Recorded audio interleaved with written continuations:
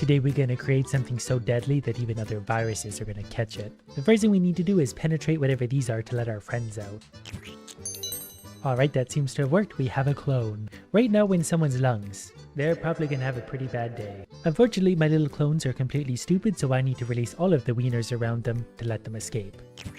But that's what I'm here for. Maximum destruction from penetration. Basically putting my mouth on or in as many things as possible. My little friend's even gonna help. And we got some DNA points. This one has twins. Both of you get out here and get to work for me. The twins are free. They're gonna go make a huge mess of everyone else. Every time they kill some of the sausages, I get DNA points too. They might also then get stuck in the goo, so I need to rescue them. They're not the brightest team, but they do try so very hard.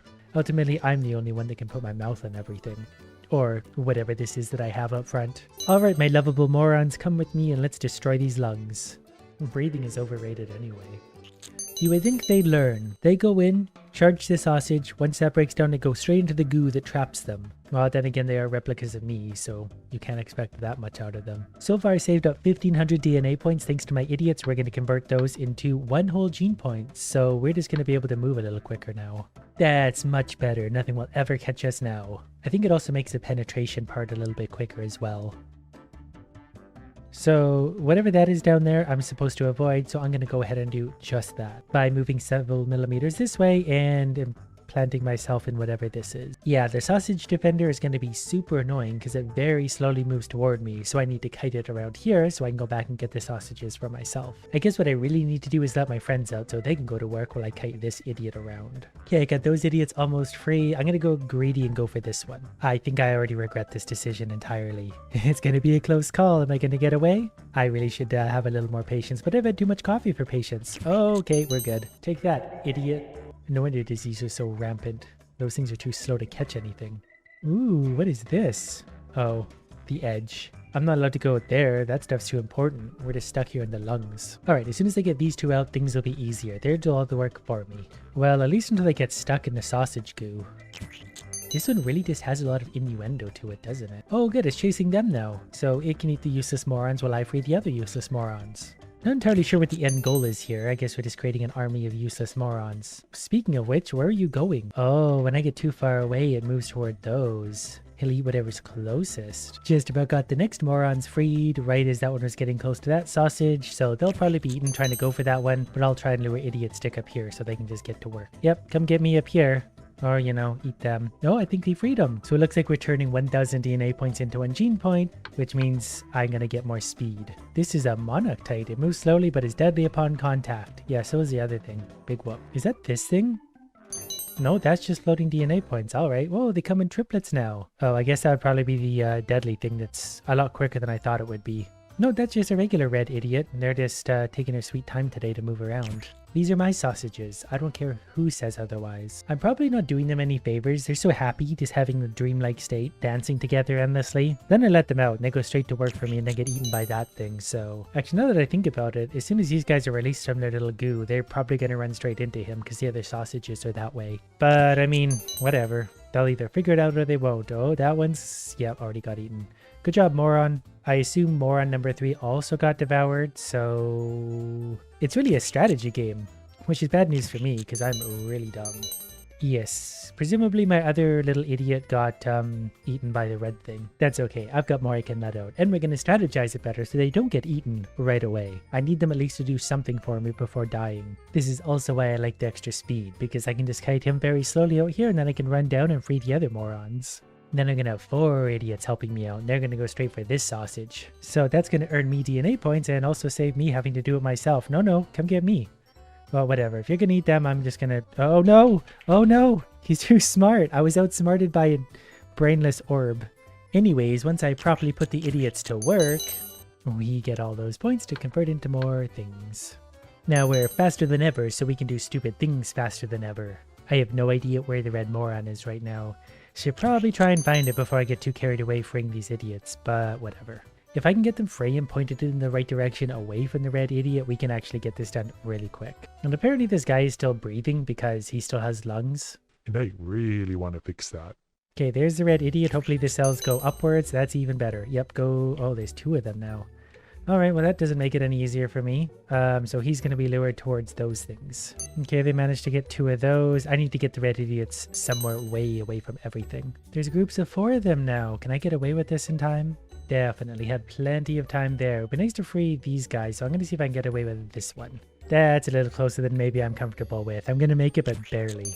But then I guess since they're up there, might as well open this one up while they're slowly kiting their way down to me. Now the trick is to get them to come over to the left, that way my idiots have plenty of space to go because they, kind of like myself, also don't have brains. They run on instinct anyway. And strangely, their instincts don't tell them avoid this thing, their instincts tell them go get food. Yeah, okay, maybe they're a little bit more relatable than I thought.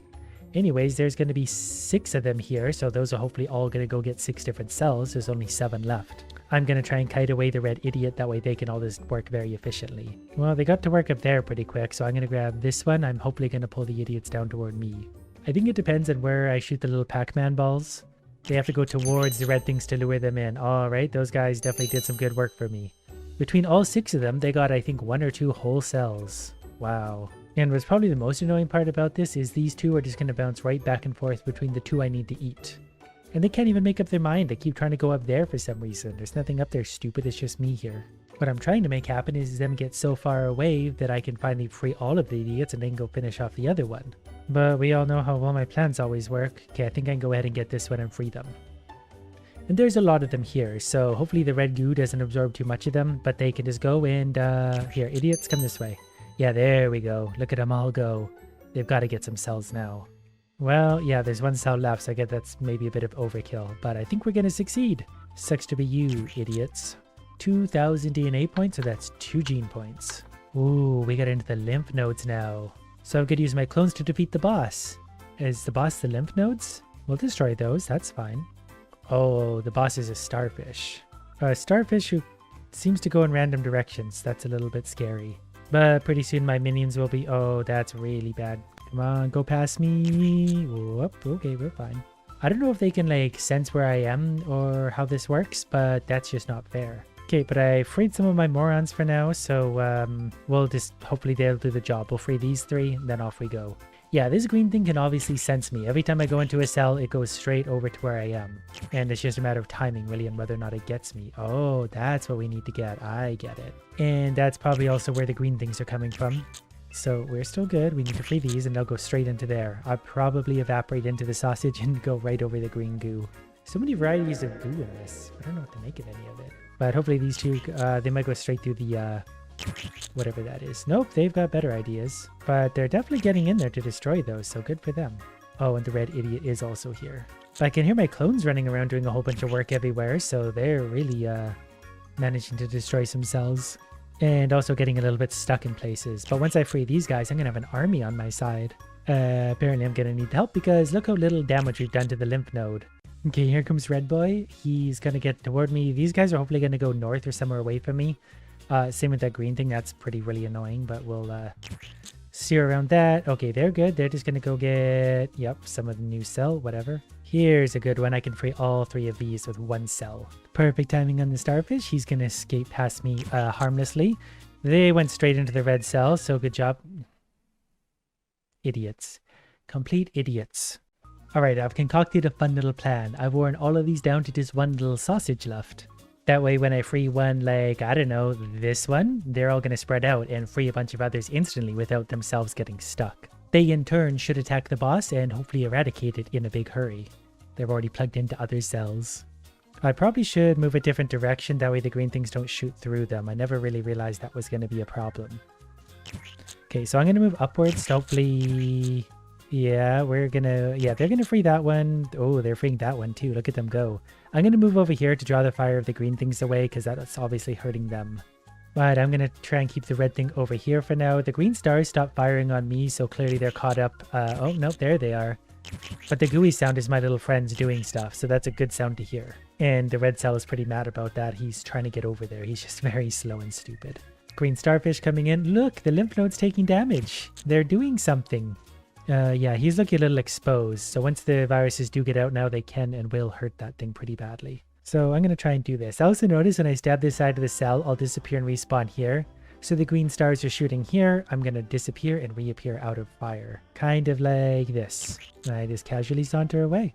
And I can do the same thing when there's not a red thing nearby. Well, since they're struggling to catch up with me, I might as well free a few of these just as a backup. I've also, that was really bad timing, but I freed those guys to hopefully be a bit of a distraction down there for a sec. Then I'm going to make my way up here to free some of these guys. They're going to free a bunch of other ones. They're going to go straight into the lymph node and probably eat it alive. Well, they are getting in there though. That's all that really matters, I suppose. Lymph node's taking some heavy damage. I'm just going to get this one close to being ready. So that way if I release the rest of them, they'll hopefully release these ones as well. There's 4 good viruses and wow, the lymph node's almost dead. That probably going to take some damage. That's fine. We're going to go like this and stick into you. Then these 6 are hopefully going to finish the job. That green thing's pretty bad timing though. They're going to spawn straight into it. But they're going to make it on through, then go on through the next ones. But there they go. We did it! We killed his lungs. Or his cells. Or his lung cells. We tore it open, whatever it is. Now we're going to get right into the bone marrow. Alright, so we have some new enemies to deal with. But I'm pretty sure I'm going to go for the egg things.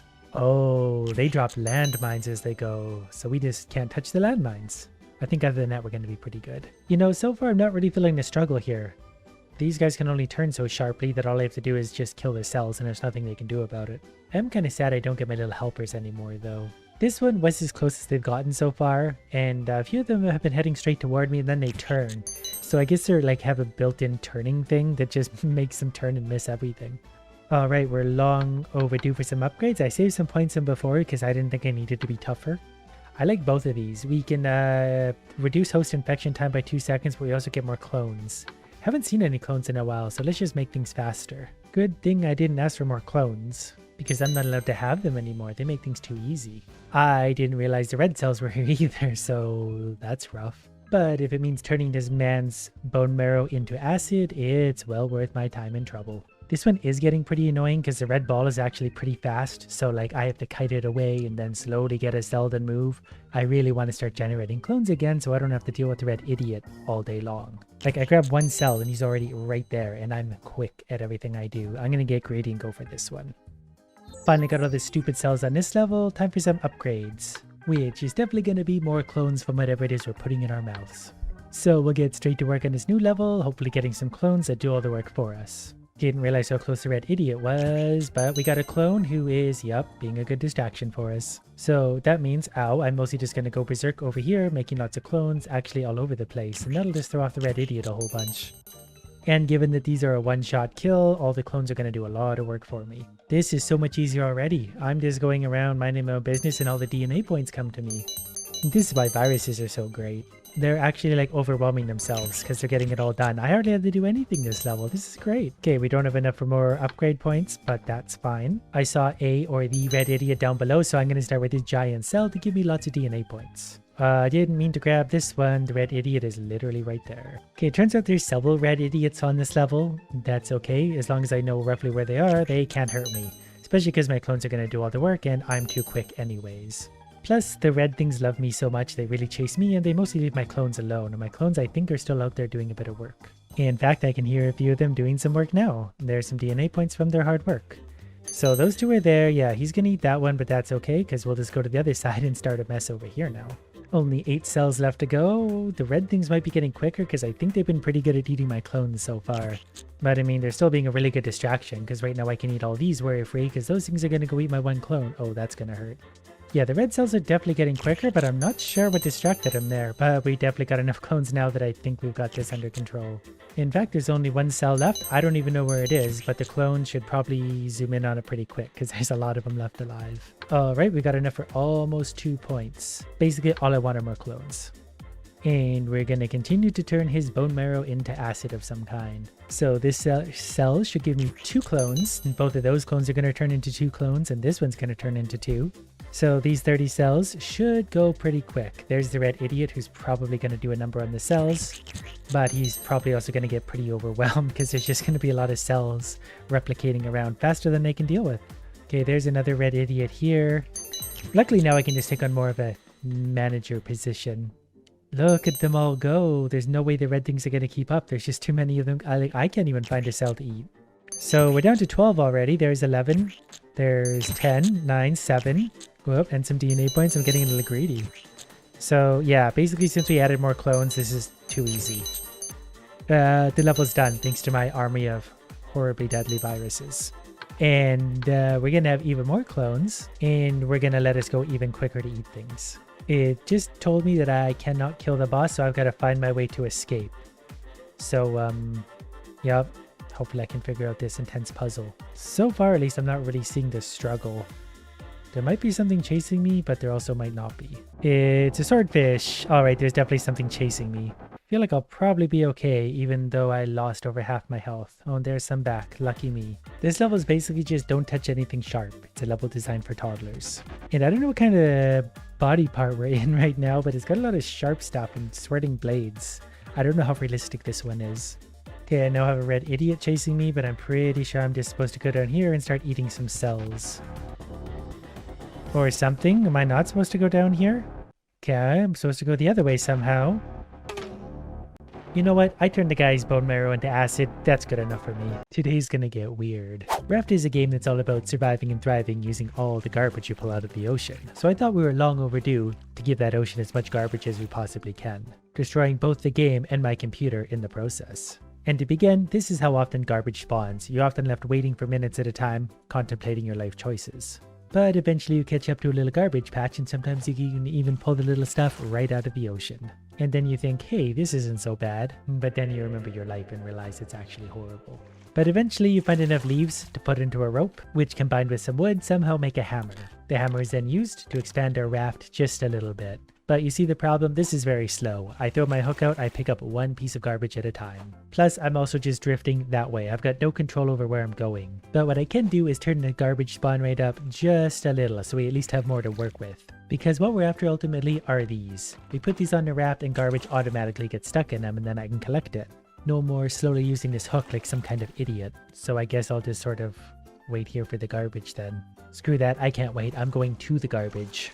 And we're finally getting into another garbage patch, but I think I'm going to turn the spawn rate up just a little more. But already you can see how this is merit. We haven't collected a ton of stuff, but we collected more than my hook has, and I haven't done anything to do it. And obviously we're going to need a bit of a wider raft to collect more of the garbage. It spawns in a big wide swath. We need to have a raft at least that wide. So we can add a few more of those to our slightly wider raft, and now we're going to collect even more crap. We're starting to pick stuff up at a decent rate, but we're going to need to do better, which is why I've made a sail and a steering wheel. Which really awkwardly is going to look like this for now, but this is going to push me a little faster, and I now have the ability to steer it through the garbage patches. And yes, I super intelligently put the sail in front of me so it actually blocks my view. But let's face it, you're not here for good ideas. But we basically got the staples of this idea put together now. Which means I'm definitely good to up the garbage spawn rate just a little bit more, and already that's paying dividends because look at all the barrels. That means we can build more raft, which means we can add more garbage collectors. Eventually I'm going to be so good at this, not a single piece of garbage is going to be missed, and I intend on having a lot of garbage. Also, these nets can only hold 10 items at a time, so I do need to clear them somewhat regularly. This is so annoying though, I'm already missing so much garbage. I need this thing to be wider. And I'm not talking like a little bit of wider, I'm talking like the size of Africa wider. For now, I'll settle for about 2 sheep's lengths of width. Which is pretty wide, but we're actually already spawning quite a bit of garbage, so this is going to be good for my resource pool.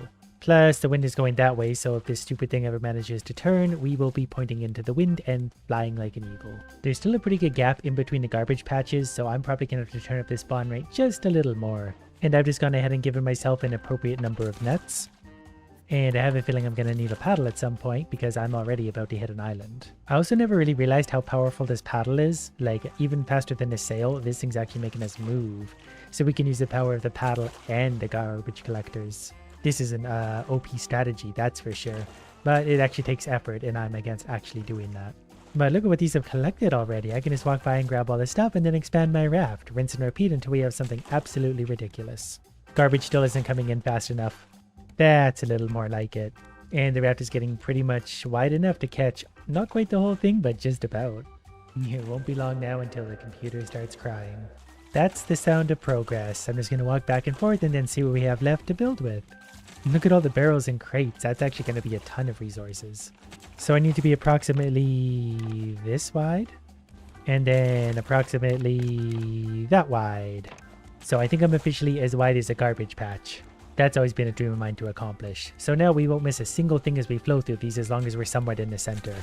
But now that I said that, I'm a little bit worried, so I'm going to expand a little bit on either end just to make sure. Even if we're off center, we're going to get it all. And I literally have so many planks now that I'm actually spitting them out, so we're going to have to do something about that. Okay, yeah, suddenly I have definitely a surplus of things, and these are going to start to getting full, so I got to figure out what to do with all this stuff. So we're just going to make the raft a little bigger in this area. I'm going to burn up a few of my surplus planks, making a second story so I can kind of steer from up there and we'll get a better look at the great garbage patch. But already I'm really enjoying this result. And we're starting to let some garbage go through because that thing clearly has 10 garbages in it. I'm also going to put the sail and stuff back here where it doesn't block my vision, and now I've got a lot of garbage to collect. So I cannot put a collector beside a collector. But what I can do is put a row of these in between and then put another row of collectors on that. Whoops, and that's going to buy me a little bit of time as soon as I pick up some plastic. I feel very strange that I'm out of plastic. Like, that feels like it really shouldn't be a thing right now. Alright, let's go ahead and see if we can put down a new row of collectors, and then we'll have at least more collection points to work with. Then I'm going to throw some things overboard that I just really don't need right now, because this is already starting to stress me out. We've got a lot of stuff to try and manage and sort, and I've just got to make my raft bigger and bigger and bigger. This won't do it all. We're hardly producing any garbage at all and we're getting overwhelmed. I finished that with time for a third row of collectors.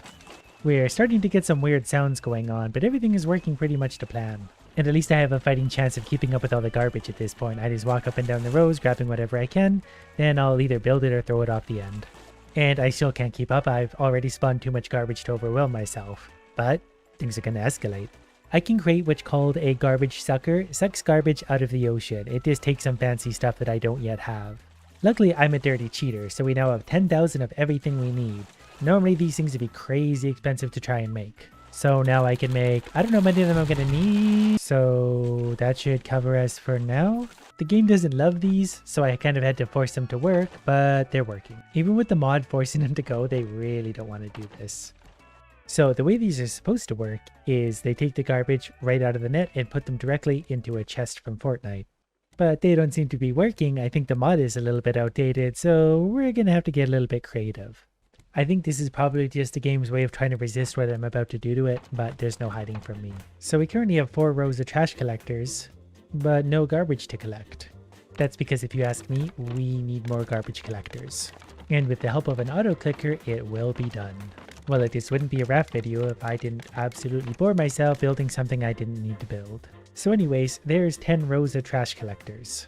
It didn't feel that big, but it actually looks pretty impressive from up here. Now for you math aficionados out there, this raft is 35 tiles wide. Each of those can hold 10 and there's 10 rows of them, so we can hold 3,400 pieces of garbage. So if we turn the garbage spawn rate up by quite a bit, how long is it going to take to fill up our little collectors? It begins. We can see the garbage out there in the distance.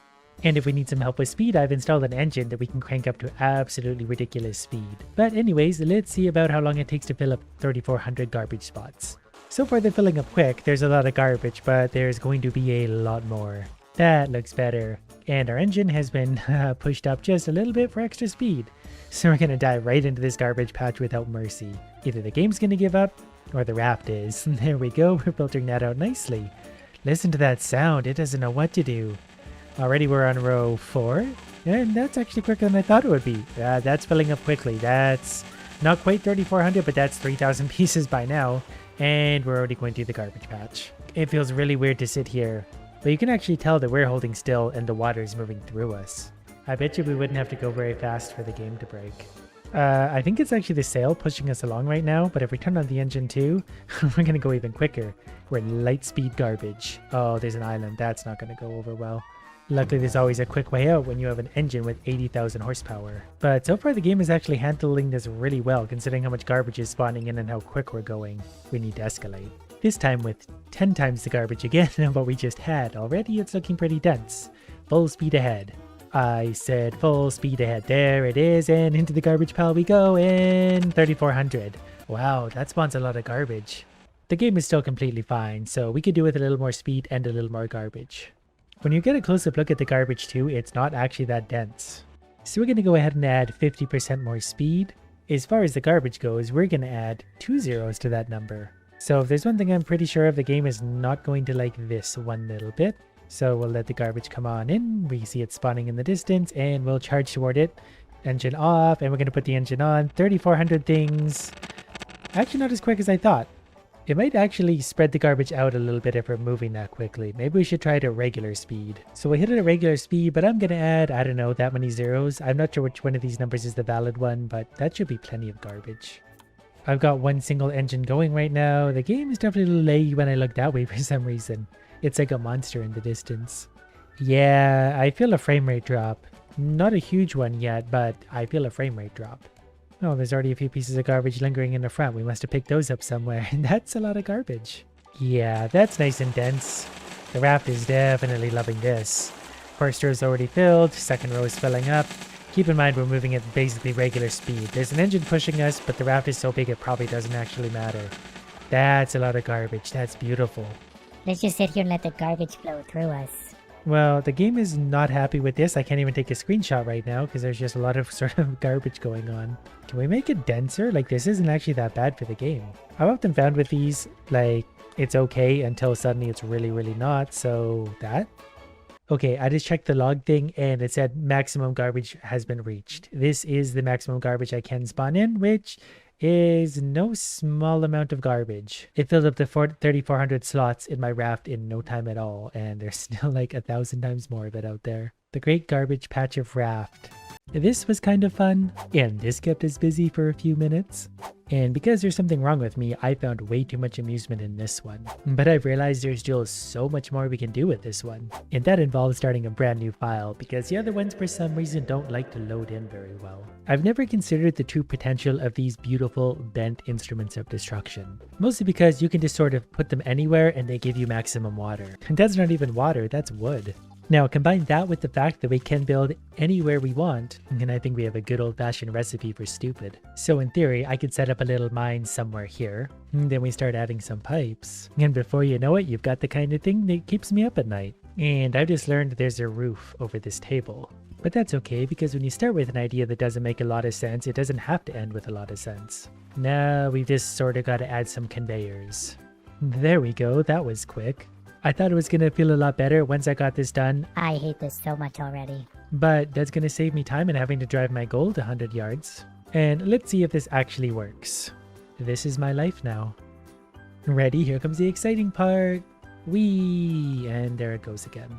And it's finally time to see if my engineering skills work. That's okay, I have a solution for that. When in doubt, just add more gold. So with a little setup, we're good to start producing. And this is the pinnacle of my day because it's actually working so far. The game is moving quite a few resources, so it's not going to love that forever. Alright, since this is mostly self-sufficient, I want to see how the business end of things is going to work out. Something made it on the table! We're not a complete failure after all, look at that money add up. Okay, it's going up and down a little bit, but you know what, eventually things will stack up on this table. I should really just stop it here and call it a success, but we've got escalation to do. Well, alright, let's go give it more gold. And we've already got our first hiccup. That tells me that something fun is going on up top. Well, hello, beautiful. I'm a little scared to touch you, but we'll see how this goes. Gold explosion! And we got 30% of it, I'll take it. Good news, I've made a very exciting discovery.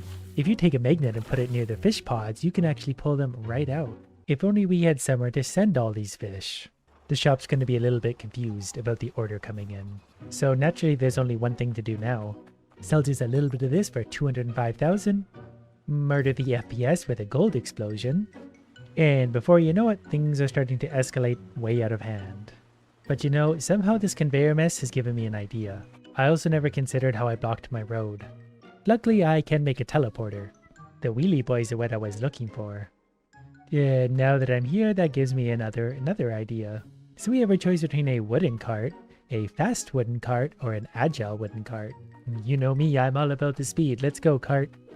Okay, if you see what I'm getting at, if we back the cart up to the fish things, does it scoop them up inside of it? I don't know if it's working, but I'm enjoying it. And that didn't work. One thing I did notice once I got the cart back was that the magnets were actually starting to work, albeit slowly. But since I don't do anything slowly, we're going to make sure nothing happens slowly. See, there it is, a fish got out of its cage. I still don't know how to further utilize this mess yet, but there's potential. And the magnets actually have a pull of 2 spaces, so I'm going to let them go 2 spaces. That way the fish have a little more room for freedom. I wouldn't want them to be uncomfortable after all. I'm starting to think I'm onto something here. We happen to be catching a whole bunch of fish at once, and building an enormous conveyor system to I don't know where yet. So then there's also this fun trick you can do where you can actually stack fishing pots right on top of each other, and they should catch multiple fish instead of just one at a time now. So good news, you guys are gonna have friends. Look at them, they're wiggling with excitement. I'll come back and check on them in a little while.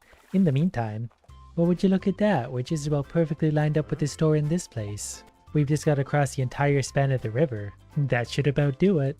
The curious thing that nobody knows about conveyors is the more you place, the funner it gets. I am just a smidge worried about my accuracy, so we need to give this a test. So if I borrow one of my very shiny fish and place it very carefully at the beginning of his long adventure, we'll see if he turns up in town in an hour or two. I can't imagine a game is going to love having a lot of resources along that conveyor belt. I'm not really sure if these are actually catching fish any faster with the stacked pots or not at this point. Okay, as soon as I put some magnets to the side, I think it actually wiggles them out of the bottom. So there are more fish than I thought. I see the problem now. We just gotta put magnets there and it jiggles them out of the nets for some reason and launches them to the top. That's understandable. I'm learning just as much as you are these days. This is gonna get weird. So that makes me think we're gonna need more magnets to give the fish an extra jiggle because we really need them out of those nets. That is beautiful. I didn't expect this to do anything at all. Right, well, we're going to throw a test crab on the test conveyor and we're going to go try and find our fish. There he is, making his lonely way across the world. Good news, he's on the home stretch now. Alright, hours of work, and where is our stuff landing? Really close to the selling table. Easiest $23 I've ever earned. I've never noticed this before, but if someone ever wants to make me a mod that can produce gold this big or bigger, please get in touch. Now, how is our fish pile adding up? It's getting there. It's not a superstar yet. It's gonna need a little time to grow. So let's give the game a little stress test while we wait. I also may have found a solution to our jamming problem. I noticed the way over here, magnets have an incredible pull on fish. So I just put a magnet right there, pulling everything straight down. It can only get as far as the conveyor before the conveyor moves it anyway, and so far no jams, because we've unleashed a lot of gold into the world. The frame rate is still perfectly fine, but it's gonna slow down really quickly. I'm really impressed with the performance so far. The gold is all the way up to its initial drop-off point. You can still see it pumping out the beginning. But to be fair, it does still have a long ways to go. It's not the biggest pile of gold we've ever seen.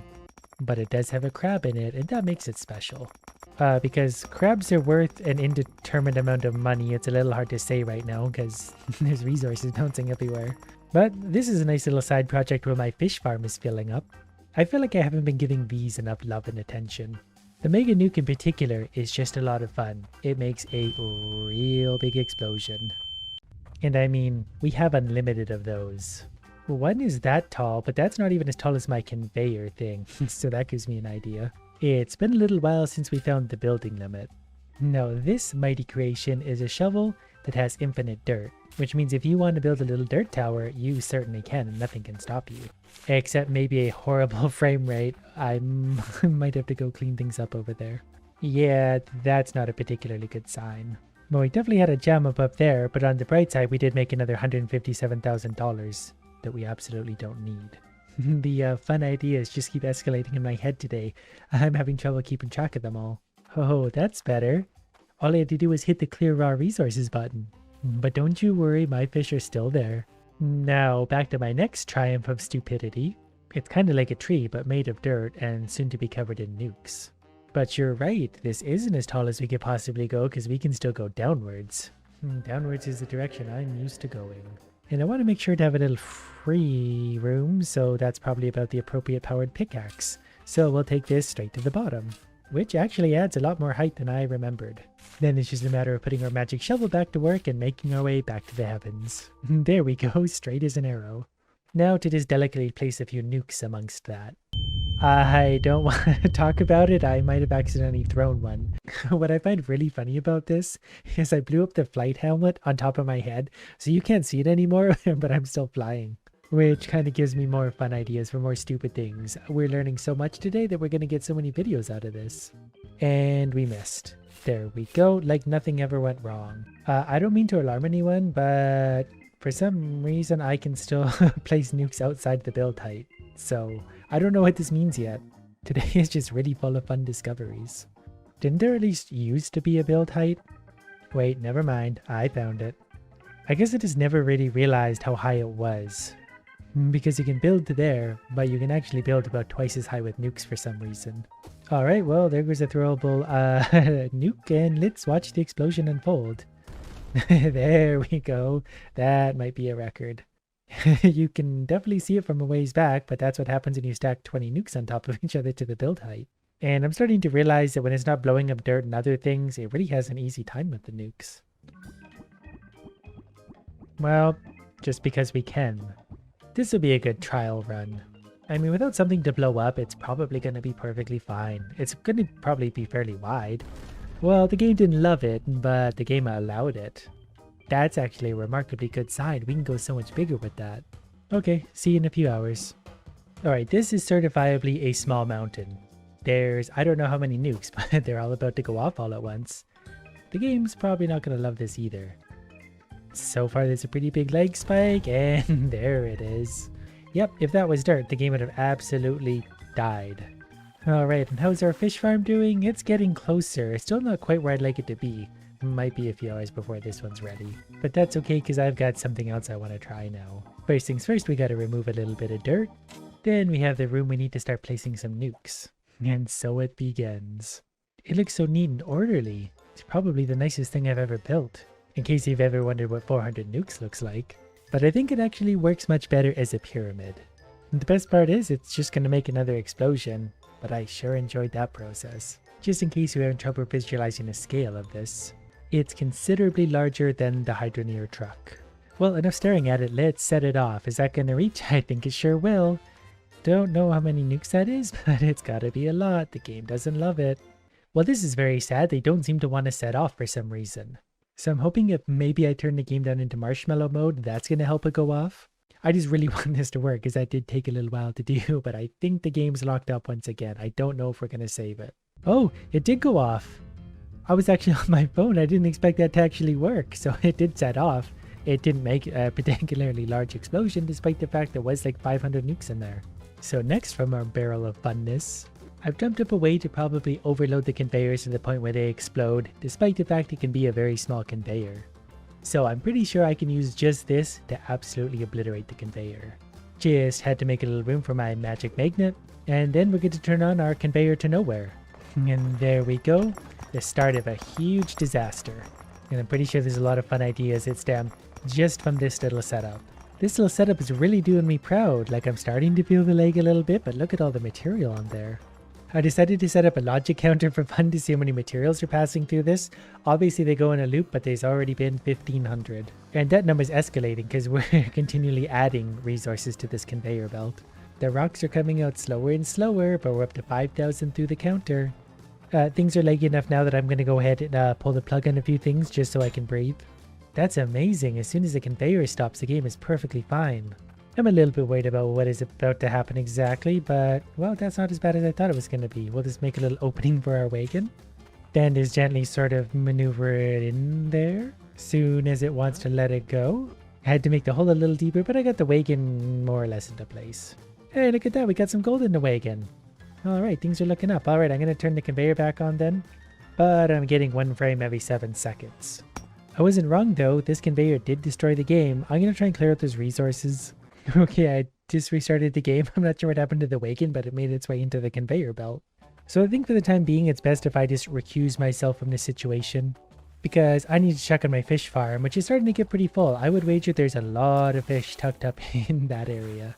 Plus down along the magnets, but I think if I let this hang out for another 8-10 hours, then we'll finally have the numbers we need. It's beautiful. It's exactly like I had imagined it. Twitching and suffering. So now we just gotta find a clever way to actually deal with all this. So let's make some of these outside magnets disappear. That should release everything upwards nicely. And there's obviously a lot of baskets here, but we can try and delete them all so all the fish get released. Okay, everything is up at the top. The question is, how do you functionally do something with all this? If your answer is more magnets, you'd be right. Little bit nervous about doing this, but if we delete that magnet, it sucks everything up a little bit higher. If I delete this one, everything falls and spreads out again. Well, I'm just going to use the magnets to lift everything up just a smidge. Lifted them up and I'm actually at the point where I'm pretty sure I can just delete that and the fish fall right through my truck. Just what I was hoping they would do. If I drop them manually, they're fine. What if I over-magnet them? Will that make them come into my truck properly? Get down here, and yep, that works. And now we're having a battle of magnets to see who's can override whose to try and get the damn fish into my truck. I just realized the answer was actually super obvious. We don't need a truck at all. We have a perfectly valid conveyor system right here. Just need to add a few little pieces. And there we go, a place for all the fish to drop. They'll navigate over here, they'll drop over here, and make their way onto the store in town. If the game doesn't crash in the meantime, we're good. We'll just add some metal sheets and pretend like that solves all of our problems. Anyways, let's start letting these massive quantities of fish go, and hopefully they land somewhat on the conveyor. Perfect. It's gorgeous. Look at the masses of fish. Some of them didn't want to go anywhere, but for the most part, most of them did. So we can ride this fish convoy all the way to victory, except for that spot's also a problem. A few problems were to be expected. Get on up there and see you in town. There we go, like 24 hours of work, accumulating in like 200 fish. Perfect, right on schedule. It's just fun in itself watching them bounce everywhere. Oh, one bounced right over the back. We almost made money with that one. Come on, fish shower, you can do it. I need to make a little bit of my money back. We got one. Oh, well there's a problem. All of our fish jammed up at the top. Yep, this'll fix things. There you go. We're gonna follow them down and see where they land in a fish explosion. Alright, well 24 hours of fish was worth $15. Well earned. Why, yes, I would like to go on an unstoppable rampage. Building up lots of upgrades along the way so I become some sort of unstoppable god. I think I want a good old-fashioned forward kick. Everything's going just as planned. Do we also want an uppercut? Roundhouse kick. We're going to be an unstoppable kicking machine. Like kick, coffee throw, kick. Okay, I gotta get this guy across the table. He's annoying me. Now we get to upgrade, so we're going to upgrade the forward kick. We're just going to vault people across the room. Oh, and he's got a window. Okay, get out there. Oh, he's small. Yeah, there he goes. Oh, he comes back. I was hoping there was like a 100-foot drop out there. Okay, sorry, but we're gonna have to put you out the window again probably. Welcome back. Goodbye. Okay, can you just come in the building for a sec? This is actually getting annoying. Jump. Fine, I'll kick you the other way. Hi guys. Welcome to my office building. Kick. Okay, that one worked. Those windows do have a drop. It's so easy. We just kick people out the windows. There you go. The most powerful kicks in Stickman history. You out the window. Increase all kick damage. Yes, I do want more kick damage. I do a lot of different kicks. Out you go. That guy almost hit me. Okay, fine, you go. Wow, I kicked him across the entire room and out. These guys are bigger, but I'm pretty sure my kicks can get them out the window. Oh, there's a thing in the way of that window. Well, okay, he's out the window. Other guy's almost there. I want that present. It's gonna start counting down. That's stressing me out. Oh, we already killed Big Boy. Okay, well, he's going up there for a sec. Give me this. And you. He's summoning more interns that I am defenestrating rapidly. He almost kicked me out the window. Okay, you with the big head. Get up there for a sec. Oh, he's dead anyway. Never mind. Okay, so you guys double kick out the window. I feel like those ones are children. Those are like stick children, and I'm just booting them out the window. So for upgrades, I think I probably want to upgrade the roundhouse kick. No one will ever be safe again. Straight out the window. This is almost as good as a speed run. Oh, that guy's a little angrier. Okay, he's going out the window. Whoop, missed him. Okay, he missed him. Okay, whatever. He's out the window one way or another. No shooting. Windows only. You guys, get out the window. Get out the window. Get out the window. Okay, the spinning kick's kind of annoying. I need more forward motion on my kicks. I can upgrade my roundhouse kick, which I don't know if it's going to make much of a difference. Get out the window. And you also get out the window. No phones allowed. It's another child. It's another children. Get out the window, child. Smart of this guy to fight me on the roof. There's no windows, but there's a lot of edges. These guys want me to take over, and yeah, that's fine. And we've unlocked new stuff because I put enough people out the window. Okay, there's some fun new upgrades. This one adds a combo counter. Higher combo equals higher damage. Yes. Also, drink to gain health and mystery. And there's a lot of these upgrades we've got to get through, but I'm pretty sure some of these are going to be amazing. Handyman it is. We get a hammer, a spinning move, and a stapler. And he seems pretty strong because he one-shotted those things. So let's add another hammer. Wonder what the hammer turns into when it's upgraded. Okay, this is the perfect... Oh, I missed him with the stapler. Why did I shoot it upwards? A forward kick is also kind of nice here. Maybe I'm going to take a forward kick. That's going to clear some space and put people out windows, as we learned is very overpowered. Just like all the life's problems, you just put them out the window and they're not a problem anymore. Okay, he jumped into the server, so he's electrocuted. Oh, the hammer turns into the axe. I think I remember that now. Okay, we're gonna... okay, the stapler's kind of weird. It misses everything. I guess I'll take 1,000 Sudokus. Can miss one attack per floor without breaking a combo. I admittedly do miss quite a lot. Not on him, but on other people. Punt. Hammer. And everything else. I'm just gonna... Yeah. He's got force choke, but that's okay because I've got hammers and axes. He dead yet? He's thrashing a lot. I can't tell if he's dying or dead. Outsmarted. I am not. Okay, we're gonna make our way through these weak little guys. I got an axe and a hammer, so I'm not worried about this. The axe turns into a chainsaw, which is good news for you. Chainsaw. These guys like chainsaws. Whoopsie doopsie that. Uh-oh. I forgot the chainsaw has a bit of a running effect, so you tend to run straight out the window yourself. Maybe another roundhouse kick to help balance things out. Select the move to upgrade. We want probably... Let's turn another hammer into an axe. There we go. The kicks are very nice. Chainsaw, we really got to learn to be careful with.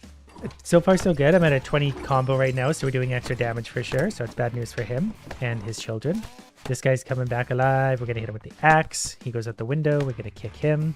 And we're going to kick him. Actually, let's get the upgrade while we're here. You guys just hang out there for a sec. Increase max health for every move. That sounds kind of nice, actually, because I'm getting a little reckless with things. Hiya.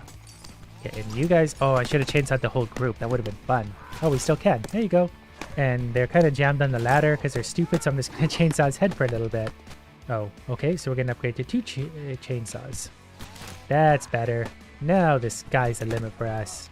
He's really annoyingly stuck on the ladder, though. I can't chainsaw him up there. It is kind of funny how he's just dangling there waiting for me to chainsaw him to death. Got him. Nothing to worry about here. Okay, what I'm learning is a chainsaw is really dangerous for everyone. I spend most of my time running myself out the window with it. And I also charge into other people like that, which is kind of scary. But he's out the window. I don't know what that guy's doing. So we'll just go ahead and chainsaw him before he shoots me. I didn't see this gift. I want the gift. Got it. Also, an upgrade. We'll take a... Oh, I'm getting hit right now. What? I didn't know that could happen. Okay, that probably ate a lot of life I didn't have to spare, but we're going to be okay. What's that guy doing? Get out the window. Oh, I'll go too. Chainsaw.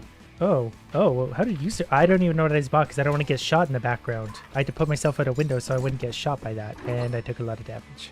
I don't think it freezes in menus. I just did that again. But it just puts in slow motion in menus, so if someone's attacking you about to shoot you, you have to make your choice very quick. Just one child stands between me and my goals. So we'll just go ahead and beat him to death on the roof. Come on. Okay, I can't attack you there, my friend. You're going to have to come over here a little bit because I can't chainsaw over there. I need to get him off the roof. Uh-oh, I don't know if I can fight him like this. I didn't build a balanced build. I didn't know we had to do that because I was hoping I could just kick him off the roof in a hurry. He doesn't seem very aimable with his gun. Yeah, I need more... Oh, don't. That's a bad one. It's okay if he does the gun thing while he's flying, because he can't really hit me. I liked it better when I just kicked him off the roof, though. Chainsaw. Kick. Chainsaw again. Can I put him off the roof? Yeah, I think I got him. Nope, not quite. Uh-oh. That was close. That was less close. Chainsaw. I'm just going to chainsaw him to death. I think that's actually just going to work if I just charge at him. He can't really hit me with that. He can't really hit me with that. We're going to run around annoyingly. Give him a kick so he's down. Hammer. Chainsaw. And we took off his head. And they're going to add more security, which I want because I want my things to hurt. And for my genocidal rampage, I got 2 more upgrade points. And we unlocked a new tier of upgrades. Train your legs, arms, core, and something. Beefcake. Interesting. He's very buff and perhaps a tank. I bet he's good at kicking. Okay, we just do a little flex. Okay, I'm not really sure what we're doing. Oh, it's an elbow drop. Okay, very practical. Okay, then we flex. And, okay, I don't like the flexing so much. Get ripped. Oh, you become invulnerable for 2 seconds. Do we have any kicking, though? I really like the kicking. There it is, a forward kick. We have a very strong man with a strong forward kick. I also want this gift. Oh, are there big coolers everywhere like this? I think that gives me a damage upgrade. Not that I really need the help, but more damage is always good. Coffee mug toss is kind of nice. That way I can hit the idiots without always having to get too close to them. I've only got 1 kick to clear myself some space. Those guys have Uzis. But I've got kicking power. Okay, they're asleep. Hello? I want to fight these guys. Wake up. There he is. Wakey, wakey. Time to die. He's not very good at using his Uzi so far. I haven't woken up the other guy yet. I'm mostly just... Okay, I guess that guy doesn't wake up. So upgrading that move has like a special background, so I assume it's something special. Multitasker. Increase health for every move. Can you wake up? There he is. Okay, so I think we probably become invulnerable and do extra damage or something would be my guess. Whatever the case, I like it. Come here, child. Time to fight this buff Stickman and die horribly because of it. Okay, this guy, semi-boss, whatever he's called, we're gonna, okay, we gotta get ripped here. Flex it up, and there we go. We're invulnerable, extra damage, I think. Whatever the case, he's getting hurt. I think this guy's going to be good in a big crowd, which is kind of where my other builds are falling down. Yeah, you guys follow me this way for a sec. Get shredded, get swole. And that also regenerated all the ammo there. So, oh yeah, I get bigger. Look how big I am. These cameras are going to get really annoying, but look how big I am. Giant Stickman. Murder everything. Oh, that's right in line with my head. I'll gain more rerolls. Okay, I need to stop getting shot by that, please. Thank you. Getting bigger is fun and all until you realize the guns can hit you easier. Okay, there's a lot of you here. We're gonna get swole and beat you all out the window. Okay, look how much bigger I am than him. Oh, wait, hold on. What do we want? A kick? Bicycle kick. That's at max. Yeah, we're gonna take a better kick. You? Kick. Oh, it's this guy again. Okay, ready? We're gonna get swole together. Okay, oh, wait, it wore off already. Maybe it just didn't work in the first place. I'm taking so much damage. It was a bad idea to jump into all this, maybe, but we'll make this work. Would you guys stop? I don't know what they're hitting me with. Uh-oh. What's overtime mean? I gotta get to the gift. Or I'm dead? I don't know what just happened. See, without kicking, it doesn't... Yeah, strong legs. This is what we need. Okay, this time we're going with a jogger. Nothing but kicks. That way we can kick people out the window and kick them across the room. There's gonna be lots of space for us to live. Forward kick. Nothing but kicks. Strong legs. Okay, there's another forward kick. We're just going to be doing non-stop kicks for everyone. We do extra kicking damage, so... This guy is a little bit hard to move. He has a low center of gravity. Okay, I'm going to change my jump kick to a fly kick because I don't know what either of those are, to be honest with you. But you're going into the... Okay, we're just going to hit it. Okay, that guy is hard to move. I need to watch out for those ones. Increase all kick damage. There we go. Our damage is going to be stupid now. Choose a move to upgrade.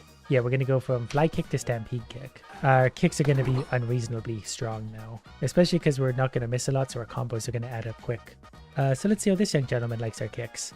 Kick, kick, kick, kick, kick, kick, kick, kick, kick. Is he already dead? He's already dead. That was really unreasonably strong. Wow, this is going to be such a good build. At this point, I'm tempted just to take more rerolls. Seeing as we already have all the kicks we could ever want. Ow. Okay, those hurt so bad that it's unfair. Yeah, I don't know how to dodge those. Oh, they hit other people too, actually. The room with the laser guns are really, really hard to deal with. Mostly because I'm stupid. Other than that, my kicks are carrying me through this really, really easy. And I need to make sure to look out for water coolers. But this is really all I do now. I just walk up to a guy, kick him, he dies. Even without a combo, it's doing this much damage. There's a lot of things here I kind of like. Gain health from groin kicks. Am I kicking a lot of groins? I'll take it. So you go out the window. You go not quite out the window yet. There you go. I didn't see if my health went up there. Were there any groin kicks? How about you? Do you like kicks? I bet you do. Wow, look at him. We're destroying this guy. Oh, we lost our combo, and he really hurts when he hits us. Ow. That's okay. We'll just tank through this probably. Yeah, we got him. Okay, I'm gonna also get a street sweeper, so I've got 2 max upgraded kicks now. I need some health back. Okay, we're gonna reroll. We're gonna reroll again. There's a roundhouse kick, get ripped, karate chop, maybe a kick. I am a little worried about the state of my health right now. But I think we're going to be okay. Wow, I don't know how to avoid that guy. It's actually really awkward to jump and stuff. Does this give me health? It gave me a little bit. Ow, ow, wow. Everything hurts so bad. And we got a boss fight. Oh, that was easy. Okay. No problem at all. So we're going to upgrade also, not that one, this one. Then anyone who wants to fight has to... Why are we into overtime? What does that mean? Oh, because we're dead probably. Well, it's hard when I'm fighting a million guys at once. I need more groin kicks. I'll get my health back that way. That kick's really strong. Okay, these guys look also strong, so I'm gonna have to try and get them out the window right away. Jump, kick. Okay, he's dead. I one-shotted him. And I get health back. Great. That was actually a lot of health. Increase max health for every move. Yeah, actually I get like a lot more health from that. And we're gonna fight a ninja. Luckily, I'm a super kicker myself, so we can definitely take this guy on. Probably unreasonably well. Oh, he landed at the window. I don't know if actually knocking him out the window would one-shot him or not. But that's okay, because we have all sorts of good kicks. We're just going to keep jumping and kicking. Almost got him out the window again. Almost got him out the window. Okay, that hurt. He has shurikens. Okay, up to the roof you go. He's almost dead. And out the window, got him. Okay, I'm going to get another street sweeper, because I think that hits a lot of people at once, and sometimes I need that crowd control. Full health is kind of... Yeah, I'm just going to take full health. Then, yep, perfect. That street sweeper thing is really good. Oh, we're at the gym level. I know the... Oh, wait, hold on. What was that? What do we use? Oh, I'm doing squats. That's okay. I've got time if you do. Oh, see? I got a free 10-kilometer run. That's more kicking damage. 30 of these squats is probably enough for now. Now we do extra damage. So, uh-oh. Uh-oh. I've got an idea. If I slide kick through here, yeah, we can hit most of them without doing anything. It's all about the strategy. The most powerful legs there ever was. So you get kicked. That's a lot of... I don't know what those are. That makes me nervous. Okay, you guys gotta go. Then I gotta get my present because I'm a good boy and deserve gifts. We'll take a bicycle kick. Next, we're gonna get 10-kilometer run again. This guy's kind of annoying. I can't. Oh, I basically did one-shot him. Time for a boss fight. The strongest legs in the universe. That was stupid. Our very first race, we need to see if we already have a duck god. And so it begins. So far so good, and we're losing ground. We're gonna have to train this duck for 1,000 years straight. Well, here's the problem. We got zeros across the board, but we can spend $15 on steroids to give us a little bit of energy. So in theory, we could just buy lots of performance enhancers instead of training. But this is the running training. It's an anti-gravity thing where we go from the floor to the ceiling and back again. The barriers are covered in hearts. That way they tell you they love you as they smash your duck into goo. This one doesn't seem particularly exploitable, but one run brought us all the way up to level 9 already, so this won't take long at all. Look how happy and full of joy he looks. He has no idea he's going to be stuffed so full of steroids we're going to turn him into the literal god of destruction in duck form. All while I sit here and drink coffee very slowly. Okay, looks like at level 23 we can't actually learn anymore here. But let's use our 23 running skills to see if we can beat the other duck down a 10-foot slope. Come on, idiot, I believe in you. And looks like we've got a healthy lead, 1 race accomplished. Which also won us $150, which means we can buy at least 10 loads of peds. We're just going to force feed this duck until he's absolutely made of muscles. I wonder if we need money for anything else. Probably not. And we can just keep buying and piling it up. That way he has to sit there and look at it, knowing he's going to have to consume all of this. He doesn't get a choice. Alright, get in there. Look at him go. He's training like this and I don't have to do anything. Eat those steroids. Now we're going to try some swimming. Looks like we're going to need a little bit of work there too. The steroids haven't done it. Oh, actually. Our running actually overcame that somehow. We've won a swimming race and our swimming skill is absolutely 0. Swimming training here involves actually staying in the air rather than the water, because if you leave that you will die but also have to learn how to swim. This one is more peaceful than the other one though. The other one would get stressful with your reflex test. This you just kind of gotta float around in air. Look at his little leg going like a flipper. I have a one-legged duck. He is a very happy duck though. It never really clarifies what happens to the duck when he does go outside of the bubble. Like he falls and goes somewhere. But I've also now maxed out my swimming skill for the time being, so we have 23 running, 22 swimming, and a whole bunch more steroids. Hey, look at him. He's so addicted at this point he can't even blink. Alright, you get in there while I drink coffee. Now I gotta beat this guy. We're up to 116 energy by the way, so I'm pretty much unbeatable. Our flying skill is completely undeveloped, but our running skill is really good and we've taken a lot of steroids, so we're pretty much unbeatable already. Oh, and we've got to conquer all the different planets. Okay, we gotta win 3 races. I think I'm probably gonna use this duck for all 3 of them because it's the only duck I have. My team name is Steroids, just because why bother trying to hide it. So as long as it's a running or a swimming race, we're gonna absolutely dominate. If it comes to anything flying, we might start to get in trouble. Okay, that was an easy victory for us. And I haven't even been using my boost. We have so much energy, I might as well live off this. Ready and boost. Okay, the flying still really hurts. Maybe we should boost the running. I think we'll get a better effect out of it. So we'll touch the ground and boost. Boost again. Uh-oh, we're almost out of energy. We died. That won't do it all. So suddenly this turned into a launcher game where I'm just launching my duck into the sky trying to eat stuff that I can't possibly see. So I'm not really sure what the point of this is. I just launch and miss everything because it's happening this fast. I can't see anything. Well, we can make up for the lack of skills with a little bit of performance enhancers. Or just a lot of training. Alright, I've uselessly launched my duck all the way up to level 20. So you know what that means. More of the good stuff. I was going to call my team Steroids again, but the Orange Predators is somehow better. I feel like this race is going to go more our way. Considering all of our skills for this point are max level, this guy even brought a helmet. He came prepared. And here's where things went wrong before. Our flying skill was holding us back. Now we're shooting ahead. We don't even need to use our boost, but we're still going to. And the final race, we didn't bother to fly there. We just dropped into the water, where we'll paddle along with our single leg and should be about the end of the race, so we'll use a little bit of boost. And then we're pretty much going to coast our way to an easy victory. We still had about 40% of our energy, and I used my boost once. Can I have another planet to destroy now? Oh, I actually can. We're on robot land now. Okay, on Cheese Planet, we have the climbing skill. We haven't trained climbing one bit yet, but I think our swimming skill might actually overcome this anyway. Yeah, we're still out swimming the robot. We do have another climb though, so we might be a little bit, oh no, our energy is going to get us there. We're winning basically on money and steroids. And we have new training to do. This is the kind of training I can get behind. We're just running on a treadmill. If we go too fast, we hit the spikes and die. If we go too slow, we hit the spikes and die. This duck literally has to keep running if he wants his life, and I'm never going to let him off. off. He is fated to die here on this treadmill. It's just a matter of whether that's now or in 5 seconds or in 5 hours. Honestly, it's better to get it over with now, but look at him. The face of determination and willpower. I have a feeling we're going to hit the spikes. Yup. But that was 17 levels. We're basically maxed out and running again. So I'm just going to let him go right into the spikes. Okay, that didn't boost him at all. We need to play at least a little bit. And there we go. Running is maxed out again, double the speed we had before. Now for running, what we need to do is click the boxes out of the way.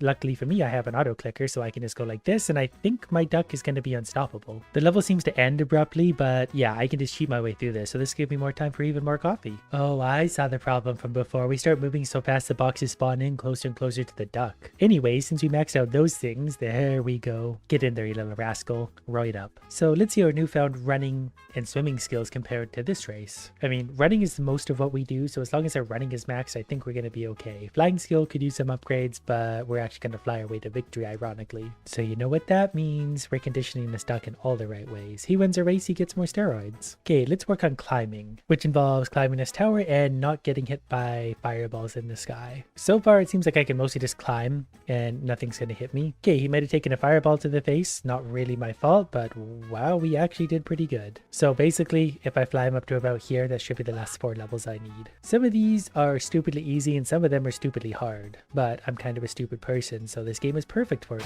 I really should have try-harded this because I probably could have got him up to level 100. I can't get him any higher now because I'm above 40. But still, we're going to space. We're just going to climb our way there. See, that would have got me to level like 65. This time we're just shooting a duck between platforms, which is a better form of flying, sort of. It's surprisingly hard to aim a duck from a launcher. Luckily, you really don't have to try that hard on this and you'll still get a ton of levels. Long story short, we did it again. The hungry Argonauts are taking over another planet. We just need to see if our mighty skills are enough to carry us through this. We're outrunning everyone, we're definitely out-climbing everyone. Plus I spent this entire planet's economy on steroids for my duck, so I think we're in pretty good shape. Which means another easy victory. I like how there's 4 ducks, so one of them only doesn't get to go in the podium. And everyone else has a team of ducks. I just have 1 duck. 1 super enhanced duck.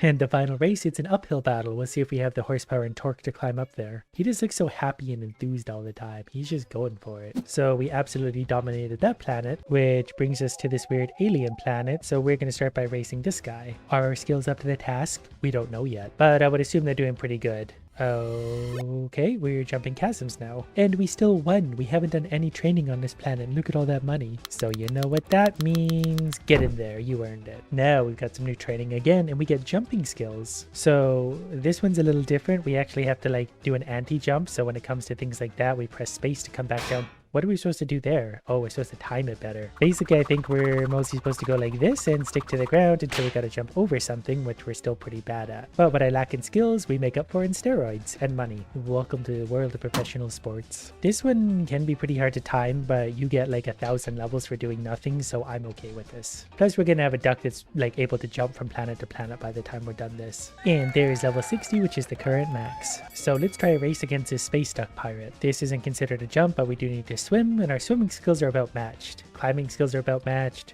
Running's okay. Here we go. We gotta jump.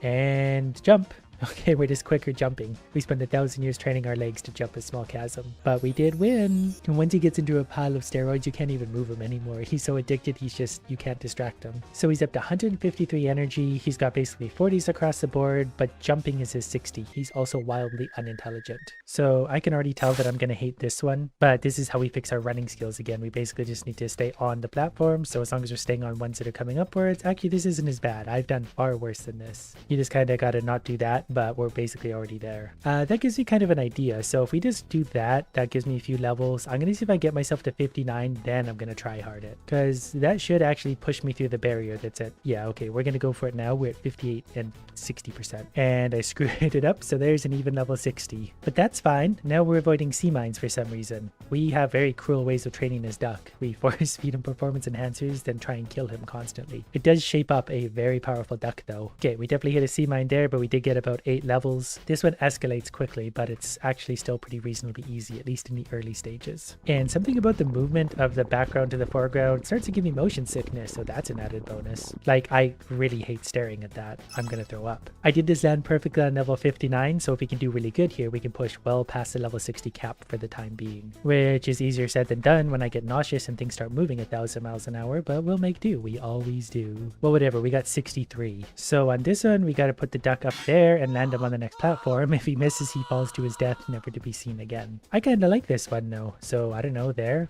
Then we go up again, plus 3 seconds. Oh, it's a timed adventure. Okay, we're gonna climb on up there. We're gonna need to go extra high in there. I don't know, here?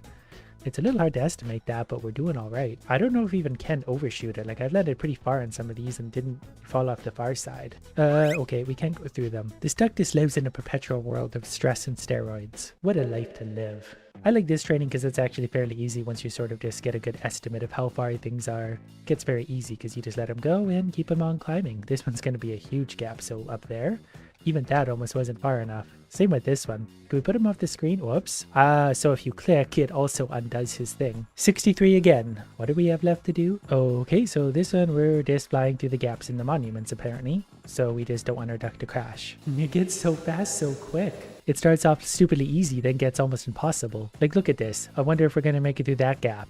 3 seconds later, it's going light speed. I'm not complaining, I just think it's hilarious. We get to smash the duck's head into things at light speed. You're pretty much encouraged to do it. Oh, it shows you the gap over here. That's why it seems so stupidly quick. Yeah, we're lacking intelligence, both myself and the duck. So if it's over there, though, we could probably actually get really, really far on this, because it's suddenly a lot easier when you're not relying on raw reflexes, though it's going pretty fast. And it's really hard when you gotta go end to end like that, because you gotta be pretty quick at this point. Okay, it's not slowing down. Can we get level 100? Probably not. We were getting lots of experience earlier, though.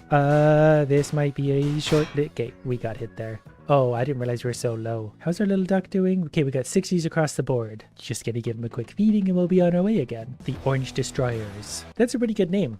I mean, this duck has seen stuff. He's definitely way quicker to jump. The other ducks are somewhat competitive, but given that we have the perfect skill set all around, we're going to outperform each and every one of them under every different thing. Swimming, flying, jumping, whatever. Just not intelligence. Luckily, he's got me for a brain. For race number 2, I suspect we're going to coast to another easy victory. I'm not even using boost anymore. We're filling him full of steroids, mostly for nothing, really. I guess he does need energy just to do every little action, though, but energy is supposed to mean extra boost. That uses up a lot of energy, but I think we're going to be okay. We've been done for a good while before those guys even cross the finish line. That one's got hearts for eyes. How adorable. He's actually faster than us somehow. That's unexpected. We're probably going to be faster than him elsewhere, but the running thing kind of hurts because he's going to be quicker than me. We'll overtake him in swimming especially, probably also climbing. But on a flat out running race, we would lose to him. Luckily, I do know how to fix that. So we've conquered the Earth, Moon, Mars. We're now on Terra, where they apparently don't have any groomers.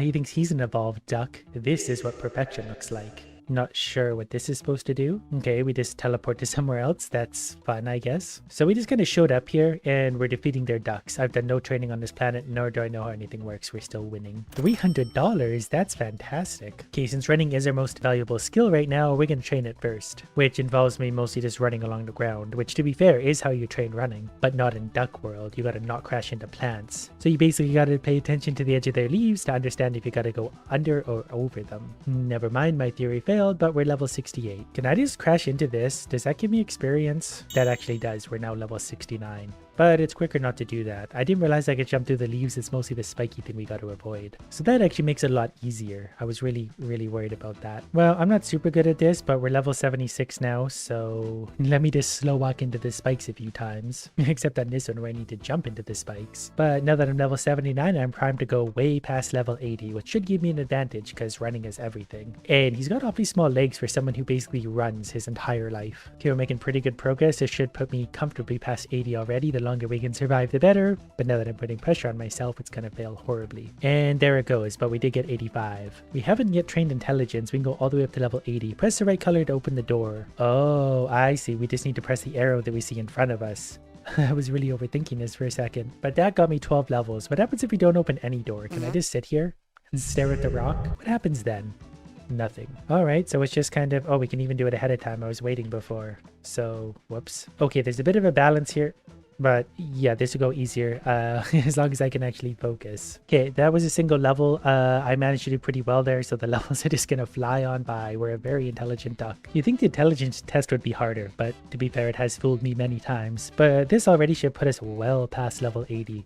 And I'm not even tryharding it that much anymore. Take that, children's game. Make me look good. Okay, we put our intelligence up to 94, so I think we're okay there. Okay, this time we're swinging to new platforms, so we let go pretty much whenever we want. The rope automatically picks us up and launches us to wherever we want to go. This is a weird one to time, but I think it's going to be okay. So we let go like there.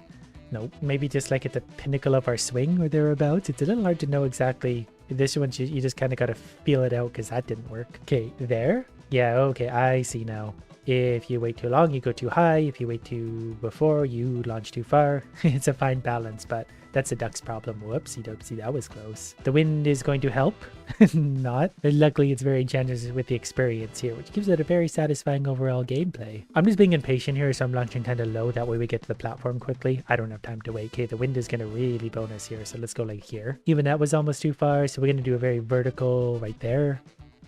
Okay, never mind. But that did prime us up to level 79, so now as we launch, we'll go well beyond level 80 as long as you don't do anything too stupid, which we might. But the further we level up now, the less we need to train later. Okay, the wind is back, so we're going to go like here. This is such a narrow platform. Okay, we're going to go like backwards almost. Yep, got it. Same thing again. Close, got it. And okay, we're good. That wind is okay. We're never going to hit this platform. We need to go like backwards.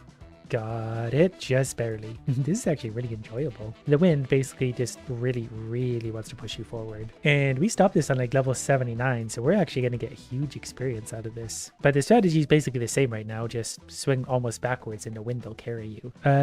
Ooh, I thought I was going down on that one. We just hit the edge of the platform. And oh, so close, but well beyond level 80 max. So this is climbing training. We just click to switch back and forth. We're just not supposed to touch anything dangerous. And so far there hasn't been a lot of danger. There's the first danger, but we just got to think left side, right side. I assume eventually we will start climbing a lot quicker and this will get a little bit more challenging. So far we've amassed a score of almost 1,000 and we've had to dodge like 3 burrs. There we go. I think the hardest part of that would be not getting greedy for coins, even though I think it literally gives us 1 coin at a time and we need 15 coins for 1 dose of steroids. So far so good. Never mind. Well, 84 it is. Okay. Press space to swim, it says, so we're just magnificently swimming through the water like a good duck do. Okay, this is one of those hard ones because you're pressing space to keep yourself up and down and it's sort of momentum based. If you start diving, it's very hard to recover.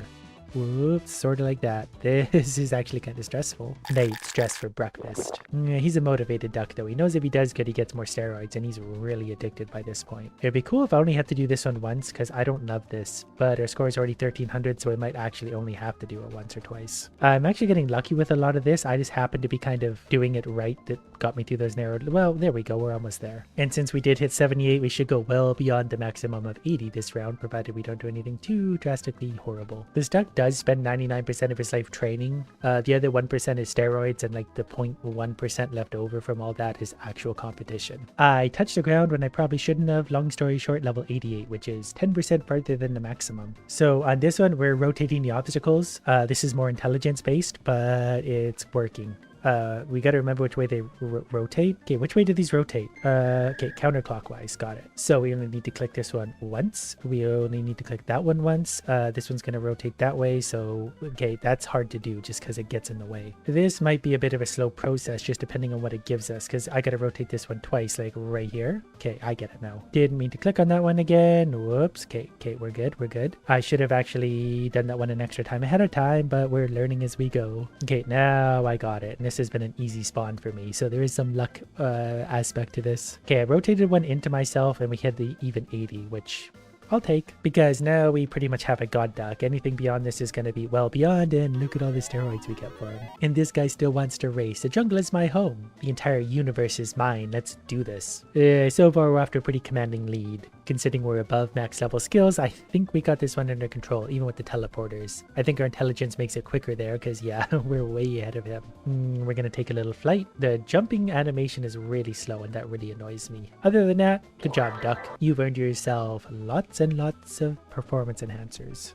With stats like that, I think it's time to finish his planet off. If our skills are up to the task, that is, and I suspect they just might be. So far we got a pretty commanding lead, and I think it's only going to get better, especially considering intelligence is probably our strongest stat. I'm not even sure if we even get to see these guys finish. I feel like race number 2 is going to go even better. I'm just going to jump straight to the big drop. We're having an underwater race this time. Great. Swimming is very strong for us also. They're slowly getting pushed off screen entirely. They're just not up to keeping up. Probably gonna have to watch my energy. Well, we won, but we had 20% energy left, so I can't push boost too many times. Basically, we need more steroids. This guy came prepared though. He brought a snorkel and a pop dart. Wow, look how fast of a swimmer he is. The final race always has someone with one skill really high. Actually, he's a quick climber too. About the same as us, but swimming, we're actually being defeated. Luckily, I have a well-rounded duck in that I make him train absolutely everything until he dies, literally. Which means, wouldn't you know it, we win again. Then I was accused of cheating, which... True, I've been taking steroids for 1,000 years, so they kicked me off the planet onto an iceberg. But I can still visit whatever planet I want. Like back here on Earth, we can still race this guy. He was the very first guy we competed against. Let's see if he's done any training since we left. I kind of doubt it, so I think we're going to win pretty handily against him. But do we get money for doing this? I mean, that's $60. That's 4 steroids. So we're going to humiliate this guy for the next hour and a half. Just a few races later, we made $1,000. So you know what that means. We almost need to use an auto clicker on steroids at this point. He currently has 167 energy. Get in there, your mountain of steroids awaits. After $1,000, he's gained 11 energy. So we'll take our duck back to the iceberg and see how he does against the frozen things. Wow, those are actually really, really fast. At least for flying. Running we are a little bit quicker, but I don't know if we're actually fast enough to catch him at this point. We're gonna need some training. So training now involves moving around and not getting crushed by icicles, which I think is pretty straightforward, albeit rather slow. This duck has such a good attitude. He's always just got an optimistic smile on his face, even when he's about to be crushed by icicles. Oh, I've just realized I was supposed to be running forward the entire time. I was wondering why my score wasn't going up. Like I've got to find a safe spot, then keep moving to the right, which now that I think about it really makes a lot more sense, and our score is already over 2,000, so this will be easy experience. Finally got hit by the ice, but that put us over level 100. Swimming training is really easy because it just launches sharks at you, and they launch for wherever you're currently at when they launch, so I can swim around and avoid them very easily, which means we get to level 100 very quickly. Flying training involves flying up and down slowly shooting asteroids. It's neither quick nor slow, but it is kind of fun.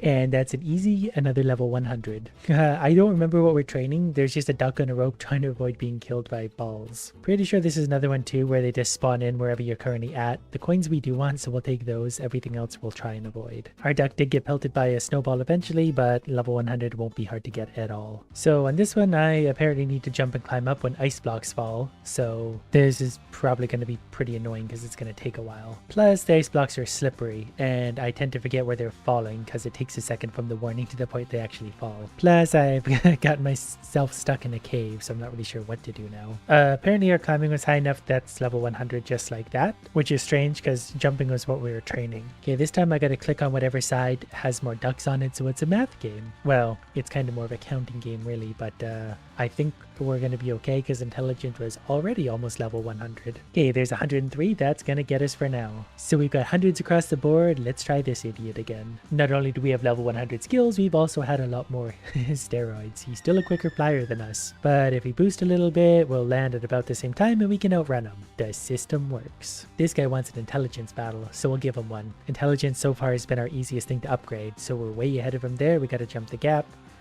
We're definitely quicker than him there. We're quicker than him everywhere so far. He might be a super swimmer though. Nope.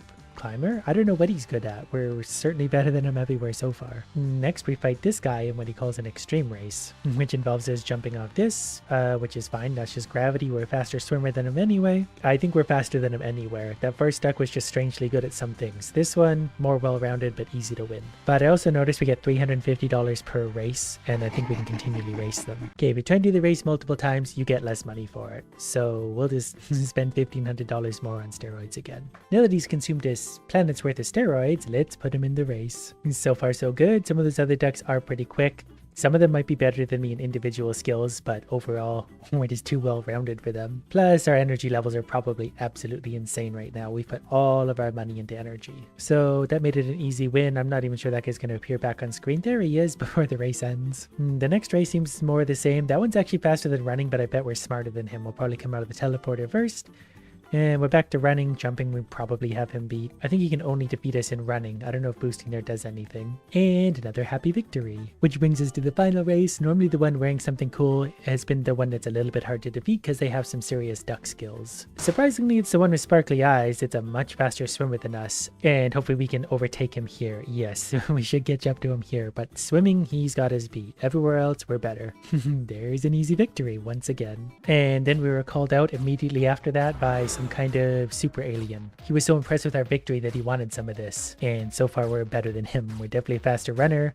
We're a quicker jumper. We're just better everywhere. You might say we're the ultimate duck. I don't actually think I can fit that on a scale. A basic pan gets you basic results, while a gold pan gives you max size resources. But this little guy creates things even bigger than a content creator's ego. And the best part is, there's no limit to how big we can make things. But you do need to be careful how you do this because...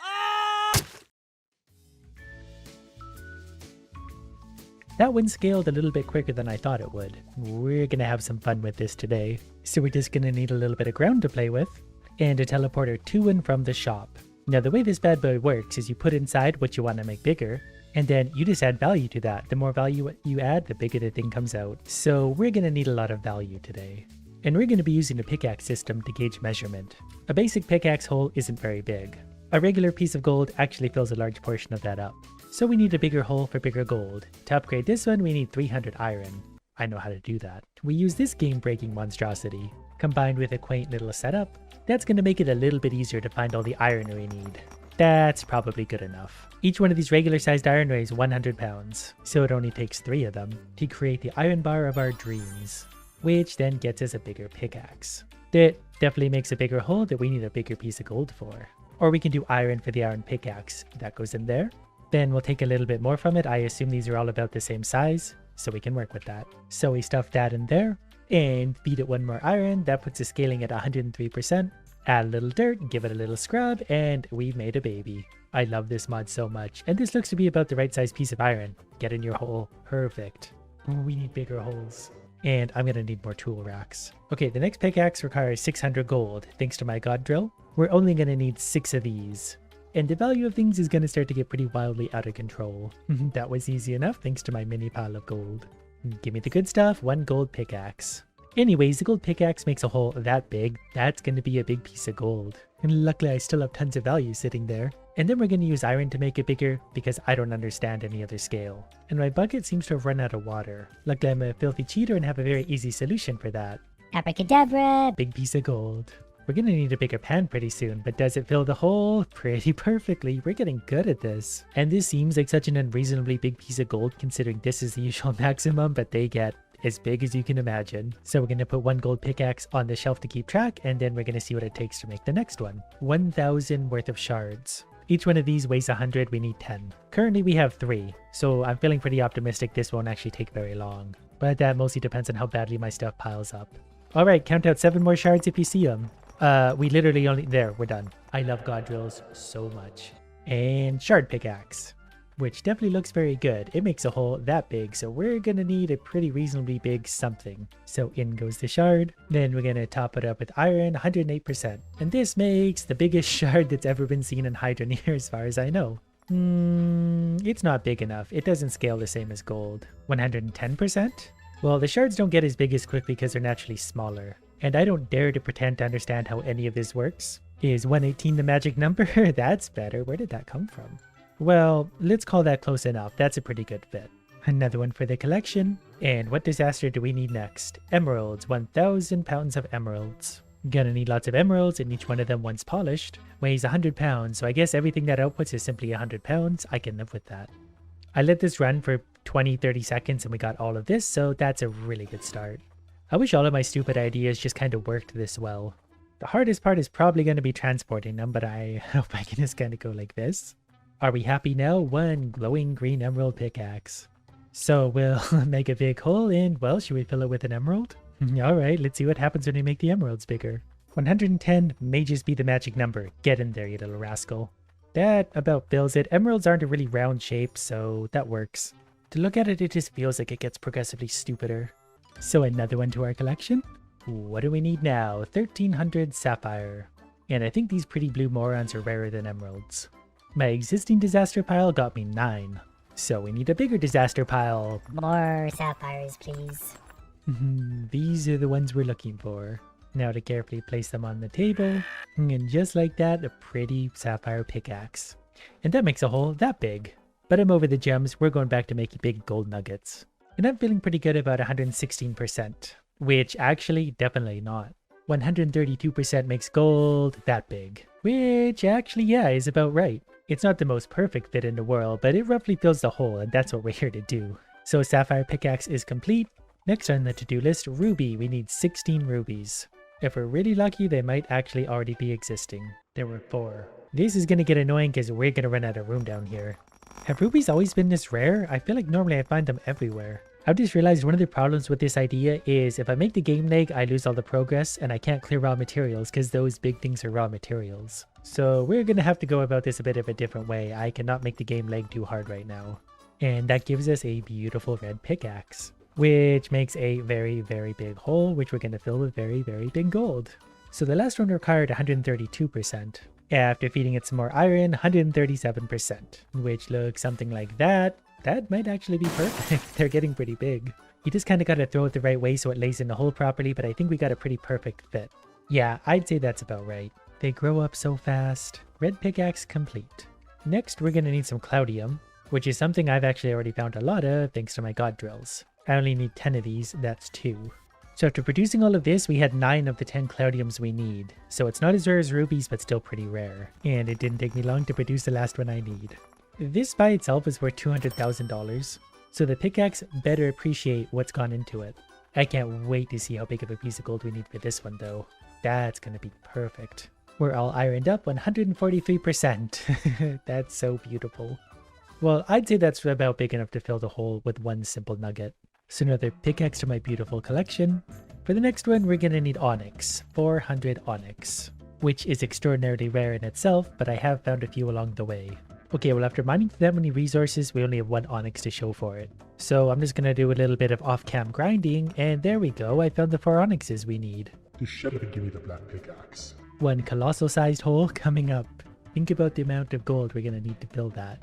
I'm thinking for this we're gonna need about 150%. Or 148, 1 big piece of gold. Not actually sure if I'm gonna be able to drop this again. Get in the hole. Get in the hole? I did drop it. Perfect, it's a perfect fit. It's maybe even a touch big, but with all its little hitboxy stuff, that'll do. Time to retire him, and on to the next one, for which we need 1 million scrap. Maybe before digging that, we're gonna do something like this, and remove some chunks there. And then we just try and take a little bit off the top, and we'll try and find a gold nugget that fits in this. It's not perfectly round, but I never said it was going to be. That's gotta be a big piece of gold though. I'm thinking 180%, which looks like that. Might actually be pretty close. And get in the hole. Okay, I can't put it down, it's too big. Luckily I have a solution for that if I quit. And load back in, I have physically put it down, but I'm still stuck inside of it, so I unstuck myself and then I've left the gold in the hole. I actually need a much bigger piece of gold to be able to fit here. Well, if these all want to get stuck in the ground, I have a solution. Basically, I'm too close to the ground, so when I try and put a gold nugget down, it doesn't have anywhere to go. I need to be in the sky. But I don't want to have to look through a flight helmet, so we're going to go ahead and remove the flight helmet. At least visually, if you blow it up, you still get the effect of it without having to physically wear it. Which also means we get a really fun view of the things we're creating. 202%. That's gotta make a pretty big gold nugget. Alright, before you get too far away, let's try and line up the shot and we'll drop it on in there. That should be more than enough space. Down you go. Okay, it's actually a little bit bigger than we needed. Wait, it's tipping in. I mean, it's not a perfect hole, but you kind of get the idea. That's such a big piece of gold. Well, naturally, I can't help but escalate. Well, I've taken the liberty of carefully constructing a brand new hole for an even bigger piece of gold. It's not quite perfectly round, but it's very close to perfectly round, maybe just a little more off the top. 250%, I'm actually starting to get a little bit worried about the effect this is going to have. Like at some point these will break the game, and we've got to be getting reasonably close to that point. Alright, center of the hole, down you go, you big piece of gold. We're actually getting pretty good at guesstimating these. I was originally going to go for 300, now I'm glad I didn't. I'm hoping that kind of rolls into the hole, and there we go. That's a nice big piece of gold. I already hate what I'm about to do. because even with the insane onyx pickaxe, we've got a big hole to make. And unfortunately for me, my throwable mega nukes don't seem to work. I definitely can use the basic nukes, but that's still gonna take a while. So while I'm avoiding digging a massive hole, let's go find out what one of these is actually worth. Because of the abnormal size of this, you can't sell it at a normal shop, which is where this comes in. If I'm understanding this correctly, you can just go ahead and walk right into the bucket and it will sell it for you. That's the easiest $3 million I've ever made. What about a bigger one? 151%, we wouldn't want to get too carried away. So that one's worth a modest 34,680,000. I'll take it. Decided to just kind of do this the old-fashioned way and get it over with. Admittedly, it's not the prettiest hole I've ever made, but we'll be able to fill it with gold momentarily. This one was 250%. This one's gonna need to be like 600%. We're gonna sort of ease into this at 406%. That should get us a pretty hearty sized gold nugget. That's actually probably kind of perfect. Oh yeah, I got it. I wasn't sure I could pick it up for a second. We'll place it gently over the hole. Is it going to be the right size? We'll find out. Well, my hole isn't perfect. The gold nugget's perfect, but we filled the hole with a piece of gold, I guess, sort of. And earlier I thought these ones were big. That definitely not that big. So about this final pickaxe, 1 million scrap. I'm pretty sure before I just kind of found the most expensive thing I could find and then incinerated it and we collected it that way. Like a throne is 3,625 by itself. I just remembered what's worth a lot to scrap. The thing that's worth $10 million. Money well spent. 2,500,000 for a single item. So we can get the upgraded pickaxe and have change to spare. Well, for some reason it's rejecting my 2.5 million scrap.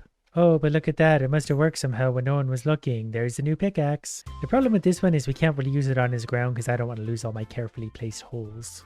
What I can do though is bring it to this ground and then we'll make a new hole to drop a big piece of gold in. That's gonna work. I don't really know how big of a piece of gold we're gonna need for this. 700%? That seems accurate-ish. Oh, and it's even gonna put itself into the hole for me. Great. Alright, it's making its way in and I actually got it pretty close. Wow, that's a big piece of gold. Still actually need bigger though. We might be looking for more like 1,000. 1,035%. Then we give it a little brush and in comes the meteor. You can almost mistake it for being nighttime because the gold literally blocks everything. So we're going to go ahead and pick it up. And we're going to try and get high enough to the point where we can actually drop it, which might not even exist anymore. So I decided to reload and unstuck myself, hoping that the gold would fall to the ground, but I've kind of just made a moon out of gold.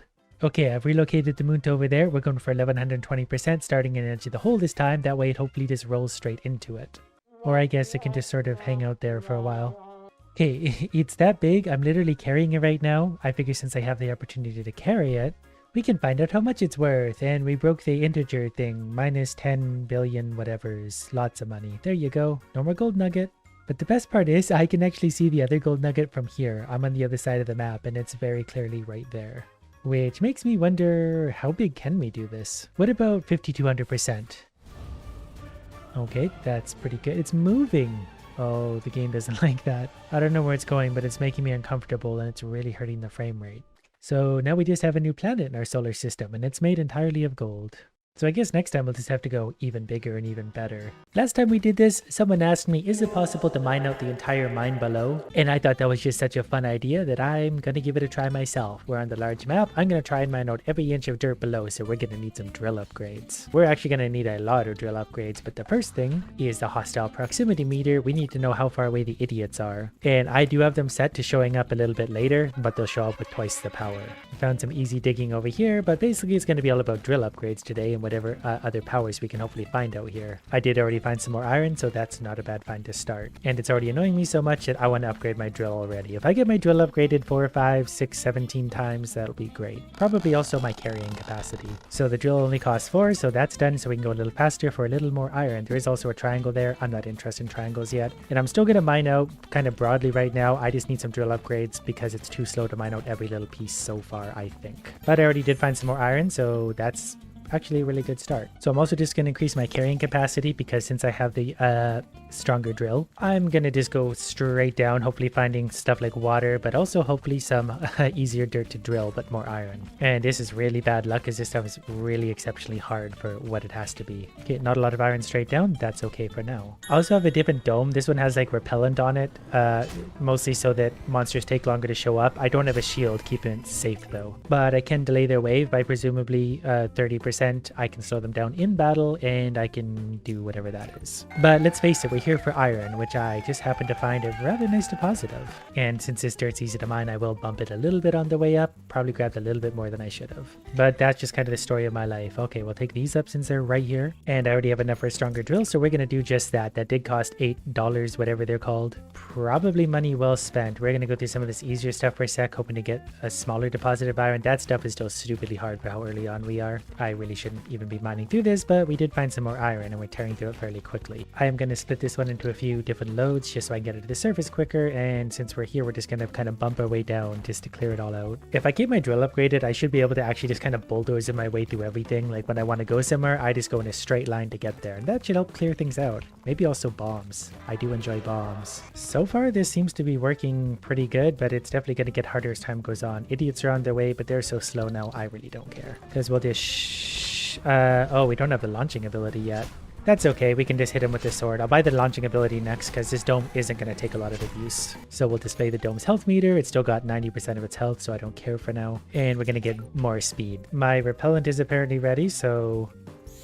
Okay, that goes off, so we have extra time before the next wave shows up, which means we can do a little more mining. I probably will actually buy the resource counter today too, simply because it would be cool to actually see how many resources we get out of mining the entire thing of a large map. I know there's softer dirt in here somewhere, and we did find a power. This could actually be good depending on what this is. Bulldozer our way to the top just because we can. So we do actually have a lift already, and a lift is really a good one for this because we don't have to bring materials up anymore. We bring them to the lift and just keep on mining our mining way. And that's great for times like this when I happen to find a single triangle so it can work its way up while we work our way probably a little bit deeper. I've actually hit like a bottom already. I've never seen that this shallow, so that's odd. Our elevator's still gonna help, but not nearly as much as I hoped it would. That's actually gonna make this whole thing quite a bit harder. This dome is a little bit tentacly. This mine, so we're gonna have to go in all sorts of fun directions to make this work. That's fine, I guess. It wouldn't be one of my stupid ideas if we didn't run into many hiccups along the way. And I guess I'll just carry all of this up past the elevator.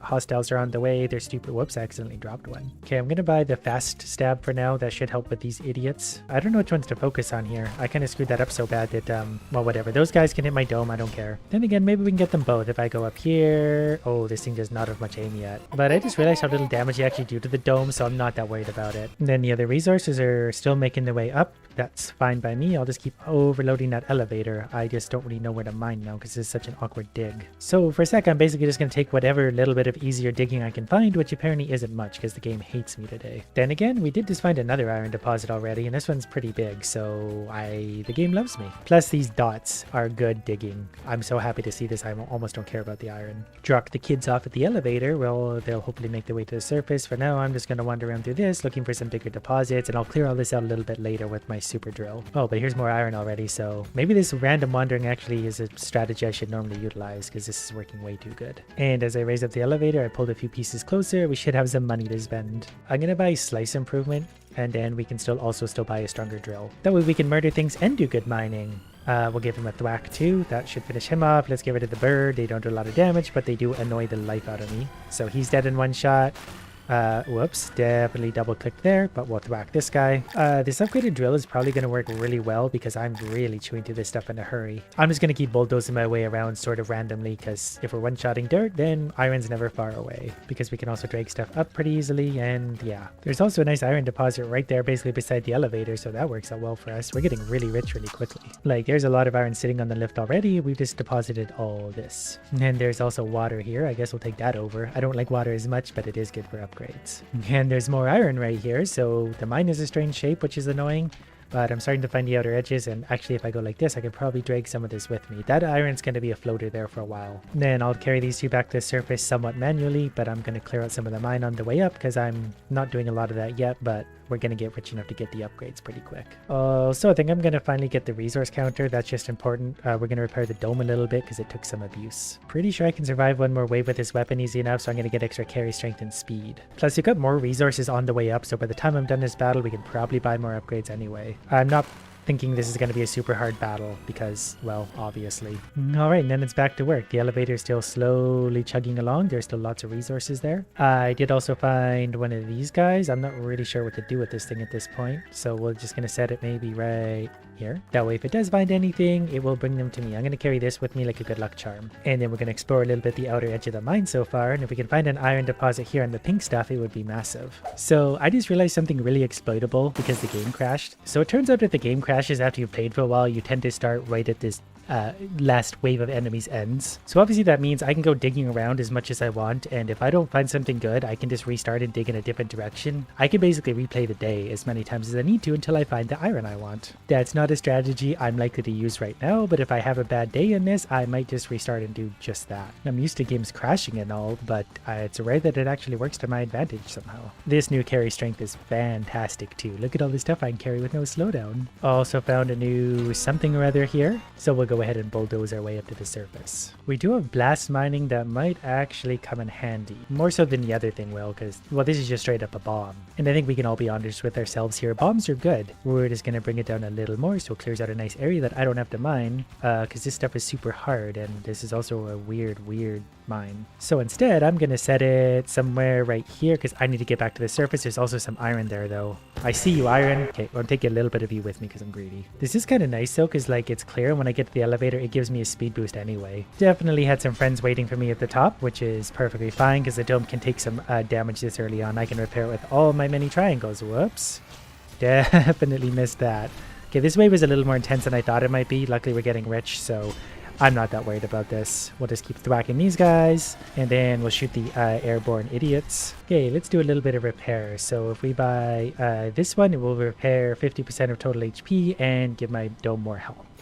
And we just use one of these, and we saw $27 left over. I didn't realize how rich we were. Stronger drill, please. And $7 left over on top of that. I'm going to buy reflection 1, that way we can reflect projectiles back. So an even stronger drill means we can really make a mess of things. Even this stuff is one shot, and this stuff used to really be tough to mine through. So I'm just going to clear up an area like a highway. And then we'll dig back down here to take a bunch of this iron back to the elevator, and then I can get back to strip mining. I do need to kind of see what the edge is over here. I don't know if there's anything of value up here. I just want to kind of get how big I need to mine this thing. I might leave some dark spots like that lying around because I can just drop a bomb there later pretty easily, but our drill is already so stupidly strong that like it's really quick even through this stuff. And because this iron deposit is in the brown stuff, it'll definitely be a big deposit. And then we can just bulldoze our way back to the surface because we need to clear this out eventually anyway. That stuff's still a little bit tough, but whatever. And since I have a few minutes basically waiting for the next wave to start, I'm just gonna mine randomly around for a sec to see if there's any iron, but we gotta clear all this out anyway. And I did find another iron deposit rather close to the elevator, so that's just fine by me. Not sure how much iron we have at this point, but it's definitely enough for some better stuff. We can do a faster stab, that's the ejection into the sky, and that'll be good enough for us to start. We got more iron on the way up, so I can afford another upgrade with that, but it's very nice to launch this quickly. Takes care of these little popcorns super quick, especially when the game's only throwing these at us. This is a nice wave because I don't have to shoot the stupid birds in the sky, just these guys and we're done. Wish that was just a little bit quicker because I had to sit here waiting for a second to get that extra iron, but now that we got it, more speed. I think more speed also makes me more of a battering ram, so if I'm trying to choose through something, it's that much quicker. Don't know if this is really worth it, but we're gonna bring this to the surface to see if there's anything there of use. Plus we got a bomb, I guess. We did get Drillbert. I've never used Drillbert, so we're gonna try Drillbert. I'm not really sure how he works. Okay, we're gonna take Drillbert and a bomb, but I'm pretty sure Drillbert just works along mining through the ground without me having to do anything, so that's just going to be good for me. So we're just going to go down to the digging gets a little hard again, which is coming up anytime now. Wow, this is a bigger mine than I thought on large. Ooh, this is going to take a while. Oh, okay, but there's also... Okay, you guys go there. You guys do your thing. Enjoy. Probably going to need to upgrade Drillbert a little bit. I'm just going to leave all that stuff down there. There's easy digging here, so I'm going to look for iron amongst this layer. I did find some, plus another power. This will be another big deposit, but I'm really deep, so it's going to be hard to get this stuff out. That power might also be a resource scan, so I'm going to grab it and, I don't know, a handful of stuff for now, because it's heavy. Okay, this was a stun laser. I guess I won't say no to that. Then I'm going to get more carry strength in anticipation for what I need next. I got a little bit of time, so I'm probably just going to mine useless crap for a sec. At least sort of the edges, so I'm be sure not to miss anything. It does go pretty quick. stuck with my super drill and speed, but we can go even quicker than this. Also, I don't really know what Drillbert's upgrades are. Okay, we're starting to get these big guys already too, so I'm definitely going to need some more damage at some point, because those are going to do lots of damage. I forgot I have this too to reflect those back, and then this I'm pretty sure I can block, and then we'll hit him. Oh, there's actually 2 big guys. I didn't realize that, so that's annoying. Then back to my big iron deposit hiding way down here. It definitely is going to take a while to hollow all of this out, so we definitely need more speed. So I'm not going to worry about mining for a sec. I'm going to worry about carrying all this. Look at our carrying capacity now, though. I should probably check on Drillbert. I think I got to wake him up once in a while. Let's see what the little guy has done. Very little, really. Okay, come with me. You're demoted to doing stuff down here. Actually, you go there for a sec. I gotta take these. Good luck. Got a little bit more value, so I'm just gonna mine straight up towards the surface, somewhat here, and see what we get. We found some harder digging and a very solid wall. This would be so much easier if my elevator actually went further down. It goes nowhere. But we do have a few big dark spots here that hopefully have some iron somewhere in them, so I'm gonna go basically right down the middle, hoping to find whatever might be hiding, which apparently isn't a lot. I think I've been actually getting really lucky with where I've been finding the iron and how much. I'm also gonna buy Long Blade 1 just to get myself a little more damage for this next wave. That way when idiots come in, I can not do exactly what I'm doing and actually hurt them. Okay, that thing's gotta die for sure. We're gonna block all of this for a sec. That actually hit me, whatever. Okay, I think we're gonna be okay. This wave isn't as bad as I thought. I thought I had more agility than that. So we'll stab him there. The stun laser's got him. Got him. Alright, I'm gonna take my bomb, go find Drillbert, and get back to work. I think I'm actually gonna drop my bomb somewhere in the middle of this, because this is just a big dark void in the middle of no man's land, and that's hard digging. I know there's a wall right there, but whatever. I did actually find some iron, so that's huge. Yeah, it's actually a really big deposit, and I just missed that before. I think I can carry all this with my super capacities. The hardest part of this is probably going to be remembering where I left Drillbert. I did find a nice iron deposit though. Okay, Drillbert doesn't go very far without some upgrades, so we're going to let him go there. I'm going to have to give him some upgrades if he's actually going to be useful for me. For now, we got a ton of iron to bring to the surface. Okay, back to the surface for a sec. We need to understand the drill strength of Drillbert for only $3. Sure, that's going to help him a bit. That one's only 3 and 2. Maybe one more time. Drillbert will work for much longer before getting tired. Yep, that's a good one. I do still have $23, so I'm going to maybe get extra carry strength. And then hopefully Drillbert can actually make a little more progress in what he does. He tries very hard. He's just very useless. That's the kind of slave I like to see. You work hard, Drillbert. Okay, I also found another iron deposit just right here beside where the other one was. With my extra carry strength, I could probably get most of this out. I can actually carry this entire deposit plus water. This feels right. This feels good. We're going to be rich. Pretty sure we were already reasonably rich before this. We filled the dome with iron. So with $27, I'm going to get more speed, and I've got $11 left over for hopefully more damagey upgrades. No new damage upgrades, but I think we're doing okay with what we got for now anyway. We're not exactly feeling the pain of damage. Like this wave is actually going really, really easy. Okay, we got to swipe this. Got him. I like the waves without all the birds. It's much easier this way. This is just a bunch of weak idiots. Okay, I found another iron deposit sort of randomly in a dark spot. I'm not necessarily near the edge of the map, but that's a lot of iron. Drillbert still seems like he's going pretty strong. We're just gonna, I don't know, do that, and you can go down a layer while I mine directly into a new iron deposit. This is working out very strangely nicely so far. This is also a pretty big one. So we'll see if we can carry all of this at once. Might actually be able to. Yeah, I think we got it. Still need a stronger drill, because even in the red stuff, we're still like double hitting it to kill it, which isn't good enough for me. Okay, we once again filled the dome with garbage. I'm gonna get more drill power. I just realized I'm actually like really topped up in upgrades already. I didn't realize how quickly we did that. I'm gonna repair the dome a little bit, and I'm gonna increase my thing to Long Blade 2, which basically just gives us more damage. I kind of forgot about the whole mist thing too, so I'm gonna do that so the next wave gets delayed a little bit, and I'm gonna add a small amount of damage to the stun laser too, just to help me out with the battle aspect. And that's pretty crazy too, because I found all that stuff and I've still got more time for mining. So in hindsight, I probably should have brought the bomb with me, because it could have done a lot of this for me, but here we are, being stupid. Stupidly lucky maybe. Look at all this iron again. This is a shallower deposit, so it's not as big, but it's still pretty big. Oh, and some water too. Why not?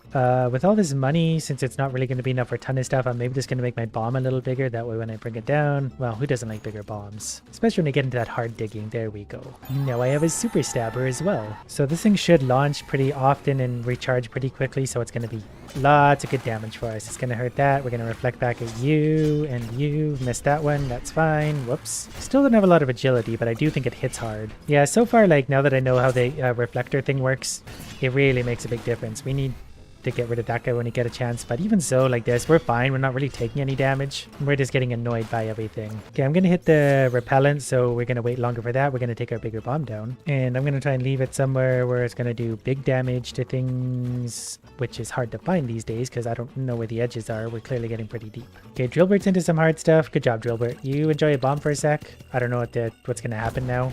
Perfect. And there's some iron. Good job, Drillbert. Yeah, mine wherever you want. Don't care. Drillbert has fallen asleep, but I've got a lot of iron I need to get to the surface. Look at the next wave, though. Like, it's like 95% of the way still to go. And we're one-shotting so much of the dirt. It's great. I took a really weird way to get up. This was really dumb. So I'm actually just going to leave this stuff with the elevator because it's going to take a few minutes to absorb anyway. So good luck. There's even one in here that I can leave. And then I'm just going to chew my way through whatever I can on the way down. We're one-shotting the dirt. Might as well just go for it. Also because you never know where a little iron deposit is hiding. Though down here they're pretty big, so they would be hard to miss. I do think I'm getting down to some of the very lowest stuff at this point. Like this might be the lowest point on the entire map. Yeah, we're definitely getting low because there's the cables we need to find those things. Here's one of them. We'll just chew that out for now so we have a rough idea where it is. But we've still got some mining to do. I know there's a ton of iron hiding out here somewhere. I've been pretty lucky, but I know there's definitely also going to be a few cases where I just missed the iron by like one tile. Like this is not one tile, but we were reasonably close to this stuff. And we're pretty close to the surface again. Whoops. Hopefully I don't knock those out, but whatever falls down hopefully goes back into the elevator. Where did those go? Yeah, we're okay. So while we're waiting for the next wave, I'm just going to chew through some of this real quick, and then we're going to buy some fun upgrades. We can do an electrified blade. How could I resist that? Because I think that's going to do pretty massive damage to anything it touches, and it's going to touch a lot of things. This a little hit for you. You guys can die. We are taking some damage, but I'm doing this kind of lazily. Yeah, that's going to work out real nice. And we're starting to get these guys, so we're definitely going to need that extra bit of damage because they're not weak at all. They are very slow and stupid though, so there's always that. Okay, after that strange little battle, we're going to need a few repairs. We'll maybe upgrade Drillbert some more because I think he's going to do some good work for us down there without us having to supervise him. This one's good too. When Drillbert hits a wall, he'll turn around instead of taking a nap. That sounds important. Just got to remember where I left the little guy. Okay, I see he's gotten himself into a bit of trouble, so we're going to put him somewhere low down where he's going through the hardest dirt possible because that way I don't have to do it. So you go, yeah, actually, if he goes there, he should walk back and forth for a while. And I did find another iron deposit, which is really deep, so this will be colossal. And take a really, really long time to dig through. But as I'm going up and down, I will take a few more bites here and there to try and clear this out a little more. And my bomb might be ready by now also. My bomb sure is ready. The resources are all the way to the top, so they're slowly getting mulched. This stuff over here is kind of unreasonably hard to dig through, like the brown brick-looking tiles. So I'm just going to leave the bomb there for now. We'll see what's kind of in the area. Okay, we found the edge here. There's some kind of cavern down here. I think that's the, like, teleport one you can grab and use sometimes. So I definitely wish I found that earlier. This blue stuff is also unreasonably hard to go through. I did put a teleporter down here. I found the end thing as well. We're obviously got some mining to do before we play with that, but that certainly will save me a trip next time. But we got to get back to the surface to defend our dome from idiots. So I think I'm going to go for javelin for now, just to make this part a little easier. That way when I'm in a stabby mood, I can... Oh, that's that one. This one's good though, actually, because I can launch these rapid fire. This would be easier. And then we gotta, thwack him. He's dead. We're gonna block that. We also need to thwack. And then we're gonna charge up and shoot him. The dome took some damage there, but we're gonna be okay. It's definitely gonna get harder and harder to find iron at this point, but we're definitely doing better and better. I do need to upgrade my drill maybe one more time. We can shoot through stuff, but it gets harder by the time you get deep. For now, I think I want to kind of explore the edges of this little mine to see exactly what we have left to do. Also forgot I had left the teleporter down here, but that's because I'm not used to having it this round because I found it late. Okay, Drillbert has kindly worked his way into a corner. We're going to find some hard digging for him elsewhere that he can work on while I'm away, probably like over here. We're going to let him go somewhere here. Drillbert, get off my thing. So I'm actually below the end teleporter thing, so I'm just hoping for a massive iron deposit hiding here. I did also find this egg. I found this a few times. I still don't know what it does. I'm sure someone in the comments has been yelling at me for a while. Every time I found the egg, to be fair, I haven't really held on to it for very long. Usually it's about the end of the game because it's found so deep, so this time we're probably going to have it sit in our dome for a little while. So we'll bring that to the surface. It's starting to get pretty cleared out up top. Is this thing ready to go? Oh, it is. We can actually slow that down a little bit. Then I'm going to go explore this edge of the mine to see what resources we left behind. We've probably got most of the resources that are down here, I think. I hope there's more deposits hiding, but I kind of don't at the same time. These would have been more efficient to find Drillbert earlier and also find an elevator that worked more better than mine did, but I think I've got the entire edges of this thing worked out with the exception of like this spot. Mostly because these spots are just really obnoxiously hard to dig through. So I might put Drillbert or the bomb on that. Drillbert's also a little lost again. So we're going to put him somewhere. He goes back and forth. So I should probably put him somewhere higher up where he can just work his way through stuff a lot. I don't really know what that's going to mean. So Drillbert, can you just go here somewhere? I'll probably have to move him around quite a bit just to make sure he stays going. But for now, he's drilling stuff. That's all that matters. He's helping. It feels weird to start seeing these big empty pockets now. I'm really starting to understand just how big this map is. Finally going to take care of some of this surface brick stuff too, because it's been sitting here forever, because I didn't want to mine it because it's slow. But with my super drill, not slow anymore. Still got some time before the next wave's going to show up, but there's just these random floating pieces of dirt everywhere. Alright, well I'm going to start making my way back to the surface because we got the next wave coming soon, but we got a little bit of time. We got lots of resources though. We're a little bit low on iron these days, but we got lots of other stuff. So I'm going to buy autonomy because that only costs water. I've got lots of water to spare. Then it's time for another battle. I think we're probably going to survive this one. These guys are going to be a little bit hard to hit right now. I'm going to deflect. Oh, the stun laser actually helped a lot with that. Got him. As long as you're using your deflector thing, it's actually pretty easy to kind of sort this out. Just try to deflect everything you can, hit whatever's close, just keep deflecting and you'll keep yourself nice and safe. Like this guy, no damage, and then we shoot him. Okay, then our bomb's gonna come in handy for us down here. We'll go check on Drillbert, but look how empty it's getting. Like we go down a long ways before we start to find dirt now. This stuff's still dying in one hit, so we don't need to bomb it. Some of this brick stuff over here, yeah, we need to bomb maybe this. Maybe wasteful, but we need to get rid of that no matter what. But that bomb went off like right above us, and here's sort of the bottom-ish, so we're getting close to our goal actually. So that feels pretty good, because I wasn't even sure if this was possible. It seemed like a bad idea, and that's why I did it. I really wish I utilized Drillbert better. But it's not like we can't use them. Like a spot like this would be good. Like if I just drop him here, he'll at least chew through some of the hard stuff for me. Fairly certain at this point we've got all the iron though. Probably most of the other resources for that matter, so there's not much left. We'll take care of some of the hardest dirt down here, but we're actually running out of dirt to mine at this point. We've literally mined like everything. This dirt, some of it is still taking 2 hits. It would have been nice to do this in 1, but I mean, we've got plenty of time for all this. This pocket to the right is probably going to be the hardest spot. This is the last edge piece because look how tough it is. I think it dies in 4 hits from fresh though, so that's okay, but we'll take a trip upwards after this. The map is pretty big, so it's easy to forget and miss dirt along the way. Like here's a big chunk. But down to the lower right, there's nothing left. Down below, there's nothing left. I did actually find more resources though. I didn't think there's any of this stuff left. This stuff is a little bit harder to dig through again, but really not that bad for my super drill. But of course, we got to get interrupted by idiots because they want to fight again. They're still not putting up much of a fight. They will eventually, especially if I'm shooting like that. But we're doing so much damage, it's really hard for them to be able to fight us. I could really probably just go like this until it's over. Like I was very lazy this entire battle, and they did take off some health, but I've got so many triangles, like it's not hard to repair this. It costs 1, 2 of them really to repair that damage. Oh, and this thing actually grew some more iron. There we go. We're rich again. Okay, I'm getting really close to done. I didn't realize how close I was. There's still a little bit here, but we're definitely running out of stuff to mine. Oh, look who fell asleep again. I just got an achievement that says thorough, so I think that means I've officially done it. So we're going to take Drillbert here for a little victory lap to show you how big this place is and how much I've managed to mine. But when you fly around like this, it really puts it into perspective how big it is. So the elevator went down about that far, which seemed okay in the beginning. It did help a lot. But considering how big and deep this place actually is, I could have used a deeper elevator. I would have finished this sooner. It wasn't really a particular struggle though. I thought this would actually be a lot harder. But I am playing on easy mode too, to be fair. I don't know if it'd even be possible on harder modes. Maybe someone better than me could answer that. But yep, that's it. I've mined literally this entire thing. So Drillbert has enjoyed his ride. We'll bring him to the surface with us. We'll also pull on whatever one of these have not been pulled on yet. Is it you?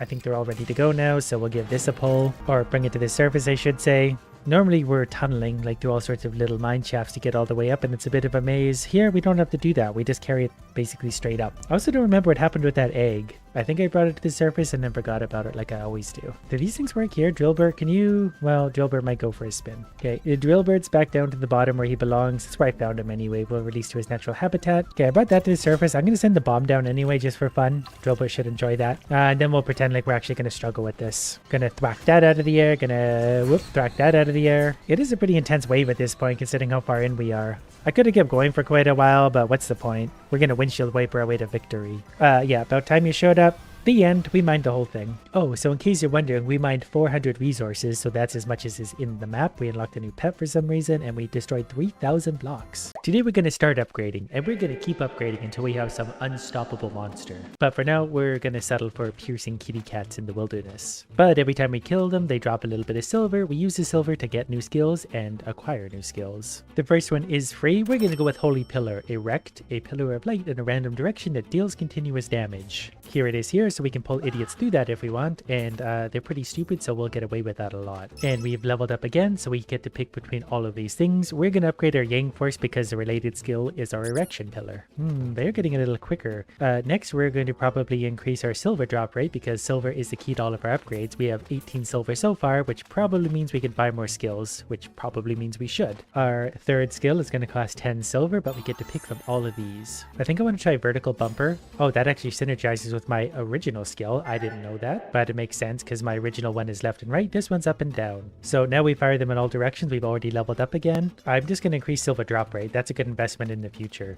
So now we're firing things in all directions occasionally. That was a perfect synergy. If you want to see the synergies, there's a lot. I'm not even going to begin to dive into these. We'll hopefully have them all by the end. Okay, we leveled up again. That extra experience is really coming in handy. Physical cooldown, minus 5%. I'm pretty sure my main attack is a physical. Oh, already we got the first boss. It's a, you know, one of those things. It's a ball with wings. I'm also going to increase my Yang Force again since we leveled up. It's going to increase my Erection Pillar one more time. I haven't really been keeping an eye on it, but that's the beauty of the Erection Pillar. It's out there doing its thing. Wow, we just, took a lot of damage from that. We also have our main, if we press space, we have our main cooldown, which basically makes everything attack twice as fast for a couple minutes. Ow, ow, stop, stop, stop. Okay, we're good. That was pretty strong for a first boss. I'm also going to increase my Yang Force again. I really want a strong Erection Pillar. We're also going to increase our crit damage by 50% because this is kind of the choices we get. Also, since I have 34 silver, we should buy ourselves another skill. I was hoping for more that would need Yang Force to upgrade because then that would go with us. I'm maybe going to take this, throws a dart in a random direction. It shows what we have benefiting it so far, and that's going to help. Maybe we'll just go for lots of physical skills on this one, plus our Erection Pillar. We already have boulders coming in, so they're calling in the big guns. Okay, well, I'm going to increase my dexterity because that boosts my 3 skills, and that's obviously just going to help us in a big way. The gold crown, I'm not really sure if those are for permanent upgrades or not, but the silver ones are definitely for upgrades now. We definitely have enough, so we should get another skill 5 and 6 probably. I'm going to get Flying Sword because that also benefits from dexterity and physical cooldown since we're stacking that anyway. All of these are kind of bad for us, maybe increasing silver drop rate. We don't use Yin Force very much, so we're just going to go silver drop rate. We use Yang Force and physical. But yeah, that works well. Now we're doing a lot more damage in all directions. Then we're definitely going to get increased physical cooldown by another 5%. So now we're attacking with all of our different things a lot more. We also need the skill number 6. So we're going to go ahead and I think we're going to get the wooden hammer because that's going to benefit from Yang Force and physical cooldown. Oh, we got a synergy. I think it said darts have a 5% lifesteal. I'm not really sure. Everything's glowing. I don't know what that's about, but I'm all for it. Lifesteal's a big one. I really like these happy accidents. We're full of those today. We're also getting blue glowy guys. I assume they're a little stronger. On this one, physical cooldown minus 10%. That's a green upgrade even. So maybe by the end of this, we'll just be rapid firing all sorts of physicals, and that's going to be great for us. So we can see all of our stats as well. Obviously, our move speed. Nothing super crazy yet. Here's what our synergies do. Darts have 5% lifesteal, deal extra defense, damage. Hammers now shoot in all directions. So the synergies are very good. But that also means I need to be careful because I can upgrade skills, but I don't want to remove any synergies. But this is my Holy Pillar, and I might actually replace it with something physical at this point, like Horizontal Piercer. Like we already have that, but I think if we buy it again, it's just going to have double Horizontal Piercers really, and this one's going to be a little stronger. Okay, we got another boss coming in, so I'm going to use my double speed power right away and see if I can just, yeah, basically go like that. And so far the boss is melting, which is great because they clearly do a lot of damage to me sometimes. And on our level up, we're going to increase dexterity because it does all of those skills. And that increases damage and crit chance. So that's a big one. I don't know what this is, so we're going to move out of that if we can. And the boss is dead. We're going to increase our crit rate by 10%, so we're going to be doing even more damage. So far, it's pretty good. Nothing's really done that much damage to us except for at the beginning. Let's do more dexterity again on our next level up. We're getting lots of silver because we're killing lots of things. Plus, our crit rate is 29% now, so 1 in 3. So I don't know if it's worth it to upgrade that anymore. There's a lot of silver on the ground I want to pick up. I'm going to get super greedy with this. Let's just pick up all silver and golds way because we need, yeah, that was tons. Okay, we have 130 silvers to spend. So I'm going to change my flying sword, hopefully to something also physical. I don't love any of these, so we're maybe going to re-roll to a super flying sword. So we're basically just upgrading to the next version of it. Then if we want to upgrade again, we can upgrade from a green to blue quality. It gets expensive though. There's a Cloudburst Piercer, which sounds really good. It's Raining Death, or the Triple Pierce. This one goes off sooner, 3.2 seconds. It has physical cooldown and Yang Force, so we're going to buy that. That took 50 of our points, but it's going to be super strong all by itself. Then we got a whole bunch of different things. I don't need healing. I don't need invincible. Maybe more shield. 20 shield. What does that do? It left us with 20 shield still. So I'm not really sure what that was supposed to do. Maybe it's supposed to regenerate shield. Whatever the case, we're going to be fine. Another level up. We're just going to increase our silver drop rate. I think those riches are really helping us. We managed to get some early synergy, so we're making it look easy so far. Okay, there's some really cool upgrades once we get past blue, but they cost 110. But we're almost there now. We just got to pick up a few more silvers without dying. That shouldn't actually be that hard. I feel like we're doing really adequate damage. Probably lots of crits. We're already at 101. There's 102. I don't really love any of these, but we could do... Well, let's just pick up all silvers and golds. 140. There was more in the ground than I thought. Now we can upgrade to a purple. A lot of these are obviously pretty good. I'm maybe going to try Steel Smasher because it benefits from all these things so far. Flame Fanner also sounds kind of good, but that's got a summon cooldown, and I haven't done anything on summon cooldown. That looks fun though. Yeah, I like this upgrade a lot. Those things don't stop, do they? Keep going till I hit something. Physical cooldown minus another 10%, so now they're going to fire even faster. Now we're just shooting hammers of death. I'm also going to upgrade one of my horizontal shooters because I already have one for the synergy there. Oh, there's a better one here anyway, so we're just going to straight up upgrade that one. So that works out well. I think we're in pretty good shape anyway. These hammer things are unstoppable, especially with all of our crit chance and cooldown. It's like a machine gun. Let's increase the Yang Force. That's going to give more damage to my big hammer and my small hammer. And here's a boss. Great. Okay, we're going to get 5 seconds. Oh, he's almost dead anyway. Wow, we're doing tons of damage. Okay, he's dead. We hardly even got to see him. All of these, let's just increase crit damage 50%. So we're doing 350% crits, which is enough to destroy whatever those things are in a hurry. And I'm okay with this. We have 150 HP. I don't know if that's a lot. Okay, we're doing Yang Force again. That way it increases our hammer damage again, or cooldown, or whatever it does. Seems to be doing a number on those, and that's good because those things are pretty quick. I do need to remember to keep picking up silver though. Ow, that really hurt, whatever that was. There appears to be a border to the map. That's good to know. I mostly didn't wander because I wanted to stay in my field of debris where I could pick up all that good stuff. Yang Force again. Even more damage. I definitely have enough. Whoops, didn't mean to press that. Enough silver to upgrade something else. Okay, I'm going to re-roll these because I just didn't love anything I was seeing there. Same, I don't love these, so we're just going to keep going till we find something amazing. I kind of want to try Big Machete. It has 0.5 crit damage for sure, but it swings at the nearest enemy and the crit cooldown is going to be good. That's just going to help keep me safe because I keep walking into things that I don't see. Then we're going to get more dexterity again.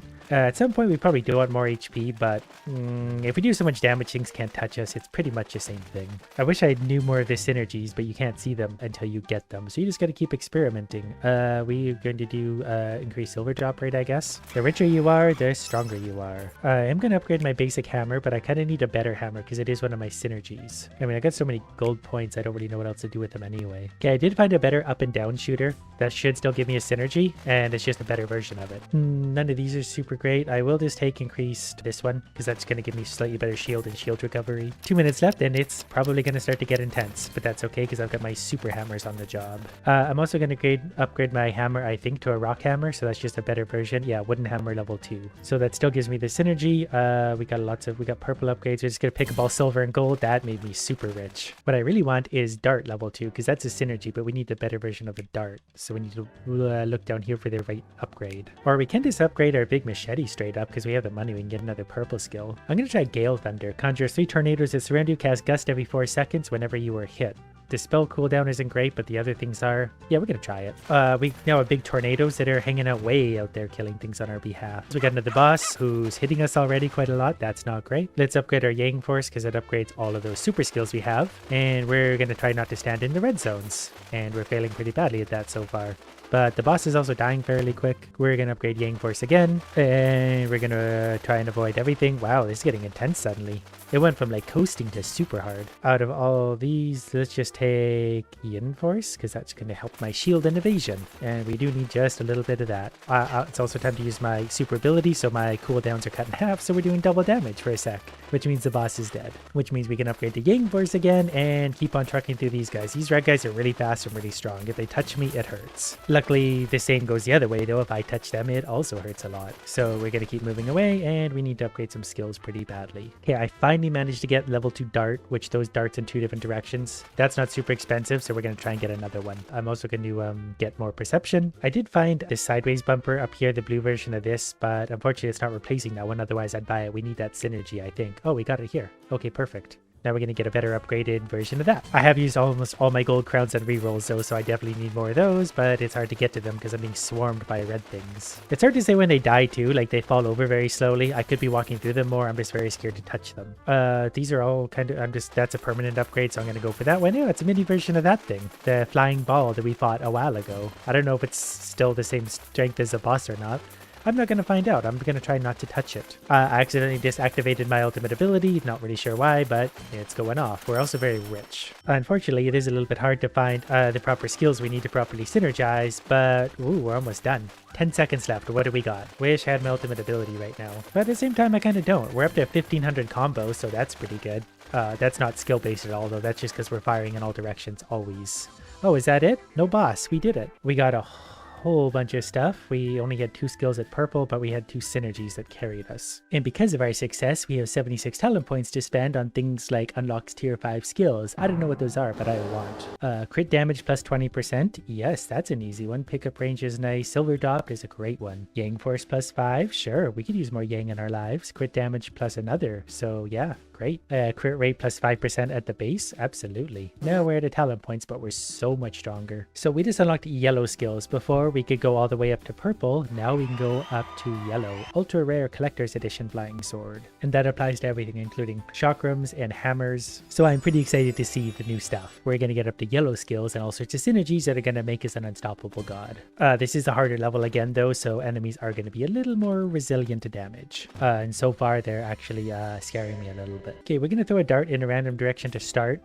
Because we know what that synergizes with, so that could be an easy synergy. I think that goes with the hammer. Yeah, dart plus hammer equals that thing, so that's an easy one for us to start with, should we find that. But enemies here are much stronger than before. We're having trouble even killing any yet. We have a blue, we have a purple. I'm gonna actually take this, summon cooldown minus 15%. A lot of the skills do eventually become summons, I think, anyway, so it wouldn't hurt to have more cooldown resistance. Or whatever it is. So there's a rainbow thing going through. I think I probably want to try and kill that, but I don't think I'm gonna be able to. We already have a boss and I've got like no skills whatsoever. We're going to increase our silver drop rate because that's going to help. The few things we killed definitely need to drop for some good stuff. Okay, the boss just seems to have gone on by, so that's fine by me. I don't really have the strength to deal with them super well. I can get another skill right now. I'm just going to get a chakram for now. That also plays off my movement speed, so the faster I am, the more damage it does. We might end up replacing that, but that's okay. Increase silver drop rate. It's going to cost me 10 silver for every skill I get right now, and they're not super easy to drop. Kind of walked into some things to try and pick up some silver. We're fine. Okay, we're going to go Yang Force again. That increases max HP and defense. That way when we do get hit like that, we're a little more okay. And another level up, we're going to get dexterity because crits and crits. We did just increase our crit damage a lot actually, so yeah, that's a good one to stack right now. Anything that can crit is probably going to be our friend this run. I didn't realize we have enough for another skill, which we're going to grab. There's the hammer that mixes with the dart, right? So this is going to be an easy synergy that we really need because darts have life steal, plus we get everything else. So yeah, that's going to be... Okay, we're going to take some damage here. Life steal to the rescue. And then we're going to get more dexterity for crit chance. I'm pretty sure the crits will also apply to life steal. So yeah, those darts are going to help us get our life back. You can see it going up here. I'm tempted to just pick up all silvers and golds, but I'm actually going to hold off on that. We're going to take more Yang Force just for some more HP because we're going to need to take some damage this round. That boss has been hanging out for a while. I haven't even touched him. But we're starting to pick up our silvers now so we can buy skill number 5. I'm going to try this, the boom keg. That as summon, but it's going to throw that out when enemies run into that. It explodes, hurting them all. Then we're going to do Yang Force because it upgrades my hammer skill. The hammers are still quite small, but they try real hard. The boom keg's going to be good if I kite enemies into it. But we do have a lot of silver on the ground finally. I don't really like anything for skill number 6 there. These are like all summons basically. Horizontal bumper again. We could try the flying sword because that's physical and dexterity. And we might be able to get some really good... Yeah, everyone come this way. Keep going, keep going, keep going. There we go. Increase physical cooldown minus 5%. We need that attack speed for sure to keep the silver dropping on the ground. We got the keg coming another way now. now, so it's going to blow up, yep, a whole bunch up top. Now we're starting to get somewhere. This synergy really helped, because now we got all this silver in the ground. A boss is coming. We already have a boss on the ground. Okay, come this way, and the cake didn't hit that. Physical cooldown, 5% less, and we have enough points definitely for some upgrades. Okay, I'm going to trade my chakram out for a seeker sword right now. Oh, and that happens to be a synergy. Swordlings and Seekers pierce one more target. Okay, that's nice. I need to hold on to both of those if I can. My attacks are mostly going left and right, and that makes it a little bit hard for me to hit things. I'm actually going to take maybe another... Do I want a better... No, I want another Seeker Sword. This is actually going to work out, because then I can replace either one of those with a better weapon. That gives me options moving forward, I think. I'm also going to increase my Yang Force. I'm also going to use my ultimate ability to double attack for a sec, just because I got to get some damage on these stupid bosses. They've got to go, or I'm going to end up dying just to... I won't be able to move anymore. And so far, that's working pretty good. Our damage is okay. AoE is what we're lacking. Ow. We're still left with that annoying other boss. Physical cooldown minus 5%. A lot of our skills are physical. Wow, there's a lot of enemies on the screen. This is getting a little bit scary. Had to sacrifice a whole bunch of shields, but we're going to make a big old circle back to all that stuff on the ground, including this treasure chest. That's very important to us. We're going to increase our move speed 20%. That way, we're able to avoid some of this damage a lot better. Oh, those things. We didn't see those to the end of last round, so that's alarming. They're very quick. Wow, they're super quick. I'm going to try and get like a level 2 dart or something to hopefully we'll do a little... Yeah, there we go. Super dart. That's gonna that's already synergized, so that's just gonna make it even better. And then we're gonna continue running from these things. I'm also gonna use my double cooldown thing. We're gonna increase our yin force because that gives us evasion, and I like permanent upgrades over temporary. I only use temporary when I absolutely have to. These diaper dog things are gonna be a problem. Okay, you can't walk into the trees, and we're not doing well. We might have bitten off more than we could chew on this level. Luckily I have a solution for that. And we're gonna heal. I know I just said I don't like doing this, but we needed just to get through this. We need to get rid of these diaper dogs because they will not stop moving toward me. And we got the next boss coming in. I'm not even sure the last one is dead, but there's a lot of silver up here we can utilize. Okay, I did manage to get an upgrade from my flying sword to a super flying sword, so that's hopefully going to help get just a little more damage out, because we're in trouble. Managed to squeak out of there. We did pick up all silver and stuff on the ground, so I'm really hoping we can just get something amazing suddenly. Okay, I did get something called the Bird Seeker after re-rolling a bunch. That upgrades our little sword, and that also has a synergy, so that's going to help. And I also have another one over here, which isn't going to be the end of the world. Now we have 2 of those skills at least, and yeah, now we're doing some damage again. We're also taking an alarming amount of damage, but we got a boss dead, so we're doing all right. Let's increase our pickup range 100%. That way I can pick up more things around the world, and that's going to help me. We're also going to increase our Yang Force. There we go. Now we're feeling a little better again. I'm going to use my... That thing's still alive? That was showed up at like the first second of this round. I really got to kill that because it does that every once in a while. We're just going to increase perception because we need that pickup range. Wow, look at all the swords around me now. Okay, this is good. We could have more defense. That's going to work with my hammer. We probably just want more HP though, really. We do have some life steal, so the quicker we can get the life steal going out, the more we'll regenerate our health in a big way. Get more Yang Force, more HP, more defense. That's good for the hammers. And the hammers synergize with the darts really well. Oh, now we're getting lots of these on the ground. So I'm going to try and get a better hammer at this point. Rock hammer, perfect. That's kind of exactly what we needed. We just need bigger, better ones of those. Oh, that's a lot of enemies. They really like to increase the difficulty. Okay, we're going to take extra evasion just so we can hopefully avoid when we do touch things a little bit. We have 305 HP. What I need is just a little more silver because we can get some purple skills, and any purple skill at this point would be hugely helpful for us. So I'm going to hang out at the edge of the idiots, hoping to manage to pick some of that up. More dexterity certainly isn't going to hurt. I'm going to avoid the red things like the plague. And we're going to use my skill right now because I realize I'm in a tough spot. So we're going to get out of there without touching too many things.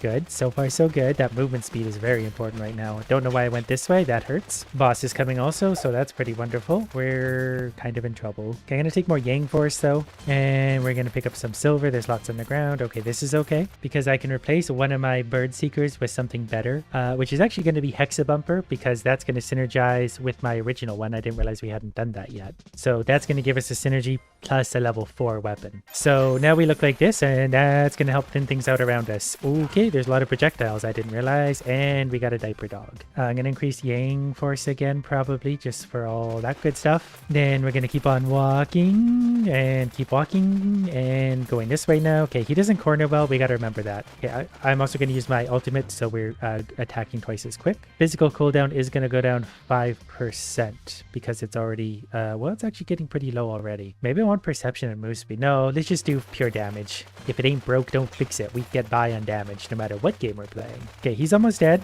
I shouldn't have walked. That's a lot of projectiles. Okay, give me the chest, and hopefully this is something very good. Do we want 2 more defense? Actually, that would be pretty big potentially. Defense is also going to add to hammer damage. Oh, pick up all silver and golds is a big one right now because this thing is still a basic level. We need something way better. We need the side attacky. This one, exactly that. Now we need to try and find even better versions. If we could find the ultimate version of this, that would be great. These cost 240. Okay, we can upgrade our hammer right away to a rock smasher, so that's a big one. Now we're getting these bigger hammers. Yeah, this feels better. And then we get all sorts of stuff again. We want shield and evasion. Well, our evasion is only 3%, so that's not really that good. Maybe just increase my shield a little bit because we tend to go through that pretty quickly. Because we get hit a lot these days because look at the projectiles. I can't see them either. I'm just kind of circling, hoping they can't get me. And we're surrounded by a ring of idiots. Okay, this isn't good. Okay, we sort of tanked through it. We're going to get more dexterity. Crit rate is 30%. Crit damage. Yeah, that's just going to help all my skills anyway. So much silver on the ground. This is so addicting trying to get those synergies and upgraded items. Okay, this one we're going to get increased yang force. That's going to help my poor little hammers. I think I do have 3 synergies right now. These 2 synergize. This one synergizes with this one and this one and this one. So I've got to upgrade only those, which is hard because you just happen to have to roll the right appropriate one. And it costs 4 points to re-roll every time. So I'm kind of going back and forth, hoping. I do like the better hammer though. If we could get the purple hammer, I would be very happy. Oh, I did get it. It's right here. So that's those big things, and we can still upgrade them 1 time further if we get the yellow version, but that's super expensive. So yeah, we'll see how this goes. I'm also going to get just perception, I guess, just because it's, well, even spell cooldown would probably be fine. I don't know if anything's considered a spell at this point, but the more permanent upgrades, the better. And we're also going to, yeah, we're going to wander into the field of silver over here. Look at all this stuff on the ground. I'm actually going to pick all that up with this, because that's going to give us a possibility for more upgrades. I also realized I have green level skills. I really don't want green level skills right now. We need much better. It's just really hard to roll what we need. Is this the one? Yeah, horizontal bumper lever 3, so that's getting an upgrade. Now we just need this guy to get an upgrade. This is a super dart, so super duper dart. So this is going to throw double the amount of darts out there. So now we're throwing, yeah, look at everything going out from us. It's getting hard to see the stuff incoming, but we're okay with that. Okay, we're going to increase our yang force. That's going to make our hammers better. Then we just need a better super flying sword. We need the blue version of it. I've rerolled pretty much all of my money and finally found it. Shoots 5 flying swords forwards. Plays off physical cooldown and my dexterity. There we go. Now we're stronger again. We have 2 bosses coming in. We're 20 seconds away from our ultimate, but that's okay. We're going to sit right about here and get hopefully lots of damage. Wow, that hurts. Okay, so they do an occasional AoE that I either have to tank or run away from. I am 3 seconds away from using my ultimate ability, so we're going to double our damage output. Let's also increase our physical cooldown. Another 5% boost there. Then here's our ultimate ability, so double damage for us going out. And hopefully that clears a little space for us and hopefully damages the bosses. The bosses is definitely taking some damage, but they're pretty strong at this point. But this level is supposed to be pretty hard. I guess just the Enforce, that gives us a little more shield and shield recharge and stuff. Really want to get this boss killed, that way we can pick up whatever it has for us. Presumably a chest of wonders. These rock things are also annoying because they are pretty tough. They mostly just stand there and get in the way. Another boss is coming. Great. Pick up all gold and silvers. We need that. Get out of the way. Okay, we need the ultimate version of one of our items. Oh, we don't have enough yet. But if we reroll, we can find it, and then it's only a few more pickups to get it. I'm looking probably for a hammer. Oh, we needed this one. We do need that one eventually. Okay, for now, I want a hammer. These cost 5 to reroll, so this isn't cheap. But I'm feeling lucky. There's the ultimate version of the flying swords I need, but this one's got to be the hammer for the synergy. There's the dart I need. Finding everything I need, but not the hammer. It's got to be the hammer. Other ones I can't use yet because they'll stop synergizing. Well, okay, back to work then, just trying to survive. Not sure what that was up there. Something exploded, and I'm pretty sure we still have like a boss alive down. Wow, that's a lot of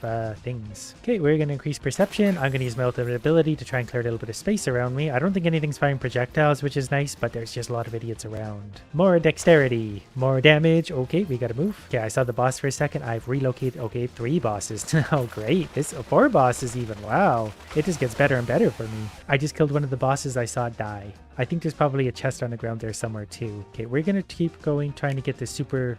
Is this it? Flying axe level 4. I don't think that's it. I think that's a different flying axe, which is really annoying. I got so... There it is, Mjolnir. That's got to be it. Wooden hammer level 5, yes. Shoots Mjolnir backward, piercing all targets. Yeah, that's going to be a big upgrade for us. Yeah, there we go. We're shooting out yellow hammers now. Ooh, gotta move, gotta move. Not that way, not that way. I want to stay close to this to try and finish it off. Invincible for 5 seconds because I kind of want to tank through this. Oh, there's a chest on the ground somewhere I really need to pick up. Okay, we do get a lot of lifesteal back. Like, we do steal a lot back, but we take damage so quick with these bosses. And they also have that massive area effect. Invincible for 5 seconds. I might actually do that just because everything going on, I'm getting a little nervous. I do also want to try and re-roll into this other one into a yellow skill, but I don't know if we're going to get lucky enough to get it. Not yet, at least. That's fine. We'll get it eventually. For now, we just got to keep on. I'm going to use my ultimate, and I'm not sure what's happening anymore. We're going to increase dexterity for more damage. I don't know why we're walking back into the waves of enemies, but it's getting hard to think because there's just a lot going. We're way too close to that thing. Invincible for 5 seconds. Okay, that probably saved me a really big hit because that thing walks straight into me. I wish it would show me where the chests are.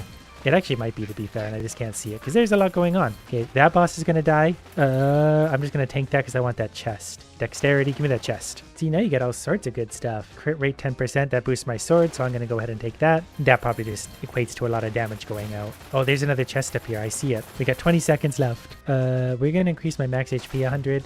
And then I'm just going to do dexterity. Oh, there it is. The Octobumper. Shoots projectiles in 8 straight directions. There, that's a super synergy. Whoops. Hello. So we have 2 level 5 skills that are the legendary yellow ones. So yeah, we're definitely doing some damage. We're going to do invincible for 5 seconds. I've used my ultimate ability to just double my skills. Ooh, that almost killed me. I shouldn't ride on the front of that thing, but our health goes back because we have so much lifesteal now. Yang forced to upgrade my Mega Hammer. Then pretty much for fun at this point, I'm going to re-roll. I need the opposite version of this. Found it. Phoenix Seeker. That's not even the ultimate version. Oh, I don't have enough to buy it anyway. But you get the idea. We won thanks on ultimate upgrades and raw damage. This is a very functional, very nice tank. You're really going to want to take this one in and enjoy it because this is the last time we're going to see one like this today. We just need to take a second to appreciate a fully functioning, actually professionally designed tank to see how good they are. They can even fire their gun and go over whatever these bumps are. We can make one so much better though. Now this is what we have to work with. We can basically make any shape, size, whatever we want. We're going to make this thing as big as possible. Can't forget the gunner turret. We're going to put that right at the back. And then we're just going to go ahead and play with all the dials over here. Not sure what basket space is. That takes away from other space. You need space for things inside the tank. Armor thickness is going to be huge. It's a little bit geometric, but I love it.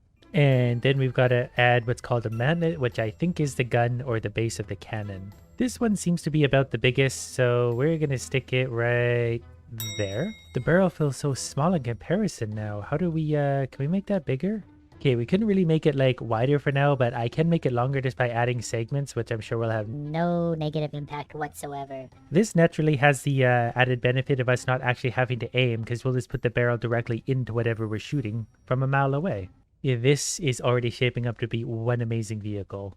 Oh, I didn't even change the caliber yet. So it's going to be a, whatever this is, 50 or 250 mil cannon, which apparently fires enormous bullets. Look at the size of these. I gotta find a home for them. Good thing we built the tank way too big. Now I'm just trying my best to fit as many of those into the tank as we can. It's probably gonna make it heavy and get in the way of the people inside, but that's fine.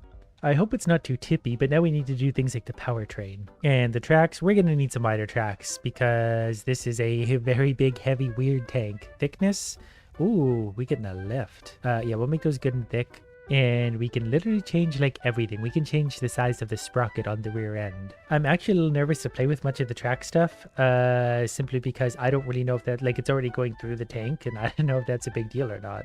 Now, where the engine is concerned, we either have light, medium, or heavy.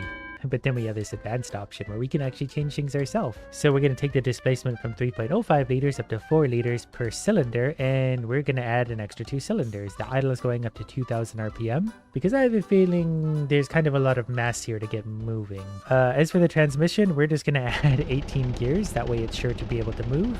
Probably makes the transmission heavier, but, well, we're going to need gears just to make this thing work at all. It's probably a bit of a gas guzzler, so we'll give it, I don't know, 1400 liters. Fenders? No, thank you. Why would we need fenders? Those just add weight. I don't know how I ended up with things coming at the back. I'm not insanely worried.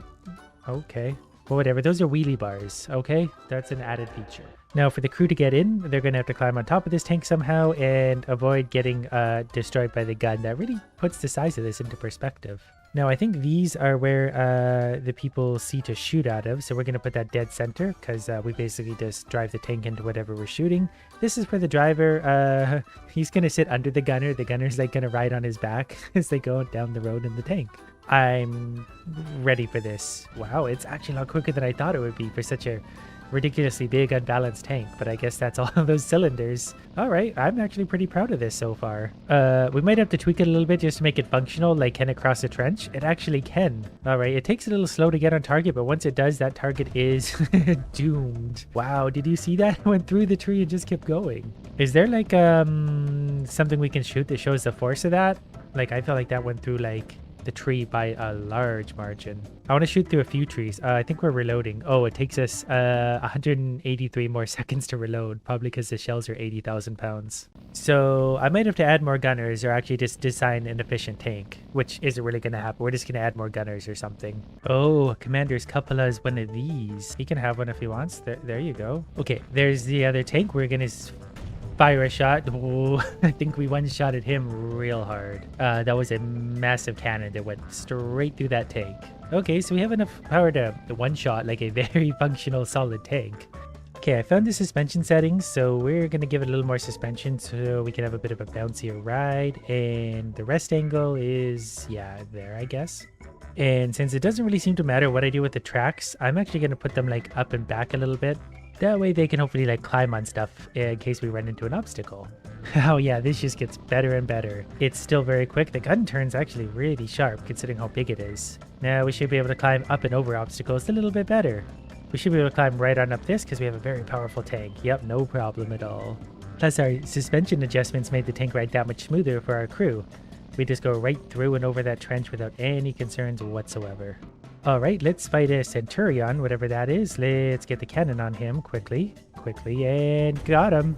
But then it does take us, well, we're down to 100-second reload time, so, you know, that's why we made a fast tank. We take one shot and then run away, and then we're like a sniper, but this should probably give us an exhaust port, so the exhaust can actually leave. The crew is probably getting fumigated, that's why it takes so long. Now, the best part is, we can test our tank in different scenarios. So on this one, I need to fight the enemies. I think there's one of me and 6 enemies. So we're going to have to shoot at them and run away for a little while. We're also going to have to hold very still to conserve fuel. So we kind of have conflicting strategies. Luckily, we can kill anyone from like literally anywhere on Earth. This gun, I'm pretty sure, could shoot a tank on the moon. That sounds like an exaggeration, but I think this gun might actually reach the moon. Is that a tank? Yeah, it is. Oh, he can hit me from there. Wow. Does he have a scope? That's not fair. I didn't put a scope on my tank. We're going to fire I don't think we hit him, but we probably scared him pretty badly. So we're going to start ourselves moving. We need to get close enough to actually see him. Now that I think about it, there is actually oh, okay. Our tank might need a little work. The top fell off. Okay, I've set up our own scenario, so I've unleashed a wave of 12 of these idiots against 12 of the enemies. This time they're AI controlled, so they'll hopefully be able to actually hit something. They're clearly firing at something already. I'm sorry I didn't give you guys better guns, but you're just going to have to deal with what it is. They tip over. They fire such a big cannon. Oh, we lost one. Go, my beautiful idiots, go. Don't stop now. It's our day. Well, maybe they're too tall. I think that's the problem. We're too tall. We're too much of an open target. We need a better scope and we need to be a little shorter. Because so far ours are dropping like flies, including the one I was driving at that moment. That's okay. This is just sort of a prototype. We'll get better. Yeah, you can see I've clearly designed a very efficient tank, judging by our battlefield state. Okay, so let's lower it down a touch so we're a little bit less of a, you know, mega broad target. As long as we have room here, we're okay. And I think I have that turned off anyway. The crew can be a little bit short. Like, they'll still fit in that. I never considered the fact that we actually have to add armor to our tank. I thought that was just sort of, you know, built in. So we can actually just straight up thicken it if we want. Okay, well, let's face it. We need protection in the front. That's the only place we're going to get hit because we just point our big gun toward everything. We don't turn and run. But we'll add a little bit on the sides because we will be shooting kind of from the front. This is going to be very thin and that's probably fine. Okay, I can somehow actually put the gunner sight on top of that. That might work better because the barrel might be less in the way. Nope, that doesn't work at all. Still need to work on a reload time and a few little odds and ends, but it's getting better. It really is. Okay, I'm learning now it actually matters where you put the ammo for the reload time. Like if I put it here, it's only going to be a 49 point something second reload time. And It's got to be closer to the cannon, obviously, to load. Okay, well, now that we're a smaller, more armored target with a slightly faster reload time, well, a tank like this isn't going to be a problem. We're very armored up front, and like one shot should really destroy that. That bullet goes straight through that tank and doesn't stop for anyone. Okay, here's another battle. This time we're at the left side of... Why is my gun not attached? Should I be worried about that? Oh, I have zoom on this. Oh, we learn so much when we play this game. Okay, we're going to fire at that one. Don't know if we hit him or not. Something hit him. Was that ours? No, we just got to wait for 40 seconds. So while we're doing that, we're just going to slowly march towards them. See, it's only 18 seconds before we get to fire. I don't know if their guns can even fire this far. We probably have the advantage there. We're pretty much an artillery tank. Cannon, where you go? Oh, okay, we'll just manually adjust it here. We just got to wait till it's lined up and kablamo. No, that went low. No, we hit him. It just looked like we didn't. Okay, great. My tank design actually beats a proper tank, albeit with we're like 8 times the size of them. But we're playing to the proper strategy for this. We have just a really big gun, so we just stay way far back and use our front armor to, you know, win. So our tank is named the autosave, but it's winning so far. There's only 2 of them left. They only destroyed 2 of ours, and I'm pretty sure I was driving both of those, so it's actually a very functional tank. I don't really know which ones of them are still alive. There's only one of them alive, and it might be disabled, so I can't tell which one it is. Why do I have a laser sight on my gun suddenly? Gonna make a few little adjustments though. I need that to get a little bit lower. We'll still be able to climb over stuff. I just need that to be less in the way of sight lines. Whatever's going on in the back, that's fine. I couldn't care less about that. Since I actually have this pretty adequately working, now we can really get carried away. So if we add some gun mounts here, then make them really big and really long, and we'll add some lengths to this one. Are we actually allowed to do this? This is gonna be fun. That one is going to be slightly shorter than that one and also occupy some of its space, but they'll learn to share. See, the key to building a good tank is just taking all the numbers and cranking them up to max. Pretty sure soon we won't even need armor because the whole space in front of my tank is just going to be occupied by massive shells firing towards the enemy. They will intercept anything incoming and destroy everything. That looks like it would be pretty intimidating to fight against. Do we need a sight for like all of these? Is that what it wants? There we go, it's very functional. Ah, there we go. No more problems at all. We can even turn our lopsided guns and everything. So do we fire all 3 at once? I think we fire all 3 at once. It's 100 seconds to reload, but we're reloading 3 cannons. Once they fire, they go all out of whack. The one barrel is floating, but that doesn't really seem to matter. Okay, let's spawn in a tank that presumably has some armor. There's a Panther. Panther, nice to meet you. Probably pretty dead. So I've added basically as many of these tanks as I possibly could to our little scenario here. It's quite an army. This might be a decent spot to try and hit the enemy from. One of my barrels is really getting away now, but that's okay. We fired it once, so it's pretty much... oh, never mind. We're dead. We're still winning this battle, which is absolutely absurd considering the tank we're driving. Soon, my friend. Soon. You will have 3 300-meter cannons firing on you. Okay, and fire! Did we get him? I think we hit him. And I'm pretty sure if we hit him with 3 of these massive cannons, we're destroying everything. The environment destroyed one of them. So imagine you're on a battlefield and you come face to face with this. 12 cannons, and the tank actually moves still. 12 cannons. Which seems like it would be really overkill and intimidating to fight against. Apparently they need gunnery sights, so like, I don't know, here you go. You can look all you want. You don't need to aim anymore. Once you shoot literally everything. But just in case you want to directly, like, I don't know, aim an individual cannon, there's your gunnery sights. You're happy with that? Oh, we're happy with that. See, now the beauty of this is you don't need like a fleet of tanks. You just need a tank to do the work of a fleet, because you fire one round and it's like firing 12 tanks at once. It only takes 66 seconds to reload somehow. We're not as quick as we used to be, but I feel like that doesn't maybe matter so much. Okay, let's fight something that's a Centurion. That's a pretty big tank. It looks like it's decently armored, but it's not one of these tanks. I think we got him. I did my best to adjust the suspension so it wouldn't sag so much. There's really nothing I can do. There's just too much weight up front for some reason. Also, it wants gunner sights. The tank is literally like made out of gunner sights. They're apparently not loading in here, curiously though. Okay, well naturally I assumed the problem with not having enough gunnery sights was not having enough cannon. So I just added more of those for a second. The tank is starting to not turn so well anymore, but we do have like, I don't know, 20 cannons up front. Look at how many red dots are on his tank, though. If I fire from here, he's rather eliminated. 3, 2, 1, blast off. The red dots aren't accurate. We entirely missed him, apparently. And this is going to sound strange, but actually adding the cannons fixed the gun sight problem. Don't know how, don't know why, don't care. We have 16 tanks, all with like 20 cannons on them, so that's a lot of cannons going towards the enemies. They don't look like tanks anymore. I don't really know where the enemies come from right now. Presumably somewhere in that direction. Oh, there we go. He got him from here. We can barely make it up and over the hills, but that doesn't matter because we can absolutely destroy them from here. Okay, there's one of the enemies there. Getting this on target. Actually might be able to do this. Did I get him? My tank got destroyed there. Okay, we've lost a few of ours now, probably because these are very maneuverable. So I brought in a smaller tank that's hopefully not going to be as dangerous to us at first. I just want to hit him with, you know, this. And that seems to have hit him. Curiously, it's not disabling the tanks as hard as it did before. We used to absolutely one-shot these. I hit him with a lot of stuff, but I think we're lacking our accuracy. I probably blew his tracks off in a really bad way, but I didn't disable, like, kill the tank engine or the crew.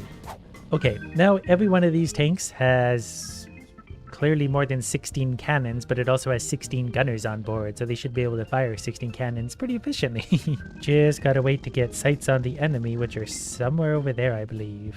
Okay, this is going to be a brilliant test of how effective this tank is. Obviously, aiming leaves a little bit to be desired, but all the other tanks on my team are under capable hands. So if you could just kind of... yep. Did that get him? Nope. I really thought adding more cannons would really, you know, do the trick here. But hopefully the rest of my idiots can hit someone. They have enough cannons. There we go. We got one. We're winning. And in 22 seconds, I get another shot at this guy. Now, I can kind of control this just a little bit, at least up and down. I need to use the tracks to do the side-to-side motions in any bit of a hurry. But he's close enough. I might be able to just get away with sort of... Got him. So in 50 seconds, we can pick our next victim. So far, we're winning. We've taken out 2 of theirs. They've taken out 0 of ours. They're probably very scared to get anywhere close because there's just a lot of cannons pointed towards them. Oh, they took out another one. I mean, of course they did. As long as they're aiming somewhere in the vicinity of an enemy tank, that enemy tank dies. I think we're stuck in the railroad tracks. This tank's fatal flaw. I've worked my way free of the confines. Now we just need to find the rest of those stupid tanks so we can absolutely obliterate them. I think that might be them over there. Okay, there's the rest of the enemies. They're all just sitting there. Not sure why. They might have got intimidated by the fact that anytime they peek over the hill, they get absolutely destroyed. Okay, zooming in, zooming in. Can we get 2 at once? That would be so cool. Maybe we can, actually. No, they're not grouped up enough. Okay, so we're going to take our time and pick a non-moving target because we're stupid. Ooh, that could be good. Did I get him? I don't know if I hit them there. Now they're coming out to play, so we'll back off a little bit. We'll pull them into our friend's fire. Okay, there's one dead ahead. Oh, this is perfect. We're just about ready to fire again. And, oh, got him. Okay, they're getting a little bit smart and aggressive, so they're going to get close to us, which is going to be a problem for me. I got to back up, and hopefully my friends are able to turn their tanks in time to fire on them. Okay, they did finally get one of mine, but, you know, that's going to happen in war. I think I might be able to get a shot at this guy pretty reasonably. Zoom in and...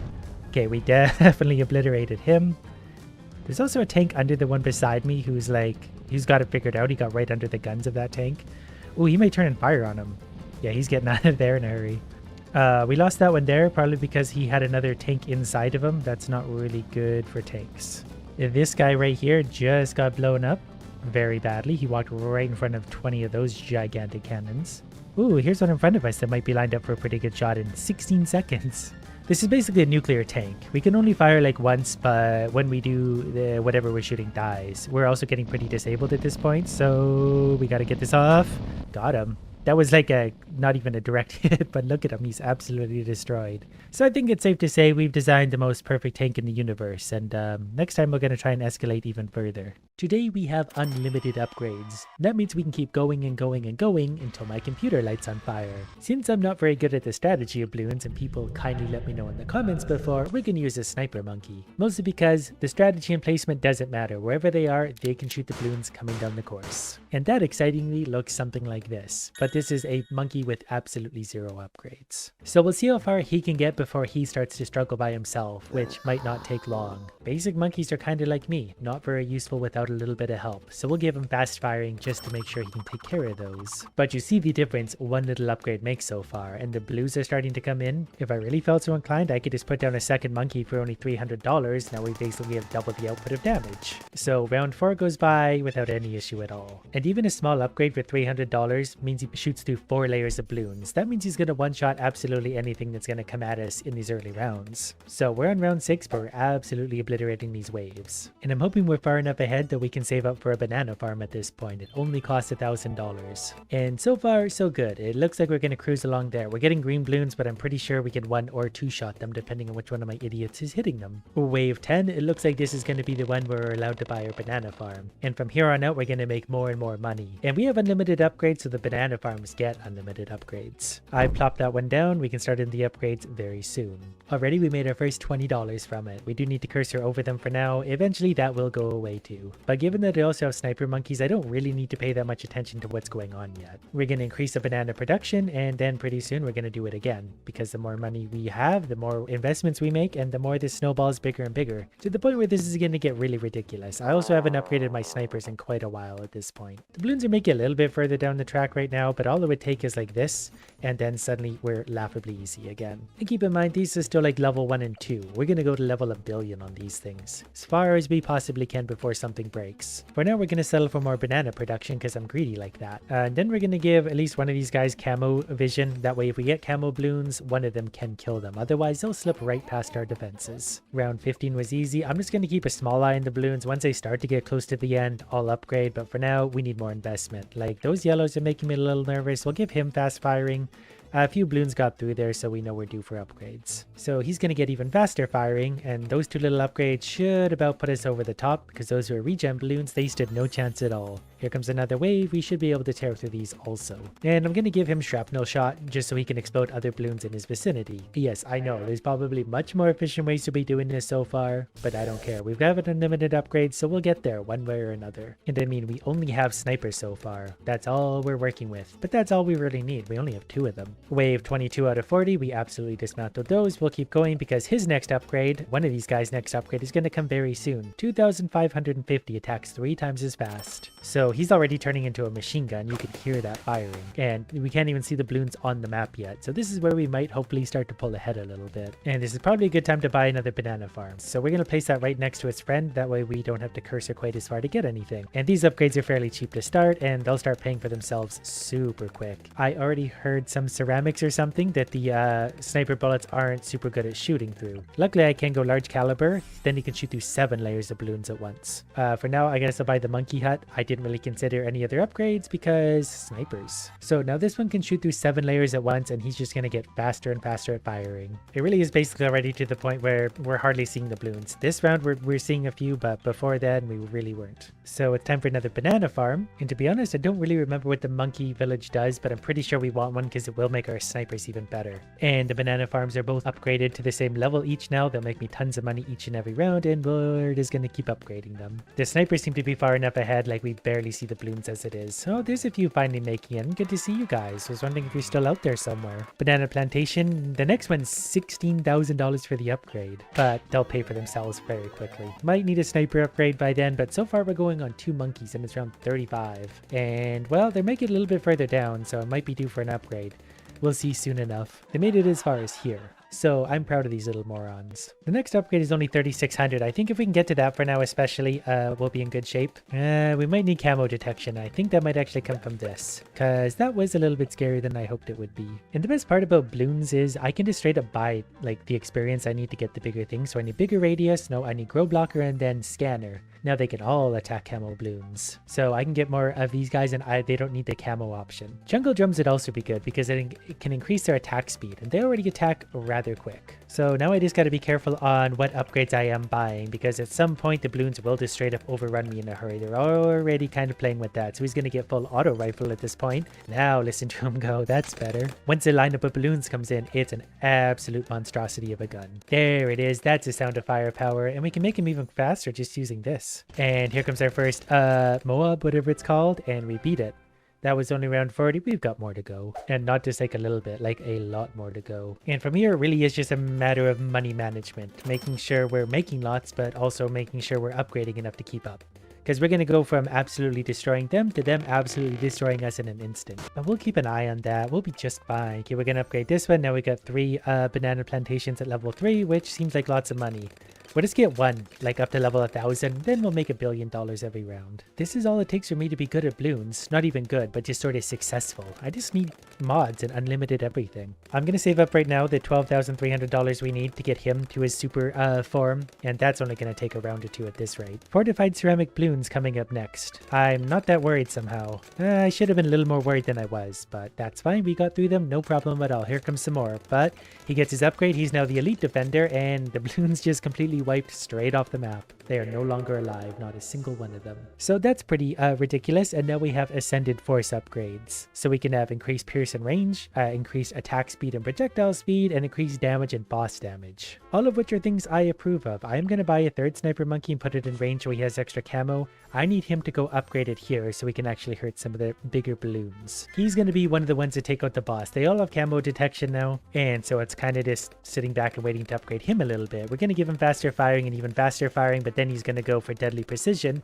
He'll get faster firing later just on upgrades. There's just some lead camo balloons coming up that will destroy you if you're not prepared for them, so I'm trying to get ready for that. Even here, they make it way further than I'm comfortable with. I should probably have him attacking the strongest, because he's going to be the one attacking what needs to be attacking the strongest. I guess I could also upgrade my ascended monkey now too. Let's give him just more attack speed. That costs $5,000, but that's well worth it, because now he's going to be attacking so stupidly quick that it's almost sort of a joke at this point. And he's just going to keep getting stronger and stronger and stronger. But also we're going to upgrade this Moab one. $27,000 for his next upgrade's gonna get expensive. I guess they do all have camo detection now, so this guy also is just going to get really strong. We'll make sure he gets a little bit of extra damage. He's going to get ascended damage and boss damage. And now we're, absolutely obliterating balloons again. Round 53, they're not even spawning in on the map yet. They will get there soon. Nah, they're showing up in kind of bursts, and that makes me nervous. So I'm going to add another sniper monkey down. He's also going to hit ceramics really hard. He'll go up the large caliber for now. We'll give him a little more attack speed, and then he's getting absolutely more damage to ceramics. And we'll eventually make so much money that this gets stupid too, but it's going to take a second to get there. Upgrades are $16,000. And I'm trying to do this with just snipers, so that's not actually making this very easy at all. I'm going to try and save up the 16,500 I need at this point, which is risky because we're in level 56 already. But we're making money quickly. The balloons really don't make it very far. Like, my monkeys are very strong. Not sure what that's going to mean for more upgraded, but we'll figure that out pretty soon, I guess. Starting to realize this is probably a really horrible design anyway, just because I only have 4 monkeys and we're making it, but not by a great amount. Okay, we're up to round 59. This is the hard one, so we're going to give ascended strength to this one probably, just so he can hopefully pop these disasters. And we're actually plowing through them. Okay, this bodes well. I was a little worried about this level. This one tends to destroy me if I'm not understanding things. And the final round for medium difficulty. We did it. We just got to destroy that thing. And I think we're up to the task at this point. Yep. But that is only round 60. The rounds are going to get harder, but we'll make more money every round now because we're popping more balloons overall. I'm sure these other things too actually will make a difference. I'm not really sure. We'll just try the upgrade. Oh, you can upgrade the value of bananas. Wish I knew that a while ago. I mean, we'll be able to manually upgrade them soon anyways. Oh, that's not great. Can you guys kill those? Okay, good. Also those maybe. If you guys want to kill each and every one of those, like really quickly, you're making me nervous. Why are the red ones so hard to pop suddenly? We're still close to the banana research facility upgrades, but we're gonna have to go ahead and give him more attack speed and probably more attack speed again. He's also attacking first. He should maybe attack the strongest. I'm not sure if he's really set up for that. Maybe first. I can already hear that in the comment section. The many reasons why that was the wrong choice. But you know what? We're gonna be fine. Don't you worry. We can just keep upgrading things. Like, we can already afford more if we really want to, but we should maybe get another monkey who's really strong. Okay, well, we're gonna give him this upgrade. At least the things will bounce this time.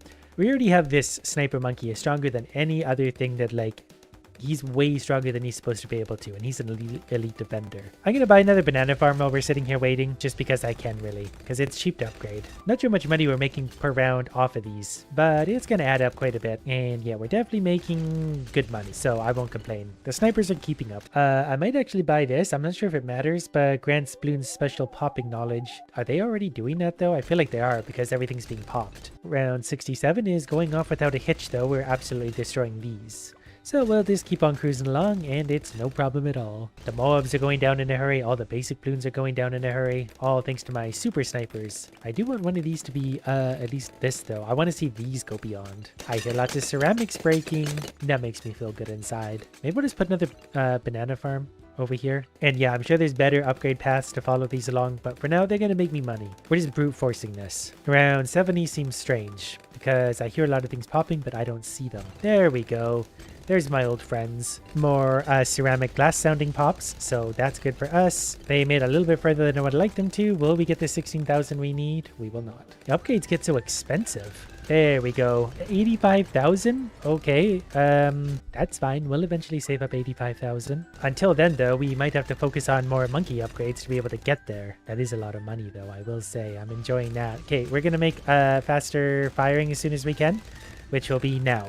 It's up to that one monkey to carry us. He's already got 4 ascended levels of attack speed. We need to give him some damage. I'm not sure how much each one actually does, but obviously they just simply get stronger every round, so who's to complain? Round 74 is going off pretty well without a hitch. We can get him a little bit more strength pretty soon, and then he'll be able to pop things ever quicker. If we make enough money, we can absolutely hop over to make one of the other tower types super strong too. I was just worried about getting this, one of the snipers super strong, so he'll hopefully single-handedly carry us. He's set to attacking whatever's first, so whatever happens to get to the front of the line gets absolutely destroyed. He's going to get more strength again. Okay, that was a short little wave, but wow, that's scary. That was scary. Okay, let's work on putting a bomb tower up front. I'm going to put it right there. That way it has, you know, whatever. Tell me in the comments again why that's wrong, inevitably. We'll give him some faster reload or missile launcher. That's hopefully just going to soften up some of the group here a little bit. I don't know. I'm going to give it whatever upgrade I can get, then put it into the ascended levels. That's all that really matters. Balloon impact, balloon crush is 46,000. Level 5 towers get very expensive. Didn't realize that before. Again, I'm just brute forcing this. It'll work out. Don't you worry about it. Okay, that's also scary. That might have actually helped a lot. It's hard to say amongst all that. The ascended levels seem really cheap in comparison now. $7,600 to make an already ridiculous tower even more ridiculous. I'll take that all day long. Okay, lots of camos coming in. I forgot that the bomb tower can't see camos. Luckily, they all cleaned that up. That did have me pretty worried for a sec. So let's go ahead and put one of these guys over here. That way he can teach the bomb towers to attack camos.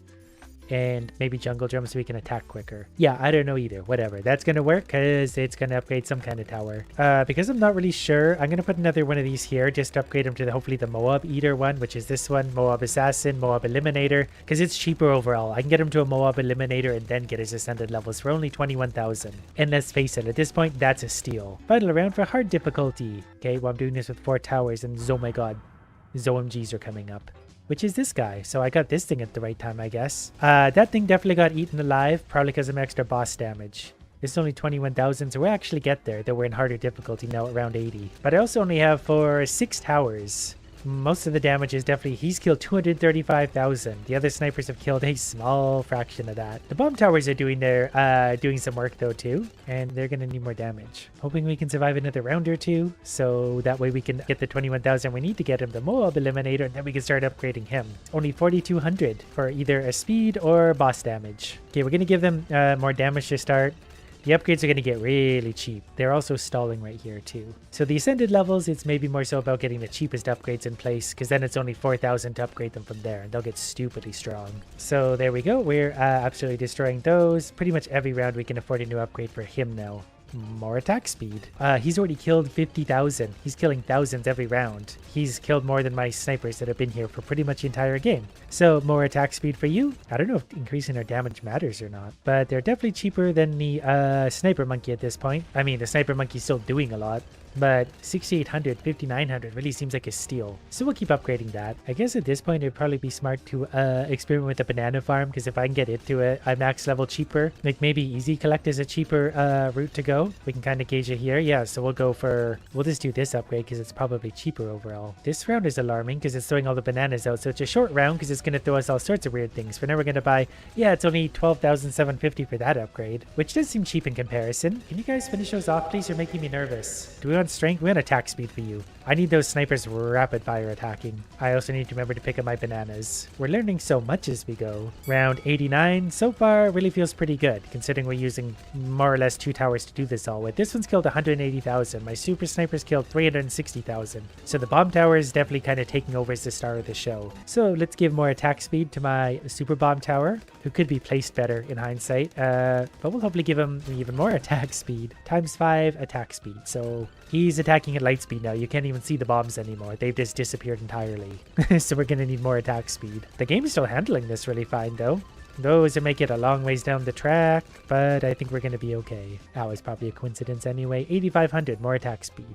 We can sell this for $66,000. The sniper monkey's worth 100,000 to sell. I don't want to do that though, because we'll die if we lose one of our mega towers. It's really hard to keep buying the monkey markets too. Like, we could do it, but we're going to need to keep upgrading our other things, because that's alarming. Well, we give our super sniper monkey more strength. He's killed 320, super snipers killed 410, so the bomb tower is definitely the better of them. But that might also be because it has AoE, so it can hit multiple things at once. Oh, what are those things? Well, they died quickly, whatever they were, but that makes me nervous. I don't like when new things show up, but we'll just keep buying upgrades and it'll work itself out. Maybe this is why it's so easy for rich people to make money. You just keep buying things and it just sort of works out. Okay, central market, 51,000. That's a lot of money. That's a lot of money. But we're going to be okay. These guys need to circle back around, so yeah, that'll be fine. What about a tack shooter that's mega maxed out? Would that be a bad idea? Where can we fit that? Yeah, that's a weird spot for it, but I don't care. And I don't know what path is best for it. I guess I don't really care that much. Ring of Fire, 38,000, good enough. I just sort of want the cheapest option.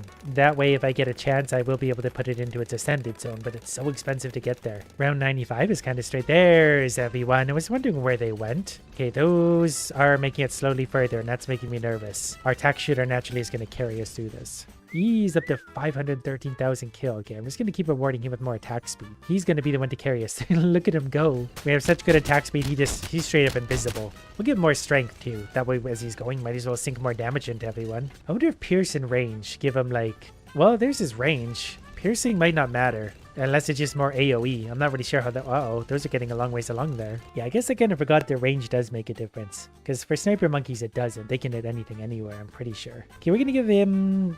he doesn't need more range. He needs more strength. Look at the numbers he's killing go up. 682,000. Once that bloom breaks, he's going to shatter. There's 690,000. Coming up on 700,000. I didn't even realize there's this ability down here. I always forget there's abilities in games like this. And not that that really matters. How much can I sell these guys for? Do you think they're still helping?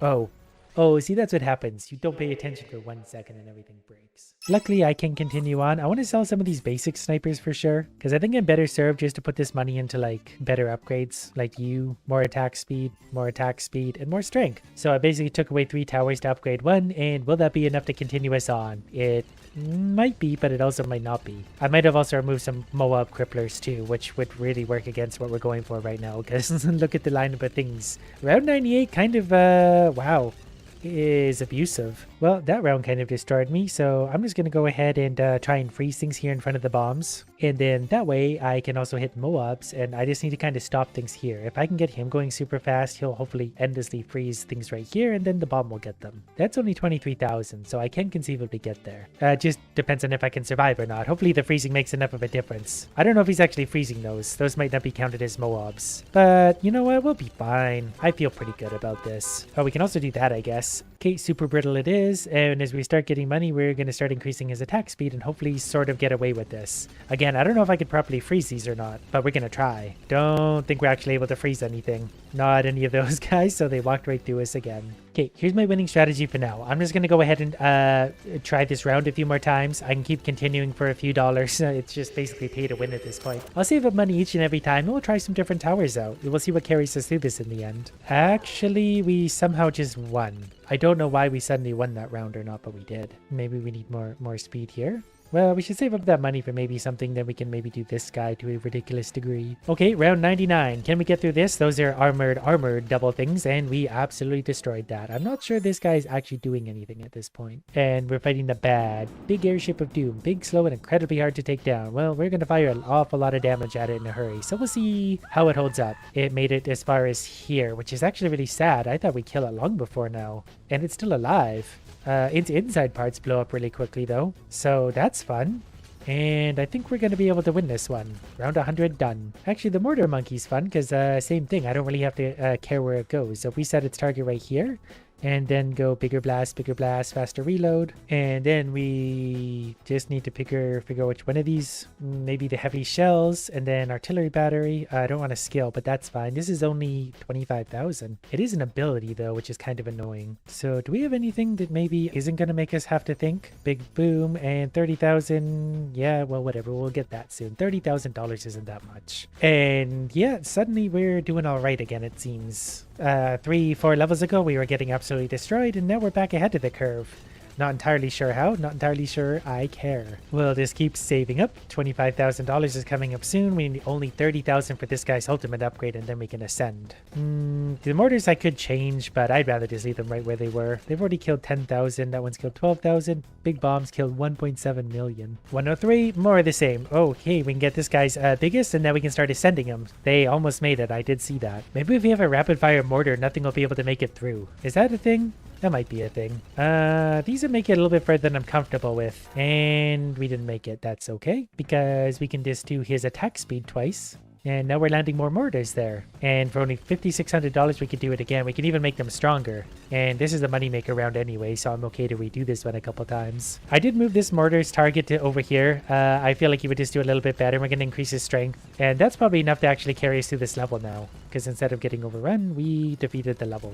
I'm going to move him back to where right here, though. That way he hopefully combines with the freeze monkey a little bit. All right, so far so good. Now we got to figure out which one of the 51,000 for that one. This one is 85,000. We'll just save up for that. We'll either continue beating levels or start dying, but eventually we might get there. Around 106, the game's still acting fine. The waves definitely aren't getting any easier as time goes on, though. Like, look at this disaster. But we made it. A super monkey with super attack speed or super damage could be good, but they're kind of overpowered by themselves. Okay, I finally got the $51,000 I need for Monkey Wall Street. I might be better served actually to upgrade to this one. You want bananas? We have bananas because it's only going to be a little bit more. If I can get that thing generating at super high speed, the money might outrun ourselves. And I mean, for $80,000, it's probably got to be a pretty good upgrade. Round 111 is actually pushing the limits of what I can defeat. I set the mortar to right here, and that's probably helping. The sniper is doing his best to keep up, and we might lose some lives here. But we got the money we needed for 85,000 for that thing. Now, attack speed should hopefully make this go produce a lot quicker.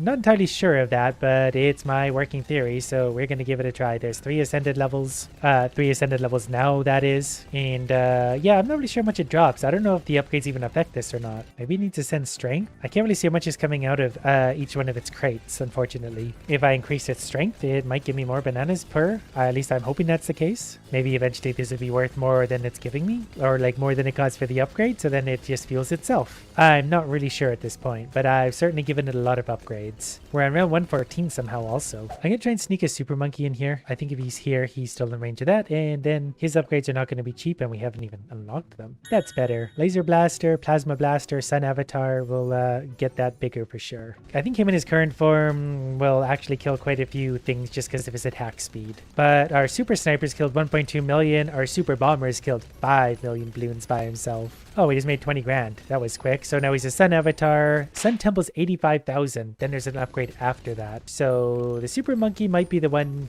eventually that just straight up breaks the game. At least I hope it is. It's already killed 160,000, so he's gonna do some work. I keep also forgetting to pick up all the bananas. I'm pretty sure one of these can and will pick up other bananas in the vicinity though. $85,000 is gonna come and go. Hey, we get 2 of these this time, but we have a lot more damage going out to get them. Oh, never mind, we have 3 of them now. That's not great. We may or may not get through these. But then we just get stronger anyway, so I don't care if I lose. The more we lose, the stronger we get. Yeah, that guy made it all the way down to there. Wow, we managed to destroy that all before they got any further. That's mostly in the Moabs. Like, that's not even any of these other things. I could put him there, but I think it's too little too late, because that thing's going to break here, and that's trouble for me. They are stalling, though, actually. We did way better than I thought we would. Yeah, we're going to have to redo this level just a few times. I do forget I have these abilities, though, too, that can really help mess things up, and I mean that in a lovable way. I'm going to put that there, because the mortar so far has landed on nothing, and actually, yeah, so far what a difference those abilities have made. Okay, Super Monkey's turning into the Sun God. Oh, it's gonna suck everyone in if I do that. I didn't realize that. So I'm maybe gonna put him over here and do it with one over here then. Kinda got some extra range on that, but that's fine. Okay, now I'm gonna do this.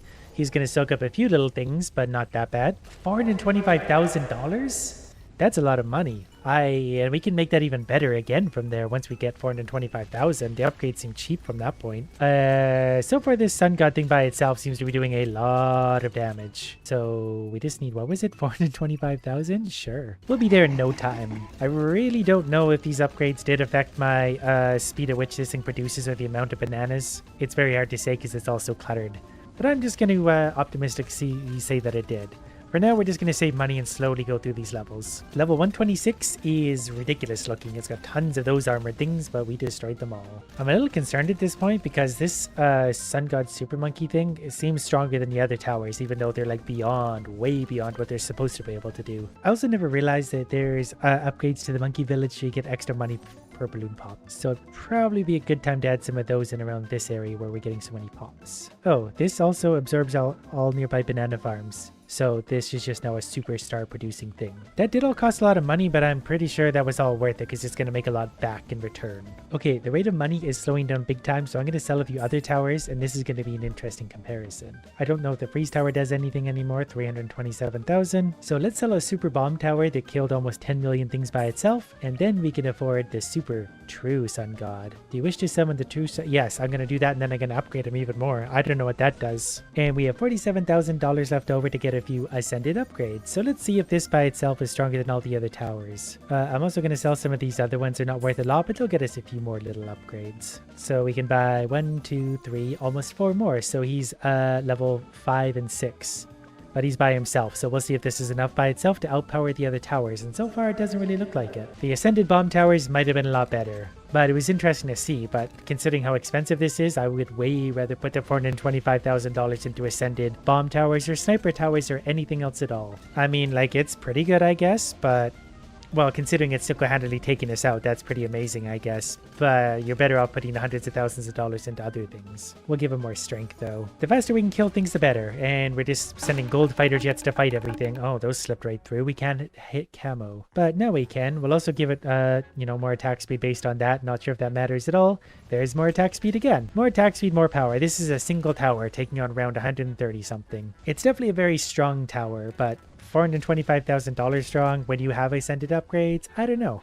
We make money though. I guess we could just endlessly go like this really and just keep upgrading this one little step at a time. $11,000 per upgrade, still worth it. There's more strength and more speed soon. It's a little bit slow to make money, but we'll get over it. I guess at this point we might as well, make sure it makes us more money. Yeah, we're still making lots of money every round, which just makes this thing stronger, and it even destroyed whatever that was. It's destroying that, it's destroying that.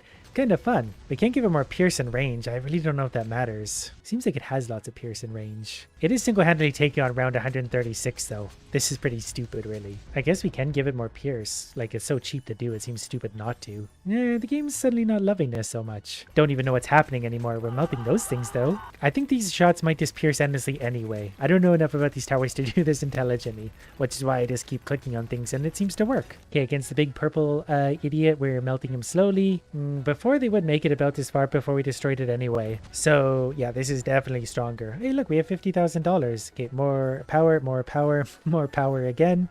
And this one made it much less far. That like doubled our power somehow. Okay, we'll upgrade its power again and continue to melt things. Wow, they're hardly even making it onto the screen at this point. There's a purple thing again, but if we had a little more power and a little more power again. Yeah, they made it nowhere. This is stupid. And yep, we're just going to keep going with those. The upgrades are paying for themselves. I didn't think we'd get to this point. Okay, we'll give it more attack speed. The game is having some big hiccups trying to accommodate these. Endless upgrades is fun. Those are those really armored things. We're just melting absolutely everything. Whoops. And the purple things, they make it too far. More upgrades. These are costing $22,000 each now, but that's still easy money considering they actually make a huge difference each upgrade. It's just a laser stream of yellow and blue now. I really didn't expect things to go this far. My editor's gonna absolutely love when I send him 40 hours of footage. But it's all for you, the viewer. I'm willing to sacrifice my editor's time to keep going with this. Yeah, this is one tower doing this. One, albeit a pretty ridiculously strong tower. Round 150. Can it be done by one single tower? I think it probably can. It's probably actually going to make it look really easy. Okay, how about round 160? I haven't upgraded a single thing since round 152 or something, but I feel like we're still going to make this look easy. Round 160 and it's a single tower. Round 200. I have bought no upgrades since we last spoke. Round 200. That thing's an armored one of these. I didn't even know round 200 existed. I thought the game would break long before now. So these things are definitely getting a little bit stronger.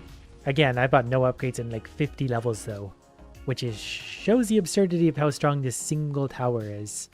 And we lost. But then we've got $1.1 million to spend on upgrades, so the game doesn't love this. Don't break. Don't break.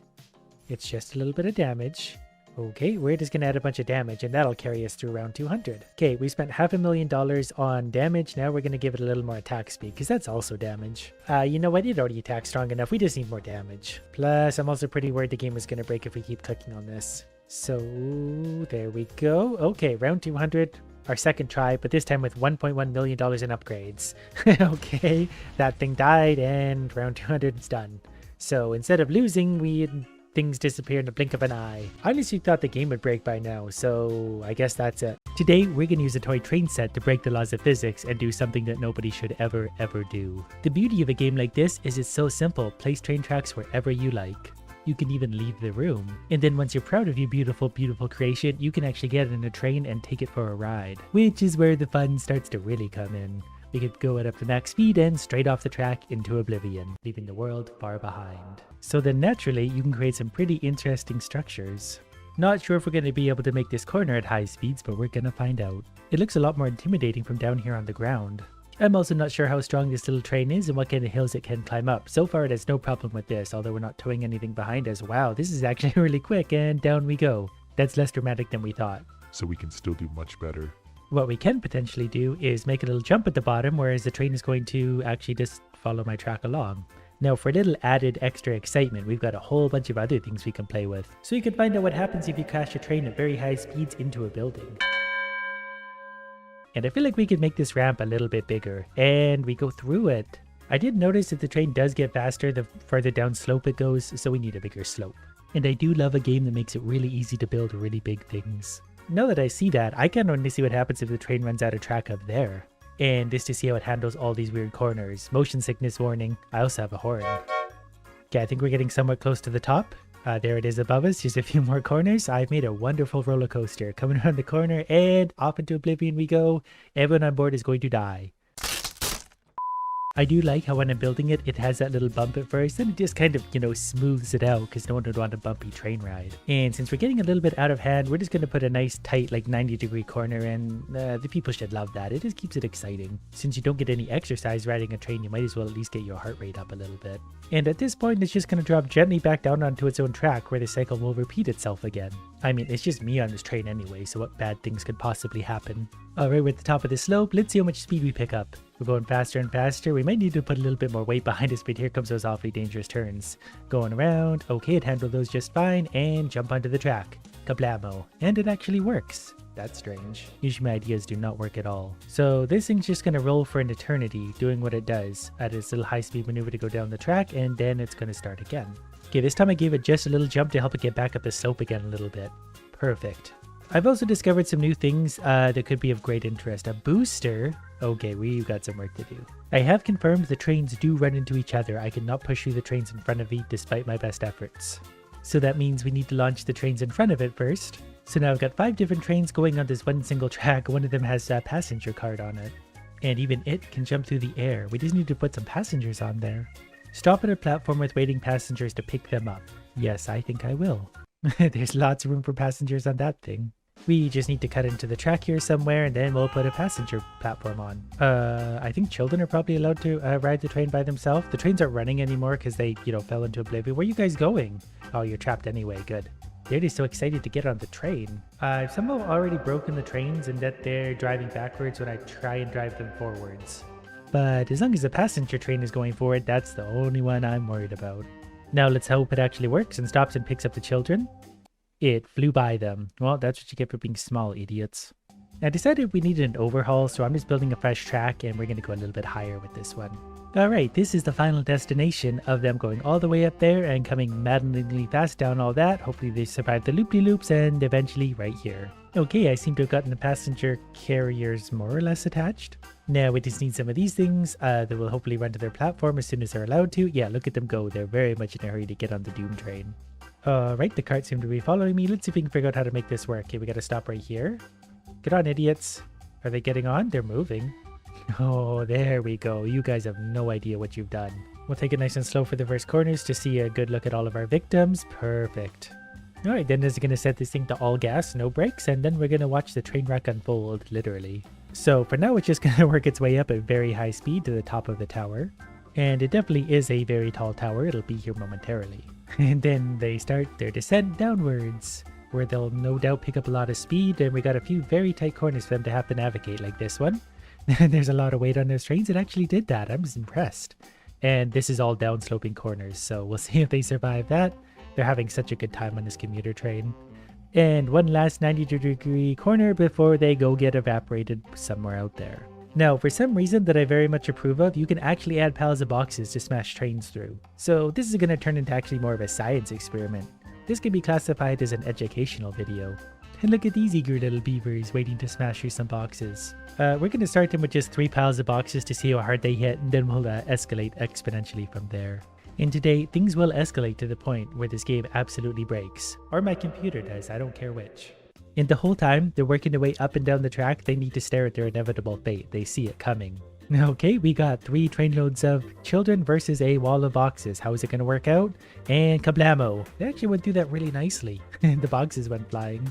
Is that enough boxes? I mean, it's never enough boxes, but we'll see what happens. I really should just make the train spawn somewhere at the top of the slope, but I really like the feeling of those children watching their doom coming towards them.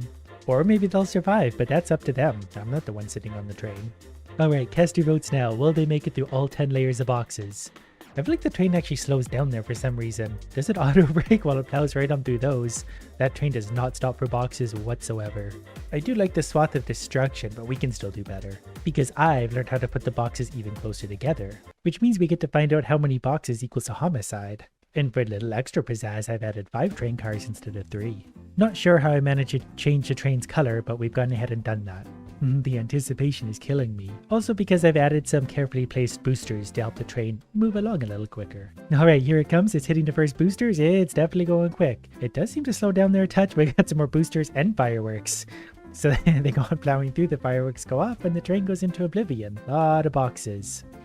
The game is still completely fine with that, and that annoys me. It's time to escalate once again. You know what, I think we need a little more acceleration at the start too. We're gonna add some boosters to the passenger platform just to make sure they get a good ride. Along with filling my entire slope of mega boosters. I genuinely didn't know this before, but the more times you click on that, the closer together you can put stuff. We could put these things absolutely right together. The problem with that is it's a high stakes game in Jenga, because those things right now I can bump with other objects. Luckily I have the careful hands of a surgeon, so we should be able to put down a lot of these without too much issue. We're probably also long overdue to play with the giant Jenga blocks, so I'm going to add 2 of those in to see what that effect that has on my train. Do we think a train can go through that carrying children? We're going to find out. Plus, we get to see if those new boosters make any difference at all. I'm not sure if they did at the beginning. It might have to be the engine that hits boosters, but we can add them here. Okay, the idiots are incoming now. They're already moving pretty quick. Those boosters should help them along. Yeah, it looks like they're maintaining pretty good speed around there, and they destroy everything, including the big blocks. Those trains really don't stop for anything. We need more blocks. We need a lot more blocks. So what about mega blocks all the way to the border of the map, even beyond? Not sure how many that is, but it's obviously quite a few. They deserve this anyways. Alright, here they come. Let's see how the game enjoys this one. They're coming in hot, around the corner, and smash all the way through. Wow, they keep going and going. Oh, they're slowing down. Are they? The train is unstoppable. It just keeps pushing a mountain of blocks. The game actually handled that completely fine. We're going to try really hard to break this one. That definitely gives me a new fun idea. What if we just take a perfectly circular track, add a few carriages which gently bump the train forward until we take up roughly half the track, plus a few gentle little boosters. Then we add a few block towers that might not explode randomly as we're placing them, which can look something like this. And then we'll find a place to add some children to the mix because they just ruin everything anyway. But the game definitely is starting to feel a little stuttery already, so let's add a few children that are going to move around on their own volition. And we'll place a few under the tower for good measure, that way they're nice and safe. And then I think it's time to start the train moving, and I'm actually glad that block is right there because we're likely to knock down the tower pretty much before doing anything at all, and we'll let the fun train go and kind of see what happens from here. Train is moving full speed all by itself so far, it's only a matter of time before something falls. Depending on how those work, we might be able to accelerate a train into light speed. It's definitely a fast train, I don't know if it's picking up speed or not. Anyways, the next step is putting one of these probably right here on the tracks. That way the next time the train comes around, it obliterates those blocks, and nothing else went with it. I was hoping for a Jenga effect. Well, they're coming back down, hold that thought. And there we go, now things are gonna start to roll. There we go, another one's taken out. I was hoping to just make a pile of blocks that would just annihilate the game. Well, we got one over there. Well, I can add more. I'm not sure the children are liking this either. So blocks there we go. Okay, we'll add more blocks again. We're just going to keep stacking these somewhere until the game doesn't like it anymore. There we go. Now it's going to be a tunnel train, just plowing through the blocks endlessly. I'm surprised with how well this is holding up so far. It hadn't minded those blocks at all. The children can't be crushed either, so that's disappointing, but that's whatever. We need to do a little experiment to understand speed. Both trains are equal. They're sitting on an equal sized track. This one has boosters. This one does not. The booster train definitely is getting boosted. We'll see if it continually accelerates or not. Well, you can see the speed difference for sure. I'm not sure the one continually accelerates, but the boosters make a pretty big difference. By my guesstimation, the boosters double the train's speed. Now, because there's something wrong with me, I've decided we need to see if more boosters equal more speed. We need to explore the very many different ways to try and break this game. I think we're onto something here. Okay, I think we made the train go a little bit faster than it's supposed to. Suddenly, the possibilities are endless. We're gonna need some coffee. And it turns out there's an even easier way to do this. You can just stack these up right on top of each other. And now that I've placed what I would call a reasonable amount of boosters, let's see what kind of effect that has on our little train. We're about to hit the boost zone and we're off. And we're going pretty quick. This is more the speed I find acceptable for my little experiments. That's a little dizzying, but I think we get the point. This is a regular train at max speed. And this is my contribution to the game. This is actually so good, my brain is on overload for all the stupid things we can do. So we can do things like this, where we can let the train get up to its cruising altitude, we'll call it, and then change the track, and it goes that way suddenly. It's just a matter of what we want to put that way. Like a little jump through the block tower. It's going to be hard to get this both in video. There goes the block tower, and I have no idea where the train went. It fires like a bullet. Now we can fly the train at light speed into this wall of blocks. I don't know what happened there, but it launched and did it at light speed. That's a lot of blocks. Should have saved before I did that. Kinda wish there was a quick reset for all those, because that actually takes a lot of time. Alright, this time we're gonna get to see when that thing goes off, because we just need to reset one of the trains, which I think is this one, and it's gonna go off by itself. Didn't mean to do that again, but luckily I saved this time. That was still fun. Okay, I'm not sure where the blocks at the end came from, but they turned up. Anyways, we're about to let this go through the mountain of triangles and see how the game's gonna like it. Ready, set, go. Those hit orbit. That's so much fun. I think we can still make it go a little bit faster though.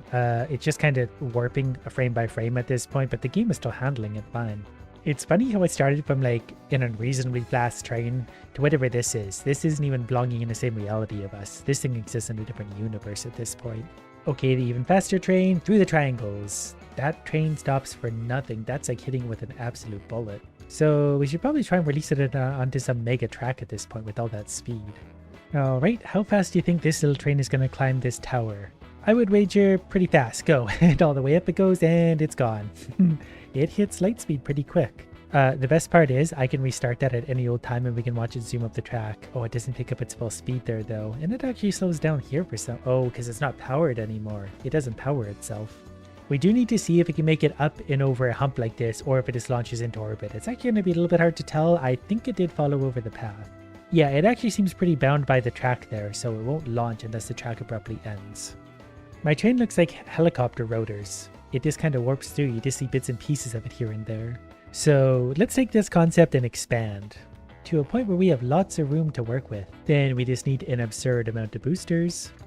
And then we'll give it a little test drive to see exactly what that's going to do for us. We went the wrong way, but we got a pretty good boost. Okay, I managed to get the train up to speed. The game doesn't love doing this, but it doesn't have a choice. I'm a little curious to see what happens if we add some passenger cars to this.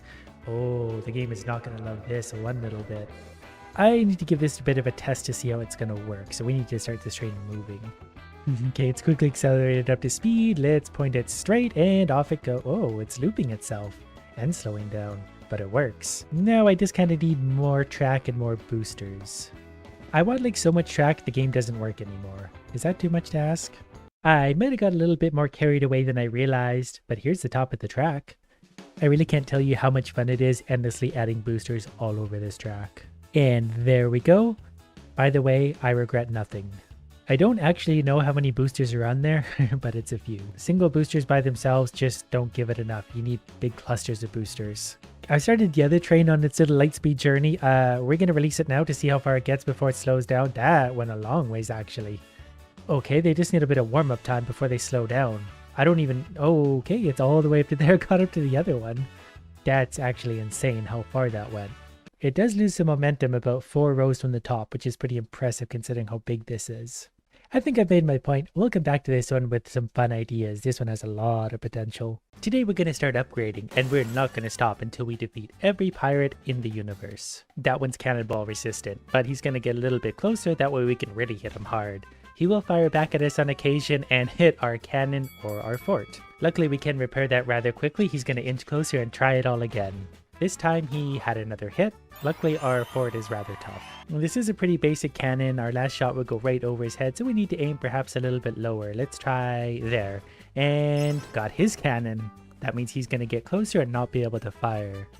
But that's not a bad trajectory if we fire at pretty much the same spot, maybe just a touch higher. And kablamo, it got him. Straight in the head, and he tipped over. I don't know why he's as tough as my entire fortress is, but we won't ask too many questions. Pretty soon we'll have such a big cannon that will annihilate everything in front of us. Look how happy he is. Okay, I want to knock him right off that. Can we fire right here maybe? Is that going to get a headshot? And he's dead. Then his raft sinks. It's a little known fact that happens. If someone on a ship dies, the whole ship just sinks. And from there, we can definitely upgrade different things, like our fort. If we want stronger fort, $1,140. We can add a cannon of all sorts of varieties. We have a lot of different cannons to get through. The one we can afford right now, shotgun, is weak at long distances, but is as affordable as peanuts. The most expensive $4,400 controlled explosion cannon. That would be fun. I can simply upgrade my basic cannon for $200, so we're going to do that. I'm not really sure what that does. It gives us a sunset background on level 2 as our pirate idiots roll up in a slightly improved boat. This one does still have a patch on it and a porthole. It's a little bit hard to hit them when they're this far out because they're way out there. You got to kind of guesstimate. And our new cannon does this. Well, we touched their boat just a little. I think it's unfair that I can't hurt their wooden boat, but they hit my stone fortress and hurt it. But at least now I have my prior shot's trajectory, so if I fire the same trajectory, we would hit their cannon. Let's go a little bit above to see if we can hit one or both of the idiots on board. Got him. That did eat up half his health. We didn't hit the one in the back. But we did hit the mustache man, and that's really our priority. Mustache is always the captain. And they called in reinforcements. They have like a jet ski in Pirate Land with a cannon on it. Trajectory would hit the rear one in the dome. Probably wouldn't hit that one at all. So we're going to go just a little bit lower to hopefully hit the front guy and maybe also the back guy. Oh, we hit the cannon and that guy. Great. There's something amusing about how we just dome them in the head with a cannonball and they slowly fall over. They just fired directly over my fortress. The one in the back is, I think, a baby cannon anyway. If he gets close enough, he's going to hit that guy. Oh, they got our cannon. That's not great. Now they both get to move up and I miss a turn. But presumably the closer they are, the harder I hit them. Here comes the boom. That time they hit me. We're at, I don't know, 60% health. Gonna be a little bit less once this guy fires, unless he misses, which he did almost hit his friends. Okay, so I need to take another guess at my trajectory again. So we're gonna go, I don't know, here.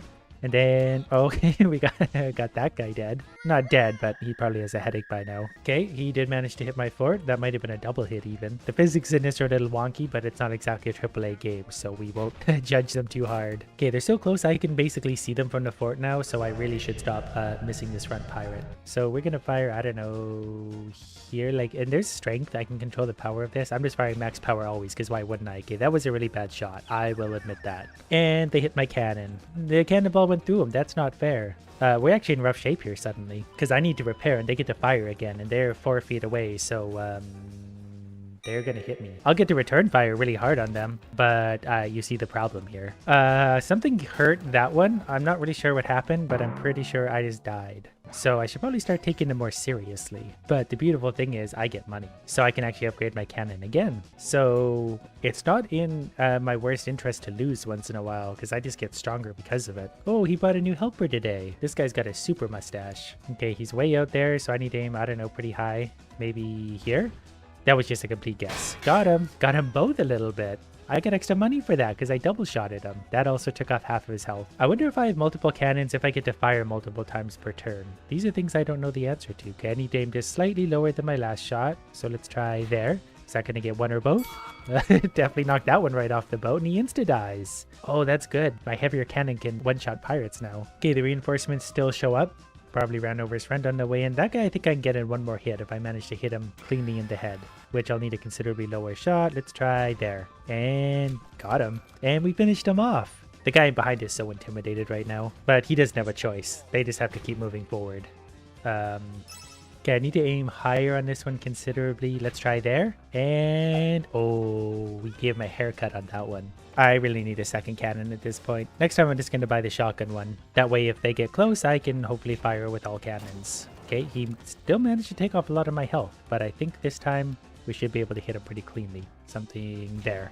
And, well, we hurt his cannon really hard. Pretty sure if I hit him like square in the shoulder, he will fly right off his little boat though, because he doesn't have a lot of safe space there. My prior trajectory is actually still pretty close. Let's just go a touch lower and got him. He didn't fall off his boat, but he almost did. This is what you do with pirates. You just fire a big cannon at them. Okay, we need to go way lower than our last shot. Let's try there. And oh, that was embarrassing. We were right up against him. This shot though, we should, there.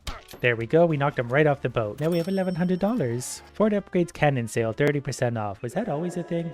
We could straight up buy actually another basic level cannon. Maybe from the top. $700. Is that worth it? I don't know if that's worth it. But we can also upgrade this upper cannon once. I wonder if you can upgrade basic level cannons too then. Like if I bought a shotgun, can I upgrade the shotgun? Or do they turn into newer? They don't seem to. I have questions, but I have 2 cannons and hopefully I can fire both in one round. That way I can, you know, rain down on these pirates that have a much more intimidating ship suddenly. Can I fire both at once? That would be hilarious. Okay, so this is an upper cannon. It's going to have a weird trajectory, so I'm just going to go like that. And I knocked off their anchor, and we do get to fire both. Okay, this will be all right. So let's go there.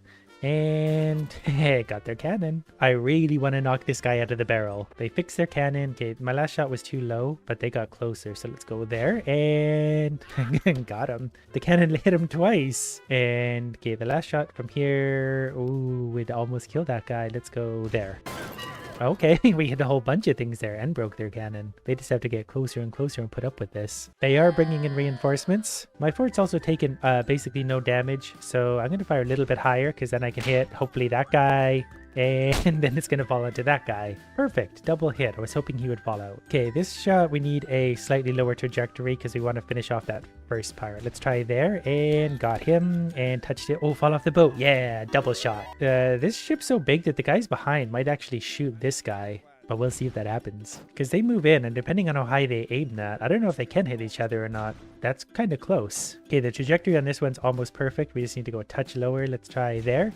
And got him really hard. Didn't get the back guys. This cannon we're going to have to adjust. We'll go a little bit higher, hitting hopefully either the upper guy or the lower. Okay, well, he's pretty dead, so that eliminates 1 cannon incoming. Those guys, yep, they managed to get a hit, but I've got 2 cannons firing back, so I'm very confident here. Oh, okay, they brought in more reinforcements. That's just a man on a raft though. Like, I'm not that worried about that one, especially if we get a shot that bounces off the first guys. Does that shot look pretty good? It looks not bad. If we go a touch lower than that, right there. And, well, we got his cannon. Okay, we're going to aim this one. We got to go definitely lower than what our current last shot was. There. Did we get him? Well, we got that one. So we're going to get 1 shot in return, but we broke the rear guy's cannon. Oh, how could I not take that shot? I should be aiming for the guy at the front, but, like, why would we not do this? because we get to dome him straight in the head. This one we got to go a little bit lower. Let's try there. Okay, we got him. Bounced over the rear pirate, but that's okay. We're chipping away at their health. They both return fire. We're down to about half health, but the guy in the rear really isn't hurting that much. It's going to be a little bit harder to start hitting these guys because they're getting close. I'm kind of guessing at where I'm shooting at this point, especially from an upper cannon there. Oh, yeah, we got him. Direct hit. He's so close to dead. I feel like a light breeze would finish him off. Oh, okay, we hit his cannon instead. That probably actually almost hurt him. The rear guy fired. He did a little bit of damage, but we should be able to finish off the guy up front because I can basically see his boat from here. He is right there. So let's try, I don't know, here. And we got his cannon in him, and we hit the rear pirate. Apparently got a medal for that. Hopefully that's worth money. So this is going to be definitely a little bit higher than our last shot. Let's try there. And got him. He's dead. We earned so much money. So for our lower cannon, we can afford an even better one. Sniper rifle sounds interesting. Chain shot, devastating ammunition. Well, let's try a sniper rifle. I did want to go back to level 2 for a second, not only to test these, but to just earn some easy money so we can upgrade some of these things. These are new pirates. So the old cannon from, I don't know, here, you shoot that one almost horizontal and it doesn't work anyway. The middle one, we definitely got to shoot upwards then, and got him right off the boat. But our sniper rifle, does it fire like in a straight line the whole way? What is it? Oh, interesting. That makes it easier. Oh yeah, you could just snipe them right off the boat. And he's dead. There's easy money. So we can actually exploit this right now to sort of just grind money here because these guys can't defeat me now. Because as long as we got a sniper rifle firing somewhere out there, we're able to hit whatever we want. So sniper rifle, shoot him right there. Got him. And it knocks him right off the boat. Yeah. This is going to work out real nice. So let's upgrade the sniper rifle one more time because that thing can't be strong enough. We should save up for the fort. That's going to be 1140. Okay, so this new upgraded sniper rifle. This guy's half dead anyway because I hit him once.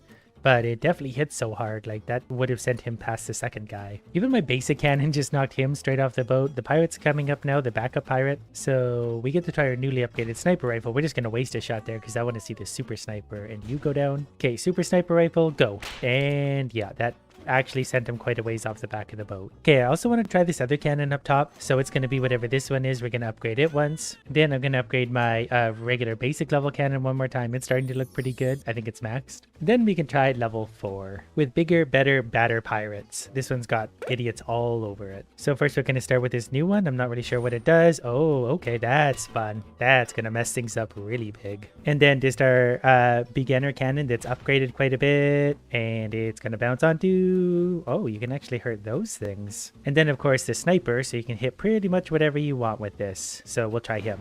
And that took off 60% of his health. They're starting to get pretty nice cannons, but I did also upgrade my fort, so it's pretty resistant to damage. So this next shot I want to fire just a touch lower than my last one, but it's going to fire the whirly thing that's going to mess up everyone. That's maybe going to drag him over the edge. It didn't, but he was close. This shot I need to go a little higher with my basic level cannon, but it hurt him and it rebounded into him. Then who do we hit with the sniper? I think we can one-shot this guy.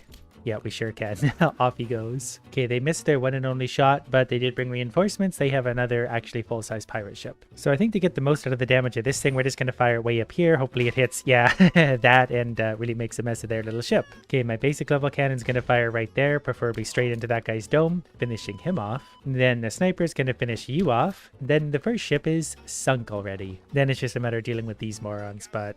I'm pretty sure I can take care of these guys, especially if they do that. And considering I'm firing this whirling ball of doom at them, that's going to be no problem at all. Knocked him right off the edge. You'd think they'd learn to swim, being that they live on the ocean. The basic cannon, which we probably will replace at some point because it's not really doing it for me anymore. But this time we're going to take out him.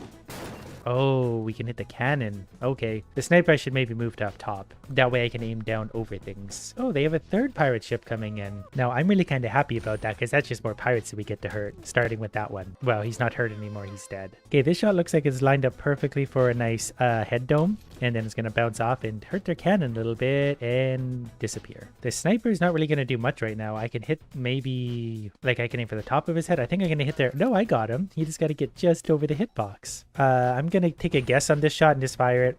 It's got such a big like hitbox that I can fire it almost anywhere and it's going to hurt something a lot. This one's lined up pretty well perfectly. Not much adjustment needed there. And the sniper again is... Well, their cannon's dead anyway, but Well, now the cannon's really dead. The bald guy will land a shot, but our fort is so tough now that it doesn't matter, and they're getting close enough now that they're in trouble. I wouldn't want to sit very close to this fortress if I was them, because I can just go like that, and we can hit multiple things all in one shot. The closer they do get, though, the harder it is for my sniper to actually hit something useful. Like, I might as well just aim for their cannon. Oh, okay, I somehow got him. That's fine. Accidental murder is the best kind. Oh, they have a third idiot coming in too. Maybe you just fight all the ships in their order. So next level we'll fight starting with a bigger ship, then all the rest of the usual idiots. So that would aim probably, I could aim a little bit higher and think I got him. Knocked him right off the boat in one shot. Then I got a guess on this shot because I have no idea where he's sitting. We managed to get him just a little bit of damage. Luckily our sniper's the final shot. I'm pretty sure I can get right over top of the cannon. Which means we won. We got $2,700 to spend on upgrades. But I'm going to move the sniper to the top. I'm going to upgrade this sniper so it's max damage. I'm also going to put my basic level cannon on the bottom, but I'm maybe also going to sell the basic level cannon. It's fun and all, but we now have a $3,000 whatever this thing is, and that sounds like fun. Click anywhere to triple angry cannonball. Yes, I think I will. Then I'm going to upgrade my middle dangle ball cannon thing, which brings us to level 5. So they're starting to get, yeah, pretty elaborate with their pirate ship. There's all sorts of things for me to hit here. So maybe the sniper eventually isn't, I guess it's going to be good for picking out individual idiots like him.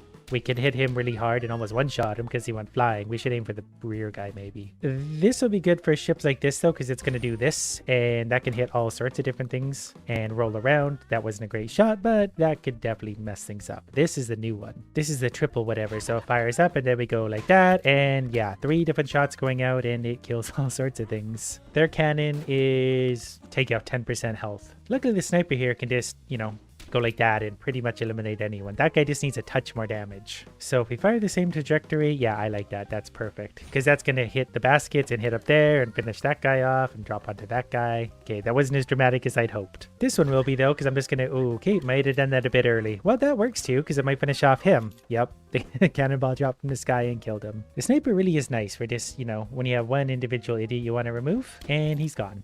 Now it's just these two, but he's got a basket protecting him. At least he thinks he does. I could probably weave this in between that. What do we think? Well, we got the basket out of the way. Then we're going to fire that and split it right there. We knocked him off the edge. Alright, that one takes a little bit of learning, but I can see how that could be really good. They're going to return fire and almost miss because they're horrible pirates. There's definitely a lot of idiots to have to get through here, so...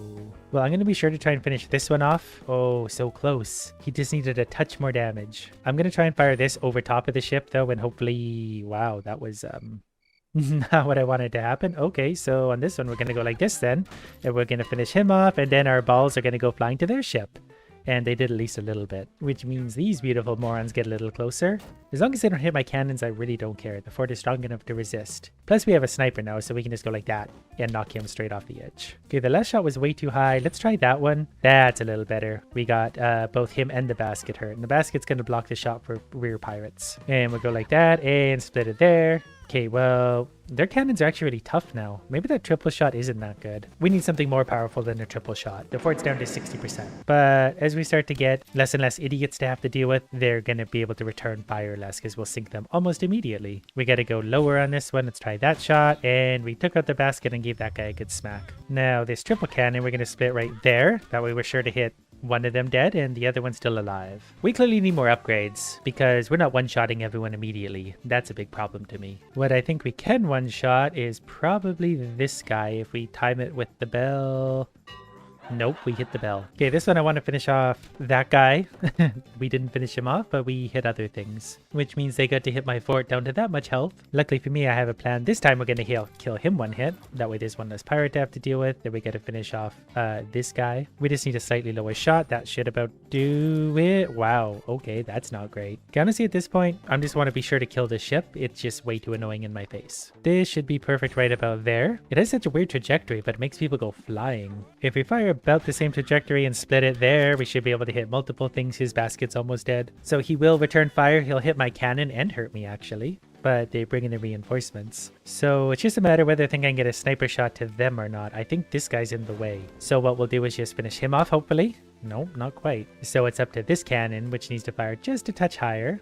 We'll try that, which finished him off at least. And then they're just dealing with the rear pirate. But this one's going to be close because if they hit us, We're getting low. We could take probably 2 more hits. But luckily all of our cannons are up again, so we can take out both of them probably reasonably easy. This guy's one shot. This one's a little harder to aim with, but okay, I hit him adequately hard. He's going to stand right at the back of the boat. This one I need to aim just a little higher, and we're going to split it there because I wasn't sure if that was going to hit him or not. Then he sinks with a cannonball on top of him. Then they're bringing in reinforcements one last time. This guy says he comes in peace. I'm not sure I believe him, so we're going to go ahead and snipe him.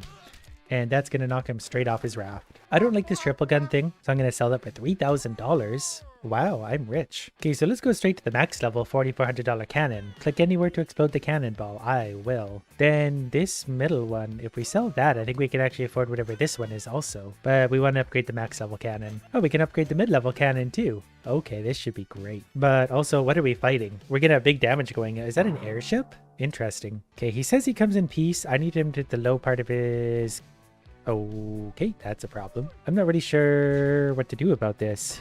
Oh, okay, so that just explodes and hits everything.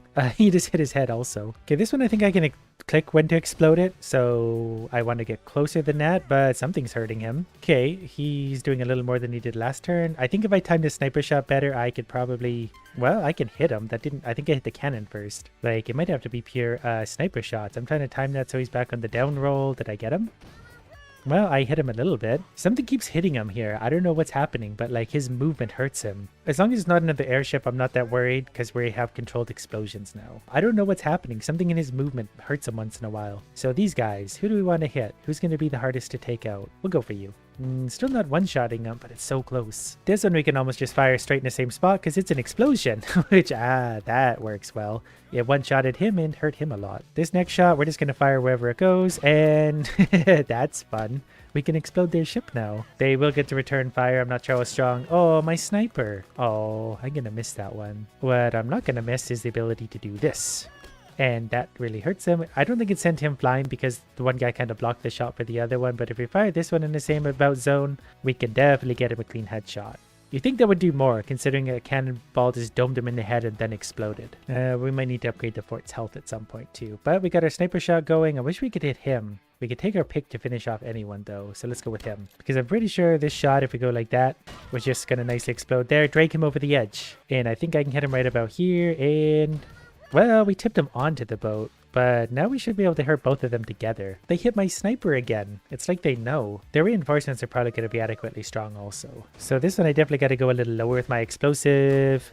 Split the difference. Got them both. This one's honestly a pretty good shot to just kind of go like that. And, oh, I kind of see we should hit them first and then explode it, depending on where they land. That's prime for an explosion also. Unfortunately, they are going to return fire, and that's going to hit the fort, which is fine because we're able to snipe this guy one shot, so he's not a problem. This one needs to be a higher shot by quite a bit, and got both of them. Now it's just this poor guy with the beard. We need to go not too much higher, maybe that. And well, that doesn't do as much damage as you'd think it would. More reinforcements. That one does have 3 pirates, so it's going to take a second to take that out, which is a little annoying. What's not annoying is this pirate anymore. Okay, I need a pretty well higher shot on this. Hit anything at all. We got... that wasn't bad. It almost killed him and hurt their cannon, but I wish it took out both. We're going to fire pretty much the same trajectory here, and it's just going to sort of hit what it hits. And that really doesn't do a lot when it explodes. Please miss. It would make me feel better if you'd miss. Oh, that was a weak hit, but it counted. Okay, I know that if I try and hit him, it hits the bell. We could just take out him. We're just going to hit him. What do we aim for here? Let's go for him. Won't quite kill him, but if we get an explosion somewhere in the vicinity, it should make a mess. Like if I just fire the same shot again, it definitely got him dead. Oh, drag him off. Perfect. 2 for 1. Okay, this one's a little tricky. We need a much lower shot. That's hopefully going to... nope. And they hit my sniper again. Super annoying. They always aim high. That sniper would have been good because I could have taken out anything at all. So we need a lower shot on this. Okay, that definitely killed him very dead. This one actually is a pretty good shot right where it is. So if we go like that and... okay, that guy died. The problem now is I think if he gets a good shot, he will actually finish me off. That might be too low. Okay, they didn't get a good shot, which means it's time for my sniper, which hits very hard. It didn't quite finish him off. Oh yeah, it did. He tipped into the water because he's an idiot. But we're not done yet. We got to fight this guy. Luckily, my sniper is back in action, so if I hit him there, He walks the plank. We defeated 17 pirates and got $5,000. So we're going to upgrade our explosive cannon. We're going to maybe just do that twice. I really like that one. The sniper's max level. This guy's max level. This guy we're going to upgrade once. Then I just want to test that against some basic level pirates for a second to see the damage. Because we already know the sniper damage. I can't weave it between that bell. So then it's just a matter of my controlled explosive, which is that one to go there and there. Okay, that works pretty good. This one's got to be just a little higher so we can go splat, and yeah, that's a much better explosion. That sent him flying. And the big cannon, yeah, it's not quite one-shotting them, but it's hitting a lot of things for a lot of damage. But I do have a controlled explosion too when I want, so I can hit him and then explode him. I do like the sniper just for occasions like this, because I can just get him straight into his dome and then he somersaults off the raft. Easy peasy. I think we're probably overdue to turn our fortress into metal at this point. Then I want to see how a basic like level 2 cannon hurts our fort. Yeah, that's a little better. They do like 5% damage. And we can return fire with big firepower. And then we should probably upgrade this cannon to its max level, so that's a max level cannon. Upgraded to the max. So then let's find out what kind of disaster we're going to be fighting against on level 7. Good old airship. Pretty sure just got to get the timing right. If I aim there and he's coming down, I can probably kerplunk. Got him. Hit him really hard there. He's going to be dizzy and hopefully hurt himself. If not, I got a good old explosion that could probably get the job done there. I kind of misclicked that, but I got him.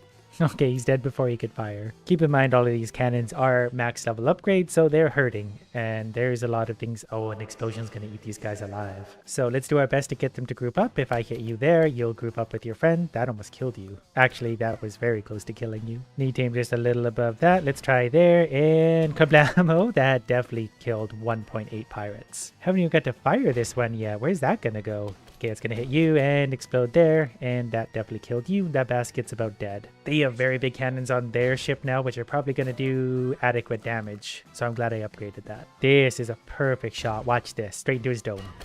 Okay, that hurt him and took out half the basket. Now, as far as the controlled explosion is going, we're going to try and land that right there. That way, oh, it almost knocked him right out of his basket.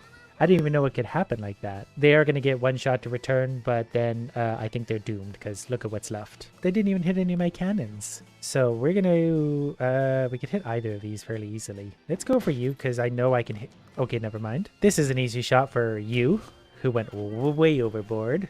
Way out there. This one I just got to go a touch higher and direct it, and he launched. And here comes the next ship. It's definitely a smaller one. I like how these two are nicely bunched up. We'll see if we can add another one to that mix. You go stand with your friends for a sec. That way when I fire an explosive into your midst, it hurts all of you real bad. It definitely killed 2 pirates. This next shot's going to be a little bit harder to land. That trajectory might not be bad. Let's try there. And okay, that guy died a very horrible death. They're returning fire like they are. I'm down to 65-70% health, but I do also have a sniper rifle, so no problem at all. In come the next idiots. 1, 2, 3 of them on board. I think the key is either to knock someone off the back with a sniper rifle or try and knock them back so you can hit more of them with an explosion. The trajectory's not bad, but if we fire there, should hopefully hit some multiple guys. Oh, he almost fell out of his barrel. I'm just guessing at this point. Okay, well, that definitely took him out of his nest, and then there's only 2 left. That should be easy enough for me. The worst part is when they hit my cannon, because it hurts the fort and disables one of my guns for a second. I could definitely, well, wait to finish you off. Just got him a little bit lower. That might do it. That definitely did it. He was low on health to begin with. This one, I think we got to go just a touch lower, and then it's going to... Oh. Huh. That's embarrassing. I thought we were just absolutely going to annihilate this little ship. They did hit me rather hard down there. Luckily, the sniper's always the first shot up after I return fire, so it's easy to knock off anyone at all. The lone hope for the pirates to finish me off. Think I could probably hit him from here. Not sure why they always follow up with that guy. They should do it the other way around. Oh, no, hold on, we got more. What is this thing? Does that mean it sinks or something? Can I hit him? Is that getting away? Nope, sure doesn't. Look at how that shot's already lined up. I need to put no effort into this. I'll maybe just go a hair higher and got him. That definitely got him. Oh, surprise. Again, the trajectory is actually pretty close directly into his dome. So if we go maybe there, then we can just go kabonk and oh, he's tough. Yeah, he's gonna take a lot of heat. I didn't expect this to happen, but I do have a sniper rifle that's very good at doming people. Kablamo! Okay, yeah, he's very tough. I might have to keep trying to disable his gun with one of my explosions. I'm maybe going to try it with a controlled explosion, though. That way I have, you know, sort of options. Okay, right in the dome.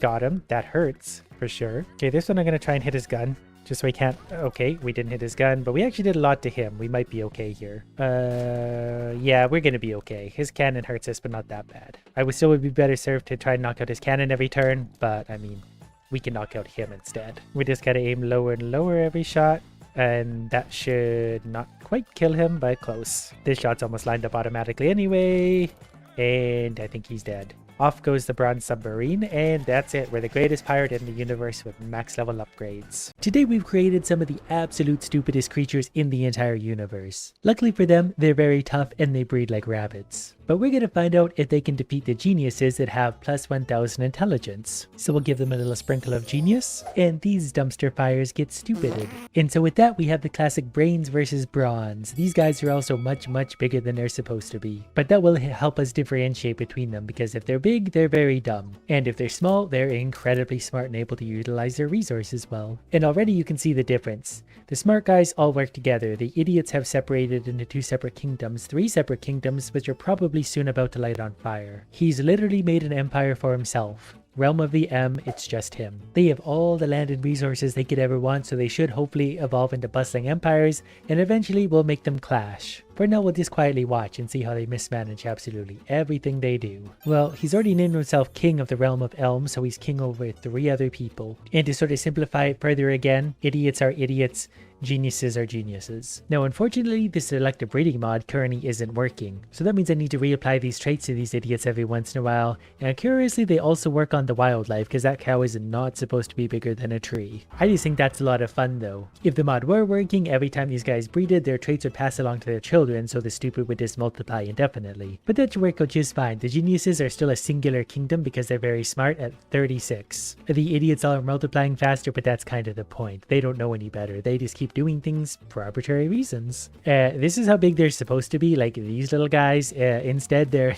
these absolutely enormous morons. They also have minus 1000 diplomacy, so that's probably why they have splinter kingdoms already. They're just going to keep setting up empires of 1. Probably because they can't count any higher than that. These guys are incredibly dumb. But they are trying so hard. They're multiplying faster and taking up more room, which I don't know is a good or a bad thing. The geniuses are already making roads and have a windmill. And the geniuses already, despite their lesser population, have a bigger army. And they're going to need one because these guys are much tougher naturally. But the geniuses are already forming their army, and they'll get to work mining to make better weapons and gear and everything they need. And good news, the idiots are already fighting amongst themselves. We have the Empire of 115 attacking the Kingdom of 70. But I guess when you're that big, you've got to fight over land because they're expanding pretty wildly. They don't even have any gear or probably training. They're just too dumb to know any better. If they see something, they want to attack it. They're probably trying to eat each other at this point. I can and will force them to get along eventually if I need to, but for now, I doubt they can even find the way to the other kingdom, despite the fact they share a border. Nope, they managed to find each other. They're slowly fighting right here for absolutely no reason.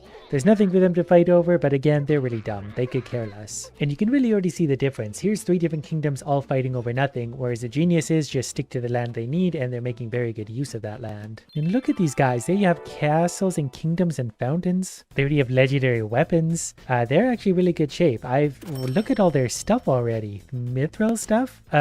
This is embarrassing to say, but I've never actually had a kingdom do this good under my guidance. I had to make them smart and leave them on their own. Under my guidance, they've done much worse. Well, High of the Sun are attacking the idiots. They're all idiots, but High of the Sun might force them all into one big kingdom, and that's perfectly fine. I don't care how they get to where they're going as long as they get there. These guys are basically already contemplating and solving the mysteries of the universe. And these guys really shouldn't be allowed to have fire at all, even a little bit. Population-wise, though, the idiots are about twice the geniuses. IQ-wise, though, it's like 4,000 to 1, really. So we'll jump it back up to speed number 5 and watch the chaos unfold for a while. I also find it really funny that when I rain down my stupid rain upon everyone, the collective intelligence of the world drops by like 85%. And the idiots are attacking each other again. But that's what I get for giving them minus 1,000 intelligence and no diplomacy whatsoever. They don't know how to resolve any little dispute whatsoever. They're probably mad because they're breeding each other's air or something absolutely ridiculous, and we're just gonna to let them have it. In fact, we're going to encourage them. Having a dispute? That's fine. I'll give you all torches. If those don't do enough damage, you can have nuclear missiles. We want maximum destruction. Their army is on the march, and they do have some rare stone weapons at best. Most of them have absolutely nothing, though. They probably forgot where they put them. It's a little hard to say what's going on. It's just a big mess of stupidity there. No one can figure it out, not even the ones fighting. And they're just continually going. I don't know what they're fighting about. There's still land, there's still resources, but they're just going to keep fighting and fighting. They've almost taken up their entire half of the map. The geniuses are still within their little zone, getting smarter and better. And I'm pretty sure this was no fault of theirs, but they just got a meteorite landed, so they got lots of fire to deal with. They're probably up to the task, considering they'll probably just run into it accidentally and inevitably put it out. We found ourselves in the Age of Dark. I just simply removed that because we want to be able to see, and these guys, well, they can't handle the dark. They're probably scared of it if they understand it at all. But they have consolidated themselves right back into one giant kingdom of morons. There's currently 800 of them because they just will not stop breeding. This might just turn into a simple game of numbers. There's just going to be so many of them that they just simply can outperform based on raw numbers and power. And the idiots divided their kingdom in half.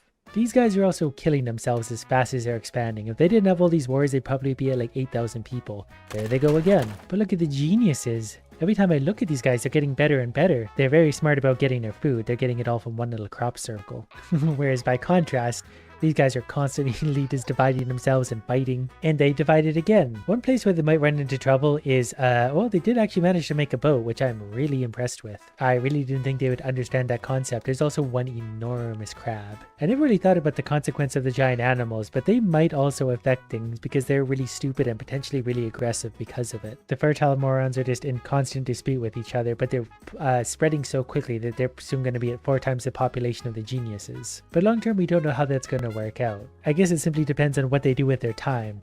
But the longer these guys go, the better stuff they're going to get to be able to fight with. And it's going to be really hard to keep these guys from fighting with each other because that's all they do. They're too stupid to do anything else. Like, I can't even keep up. I'm not affecting anything here. They just keep going and going and going and fighting amongst themselves, probably because they're running out of room finally. And it's perhaps a hard concept for them to understand that there's more land over here. They can go and take it. They just got to cross the water, which is probably wildly confusing to them. I am sort of left to conclude it's smarter to remain in a small area and just build it up from there because these guys are smart enough to know. So obviously I'm going to base my life strategy on this. These guys are dumb, don't do what they're doing. These guys are smart, do what they're doing. If you want to expand your kingdom, maybe don't. Not until you're ready for it, but I feel like these guys will pretty much keep themselves continually weak because they keep fighting. If they put all their heads together and tried to work together, they could maybe accomplish something, but they won't. Let's take a look at their king. The most powerful, biggest idiot in the world, and he's got a stone sword. That's all he's got. It's been hundreds of years and he's got a stone sword. But it's about 400 to 1200, give or take, so they are definitely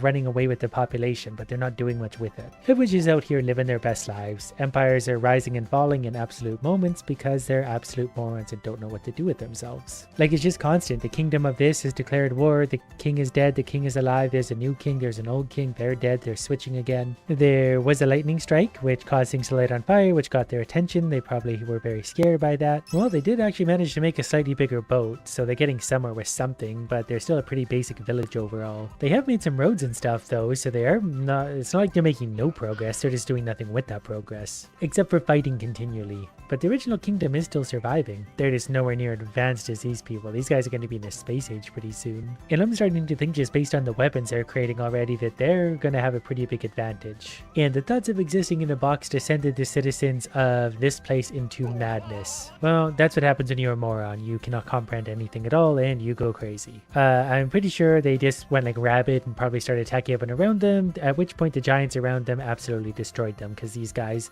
while not geared, they're very strong without the gear. The geniuses basically do 7 to 15 damage if they're just a basic idiot. The big idiots do 7 to 38, so they have way more top-end damage. And more of the morons are descending into madness. That's their problem. They'll figure that out. Just kidding. No, they won't. They're morons, but that's okay. They can continue descending into madness all they want. And we'll just keep on dumbing them down. As soon as they can spawn, we'll turn them back into morons. They've had a boat for quite a while, but they might not really know how to use it because it just sits here.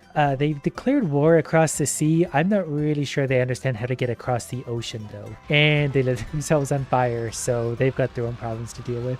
Plus, I think they're being invaded by like 6 other neighboring empires, so I'm not sure why they're looking across the water, but they're stupid, so I guess it's not good to rationalize why they do anything. They're just not going to make sense or do anything rational no matter what we do to them. Yep, they've declared war. They're just across the water. They don't know what to do about that. Some of the wildlife lit on fire because there was a fire on the genius side of the world. They should hopefully be able to go and put that out, but maybe they can't. And we're still waiting on that war. It's been 110 years and no one's crossed the water yet. It's been like 2 years and they've still got war declared on the purple geniuses. They're still just not doing anything about it because they can't comprehend that there's water in between them. They're even getting legendary ranged weapons at this point. I'm pretty sure that's like a silver bow. So the longer these guys wait and squander their land over here, the more they're going to lose their advantage. The geniuses will catch up and have better gear. They'll make way better use of their same size land. So by this point, the geniuses have all sorts of rare knowledges, all sorts of basic knowledges, plus a knowledge gain of 250 with a level 63 culture. I'm almost scared to look at what these idiots have become. So they do have a positive knowledge gain, which is something, 3.3. They're only level 14 culture, and well, they've managed sharp axes, so, you know, the trees can be cut down, but the intelligence difference is pretty telling.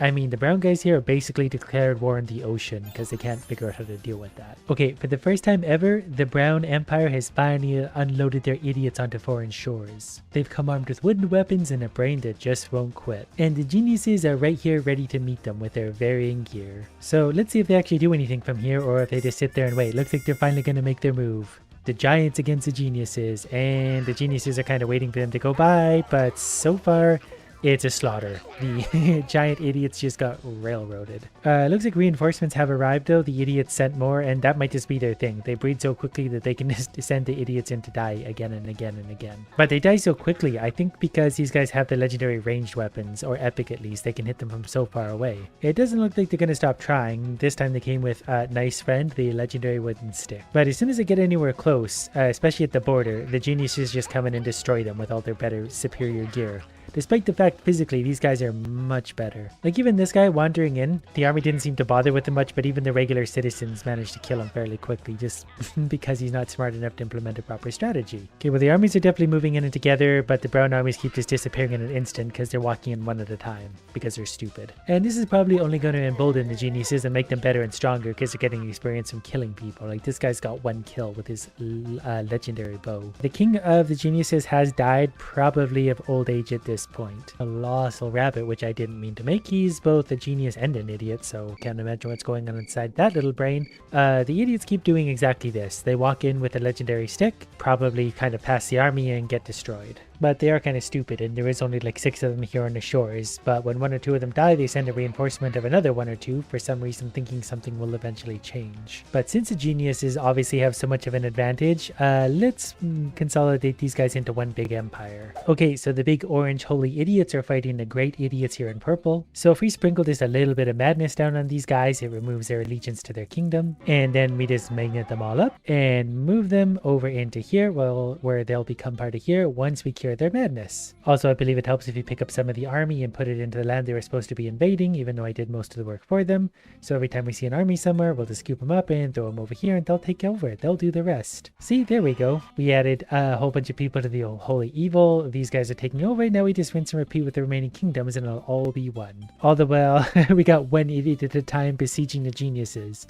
You know what? That's got to work eventually. Okay, we got the empires mostly consolidated into the 2 main ones. The idiots have set up their army here on this side of the river for some reason, and they lit things on fire also. They're very persistent about doing something about the geniuses. They just really can't figure out what to do. These guys might also be a little confused because the kingdom behind them is kind of just been destroyed. So let's go ahead and send them back to whatever their side of the world for a sec, and that will let the Orange Empire basically consolidate into one. It's 1100 versus 10, so I think they're going to lose pretty rapidly. Yep, the army's moving in. They'll destroy the idiots here because they truly are idiots, except for maybe that guy who's just a toddler who's very unhappy, and he was either assimilated into there or destroyed, and now it's simply idiots versus geniuses. Well, I'm not sure where these guys came from, but they're marching into genius territory and they're probably going to be obliterated, but they are trying real hard hard. The Genius Army is way out there for some reason, but they probably realize they don't really need to go and help, though there are giants attacking their water tower. Okay, I think some of the army came trickling in and absolutely obliterated them. So interestingly, the geniuses, despite having 60% of the population, have an army that's 25% the size of the idiots. It is, however, a very old empire, and they're very useful army. The culture at this point is still a 63. I don't know if it even can go any higher because I think they've unlocked everything. By contrast, Thud the Wonder Moron has 1.5 knowledge gain, a level 12 culture, and they're just not doing super great. Their great talent is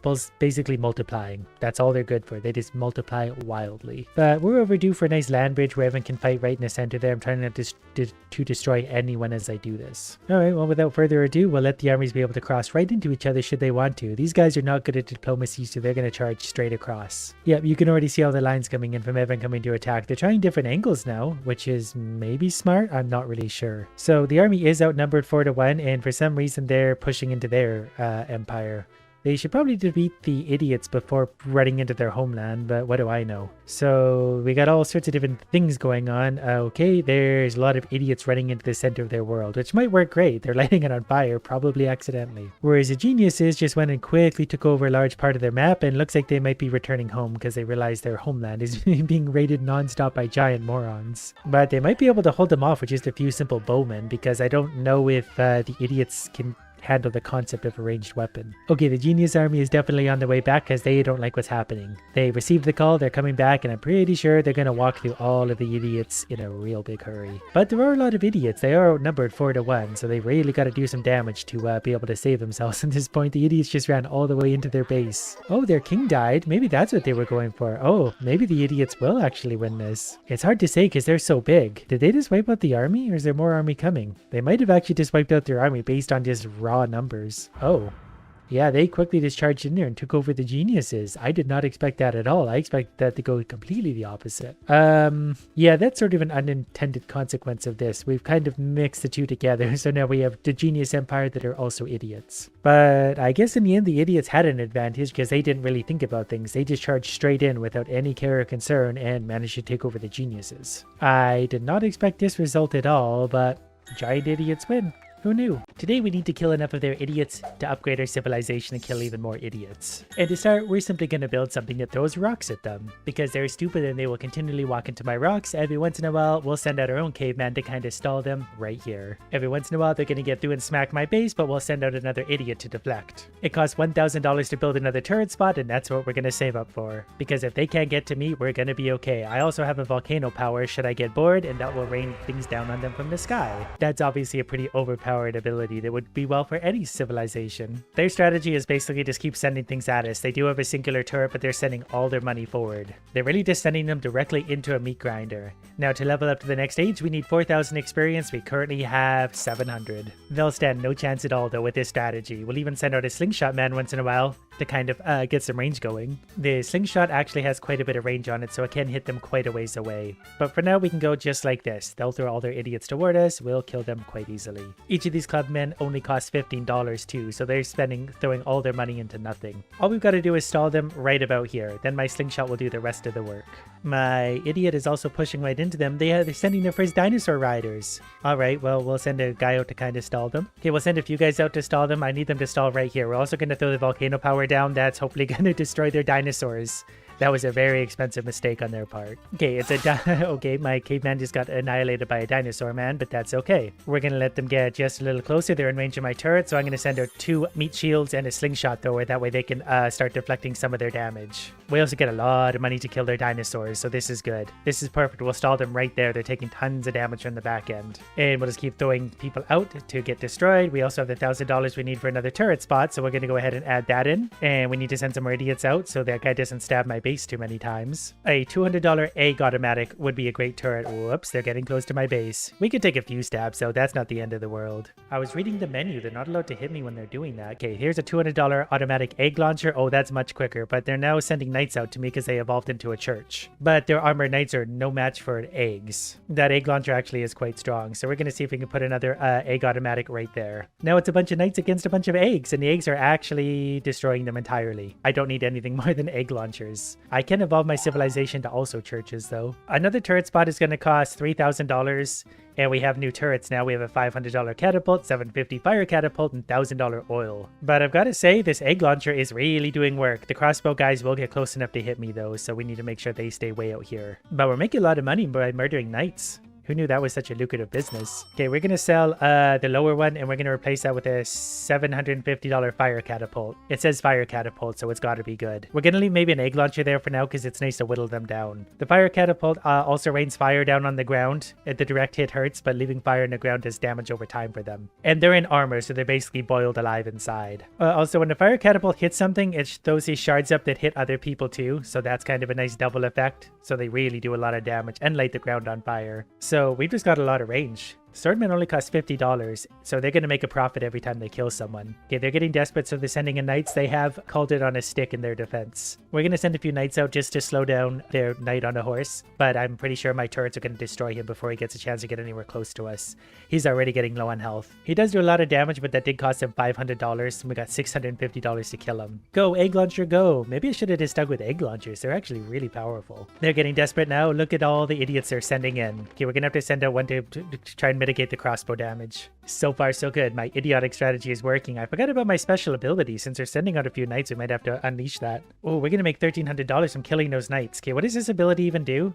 Oh, it rains arrows down from the sky. That's pretty handy. Oh, they evolved again. I guess we could probably also evolve too, though, so we have even better turrets suddenly. Cannons. Large cannon. Oh, we were going to add a turret spot for 3,000 first. Then we'll add a cannon. We can't afford a cannon yet. But we will soon. Okay, we're going to send our own swordmen to stab them in the stomach. Killing these guys will be nice and cheap, so we'll stab them away and we'll make, wow, tons of money. Okay, we can already basically add another cannon, and that's going to start destroying them entirely. We still have an egg launcher. We're launching eggs at these guys. Come on, kill them. You can do it. Okay, there's our next cannon. That's going to add a lot of firepower to us. Okay, we're going to need to add a few swordsmen of our own, though, because they're getting to our base, and that's not good. But we are now launching all sorts of things from our turrets now, and we can add another turret spot for 7,500, so it's going to be a few minutes, but we're making so much money now. So we're going to replace our egg launcher. We get money back from that, too, so we can add another small cannon where the egg launcher used to be. That's a lot more damage again. Look, they can't even get close to us now. They're getting destroyed way out there. Even their riflemen won't get close to us because they get absolutely destroyed 100 feet out. There is what's called a large cannon for $3,000. But our defenses are so good. Like, even these basic cannons and a catapult are enough to stop them dead. They're literally just throwing money away. They've added to their own defenses a little bit, but I'm not feeling very offensive right now. Okay, we're going to sell one of our turrets, and we're going to add in our that one for 3,000. So now we got even more defense. They're not going to get anywhere close to us at this point. They're starting to bring in their cannoneers. These cost $1,000 each for them, though. Okay, we're going to send out a few of ours just to make sure, because those probably hurt pretty bad if they do hit us. We'll let this guy absorb the force of a cannoneer. He just died. He gave us $1,300. So this guy's also going to get melted super quick. And that was $2,000 out of their war machine. So basically right now, all I've got to do is watch out for those guys and kill them when I see them. But I'm pretty sure I can sell the small cannon and get a $6,000 explosive cannon up top. So now I have one of every cannon. There's another one of these guys. So I'm going to send my dueler out. Not quite yet, but pretty soon, because I don't want him to get any damage on our base. Your sacrifice will be, well, we didn't even need this guy. Sorry, your sacrifice is for nothing then. You'll always be remembered, but not really. I do want a 4th turret spot though. I guess I could sell my little baby cannon and put in a larger one for now. Though we are almost at a new one. Well, we gotta send something out because we got a cannoneer right in our face. Oh, we can actually evolve to the next stage already. They already did because they're like in a modern military outfits. But I'm pretty sure even modern military outfits are not enough for a 40-pound cannonball launched at high speeds toward you. Those guys give me $2,000 each. So we could definitely add a turret spot. So now we have a single turret, a $9,000 rocket turret, $14,000 double turret. But we can just add a little turret for now just to help make sure they don't get anywhere close to us. But with the amount of money they're throwing toward us, we're going to take so much away. They're never going to get through our defenses. Look, we have a guy with a knife. This guy has like a fully automatic rifle. We're sending out a guy with a knife to stab him. Go, my friend, go. I forgot about special abilities so much, but I don't need them because my turrets are so strong. We do have a max amount of turrets, but I do kind of want to see this $14,000 double turret, so let's remove this baby cannon and put in a big boy cannon. Have they given up? They stopped throwing anything toward us at all. Okay, maybe they're just running out of money or reevaluating their strategy. Ooh, watch me be super petty. I'm going to launch an entire airstrike on this one guy just to show them how superior I am. And it's also going to hit that guy. Look how much money we're making. We're so rich now because we can already build, just about build another max level double turret. In fact, we now can. We still need to make 50% more entire experience to get to the next age, but I think as it is, we're okay. They're probably sitting here trying to save up some money for tanks or something. Okay, well, just to annoy them, hey, there we go. Now they're sending out some tanks. I'm just going to start sending out a knife man every once in a while. They're actually fairly expensive, but just to make sure they have to spawn stuff in revenge. We got a knife man against a tank. Wow, my turrets absolutely destroyed that tank. Or it was the knife man. Okay, this will be a proper one-on-one. No, it won't be. We're getting turreted by their base. But he took out 5% of the tank's health. Well, here comes our tanks. Our turrets are more than up to the task, but I might as well airstrike them just to assert dominance properly. Okay, that gave us so much experience. I think we can actually evolve again. Yep, we sure can. We're now a white alien race. With $100,000 ion ray turret, $40,000 laser cannon, 24,000. All right, well, what we could do is take care of the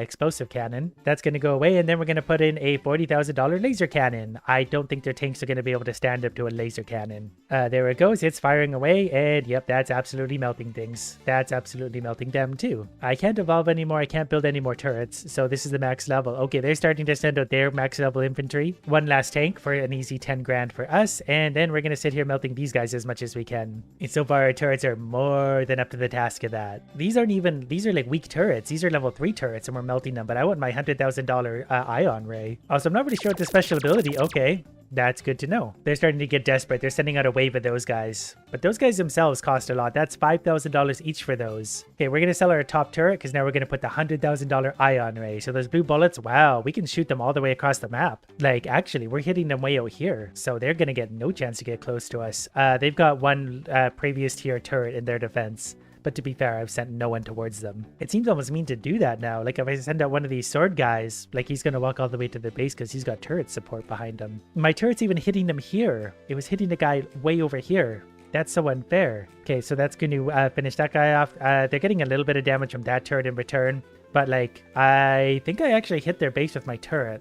Something did damage there, and it wasn't me. The turrets, yeah, once the guy dies, the turrets actually keep going. Yeah, we're hitting them with their own turrets. That would be the ultimate humiliation for them if we actually straight up just killed them with our own turrets instead of actual soldiers. Okay, so the high angle shoots the bullets downwards, so they tend to go into the ground. So the next one needs to be the bottom one. So we're going to sell that. There's a $100,000 one of those, and that angle's going to be a little better. I bet those shots are going to go through further and hit the base a lot more. Yeah, it works. Look at their health go down. Like, I've got 2 max level turrets, and that's all I need to do to finish this. They even stopped sending units. Oh, they sent a tank in. They're getting desperate. And look at how fast their health goes down, though. $100,000 ion turrets absolutely destroy everything. That was 26,000 just for that, and we hit their base a little bit. Well, we could probably sell this turret because it's not hitting anything anymore. Nothing gets in its range. And then we're going to put down a $100,000 ion ray right here. 3 max level turrets and 1 semi-max level turret. And that's going to be enough to finish them off, I think, because half of our shots miss and hit their base. And they're really high damage, so it absolutely destroys them. They told me this game was a balance between defense and offense. But if I just put a bunch of defense down, it's actually enough to destroy their base. Like, I just won accidentally. I wasn't even trying to win. So let's do it all again, starting with very ugly cavemen. But I can't help but wonder if the turret thing is going to work again. We can make all sorts of different things. Let's try an egg rifle right away because we know the value of turrets at this point. And we can even upgrade it for $1,000 if we want to. I don't know how necessary that's going to be yet, but we can upgrade all sorts of things, I think including the turrets. Yeah, turret damage is only $300 to upgrade, and turret range too, so we'll give that a little extra space. And then yeah, so far it's absolutely going to destroy everyone. We'll throw a sacrifice out every once in a while just to make sure they don't actually make it to our base. But you know what? I don't think they're going to. I don't think they've got it in them. That wasn't me. Does that just automatically go off? I don't think that was me. We could also summon dinosaur riders for $200. I don't think that's necessary. We're just going to keep throwing out. Our egg launcher is going to work well. $1,000 and we can get another tower up there. So we can get one of these. Our rock slingshot is $2,300. We'll get another egg rifle for now because we know these are good. Just kidding. We can't afford that yet. We'll just get a mammoth catapult for now. As long as we have more things attacking, we'll be fine. Upgrades are pretty expensive moving forward. Dino hut. Income. Get more gold from all sources. I should have got this one right away. That's just a good investment in our future. We should always invest in our future. That's why I drink a lot of coffee. I gotta remember to upgrade this as soon as possible because the sooner we get that going, the better. We're also gonna take our infantry damage and armor. That means our little sacrificial moron can do just a little bit more for us. So now when we send this guy out, he'll be all the better. He's got a big club. He's gonna give this guy a bonk and we'll see the damage. 50, I think. Maybe that was a critical hit. Something did 50. It might have been one of my catapults. He's actually getting pretty strong there. He's able to knock a few out on his own. but nothing's getting through our turrets yet, so we're in pretty good shape. We can just sit back and relax for a little while. We're gonna rain down on these idiots one more time. That one might actually be able to get a single hit on us, but didn't look like they did. Okay, income's going up, another 1100. Next one's 2000, but that will pay for itself before long. Okay, they're sending out the dinosaur riders now, so we're gonna send out one single idiot that we can afford right now, because they actually have range from the dinosaur too. That's a little scary, but I think we'll take this one out pretty easily. They might get one hit on our base. I could live with that, but we need to watch out for them. We're also going to send some of our sacrifices out. They're also sending in the Spartans suddenly. They've upgraded to the Roman era. That's how humanity evolves. It goes from caveman to Romans. Oh, I think I can actually upgrade too. My button was flashing for I don't know how long. Same thing. They're throwing the pilums, whatever they are. They're throwing sticks at me. They're sticking into my head, but I'm a caveman, so I don't care. We'll send out a few of our own little Spartans to hopefully slow them down. And so far, that's working wonders. We could build another turret height for 3,000. I don't think we're there yet. Someone summoned lightning. They're pretty mad about stuff, so we're destroying everyone with that. My towers are still working very well, but for now, I want the income boost. $2,000. There we go. We now have a 30% boost. And we did it pretty early on, so we're definitely going to get a lot more money moving forward. They're getting desperate, so they're throwing a lot of Spartans at us. We'll just respond in kind by throwing a few of our own out there to hopefully deflect them a little bit. I wish we were in range of our towers. That's when we're at our best. But since they're really stacking up the idiots, we're going to send some lightning down on them. Then we're also going to increase our turret damage another 30%, which is actually huge. It would be nice to get more turrets, but we might have actually be able to replace one. If we sell that one for 750, we can get a guard for 2,000. Also, I realized there weren't any units coming at me because I threw them over there. I'm down to one turret right now, so this might not be a wise choice yet. But I'm pretty sure the egg launcher combined with like $300 of these guys will make us a pretty hearty profit. Yeah, so that's actually pretty good. And each time we kill one of them, I'm not sure how much money we're getting, but it seems ample.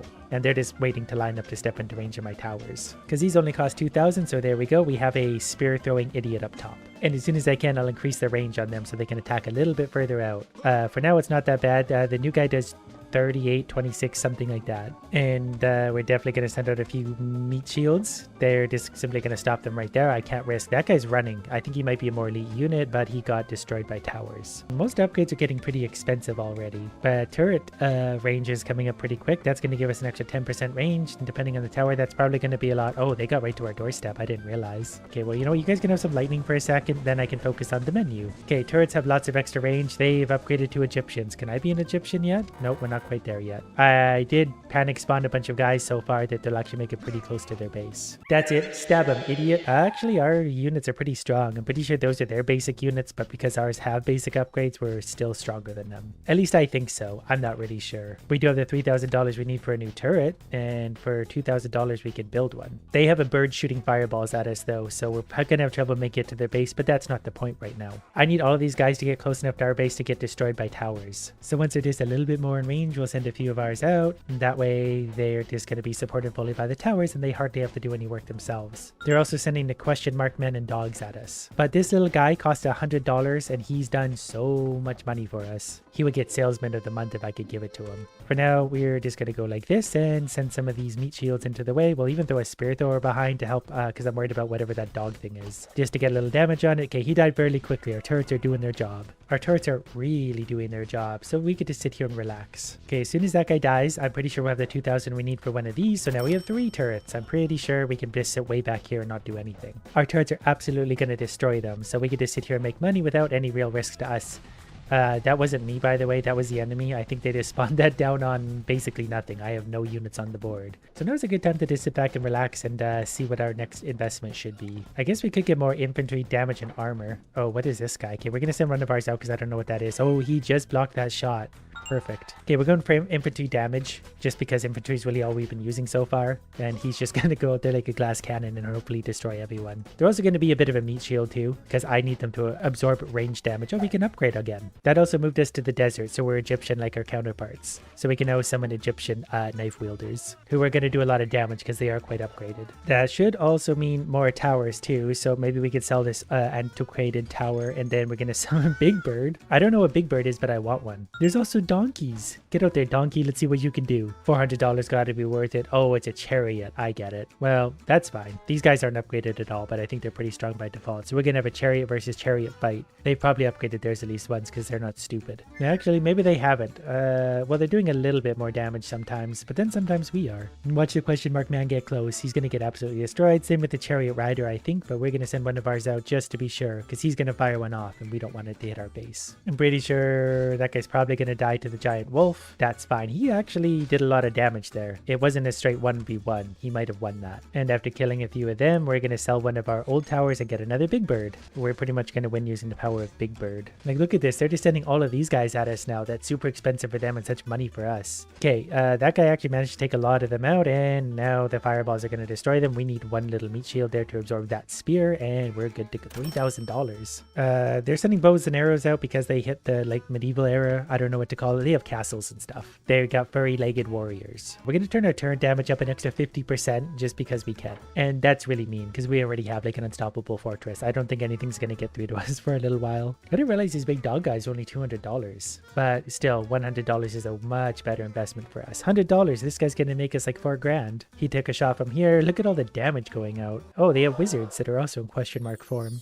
This guy's 1v1ing a wizard and he's like a basic idiot with a knife, and he actually won that. Yeah, each one of these guys is such a good investment right now. Can we evolve soon? I also forgot we have our god power.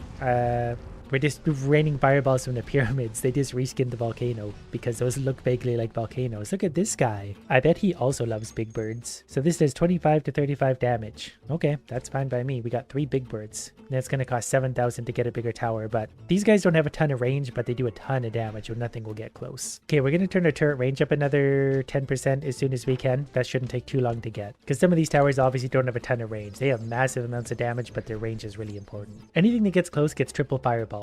They don't penetrate, but they don't have to because they fire so quickly. And there's max level turret range, so the turrets are going to get an extra 10%, which will make a bit of a difference. We can hit them way out there now. We've still got to kill a fair few of them to upgrade to our next level, so we're not really advancing very quickly, but our turrets are sure strong. Maybe turrets give less experience just for this reason, because you're not really risking anything by doing this. You're just sort of sitting here. So we can send out a few of our infantrymen, but it's going to take a second for them to actually make it to where they can hit someone. Okay, we're going to 1v1 this guy, and they're actually, I think, going to win, even though this guy's a more advanced development. Even getting fired on also by an archer, he won that fight. Okay, let's give the infantry another 10% armor. That's got to help them out. We've somehow turned this into like a business. We're just looking for the maximum return on investment. Oh, we can evolve again. Perfect. We're now in the snowy wilds and there's castles. Oh, we can't summon our infantrymen yet. I think we need to $900. Yeah, we need that for the footmen. But now we can summon $100 footmen that are actually going to be quite strong because they have lots of upgrades. So let's see their damage go. Yeah, they're really strong. They're almost one-shotting the archers already. And they can absorb a lot of arrows. They do have some pretty fancy looking defenses, but ours are better because those are fully upgraded.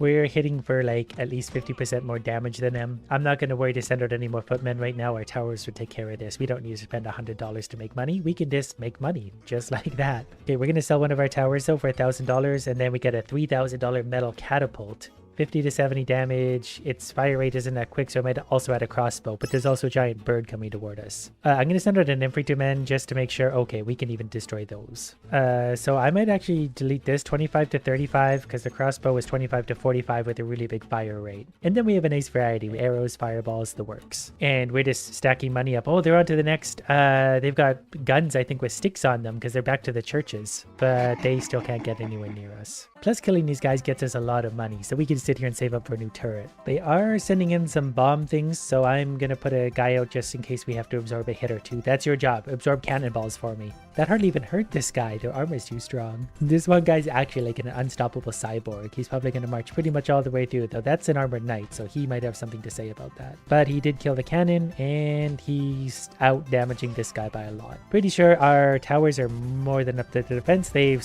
used their ultimate ability for reasons unbeknownst to myself. But we get another upgraded tower. Okay, they did manage to hit us with a singular cannonball just because my towers don't have the range. Yeah, I'm gonna, every time there's a cannon, I need to send out one idiot for $100 to absorb that damage. But then this guy's gonna go on a killing spree himself. They have some fancy black and gold cannons on their side, but our defenses are likely a lot better because we've got 4 different towers and they're all very upgraded. They're starting to send out knights on horses. Oh, I'm out of money now. Okay, bad timing. Oh, we destroyed them anyway. Okay, so this is like their super unit right now. And as soon as the cannons hit them, they're absolutely dead. Well, we can evolve again. Good timing. So our $100 infantrymen are even stronger again. They themselves are probably actually going to do a lot of damage to them. We're definitely doing more damage. But we also need to find out what our new towers are. So 3,500 for a large cannon, 65 to 85 damage and a really quick fire rate. So that's going to help us out. Not that we needed the help, because we're going to destroy their entire horse army. They saved up for like 4 years to do that, and we just destroyed them. Oh, there's a man with a minigun coming our way. Well, they're also getting destroyed instantly, but they're like a full thing ahead of us. That's okay. We'll make more money off these guys anyway. They're more valuable to kill, so we'll get way ahead with this. We're going to get another large cannon here, and then we're going to sell this one and get another large cannon here, and we're going to sell this one and get another large cannon here in just a minute. Then we can just rely on our very large cannons that have lots of range to destroy their modern warriors. These things are hitting for 140 damage. There's also a dog with a knife and a man with a also modern gun, but we're killing absolutely everyone when they get anywhere close to our base. Okay, these guys can actually hit me with something. He throws a grenade or something, but we're up to the task of repelling it naturally. We're fighting modern soldiers with pokey swords, but that's actually working pretty well because these guys are actually quite strong. They're also brought in a gunship, which is going to kill $100 worth of my unit, so I think we can make that sacrifice. Okay, they're bringing in the first tank, so we're just going to drop bombs on it and kill it right away as a giant insult to them. I didn't realize there was a fast forward button, so we could actually be grinding up some money nice and quick. I just want to send a unit out to make sure the tank doesn't shoot our base. Not sure if it would or not, but let's not risk it. There's another $3,000 just like that. The turrets actually do go through. Like if they shoot someone, the bullet does travel through them and hit the tank behind them or whatever happens to be behind them. We're making so much money by just killing their tanks like this. Yeah, that's it. Walk into the cannonballs. Good dummies. Okay, we're going to turn our infantry damage up again. That's going to add an extra 50% to them, which is kind of absurd. Eventually, like, I'm just going to have one guy like this who's just going to walk out and stab their base with one hit and they're going to die. He's already taken off almost half their health and he's got a sword. The machine guns behind are kind of a problem for them, obviously, because they just take a bunch of damage from all that. So we can add another 10% to their armor. Now they're max upgraded infantry units. So we could probably just spam these for the next 10 minutes and probably overrun them, really.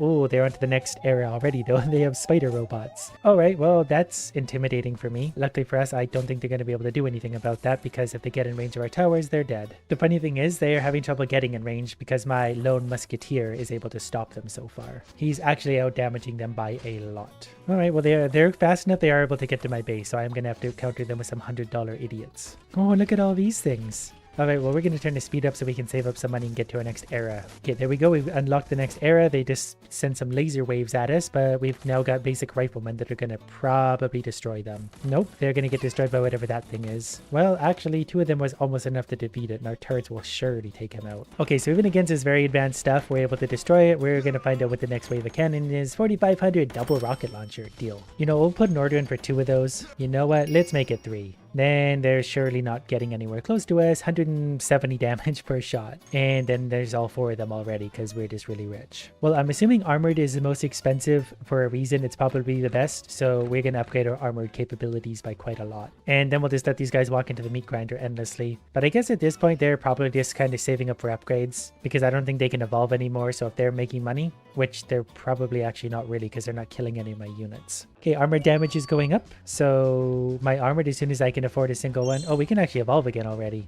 I don't know why we were able to evolve so quickly that time, but I'll take it. $10,000 for our next armored thing. Builds a power coil. All right, well, we'll unlock that as soon as we can. For now, I think our defenses are up to the task of repelling these idiots. They are getting quicker, but we're making so much money that it's almost a joke. Okay, let's sell one of these. It's $5,000 for a heavy plasma cannon. Wow, what a range of, but they're very quick and probably attack very far away. Yep, that's going to work well. All right, there's another plasma cannon. We're going to sell that. There's 3 plasma cannons and 4 plasma cannons because we're able to sell the old ones for a lot of money. Okay, we're going to send in a few armored combat suits because these guys are fully upgraded on our side, and I mean, they're armored, so they're going to be super strong. Yeah, so far they're absorbing a lot of damage and really putting the hurt on these guys in a big way. This might actually be enough to just overpower them depending on how good their turrets are. Yeah, I think they might be in trouble here because we can just send these in right now because we just made all the investments early on. They're sending out armored in response, but I bet they're not as strong as ours, and they're probably running low on money because they've had less money to work with this entire time. Go, my idiots, go. Don't stop for anyone. I should probably be diversifying here a little bit. We'll get a few more of these and a few more armor going out. We're just going to have a non-stop assault on them. Though it would be nice to unlock the power coil. $5,000. Can you guys kill it? There we go. We've unlocked God's Wrath. Now we'll see if we can actually get to the point where we can get those. Wow, the defenses are actually really strong. So we're going to save up a little bit of money now to buy some of God's rafts. I forgot to, I also have the powers, so we can just laser them. Not that we really need that, but just for funsies. So this one does an incredible amount of damage. He's going to one-shot everything. I'm not really sure if he's upgradable or not. Okay, we're going to send him out. We're going to send him lots of support with these little guys. Maybe should have put him behind, but I'm pretty sure he's just going to walk right through everyone. Yeah, that's a strong unit. And then there's a row of spider walkers behind him. I think we're at, maximum units on screen. He takes up the spot of 2, so there's 8 spider walkers behind him. But as soon as he touches their base, I think he's going to destroy. Yeah, this is going to be good for me. And that's probably already hitting their base. Yep, it sure is. So we just need a few of these big guys.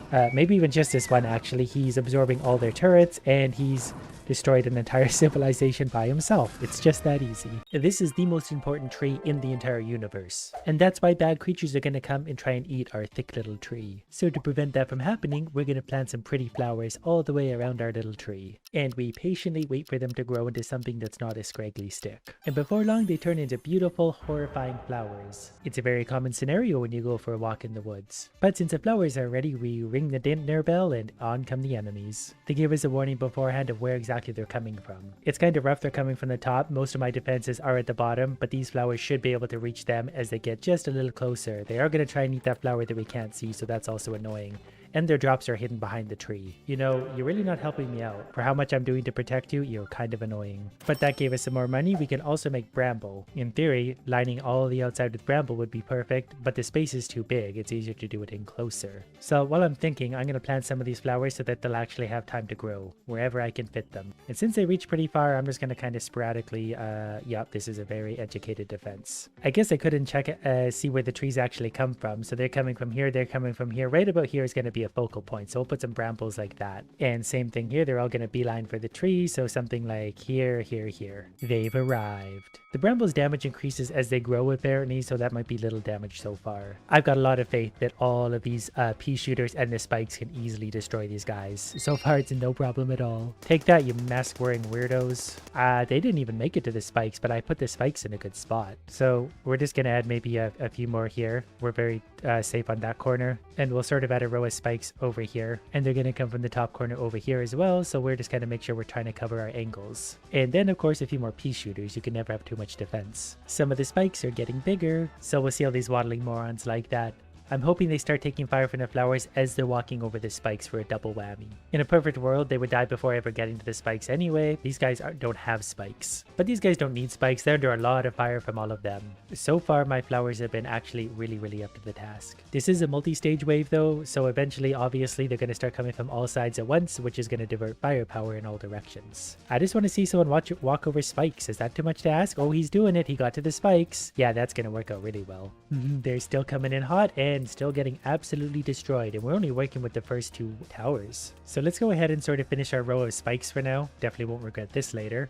But these are pretty cheap anyway, so there we are. And with the rest of the money, we'll just fill in some of the gaps with some more flowers. I think these beautiful morons do act as a line of defense themselves, because they'll start to get eaten as the enemies get closer, which is good because it's this guy we're trying to protect. The next wave is going to attack from pretty much everywhere, and we're absolutely just going to let that happen. We have enough of our pea shooters that I'm feeling very safe. Nothing's going to get anywhere close to us, at least where we have these basic idiots. The plants might prioritize whoever's closest. I'm not really sure how they work, but either way, they gotta walk through spikes to get to me. I can also be mean and just put spikes directly in the path of some of these guys. They're gonna cross somewhere here, so I'll just go like that, and just for fun, you guys can have some spikes up there too. Some of our oldest spikes are getting very big at this point. Everyone's getting absolutely destroyed, and we're getting rich. Long story short, wave complete. We've got $2,000 to spend. I'm not actually going to spend any of that because wave 5 we get a new thing that's coming up soon. And I believe in my plant-based army to defend just as it is. This wave is definitely a lot more numerous for enemies, but they're still just the basic idiots, so they're not really able to get anywhere close to me. This guy had to walk across 2 spikes, so he took like 1 little pea before he died. But we're starting to get stronger enemies now. They can actually shoot back at us. So the spikes could have been out just a touch further, so they'll get spiked as they start shooting our poor little flowers. But I can always start doing that now. now. So wherever I see those big dummies coming in from, I just put some spikes sort of in front of them and hope that they get really spiked before they get close, and then they'll just take a little extra damage. They're definitely taking out some of our flowers at this point, but I'm ready to sacrifice absolutely everything to protect our very important tree. We've unlocked a hedge wall. A defensive wall-like plant does not attack, gets stronger as it grows. I'm not really sure I understand that. So it looks like there's simply just a barrier that are going to slow enemies down a little bit. So before doing anything, we need to replace some of our pea shooters. And apparently the enemies just start coming after a certain while. Okay, they can actually attack from a ways out. I was hoping to put spikes on this side of them, but this will work out fine. As things die, we'll find the weak spots. For now, I am going to add a few hedges on the inner perimeter. That way enemies have to walk up their stand on spikes while eating the hedges. This will all form into some useful plan at some point. That hedge is just simply getting eaten, but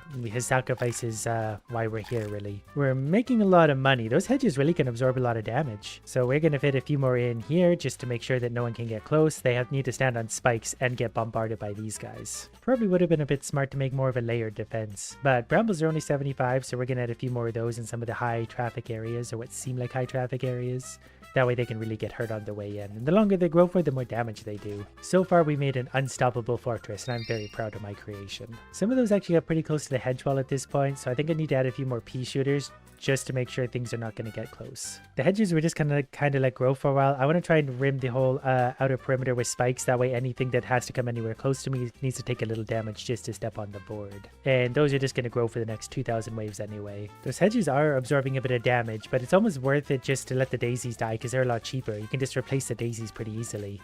Waves are getting a little more intense at this point. And we can actually eliminate the enemies off of the board too, so that gives us a little more options. We can have a little more range. So far things are going pretty well. I need to add a few more spikes to finish off my perimeters, and to just replace a few of the daisies occasionally that die. I think this one works out pretty good because they almost have to sit on the spikes when they fire, so they'll hopefully take an extra tick of damage. The wave is complete. I'm going to add more spikes just because I'm already committed to this stupid idea. Then we're maybe going to add some hedges in some spots just to make sure there's no direct line for the idiots to come into. I feel like I should just sit here and wait for 6 hours for everything to grow, but I definitely don't have that kind of patience. Get in here, morons. Come get killed. Probably need a few defensive hedges over here, but for now they have to walk over the spikes and then they get absolutely bombarded once they get close. So these guys do fire. They stop and fire, but then they keep walking, so they've still got to walk over spikes and get closer. The closer you get into the center, the more danger you're in. The biggest problem I'm having so far is killing enemies off of my screen, so I need to scroll around to make sure I'm picking up all the money they drop. The defenses are more than enough for these morons so far. My original spikes are getting so big now. By the end of this, they're going to be really dangerous. Hopefully I won't need any other towers.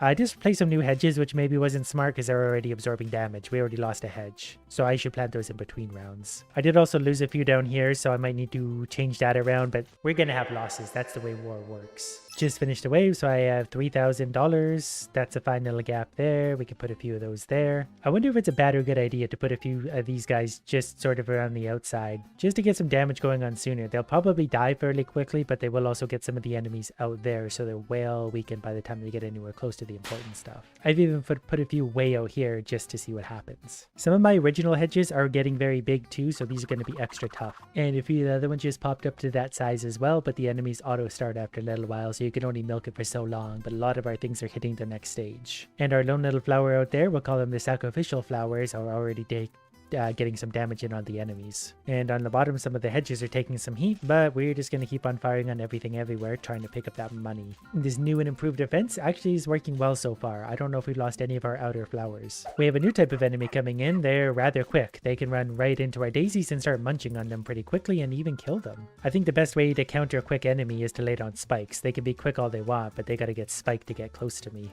And those spikes especially are doing big damage at this point. The inner circle is very hard to penetrate. With the amount of money we have, we can almost fill the entire thing with spikes at this point. I'm just turning nature's floor into spikes. The next wave is starting. I sat there and waited for as long as I could to help the spikes grow. They got a little ways there. And that's perfectly fine because now the enemies have to walk through all sorts of spikes to get anywhere close to us. They did manage to take out a few of our daisies, so we're just going to replace those as we can. They actually attack the seeds right away, so that's not great. But that's okay. Maybe I'll just laugh at them as they walk over my million spikes on the way in. Yeah, we'll probably let the spikes do most of the work moving forward because the spikes, as far as I can tell, are unkillable. The daisies can die. They obviously have the advantage of range, But if the enemies just have to walk over spikes anyway, they'll just constantly take all sorts of damage. They still can't really get through that layer. They can kill the outer daisies, but they can't get close to my inner daisies. They get stuck on the hedges and the spikes. These guys are a little more the concern because they're so quick, but they do have to go through all of that, by which point they're dead. We've got Missile Bell, fires anti-air homing projectiles at flying enemies, so I assume we're getting a new enemy type. So let's go ahead and remove a few of the daisies, because we're clearly going to need a few of these things. That also kind of makes me regret a lot of the spikes we placed down. But for now, we're just going to load up with some more daisies on the outside, and we'll build things as we need them. To start the wave, no flying enemies. I did do some more rows of daisies on the outer perimeter, just to help slow them down a little bit on the outside. We're on wave 11, and so far we're making it look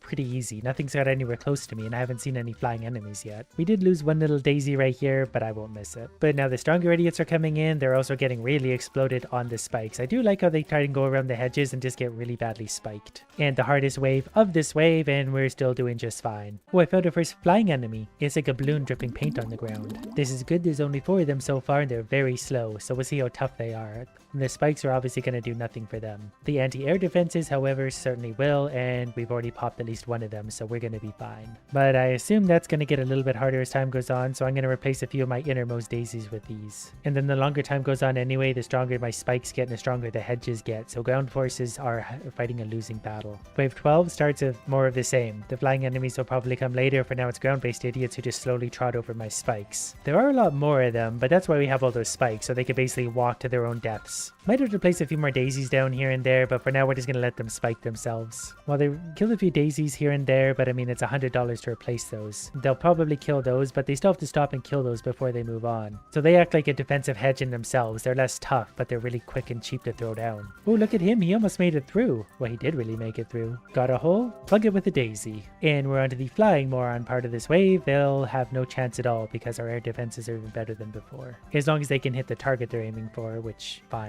The air defenses actually give us sort of a slight advantage because they so slowly come in. It gives daisies time to grow and time for other things to grow as well. The wave is done and we've unlocked fertilizer. That simply increases a plant's stats for a limited time, so I guess we'll just use that on whatever's the busiest plant. It is pretty expensive. I can use it on spikes. Oh, that's going to be fun. The enemies are incoming now. I'm going to wait for something stronger to come in, then I'm going to juice up some of the other things to see exactly how strong they get. Like this little guy's going to be particularly busy, and so is this one. So is he firing quicker? Is he firing stronger? It's a little bit hard to tell, but he's better. Those hedges are getting munched down in a bit of a hurry, so we'll just give a few of our... We should probably actually, juice up some of these guys in here because they're not likely to die anyway. This wave definitely is a lot more intense than the previous ones, but with our extra juicy power, we're going to be just fine. The flying idiots aren't getting anywhere close, at least that I saw. I think our tree is probably still very happy. I assume he's had 100 health the whole time. Yeah, even his strong guys are now getting pretty evaporated by the tougher daisies. And I didn't even change anything there.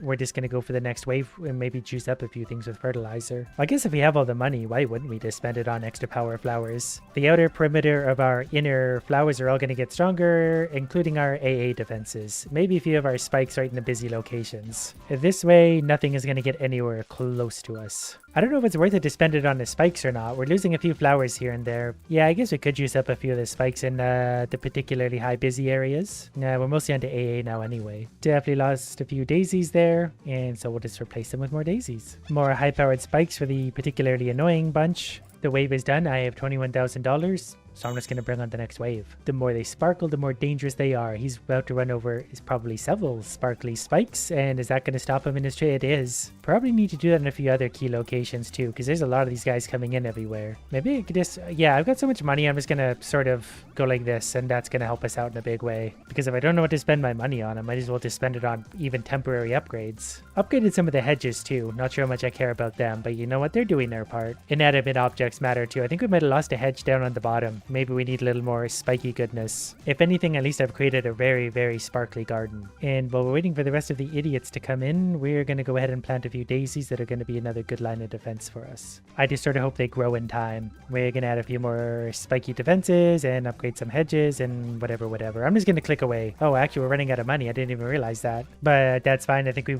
went probably overkill on the defenses this time because things are basically just touching the spikes and exploding. Wave 15 complete. We've unlocked rocket plant. Fires itself at the enemy in an explosion blast and a splash damage. I think that means those are going to be better suited to the inside, because as the enemies come from all their spots, they tend to make a beeline for the trees, so the closer they get, the more they bunch up, especially once they start hitting and trying to eat our flowers. I laid a few of them down for now. We'll let this get started. I will also give the rockets some upgrades to make sure they're maximum power. Okay, turns out those rockets have a lot of range on them. I didn't think they'd be able to shoot that far, but even when they miss, they seem to just keep going. Maybe their fire rate isn't that high, so maybe that's what their sort of downside is. And there's a lot of enemies coming in anyway, so they'll definitely get exploded everywhere they can. Yeah, these rockets really do have unlimited range, and that's going to be good because it can defend from multiple sides that way. Oh, the sparkly spikes are running out. That's sad. I don't know if I want to spend any more money on sparkly spikes right now anyway. I think what I'll probably do instead is replace some of these inners with rockets. Oh, that was the end of the wave also. But rockets might as well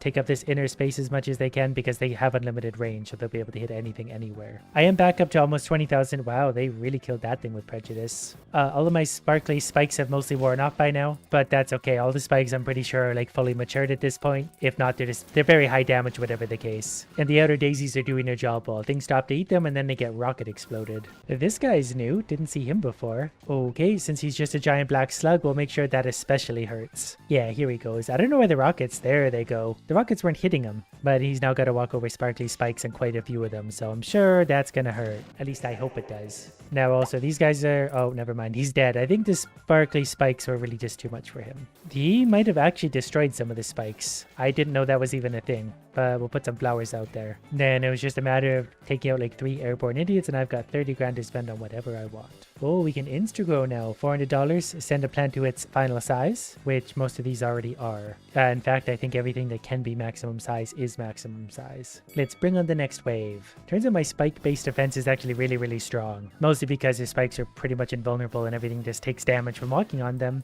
We got another boss coming in up here, so we'll go ahead and give it some more sparkly spikes. I feel like he's not going to last long on there. He's going to walk onto the spikes and get evaporated like the last one did. Oh, look at all the money. Oh, he is absorbing his spikes. I heard them. So while we're waiting, let's get a few max level hedges there to replace that. And we got to put some spikes back that we can instantly get to max level though. It's not cheap, but we're really rich anyway. I guess while we're at it, we might as well fertilize pretty much everything because we have the money to do so. At least the outer edge. That way, at least for anything to get to us, they got to go through big damage spikes. And we just got a few AA idiots left. I'm glad they died quickly because my sparkles don't last forever. So make the next wave come. So far, my incredible defenses seem to be holding up very well. Everything's getting absolutely obliterated. I'm pretty sure I could just sit back and relax at this point and everything's going to get melted. There is a big boy coming from over there. And there's also one coming from up there. We got multiple bosses coming in. So they are going to come in and destroy this. Well, he didn't destroy any spikes. This one will though, because he can get a little bit closer. He's going to absorb some of the spikes, but those spikes are also going to absorb him.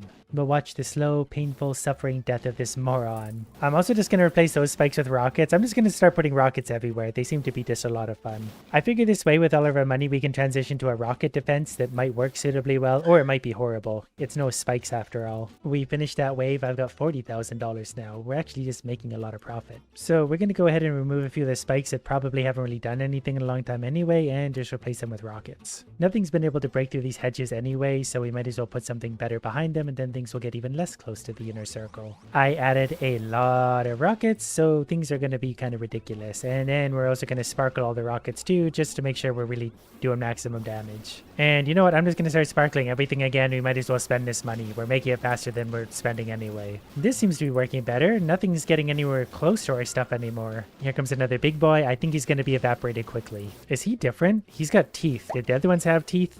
I can't, well, he's dead. He wasn't that special. I think we did lose a tower or two there somehow. I wasn't really paying attention because I didn't care. I was just lost in the sound of explosions. If the rockets are on the outer edge too, they can actually attack enemies like way off the map. So they're actually killing stuff where we can't see them. I'm pretty sure what we needed all along is walls of rockets. These should be able to kill everything instantly, even off the map. Whatever that was is probably dead.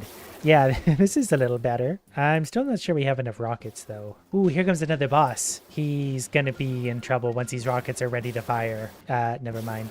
Decided to upgrade my defenses a little bit more because escalation is key. That's actually really loud on my ears. Those are loud rockets. But I feel like our defenses are going to be adequate, being that we're not even able to find any enemies yet. There's our first one, and there he goes. So the rockets basically fire in sequence. You can see the outer ones fire and take all the enemies out, so the inner ones wait for any enemies to survive long enough to be in range. But spoiler alert, there's not going to be a lot of enemies in range. We still have enough AA in the center to stop these guys. That sound actually hurts my ears and gives me a headache, which means we're probably doing things right finally. I did want to see a boss versus these rockets, but I think we probably already did. He just died off the screen somewhere. Like that could have been a boss. Oh, there's a boss. Nope, never mind. That was wave 22. We lost 0 towers throughout that. But that's because the rockets are able to kill everything right away. Anything that spawns on the map gets 800 rockets fired in its face instantly. Now, for anyone wondering, this game is called Grow Your Garden because I know a lot of people are going to ask. Mission accomplished, we protected the tree. I touch the gear, I make $1. I touch the gear many times, I make many dollars. I do this 1,000,000 times, I make $1 million. The end. Once I for some reason clicked 120 times, I've unlocked what's called gears. It's also provided me with instructions on how to move around the map, and it's directed me to something up here, so I think I need to connect our gears all the way across. But since I'm not here to use my brain for now, I'm going to level up this for $25, $36, $52. Now we're getting more money per second. Oh, because it turns itself. I think I understand. So after the latest upgrade, we're up to 40 cents per second. I feel like gears are going to be a better use. And I can actually see this being fun because you can probably connect these in all sorts of weird ways, and they're going to spin differently depending on how many teeth they have to each other. That did give us 80 cents per second, so that actually doubled our income. And if we spin that, the other gear naturally spins differently. Alright, well I'm going to go back to doing what I do best and clicking on things, waiting for something good to happen. So if I upgrade this now for 109, it put us up to $1 per second. And then it ticks every 2 seconds for reasons I will probably never understand. But we made another $140, that means we get another simple gear. Each one of these produces 50 cents a second, I believe. So we'll keep heading towards whatever that is up there, I guess. I don't know what the degrees matter. I'm sure they do at some point. Maybe if you put them together, they work better. I guess what I'm wondering is if they multiply off each other. Like if I put it here, is it going to connect to both? It doesn't let me do that. That's why it goes red. Okay, well, that's not as fun as I'd hoped for, but we're going up this way. $2 every second to watch 4 gears turn. I also have the creatively named money per turn option soon too. But we're going to increase turn speed now. That gave us another 20% increase. And conveniently, my auto clicker is mad at me today, so I'm manually clicking for now. There's $250, money per turn is going up. That gave us actually a 50% increase, $3.6 every second. I've also just unlocked the click money upgrade. That means I'll get more money per click. But being that my auto clicker isn't working, I'm going to do the auto money per turn. That gave me another $1.20, so we're up to $4.80 every second. While we're at it, let's put another $2.29 to turn speed, $5.60 every second. Then I guess we might as well add another gear. We're still aiming for whatever's up top, $7 a second because of that. Since I am still clicking a lot, we're going to put click money up. That's given us $1.15 instead of $1. I regret that already. Now we have to deal with decimals. That actually really annoys me. Now I have to watch this thing move around. We got to deal with decimals. It gets harder to read. Everything's just a mess now. But we'll manage to deal with this. $332. We're going to increase the turn speed, $8 per second. And one more simple gear going up there. I think that's roughly in the right direction. I mean, we can just check really, but it's a long ways to go to get to that thing. And once we turn it, it's going to start to brew us coffee, so I'm excited for that. I did also unlock simple gear money up. We've got 5 simple gears, so that might actually be worth it for $6.50. We'd also have a big gear for $1,000. Okay, well, let's increase the value of the little gear, the main gear, whatever it is.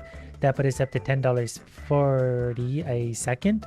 So I'm not sure that was worth it right now, but we'll save up $1,000 to put a big gear on. Also, there's an arrow pointing downwards now, so there's something down there I presumably need to reach. Also a coffee maker. This one just has an oil pan attached to the bottom. I hope by the end we can make these turn at light speed, so they basically look like a laser instead of a gear. Okay, $1,000, one big gear. Can we put this anywhere? Nope, it still only wants to go in certain spots. We can't put it over there, but I want to get to this thing. That put us up to $13.60 a second, so those are worth a lot. I quickly saved up another $1,500 for another big gear. That gets us close to our destination and gives us lots of money, $17 a second. That's really quickly going to pay for more turn speed. That's only $480. Now we're up to $19 a second. We can afford another one in no time at all.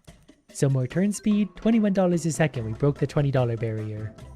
Because of our earnings, we can already afford another big gear. We're going to slap that up top. $25 a second. But I can already increase money per turn again. That actually added $6.25 per second. That was a really cheap upgrade. And then I send a text, and before I know it, I have $2,100, so I can buy money per turn again, $37.50. And that's good because it doesn't really feel worthwhile to click anymore. As much as I love clicking, I'm just going to upgrade money per turn again, $44 a second. But because it all connects to itself, upgrading turn speed might make a really big difference here now. That did add $5 per second, so we're going to do that twice, $52 a second. These are all starting to feel so cheap, like this is $1,000 for these 5 little gears to get more money. That only added $2 per second, but that's going to add up, especially when I add more little gears, which I can because they're pretty cheap right now when there's even another one, $64 a second. A few short minutes later, wouldn't you know it, $360,000. That apparently is enough for what they call the BFG, probably a big friendly gear. You can go ahead and throw that up front like that and it really is quite big. That put us up to $90 a second. It also got us a lot closer to our destination because it's enormous, so let's just go ahead and smack down another one of those right away, 115 per second. And then since we still have $108,000 left, let's add a few more little gears. Well, big gears really, but they're small compared to the other ones, so we're going to put in that many of those. We're up to $150 a second. We're going to increase the turn speed quite a bit. One more of those, we're up to $210 a second. Now we're going to increase the money of the big gears. That much. Now we're up to $260 a second. It's that easy. You know what? Let's increase the money of those one more time since we have so many. $270 a second. So every 4 seconds, $1,000. So we can also put some simple gears down because these cost $1,000 each, and those are just going to get us to where we're going. Not sure why we're going here, but we're going here. Maybe also once we increase this, yeah, basically 3 seconds, $1,000. And my 3 different sizes are actually pretty equal. This is 22% of my income, this is 43, with the remaining 32 going to these guys. Probably should have turned up my money per turn. That added like $50 per second. And it's a very cheap upgrade, $420 a second. So that's going to pay for money per turn again, almost $500 a second now. Another 10 grand, another one of these. Now we're at 515, so it takes less than 2 seconds to make $1,000 for us now, and we're so close. But we'll also put some gears down because I do want to make it to this thing. I'm quite curious as to what this does. And the more gears we lay down getting to where we're going, the more money we're going to make. So it's really very fun in that sense. I'm going to try and increasing my click money also. I don't know how much difference that's going to make. Not very much. I just don't like the fact that it's an uneven number. We'll call it $2.01. That's perfect. I swear I can just look away for a second and I make $20,000. I need one more of those and then probably one more of those will be touching that little gear. Probably could have been there already had I built in a straight line, but we're not really here for straight lines. We're here for the chaos. Oh, and that actually counts somehow. So this is happening. We're making $620 a second. You will receive $0 per gear per turn for 10 seconds. That's very generous of you. I think this needs to build up a little bit and then it's going to be a help. Coffee's a little greener than I normally like, but it's caffeine, so what do I care? So from there, I guess you got to build downwards towards the other one. And we're going to just increase our overall money per second. That put us up to almost $700 per second. And small gear money again, that's $708 a second. 50 grand, one more big gear to go downwards. We're going to try and put a little bit more of a straight line. Oh, you can straight line it. Look at us being an engineer or something. I don't really know which one of these to level up. Turn speed would be a big one because that's going to add $45 a second, and that's not that expensive anymore. This is basically 20 seconds. So if we click that again, $850 a second. So let's increase money per turn one more time. That's 920. Then a little bit more turn speed. We're almost very close to $1,000 per second. Maybe we should try this boost right now. $339 per gear per turn. So we'll click on that and we'll see if the money piles up. I don't know if that had a big of an effect as I thought. We're up to $1,650 per second, which is a lot, but not nearly as dramatic as I'd hoped for. And since I'm all about the money here, we're going to turn speed up and money per turn. We're up to $1,100 per second. Now we can start adding gears to get us down to the bottom. And for now, the big gears are producing us $50 per second. These big guys are about 90, so it's still worth it to buy 2 of these rather than 1 of these. These little gears are also very cheap and quick to buy, but they don't get you a lot of distance. I could level them up more as well for only $8,000, so I should be doing this a lot more. Well, that doesn't add a lot per second. But maybe at level 10 they have some kind of bonus like these games sometimes do.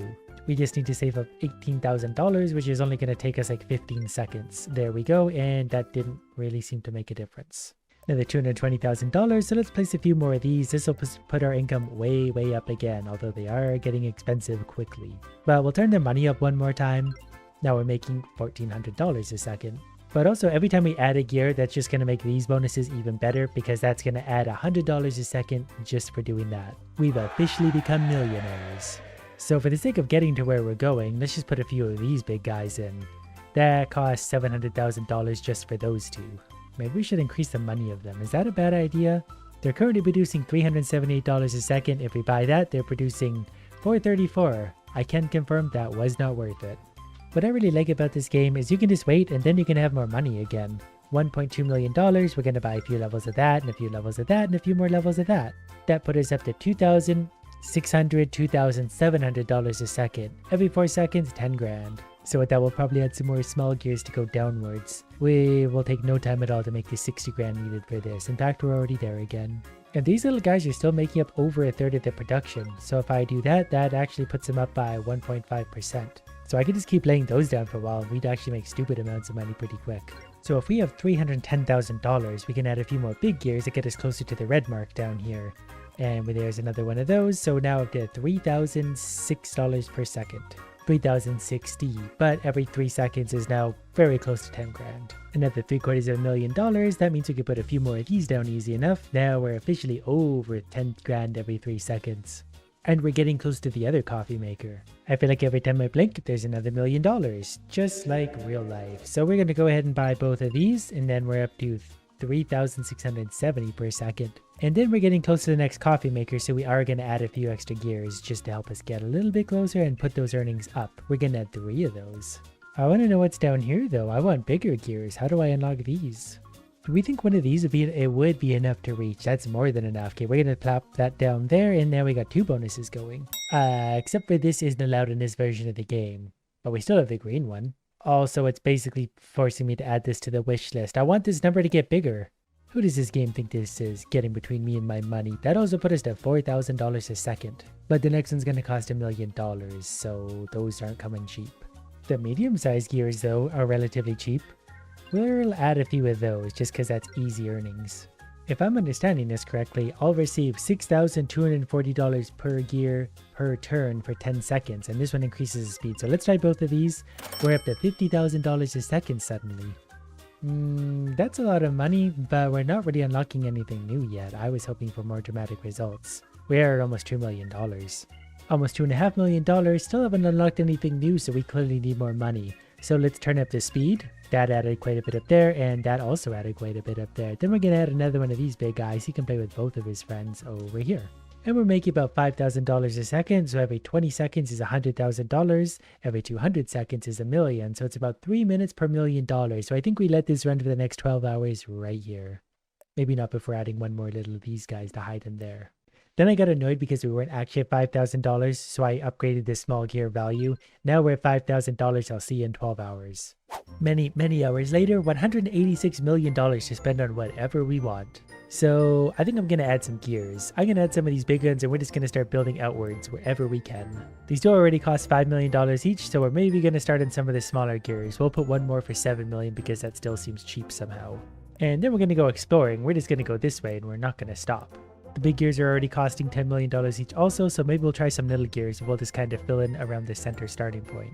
I kind of zoned out and didn't realize how much those were starting to cost, so we're going to need to increase the money for those. Luckily we've got a lot of them and a lot of money to spend on these things. Now we'll do the big gear money up till it's costing about $1 million, and the mega one also $1 million.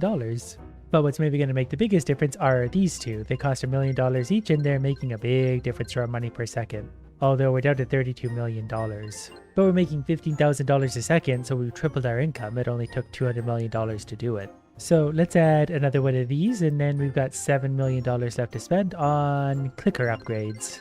Okay, that went quicker than I thought. So for millions of dollars of clicker upgrades, we're now making $200 per click. So we could add a few thousand per second at best. I really thought spending $200 million would be a little bit more dramatic. We've tripled our income, but that's really all we did because we didn't unlock anything new. We can use our bonuses. Gears will turn 30 times faster, and they'll get an extra $40,000 per cog for 10 seconds. So we've touched both of those. $1.4 million a second. That's the kind of results I was hoping for. $1.4 million every second for 10 seconds. So we're going to make $14 million. Now we can retire a very happy person, just watching our gears turn for the rest of eternity. Today we're going to make it rain people, because every time I click, they pop from the ground. So the faster we click, the more people we get. It's like watching popcorn kernels go off. As amusing as this is, it's not actually earning us anything at all. We need to spend 30 people on one house. And it is a pretty nice house. So now when I click, I get one human sacrifice. And the more humans we sacrifice, the more prettier things we can afford. And it's only a matter of time before we buy another house or two, and they're to sprinkle themselves throughout the land.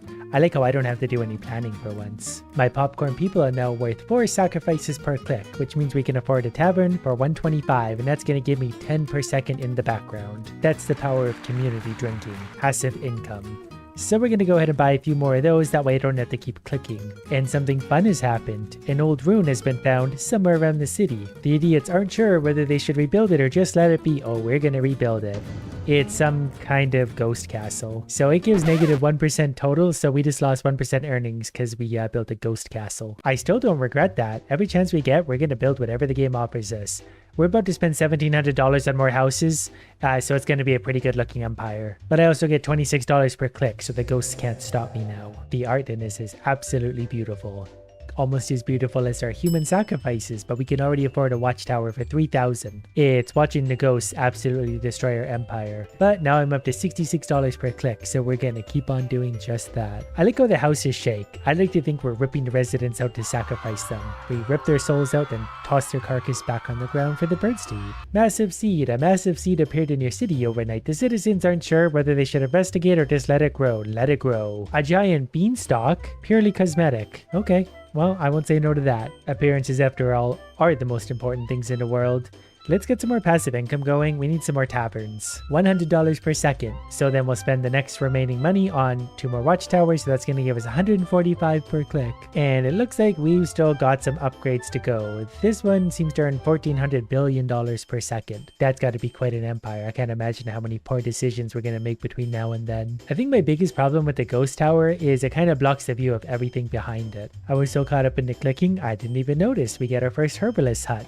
Costs $20,000, earns 1,000 per second. Look at that money go up. But I want to watch more people get flung into the air like popcorn. So we're just going to keep our clicker numbers up too. There can be no mercy for the residents of this world. A shelter for flowers. A merchant comes to your city and asks for a place to set a place for flowers. We definitely need more flowers. Yes. Yes to everything. What do?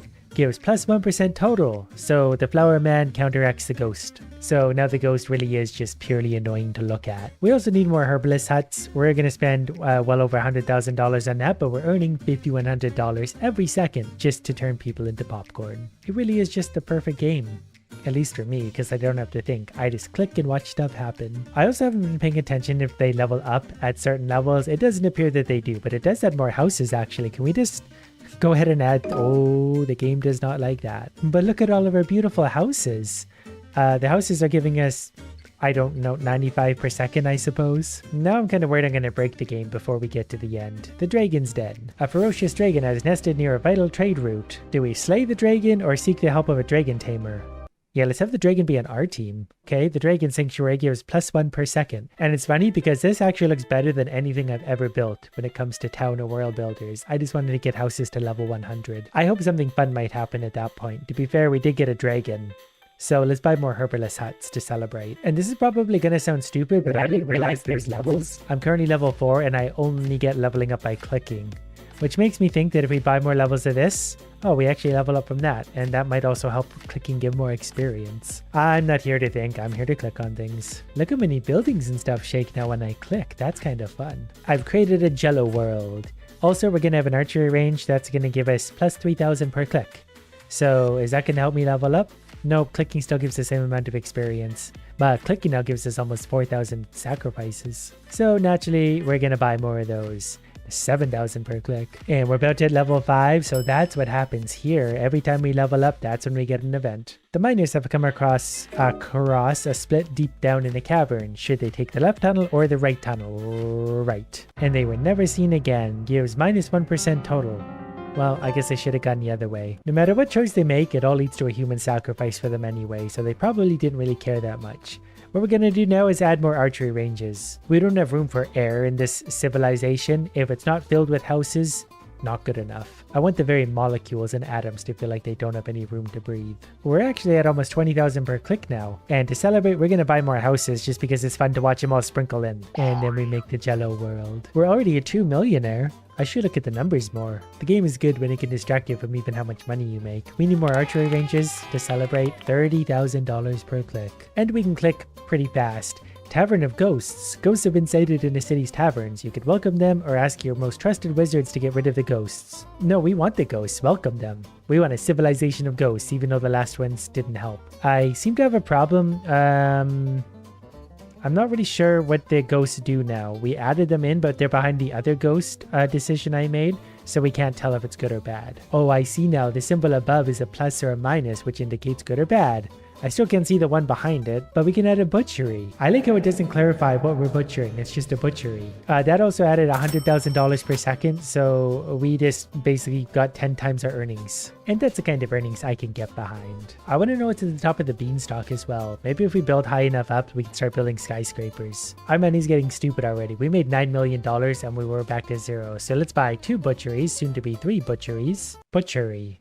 I'm pretty sure that's not a real thing. I think it's called a butcher shop in real life, but you probably shouldn't take my word for anything. I'm sitting here clicking on an imaginary Jello village. I wish houses weren't so expensive, $150,000 each, but I do like to make it rain. The bakery costs 35 million, so that's still going to be at least a few seconds. So while we're waiting for that, more butcheries. Maybe the butchery is where we send the people once we pluck them out of their homes. I assume they don't take the fall very well if we launch them 30 meters into the air. So from there they go to the butchery. We turn them into food for the remaining people that haven't yet been tossed into the air. The goblin settlement. Scouts have found a large goblin settlement nearby. You can train warriors to wipe it out or establish contact. Now let's train warriors. Let's destroy the goblins. Did that work? Okay, we got a paladin barracks out of that. Apparently we get plus 3% per click. Eventually that's going to add up, because as we buy a bakery for $35 million, that gives us plus 300,000 per click. And we get an extra 3% out of that, so that alone is giving us 9,000 per click. Then again, that number seems kind of insignificant. When your numbers are doing this, you're having a good day. The numbers have turned into Jello themselves. That also means I don't have to click, but I want to click, so we keep leveling up and getting stupid new buildings. Also, more butcheries. That way we can earn $1.2 million per second. Next is a blacksmith. It's going to cost $400 million. So that's going to take a second to get to. While we're waiting, we're going to buy another bakery and soon to be another bakery. It's going to cost $42 million and there it is. So our earnings right now are probably about $5 million per second, which sounds pretty good, but that gets me really excited for how far we can take it. And while we're waiting, when I get bored of clicking the Jello Town, I'm just gonna upgrade things once in a while. A mischievous group of goblins has occupied an ancient ruin, hindering important archaeological research. You can send an expedition party to clear the goblins. Yeah, clear them out. We don't negotiate with terrorists. It's true, every time we fight the goblins, we get a good bonus. Now we get an extra 2% earnings per second, at least passively. My clicking is up to 1.6 million, so if you buy a few more of these, it's up to 2.5 million per click. 4 clicks, $10 million. All because I built the world's best town. My earnings are so good, I actually went way over the 400 million we needed for a blacksmith, but that's going to add $12 million per second, so it's actually 10 times our earnings. So that's going to make us a billionaire before we know it, because now we're making more like $40 million a second. And if we buy another blacksmith, that's only going to go up from there. Each one does cost $500 million though, otherwise known as 500 million, so that's going to take a few seconds no matter what we do. A group of rogue wizards is using dark magic to terrorize the countryside, causing havoc and destruction. You could seek help from dark wizards in a city. Yeah, we're gonna fight fire with fire. Wizards, get at them. So that ended up adding 2% per click and minus 4% per second, so clicking power went up. The fate of the wizards and the countryside, by the way, is irrelevant apparently. They all got slaughtered, but we make more money. We're also officially billionaires, in fact 2 billionaires, so I'm gonna spend $2 billion on houses just to watch it rain. You can't tell me that wasn't fun though. We have 231 houses squeezed into like a quarter-acre lot. That also basically added absolutely nothing to our earnings. But we're already pretty rich, so what do we care about money? We're gonna buy 1 blacksmith and soon to be 1 more blacksmith. Simply because that's gonna put us up to almost $50 million per second. So we're earning money just like we do in real life, obviously. Do you think this dragon's ever going to get up and move? I know it's like a sanctuary where he's supposed to be safe, but I think if we juggle him enough times, he might feel better. Or just get so annoyed he leaves finally. He's pretty vulnerable. We probably should have just murdered him when we had the chance. He probably had lots of treasure on him. $3 billion, so we're going to spend more money on blacksmiths. That put us up to $93 million per second. Wait, one more time. $104 million every second. Mysterious mushroom. A large mysterious mushroom has started growing in the middle of your city. You could leave it or pluck it. Well, we're gonna leave it. I want to see this mushroom grow. That gives an extra 0.5% per click. While we were reading the mushroom story, we were able to build a church. Costs $3.5 million, but it's gonna earn us $25 million per click. We're currently making $2.5 million, so that's 10 times. 10 times earning per click. So that's 30 million per click. Because of all of our bonuses, we're going to buy another church. 56 million per click. So it takes less than 20 clicks to make $1 billion. So we better keep going on the churches. Also blacksmiths, we just need more money. $150 million per second over here. I don't know, we're making hundreds of millions of dollars per second. Yeah, if I'm clicking pretty quickly, even moderately quickly, $500 million a second. So we need more churches. What a fun town. We have like 400 million houses, 800 taverns, a few bakeries, butcheries. Everyone just sits around eating and drinking, and there's a lot of people. Since we got another $13 billion, it's time for another house reign. Our civilization is so great, why would we not add more people to it? Do you think people like being tossed into the air in town or back there in the trees? A ferocious dragon has nested near a vital trade route, causing fear. We've done this one before. We're going to have the dragon tamer come in, and then we're going to get another dragon. That's an extra 1% per second. These bonuses are starting to add up. We'll celebrate with some churches. $217 million per click. The numbers are getting so big so quickly. So let's see if we can get that over 300, which you should easily up. 325. So every 3 clicks is $1 billion. So I really got to keep on the clicking pressure at this point. Soon enough, actually right now, we'll be able to afford our first farm. This adds 1 billion per second. So 7 times the earnings. Now look at that money go up. $1 billion every second, even quicker, and we don't even have to click anymore, but we're going to. I love how fast the upgrades pay for themselves. More farms. The farms are nice because they're so big, we really can pick them out of the crowd. $3 billion a second. Oh, the mine went again. The miners have come across the thing. The right tunnel was actually the wrong one, so they're going left this time. The mine landed over here. Now we get plus 3% per click, which is an absurd amount of money at this point. So more farms it is. Those 2 or 3 farms we just bought put us up to $6 billion a second. They do cost $60 billion each. Now $70 billion each. So they're definitely getting a little expensive, but they're getting into the foreground. And the earnings are starting to feel pretty good. $10 billion a second. So we're going to do what any wise person would do and spend $170 billion on houses, just to watch them rain from the sky. Then again, what would really put this town over the top is spending $200 billion on taverns. We're gonna have like 1 tavern for every house. That way everyone gets to drink. It's gonna be really, really encouraged at this point. 140 taverns. So we actually have almost 2 people per 1 tavern in my world. Basically, half the people work at the tavern while the other half drink at the tavern. We have the goblin settlement again. We're going to train warriors. They're going to deal with them, and that's going to give us some kind of bonus, 3% per click. And while we're dealing with them, we hit the money we needed for a guard tower, 440 billion. But that's going to add 10 billion per second. Or per click, rather. Look at all of our money. We're making 500 billion per second, if I'm seeing this correctly. The numbers are getting hard to read because they're going quickly. Whatever the case, I'm buying more guard towers. Look at how much we get per click. I don't know what we need guard towers for. Everyone's just drunk all the time anyway. I don't think anyone would even notice if we got invaded. Well, we're up to 91 billion per click. And with that, we're at 102 billion per click. 10 clicks is $1 trillion. Library, those aren't important. Those cost 5,500 billion, so $5.5 trillion for a library. But that also adds $26 billion a second, so that was also massive earnings for us. And even while we were talking about how massive that was, we can afford another one. And I'm pretty sure it's going to do the same thing again very shortly. Just like that, another one, $85 billion per second. But the clicking is actually doing a lot more for us at this point. We found the old runes again, so we're just gonna let it be because that was the ghost thing again. That one gives 1% total, so it's also counteracting the ghosts. More guard towers, $172 billion per click. We buy, wow, actually a lot of those, $220 billion per click. Basically 4 clicks for a $1 trillion. 4 clicks per trillion. We can get the numbers to get really big in this. I like how it actually reads them out too. So I'm pretty sure if we buy these, it'll be, yeah, less than 3 clicks for $1 trillion. So while we're at it, we need some more libraries. We just bought a whole bunch of those. So $200 billion a second in the background. I don't know where we're making several $1 trillion per second at this point. But it looks like it's going to cost 45 trillion for the guild hall, which actually we've almost made already. So that's going to add 700 billion per click. So that's several times my current earnings anyway. So we're earning $1.15 trillion per click. The goblins showed up, cleared them out, kill them, whatever. That gave us 2% per second. Look at all this money. These numbers are getting stupidly big. So we need more guild halls. And we earned that back like almost instantly, especially if we use an auto clicker. Guild hall, auto clicker, Guildhall, auto clicker, and Guildhall, auto clicker. $8.3 trillion per click. And we can just keep buying Guildhalls if we want to. Now we're at 10, 11. Okay, that's going up. $11.5 trillion per click. So we have $233 trillion. Let's add some watchtowers. These are still reasonably inexpensive, so we should be able to make it rain those for a second.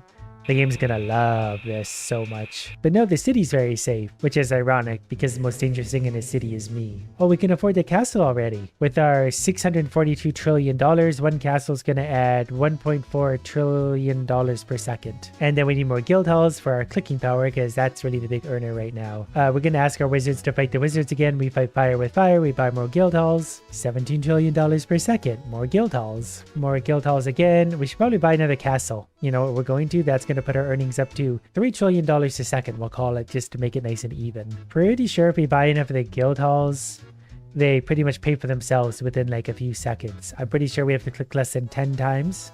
Maybe a little over 10 times to afford another guild hall. That's also not factoring in just our passive income as well, which seems to be getting pretty high. We've been into the quadrillions of dollars. 1.2 quadrillion. So let's buy another 5 levels of guild halls so our earnings go up even higher. And then castles from level 2 all the way up to level 5. That put our earnings, that's $7 trillion per second. Clicking still does way more, but both are going to add up over time. I accidentally just made a choice on something.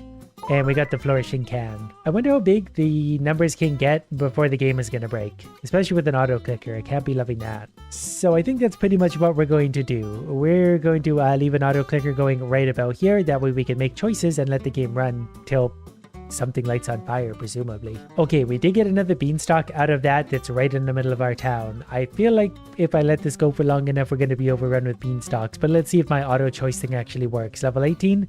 Level 19, we made a choice. Okay, see you in 12 hours. My town definitely got a little busier overnight. Look at all the beanstalks we have. And on top of all of our many buildings, 4.17 quintillion sacrifices. And we're currently getting $54 trillion per click. So if we spend all of this money on a guild hall, that takes us up to $227 trillion per click, which feels like a pretty fun and adequate amount of money. So let's do the same with the castle. We're currently making 5.7 trillion.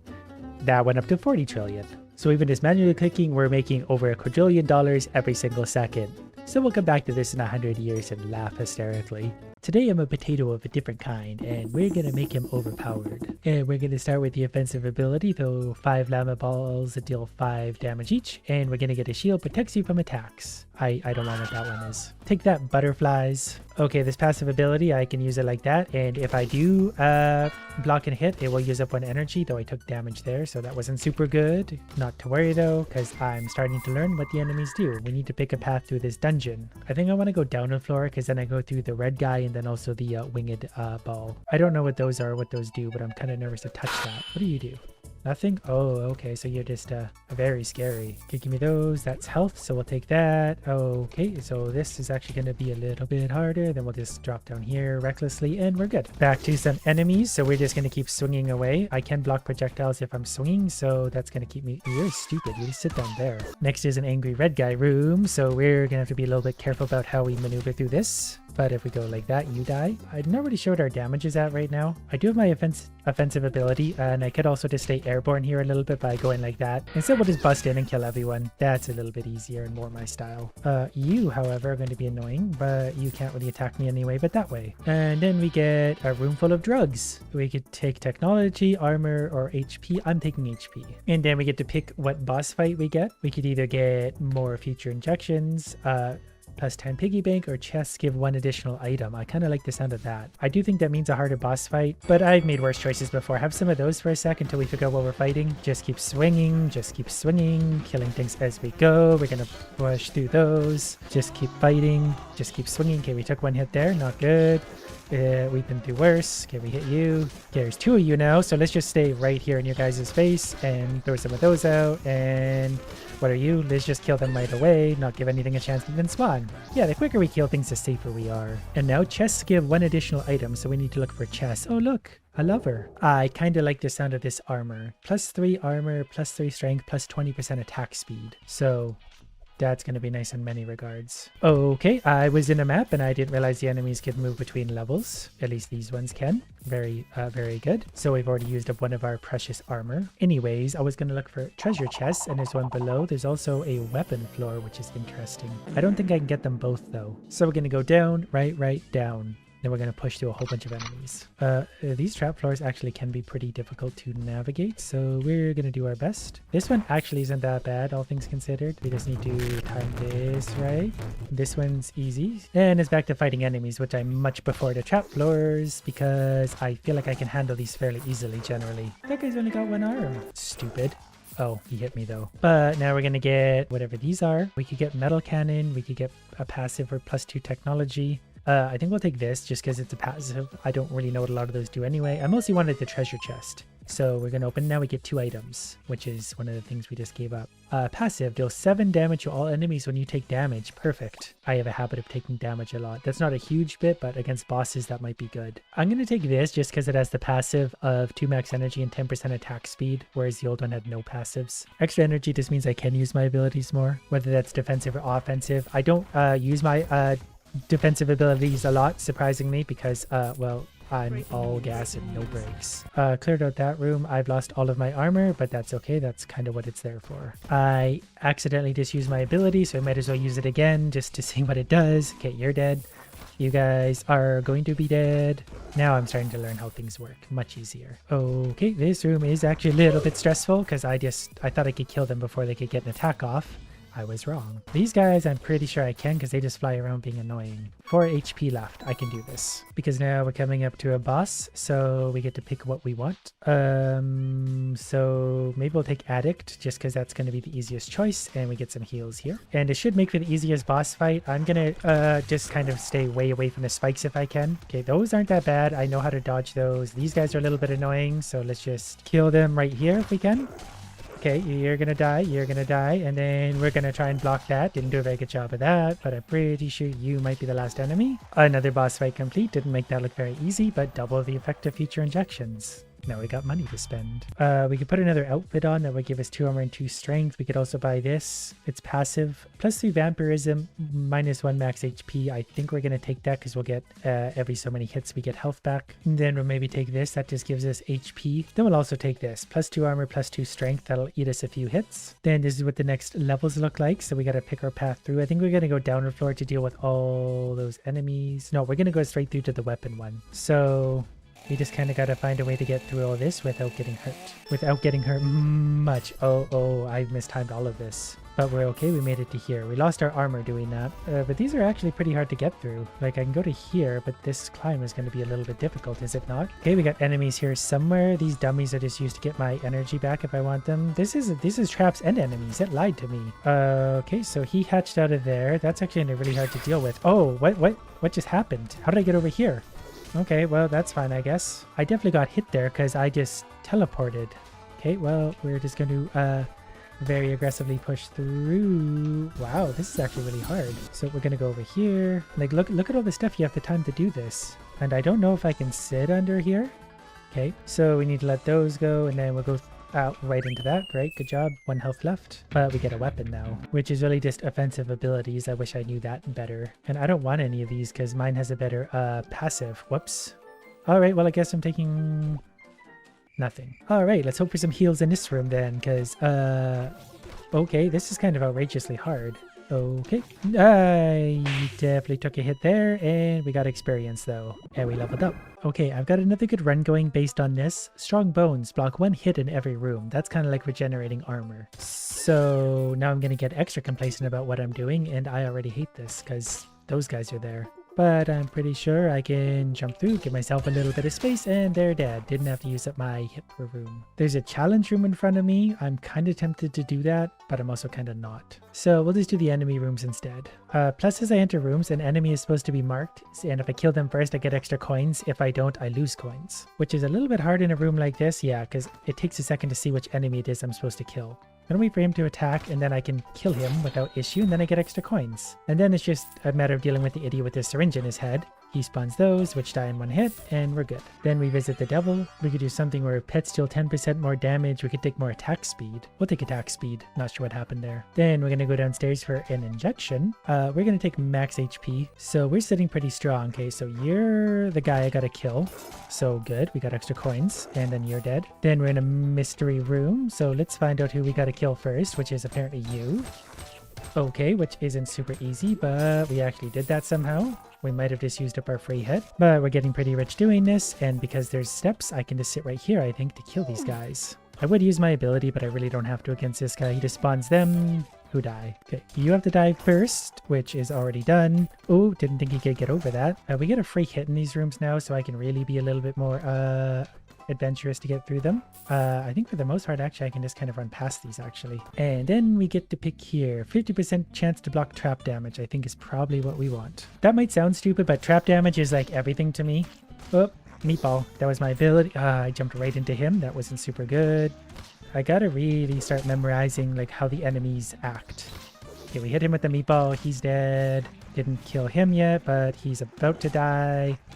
Gonna get away from everyone for a sec. Okay, so far so good actually. You're dead. We're gonna move away from that. Get under you. Kill you. Oops, ran into the trap because of course we did. I just realized suddenly how much armor and stuff I have though. That kind of gives me a lot of confidence that I shouldn't have. 5 armor, 8 health, and now a 50% chance to block traps. Plus just a lot of money. Nothing here is super good. I don't know what charisma does. I just win more coins for winning arena fights. That's like an investment moving forward because I already make extra money. There's a few here that I like. The 5% damage would be good, but I want the robes. That's going to give me 3 armor and 1 max energy for as long as it lasts. So look at all that armor. Okay, which one of these idiots do I need to kill first? Okay, I don't know where... Okay, I gotta move or I'm gonna get hit. I don't know where the first idiot is. These rooms get so difficult so fast. Did I just take a hit? I think I did. So I'm just gonna have to kill this guy, I think. Because I can't risk it. Now, I don't have a lot of coins to lose anyway, so yeah, he's dead.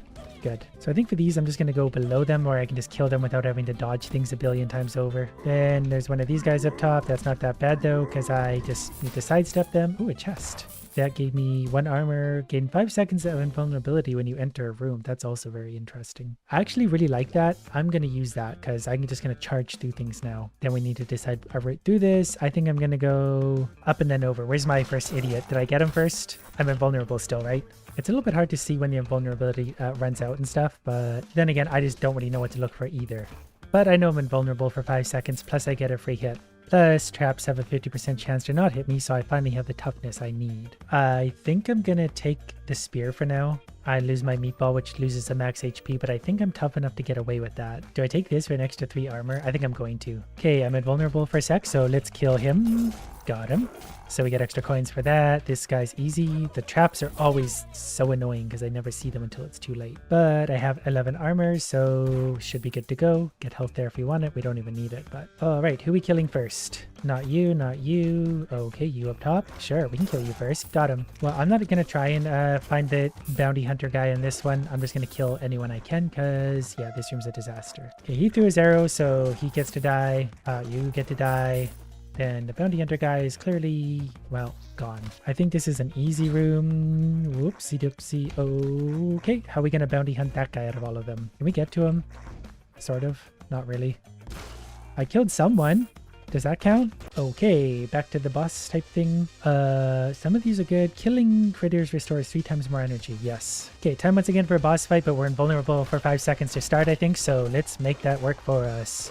Missed with my big shot, which kind of sucks. Come on, just tank through it. So far, so good. Okay, you're gonna die. You're gonna die. Okay, you're dead. Also you. We're doing lots of damage too, I think. Good. So far, so good. It's mostly just those guys, which are kind of annoying, but also not that bad once I kind of get in the rhythm of them. That was easy. And there we go. Killing critters gives us 3 times more energy, plus we have $500 to spend. I don't love any of these, so we're gonna pull this. Okay, spicy food, 25% chance to poop for 12 damage when you attack down. Okay, that just gives you an extra attack. We're also gonna take this for 20 thorns, 1 vampirism. This is a skull and crossbones, so okay, I guess it's like a challenge room. I'm invulnerable for 5 seconds, so you can have that. Okay, I can see what's a challenge room with the boss fight in itself, so we're just going to make our way through this if we can. Wow, this is actually going to be really, really hard to do. Gotcha with that. So, wow, okay. I don't know what to do. Just keep dodging. Is he dead? Oh, now there's 2 of them. Great. Not at all stressful or hard. So far, I'm doing it though. And especially if I keep stabbing with my stabby. Just keep swinging the sword. That sound keeps making me think that I'm getting hurt for some reason, but it's not. Okay, I think I got him. That was stressful. 50% chance to take 1 damage at the start of the rooms. Can't kill you. Plus 30 piggy bank. I don't know what that means, so I'm not going to touch it. I think my invulnerability might block that, but since I'm not sure, I'm not going to risk it. Not really sure where I am, but there's a treasure chest if I go down then straight across, which shouldn't be that hard. There's the first enemy we need to kill. There's definitely no idiots, so that's stressful, but we killed him, so there's our money. We're already rich again, so we'll use that invulnerability to our advantage to find who are we supposed to kill. Oh, you up top. That's gonna be hard to get. Never mind. Got him. Who would have thought invulnerability would make it so easy? So you've got a shield, so you can't attack, but that's kind of easy to get around. Okay, and again, there's our target. He's over there. He's kind of in a weird spot. I'm trying to make the poop thing happen. There it is. It's 1 in 4 chances, I think. So clearly luck isn't really on our side. But I just want to accomplish this just to say I did. Come on. Is it only one at a time? Okay, that's fine. I'll just go down there then and kill them. Okay.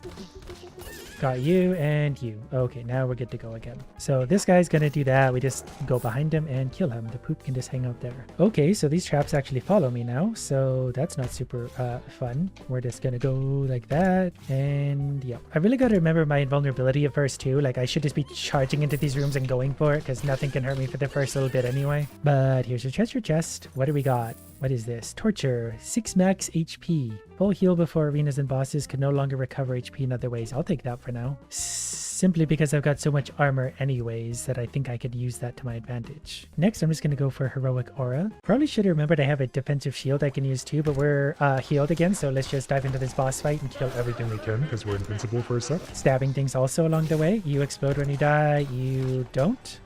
So we get behind you guys, just keep swinging at things. Ow, walked into that. Still got lots of armor. Those are going to get super annoying. I didn't even realize the turret at the top of the map. So we're going to stab you guys to death and finish. Ow, you up. All right, we're starting to take more damage than we want to be. Okay, we got our spear back if we want to stab that turret at the top. Well, the bullets in general are kind of what's getting me on this floor, but we did it. We still got 5 armor plus 450 things. We're going to take 20% attack speed minus 1 max HP, 5% chance to block incoming attacks, and maybe this. Enemies explode on death for 6 damage. Maybe that's not a ton of damage. You take 1 damage right now plus 10 thorns. Yeah, I'm pretty sure we block that anyway. Maybe not. Okay, anyways, let's get the guy who we're gonna get paid to kill, and then we'll slowly kill everyone else. Or quickly. These rooms are definitely getting stupidly harder. I don't know what most of these enemies do anymore. I'm just kind of getting in there to fight them. Alright, lucky at the root. We can go up for a treasure chest. Let's go for that one. Okay, the guy we got to kill first was right in my face. Not sure if we actually got him there or not, but we killed something. These guys are getting tough too. We need more damage maybe. We can poop on them. That didn't actually do a lot. Okay, I'm going to lure them down because I don't think they can walk upstairs. So then if I sit over here, I can just kill them as I please. Okay, the one we gotta kill is that one. Got him. So then let's just use our invulnerability to kill everything we can. Then we get our treasure chest, which has one of these, plus 6 strength, plus minus 8 technology. I don't think we need technology anyways. My spear scales with strength and bloody shield, so good. Back to bounty hunting. Gotta kill this big guy apparently. Should not be too hard, I think. Not sure if I got him first or not, but he is dead. Okay, new room, new problems. I don't know if that counted or not. I just decided to spear them because I wanted to be lazy. This is a trap room. Would be nice to get through. Whatever, I'm invincible for a sec, so let's just, yep. Plus 20% damage in arenas. Alright, let's have another. Oh, this isn't going to be super fun. I can already tell. I'm invulnerable for a second, not for super long though, so we're just going to have to keep killing everything we can while trying to avoid damage. Basically, there's no more strategy anymore. I'm just charging straight at everything. If I can get them to group up, I can spear them for a lot. The spear does a lot. Okay, we're good. The traps in the middle keep kind of getting the better of me, so I need to stay away from those. We'll kill these guys because they don't seem that dangerous. Wow, there's just a lot to kill here. Okay, I still got some armor, but it's not going to last forever. These guys are clearly a boost to someone else or something, because I don't think they really do anything. It's a little bit hard to tell, though, amongst all the chaos. Almost lost my armor, but I killed him. Reflected trap projectiles deal 50% more damage. That's kind of cool, and I have a lot of money, so I might as well buy it. 10% damage against bosses, sure. Not really sure where the boss is. I guess that counted as a boss what we just fought. And maybe this, using an ability has a 10% chance of restoring an energy. Then back to my bounty hunting ways. Perfect. I don't know what these enemies do, so I'm just gonna kind of hopefully not get too much damage from them. Oh, there's another one. Didn't even see you up here. Don't really know what you do, so die. Okay, the very next room, I was getting a little too complacent and I lost all of my armor because I just wasn't killing things like I should have been. Here's another treasure chest though, armed with something I don't really want. Okay, we gotta kill the guy up there. Oh, I missed him entirely, but well, we killed him eventually, sort of. And I managed, what is that guy? There's a big boy down there. I think I can probably just spear him to death, mostly.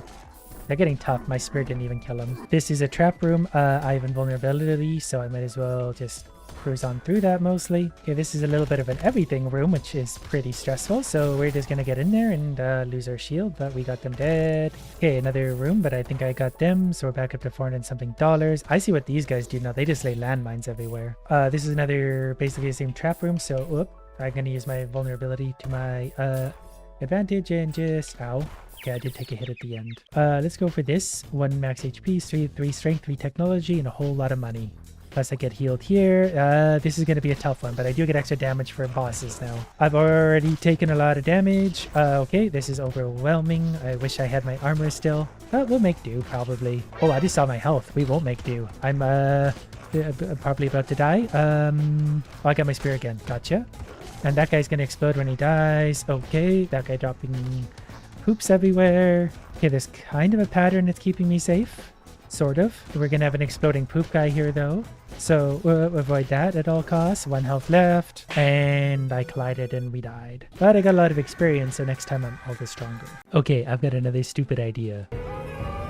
James is a hitman, but what he can do is combine weapons. So let's just keep combining weapons until we have one that does everything. Every time we do combine weapons, we take more damage.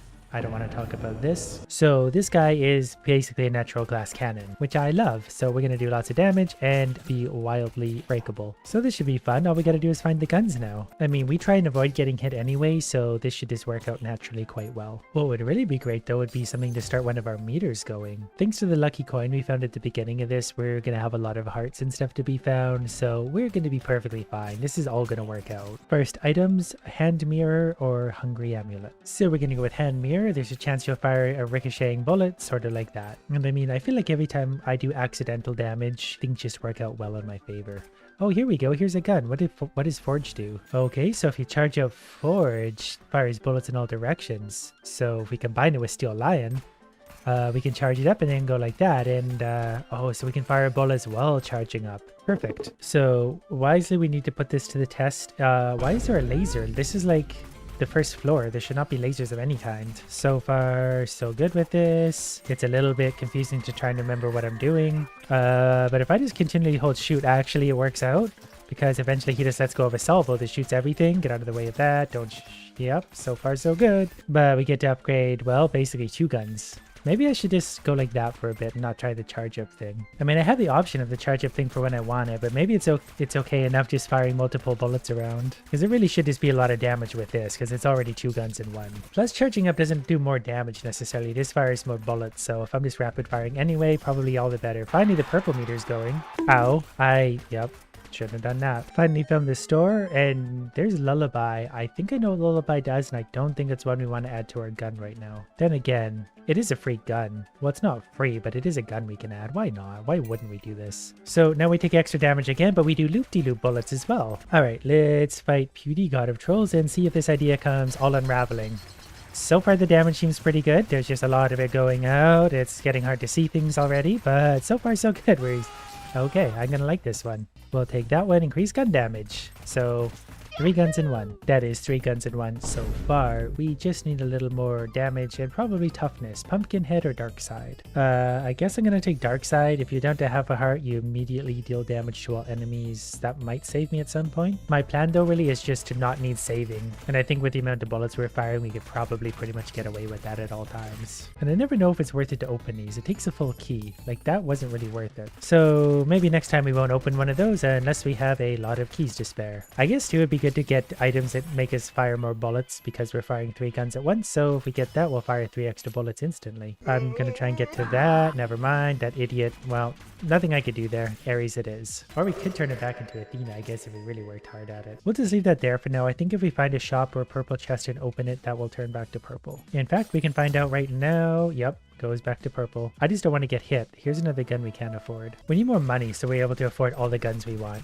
So far this is pretty good though. We're doing plenty of damage and nothing seems to be able to get close to us. And we're killing things so quickly we're getting lots of our little eggs hatching. Here's a bunch of money. I do have a grabber so I gotta be quick, otherwise he'll grab this stuff and I won't get a chance. But I'm pretty sure we have enough for that extra gun now, so let's go ahead and combine another one. Then we'll be even more fragile. Death Ray. Yes, give me the Death Ray. So Death Ray is also the one that fires like a laser, so we would have to charge it up a little bit if we want to get the full use of that, but at least we have the option. Oh, I almost hit... okay, welcome. I'll take you. Fine. And another one? Okay. I think we're firing enough bullets so we can get away with this. So let's start spawning things in. The Death Ray's got a lot of range on it, which is quite nice. That's going to help keep us alive a lot in itself. Good. So far, so good. And you're dead. And then there's the last few ideas to deal with. Yeah, this is going to work out pretty good, I think. And we're going to level up all of those guns. The Death Ray wasn't maybe the best choice, but it still can help. Then we're going to fight her, the goddess of makeup. So we're just going to continually fire. Trying to remember how to dodge her attacks. Oh, okay, we got hit when we didn't want to, but oh, okay, she's dead. I guess you're doing lots of damage then. Increased gun damage. I didn't actually care there that much whether we got extra health or not because we're very fragile. Right, what's in this room? Okay, we got teleporty idiots, so we gotta watch out for them because they're very hard to see amongst all my bullets. Other than that, everything will probably die fairly reasonably. And we're soon to have an Athena room. We'd be there already if we didn't get hurt by the boss, but makeup is hard to dodge sometimes. Ooh, that was close. We don't want to get too close to that, otherwise that would happen. So many drops though.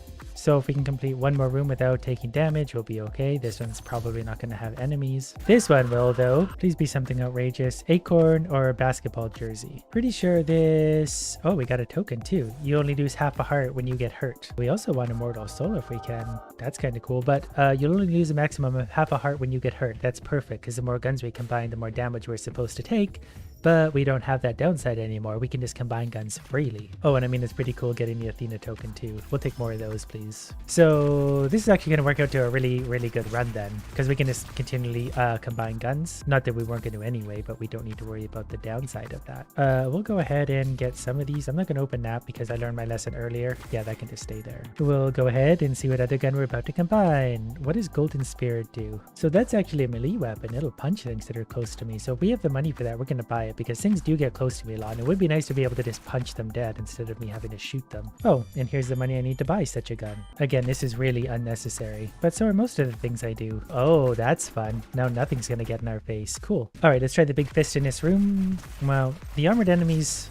Well, they are armored, so we are getting through that pretty easily. I do feel like whatever we're about to fight is probably going to die fairly easily. The biggest problem is always going to be me being able to see damage coming toward me because I'm firing a lot of different things out there. But damage will not be a problem. That's one thing I'm fairly sure of. Another egg hatched because nothing can survive my onslaught. And yeah, this is going to be a good day. It always is when murder's on the menu. He fires double bullets because I was just thinking I'm not firing enough bullets out there into the world. Since I have 5 keys, I will open the golden chest. I know I said I wasn't going to, but oh good, I got another golden chest, which yeah, was debatably worth it. Okay, so we're gonna kill everything there. We're gonna kill these guys. I almost forgot we still get items. We don't need items at this point, we just kind of want them. Okay, there's a free gun for twins if we want, or broken kite. Well, we're obviously gonna take twins. I'm not sure what twins adds to the... Whoa, okay, we just got long range on our guns now. Perfect. I can't wait till we find the crippling downside that I'm overlooking for this. Like suddenly we're just gonna be instantly dead and I'm gonna be, oh yeah, I didn't think about that. But that's the way it typically goes for me. So explosives are dangerous. Those guys shoot the thing that goes... If our bullets could block damage, that would be great too.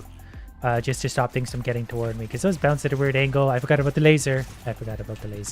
But we increase gun level. I took a lot of damage in this room, but that's the fun of this build. It's very high risk, high reward. Also, when my little grabber dies, he's going to spit out a whole bunch of money, so I'm excited for that. Until then, we're going to murder, absolutely murder Freddy here. Just avoid the colorful balls. I think Freddy's about dead. Freddy is dead. Oh, so we want the one with that one. Increase bullets. Now we're firing more bullets out. It would be nice to have some bullets that went like through walls and stuff, because right now I have to go around things and it's kind of annoying, but At the same time, we're doing enough damage that I guess it doesn't really matter. I'm just thinking if I could have absolutely everything I wanted, I would add that to the mix. Yeah, this will work though. I think we're also about to unlock another Athena room, depending on whether or not that thing over there gets touched, which I don't think it's going to. Perfect. So we'll see what she has for me now. A gun. Well, we're definitely going for the gun. So we're going to add Lullaby into the mix. It's, I don't know what it's doing. It's firing something out though. That's all that matters. Then we're going to restart this meter again. And then we're just going to keep on marching forward, kind of lapping our way through some of these rooms because the damage is just so much that, well, we don't really have to try that hard anymore.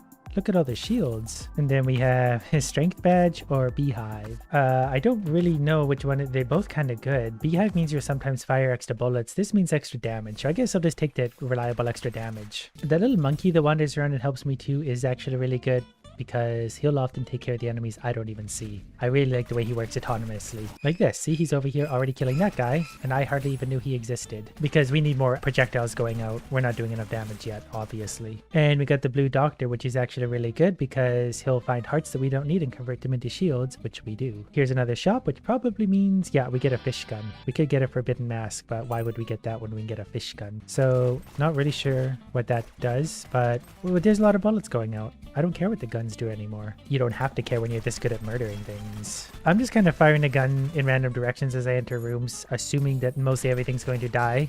When I do see an enemy, great, all the easier, but I don't really need to see them anymore. Is there something in this room I should be worried about? It just seemed like it was set up so strangely. It had me suspicious. And I guess since I have the blue doctor, I might as well let him have some of these hearts for now, because he can potentially give me shields anyway. Okay, let's try a challenge room. This one doesn't have the laser idiot in the middle, so it's actually going to be a little bit easier than the other ones. I still need to pay quite a bit of attention to where the bullets are, but for the most part, I think I'm okay. And a gun level up, so much more damage, range, bullet size, all the good stuff. And another gun, Song of Joy. Oh, it's firing the lobbing shots. We're really firing a lot of bullets at this point. We really do have to aim less and less as time goes on, because our bullets are just doing all sorts of things. I don't really know what he's gonna do, but ow.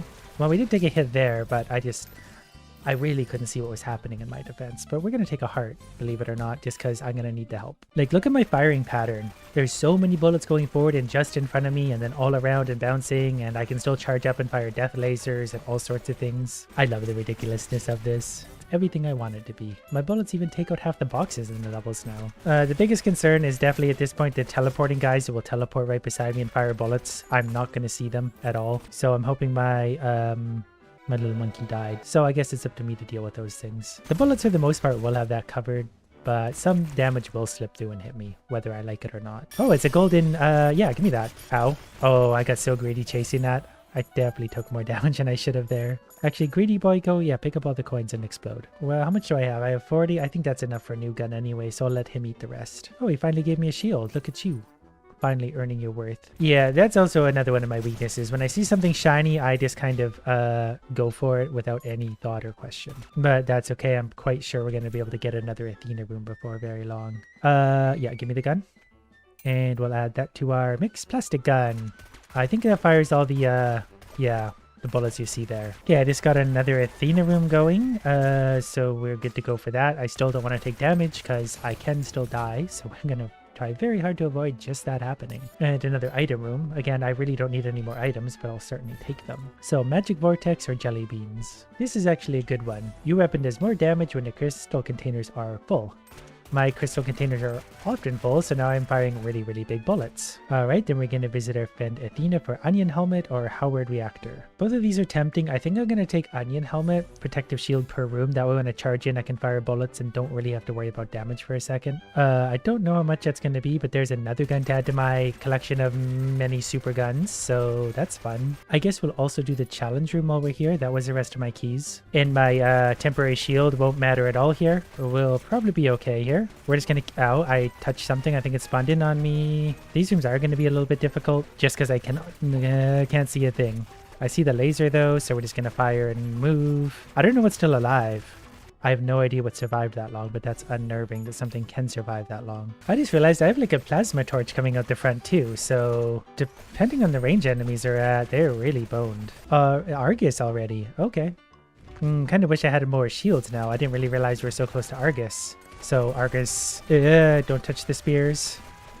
Don't touch the spears. Argus is dead. Okay, damage definitely isn't a problem. So we're going to take a heart here if we can. And we got gun damage because I can't even time that. But I find myself in an interesting position here because as I understand it, if I complete the next room or two without any meter one way or another, I do get a boss. I don't really know if that could be done because we fire so much damage in the room, we're bound to turn something into a red thing at some point, but we'll try our best. It's actually really hard not to have a thing. So if we find a boss room, we're probably just going to go straight into it, hoping that that works. If I understand that correctly. Oh, I guess my idiot died. Oh, didn't even see that thing. But we definitely got some money out of that because that my idiot exploded. See, this room would be hard because I know I'm going to touch that. Luckily, I see it's just an item room on the far side of that, so I'm actually going to leave that for now. And with that, we might actually be able to avoid turning the meter in either direction. I'm just going to slowly back up while firing bullets here. Yep, that seemed to have done the trick. Again, this room is going to have things spawning in places, but our bullets fill the room, so we don't need to see them. Just need to find that there's the boss room. Okay, so this is working out pretty good. Just can't turn the meter one way or another here. We're just going to move around a little bit so we can hopefully see things coming toward us. I think we're okay for a sec. We'll just lob some shots up there and take care of that thing. Take care of these guys, back up a little bit. My little blue doctor is continuing to gather some hearts, but I think it's time we fight the boss, which is Hell. It's going to be a little bit hard to do this again because I can't see anything coming at me really, but the damage should carry us through. I can't remember how to deal with this, and Hell is dead. All right, well, damage is really carrying us through. We got another heart. Okay, we're going to go on to the next one. We might also have to do this also without losing any containers or doing any containers or whatever it's called. That's fine. We got the damage. We don't need anything else. I should really be utilizing my shield more than I am because damage is there. Okay, shield is up. Let's just go for it for a sec. The shield hardly lasts to where the enemies show up anyway. It's really not that good of an item. Or I just need to be using it more aggressively. I'm kind of used to assessing a room before diving too far in. When you've got a shield, you might as well just dive way into it and kill everything you can before it runs out. That does put you way into the middle of the room though, where it's super dangerous. And that is also going to turn purple things red if they happen to be out there, because my bullets feel every crack of these rooms now. Oh, this was kind of a surprise one. Okay, I think we're going to be okay. Yep, we seem to have eliminated the enemies. This is going to be a problem. There's no way I can do this room without hitting that, I think. Or taking damage for that matter. Maybe if we stay over here and we're just really well behaved, we don't have to fire anything that's going to hit that. How do we like... Yeah, there's... Oh, our meter didn't go though. I guess because it's not started. Oh, that makes me feel better. All right, so no meter yet. This still might work. I'm still also a little confused by how this stuff in general works. Thank you for the shield. But what I know is so far our meter isn't going, so that's all I really care about. So as long as we don't do anything purple then, I think. This room was a little bit annoying to deal with just for traps, but easy. All right, this would be normally quite stressful and annoying, but...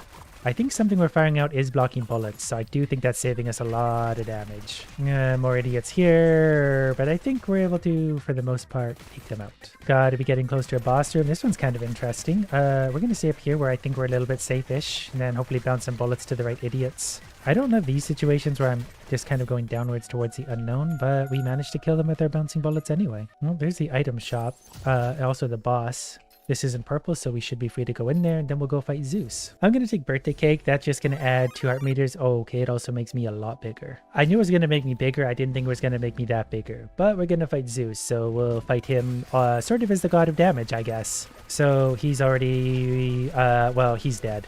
So good. We're going to take... I don't know, increased gun damage. Then we're going to move on along to wherever this is going to take us at this point. Level 8. So I thought by now I would be fighting, well, I should have fought Curse Zeus, I think, as I understand it. So I think now I'm going to try and turn my meter so we can hopefully fight one of the other cursed idiots. I'm clearly not understanding entirely how these things work, but that's fine. There's a shop the other side of that room that'll start the purple meter going, and then we can hopefully just continue on to get an Athena token here, which will help us fight cursed. We turned that red. That wasn't smart of us at all. Yeah, I forgot about that entirely, so we might have just actually screwed that up when we were set up so perfectly for it. But we'll just keep on cruising for a second. I don't know, see how this goes. And we just got hit by an idiot because they teleported into our face. So yeah, this is interesting. So what I would really like is a purple thing, but it's going to be very hard to get a purple thing right now because our bullets fill the room and we turn purple things red in a hurry. And there's no point in doing the Ares thing now. Ow. We're taking a lot of damage per hit. Like, I think we're still taking half a heart per damage, but we're taking multiple damages per hit. So we're gonna have to be a little bit careful as we can be. Ow, as I got touched by something else. Okay, we need to fire more bullets out into these rooms. Everything die. These little guys on the wall are really annoying because I can't see them. Here's a purple meter finally. I think it's probably too late, but depending on how big this level is. And if we can actually avoid damage properly from this point forward, which may or may not be a thing. Another item room, silver or lion headgear. We'll go for lion headgear. The more pets you have, the more damage your gun does, so that's just going to give us ever more damage. Does doing this push my purple meter along? It's really a shame I screwed up that store thing earlier, because we probably could have had the Athena temple by now. Well, alright, I guess we'll just fight Athena, so probably not going to be the hardest fight we've ever had. Not the easiest either, but not the hardest. She hit me with something pretty hard already. We take a lot of damage every time we do get hit. And we do get hit quite often, but I think she's dead. So, you know, ultimately not that bad. We have wings now too. We can fly. I'm not even sure when or where that happened, but we did it. So reading this, if you defeat Hell without Ares or Athena tokens, without any faith, you will meet the true Zeus. I thought I just did that, but I didn't see him. $1 billion bounty, here we come. I have something of a strategy for this. Basically, my first upgrade is going to be damage. That way, instead of two-shotting these guys, I can one-shot them. This is just going to give me a lot more experience early on. And if I keep getting purple upgrades, we'll be in good shape. Crits to 150% more damage. I only have a 5% crit chance now, but once we start to add that up, we'll be hurting things even more than we are now. Okay, your crit's still 100% more damage, so we're doing 450% crits already, which seems kind of stupid. Like, we just one-shotted a mummy. That feels pretty good. I'm going to gain a little bit of attack speed. I didn't see what we boosted there, but we're going quicker than we were before because our attack speed was rather slow. And I guess killing these basic idiots really is how I make my money right now. Projectile bounces one more time. Yes, please. There we go. Now we're killing two idiots at once, basically. That's actually a really, really good way to start. We're off to a very good start. I'm very happy with this. And there's more. Let's gain much more damage. We're going from 50 to 80. That's an over 50% boost. As it shows, by the way, we're absolutely destroying the guy wearing a carpet, which gives us our first chest. This is new. Shoot an orbiting projectile regularly. I don't know what that means, but I'll take it. Oh, it's a tornado. Oh, okay, the tornado actually has some... Got it. Okay, let's take more attack speed since our damage is getting up there. We just need more stuff going out. Do the projectiles disappear when they hit things? Nope, they seem to be hitting things and just keep going, so that's going to be fun. We're going to increase our crit chance by 10%, so we now have a 15% crit chance. So like 1 in 7 is a crit rather than 1 in 20 I think we were at before. Okay, we're going to gain more attack speed. We're going from 2.1 per second to 2.55. These bouncing projectiles really are good. They're absolutely cleaning up everything. There's another gold upgrade. Gain much more attack speed. So we're going from 2.55 per second to 3.55. Then let's take a little bit more damage. Went from 80 to 90, which is a little over 10%, but still generous. This is also good. When your projectile should be destroyed, reduce their damage by 50% and pierce instead. So instead of like dying in an enemy, the projectiles will pierce through them for half damage. Let's gain a little bit of crit chance again. So 1 in 5 is a crit. We do have pretty decent crit damage already, so it'd be stupid not to really kind of utilize that. I do like this kind of rotating shield thing around me too. I feel like that's going to keep me alive later. Even for now, it's allowing me to just be really lazy. Gain more attack speed. So that was a decent upgrade by itself. We're now firing 4 per second already. Wouldn't mind more pickup range. It's really annoying to have to wander around to pick all this up manually. Next on our list, let's take an extra 5% crit chance. We're at 25%. 1 in 4 is a crit. Oh, it's hook hands. Oh, he's dead. That was quick. I don't think I've ever actually killed him that quickly. Every time you move 2 meters, lightning strikes a random enemy. I could settle for that. I don't know how much it does, but we don't need to attack anymore. We can have lightning do all the work for us. I'm trying to see what it hits for, but I'm too stupid to see that. So we're going to gain a lot more damage. We'll go from 90 to 110. So that was a little over a 20% increase. And the damage wasn't bad before, especially with the crits and bouncing and penetration. Lots of bouncing penetration today. Wouldn't mind more gold upgrades, but I feel like we have extra choices this time. So let's gain more damage. 125 per arrow now. We're going to need more damage eventually anyway. We're ahead of the curve now, but we need to keep that going. I wonder if the lightning strikes are based on my damage. If I just saw that it was 562 per strike, okay, so it is based on my damage. I think it does the same as mine, but can also crit, which is perfectly fine by me, and I really like these rotating arrows. Next, we got crits to 150%, so crits are 600% damage. Another level up, gain a lot more attack speed. We're going from 4 per second to 4.6, so that's a 15% increase. And I think we're pretty much already at the point where I can just stand here and nothing's going to get to me except for projectiles. So we'll just sit here for a while. My bounty is only $7,270, but we are starting to get gold coins to drop, so that's also okay. They're getting closer, but they've got to get through my ring of arrows. So yeah, here comes Knifey Boy. Let's see if he can do it. Get in there. Okay, I had to move, but he would have died. Let's go create an explosion, dealing 4 times your damage upon taking damage. Great. Now when things hit me, it's gonna hurt. What is that? Gain a lot more damage, 125 to 145. I need to fire more arrows though. I'm only firing a few at a time. They do bounce. Well, I'm firing one, but they bounce, so I'm considering that several. They also penetrate, I guess. And gain much more damage again, so up to 175 damage. I didn't even read the other options, because when you get a gold upgrade, you should probably just take it. We're critting for over 1,000 damage. But so far, this is very satisfying. I don't think we've ever been this powerful this early on. I just realized raise the range of your area effect and pickup range by 30%. So the extra pickup range I actually really like. That's just less walking for me. We don't really have anything for area of effect yet, except arguably my arrows around me, but I don't know if that gets affected. If it does, it would be funny. Not much going on here. Let's take an extra 5% crit chance, so about 1 in 3. Whenever you dash, gain 100% crit chance for 1.5 seconds. Yes, that's actually really good. So if I crit, or if I dash, lots of crits. Whoops, we have a high chance already. I'm probably going to need a little more HP at some point too. I just realized I only have 3, which is not a lot of room for error. I do need a lot of room for error because I make a lot of errors because I'm incredibly stupid. And okay, I think since nothing's super exciting, let's raise our health by 1. I will accept that. I think I just got hit again. There was a big explosion. I was kind of zoned out for a second because I'm getting a little complacent because everything's dying too easily. So let's increase crit chance by 10% again. So we're at 40% crit chance.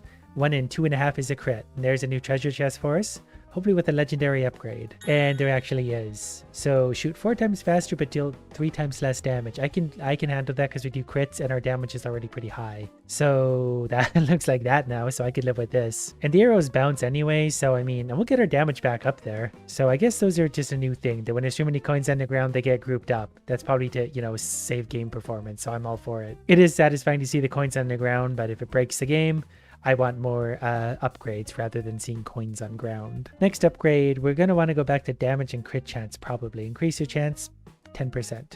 So 50% crit. So 1 and 2 is a crit, and we fire a lot of arrows. So there's a lot of crits. Yeah, this will work for now. Give me some of those. I definitely need that money bag. I need to remember to find those. Later, those are going to be hard to see. There's a few of them here. Yeah, I'm going to like this. The arrows are going out at 18.4 per second, and that's just simply the speed. There's an upgrade. Come on, damage. Let's gain 2 dashes, actually. I'm going to need that for survivability's sake. It's not the most exciting, but it is going to be useful. It's going to help us get to the more exciting upgrades again. 1 upgrade later, let's deal probably as more damage, because we're at 58 now. That puts us to 62. That's actually a pretty big increase. That was almost 10% by itself. And it'd be nice if we had a chance of explosions or something when we hit things. We're firing a lot of arrows, so any chance on hit would be hugely valuable. There's just something satisfying about the machine gun arrows. I wish I had a chance to reroll these, but let's just take a little bit more damage. That only adds 3 damage, but 3 damage is 5% at this point. Ooh, it's time for a sheriff. Let's see how he likes my super attack. And go. Okay, we're going to dodge the skulls for a sec. He's down to half health. And he's down to... Okay, we got to move. Ow. Ow, stop. Luckily, they parked on top of a bunch of hearts for me. Okay, what am I attacking? Hello? Where's the boss? There he is. And he's dead. Yeah, if I didn't get corded, I could have killed him quickly. We need to get my damage back up. I think I'm going to take this. Standing still increases your attack speed until you move again. Max bonus 2 times. So if we hold still, we can actually go up to about 40 arrows per second. And suddenly nothing can get anywhere close to us because I laser beam them with 1,000 arrows anytime they poke their face onto my screen. And we're starting to get red coins. I really hope those things pile up their bags correctly. I'm starting to get worried there's a downside to that. And I don't know if I'm killing things off screen or not, but that I'm starting to worry this is actually a bad thing. But once I start to feel a little claustrophobic, I'm going to go and pick up all the money bags that are approximately 10 meters away from me in all directions. This is a bit of a strange build so far. Things are really having trouble getting to me right now. I mean, they're getting closer and closer. I gotta move for that. Okay, we'll pick up the money bags and probably get a few levels up out of all this. At least I hope so. There's the first level up. Raise the range of your area effect and pickup range by 40%. I guess I'll take that mostly for the pickup range, to be honest. I don't really care about the area effect because I don't really have area effect yet. But maybe I will eventually, and it'll be laughably overpowered when we do first stroll into that. Should probably kill Idiot Stick too. I'm just getting really distracted by gold coins as I always do. And you're dead. Here we go. You also shoot behind you. So we just doubled our damage output with bouncy destructive arrows. Arrows for everyone. I like how our rear arrows don't intentionally hit people, but sometimes they accidentally annihilate like whole swarms of idiots. We're up to, yeah, 37 arrows per second, which seems good. I think we can do better. I wonder if there's a way to double or quadruple that again. That would start to give the game some trouble. Okay, that guy's almost dead and we accidentally shot him a little bit. Okay, I had to dodge an arrow there real quick, so let's pick that up and go for a wander. Permanently augments your damage by 20%, but your projectiles are slower. I'll take that deal. They're slow, but there's a billion of them anyway, so it's perfectly fine by me. And let's gain more damage. We're up to 84 damage per arrow, which is actually still pretty strong, especially when you consider like how fast they go. Like, things are really just, they're gonna have trouble keeping up with me. I am losing sight of these money bags. I like their idea. I wish they were a little more clear where they are. Not that they're unclear, I'm just lazy. I hate using my eyes to seek them out. I may able to just accidentally walk over them all anyway, to be fair. Alright, we'll take that one. There's a level up. What do we got? I guess we'll just reduce the cooldown of dashes and abilities by 10%. We are going to need to start dashing more and more. But nice if I could hold still for just a little longer right now, but I'm starting to get swarmed by projectiles. Oh, there's a mole man. And he's dead. Permanently gain 10% attack speed every 120 seconds, but reset every time you take damage. Max 50% attack speed. So if we're holding still, we could actually get up to like almost 60 arrows per second. We just need to be able to hold, not get hurt for a while and hold still. 120 seconds is a while, but we might be able to get there. We don't get hurt a lot because things have trouble getting close to me, and as long as I'm paying attention, we can avoid most of everything. Even as it is, just not getting hurt, a 50% boost will still put me up to like 30 arrows per second without holding still. So this is definitely going to be an attack speed build, which makes me think crits are going to be the way to go. Let's increase our crit chance by 5%, so 55% crit chance. We need crit chance and crit damage, because eventually our damage will start to fall off because the idiots are not going to get any weaker. Those moles are kind of annoying though. Those moles are getting really annoying. They're really going thick this time. Luckily I have a cure for them. I just fire 65 arrows into their face in an instant and then there's no more moles to worry about. Enemies are definitely coming in heavier and heavier though, so it takes a lot more effort for me to not get hit. I'm still at 18.4 attack speed though, so I'm going to need to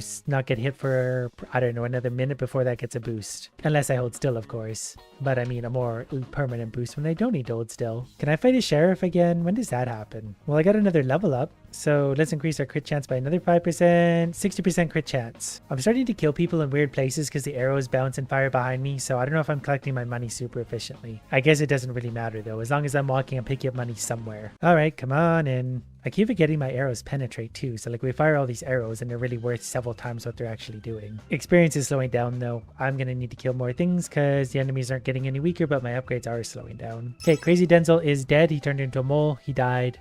I don't think I've recorded that. Long story short, he's dead. I'm going to gain 3 rerolls for upgrade choices. I feel like we're going to need some better choices, but my attack speed is up to 20.2, so we're going to have a bit faster attack until I get hit, which admittedly might not take super long because they're going to come hot and heavy now. Need more red coins. Gold ones aren't doing it for me anymore. They're good, but not good enough. Okay, we're going to kill all you. I might have to reroll this. Okay, I'm going to actually take a little bit more health. So we're up to 6 health. That makes me feel better. Although once you start to lose health, it's kind of a slippery slope. We're about to cross a $50,000 bounty though, so at least we've done that much murder. And I just got hit because I was looking down, but our attack speed's maintaining 22.08 for some reason. So I'm not going to complain with that. That's an obscenely fast attack speed. And then if I hold still, it only goes up even more. Okay, we just evaporated a hook hands guy. It's tempting to do this, but I think I can make up my 30% damage elsewhere. Maybe I'll take this. Your projectiles slow down any enemies by 70%.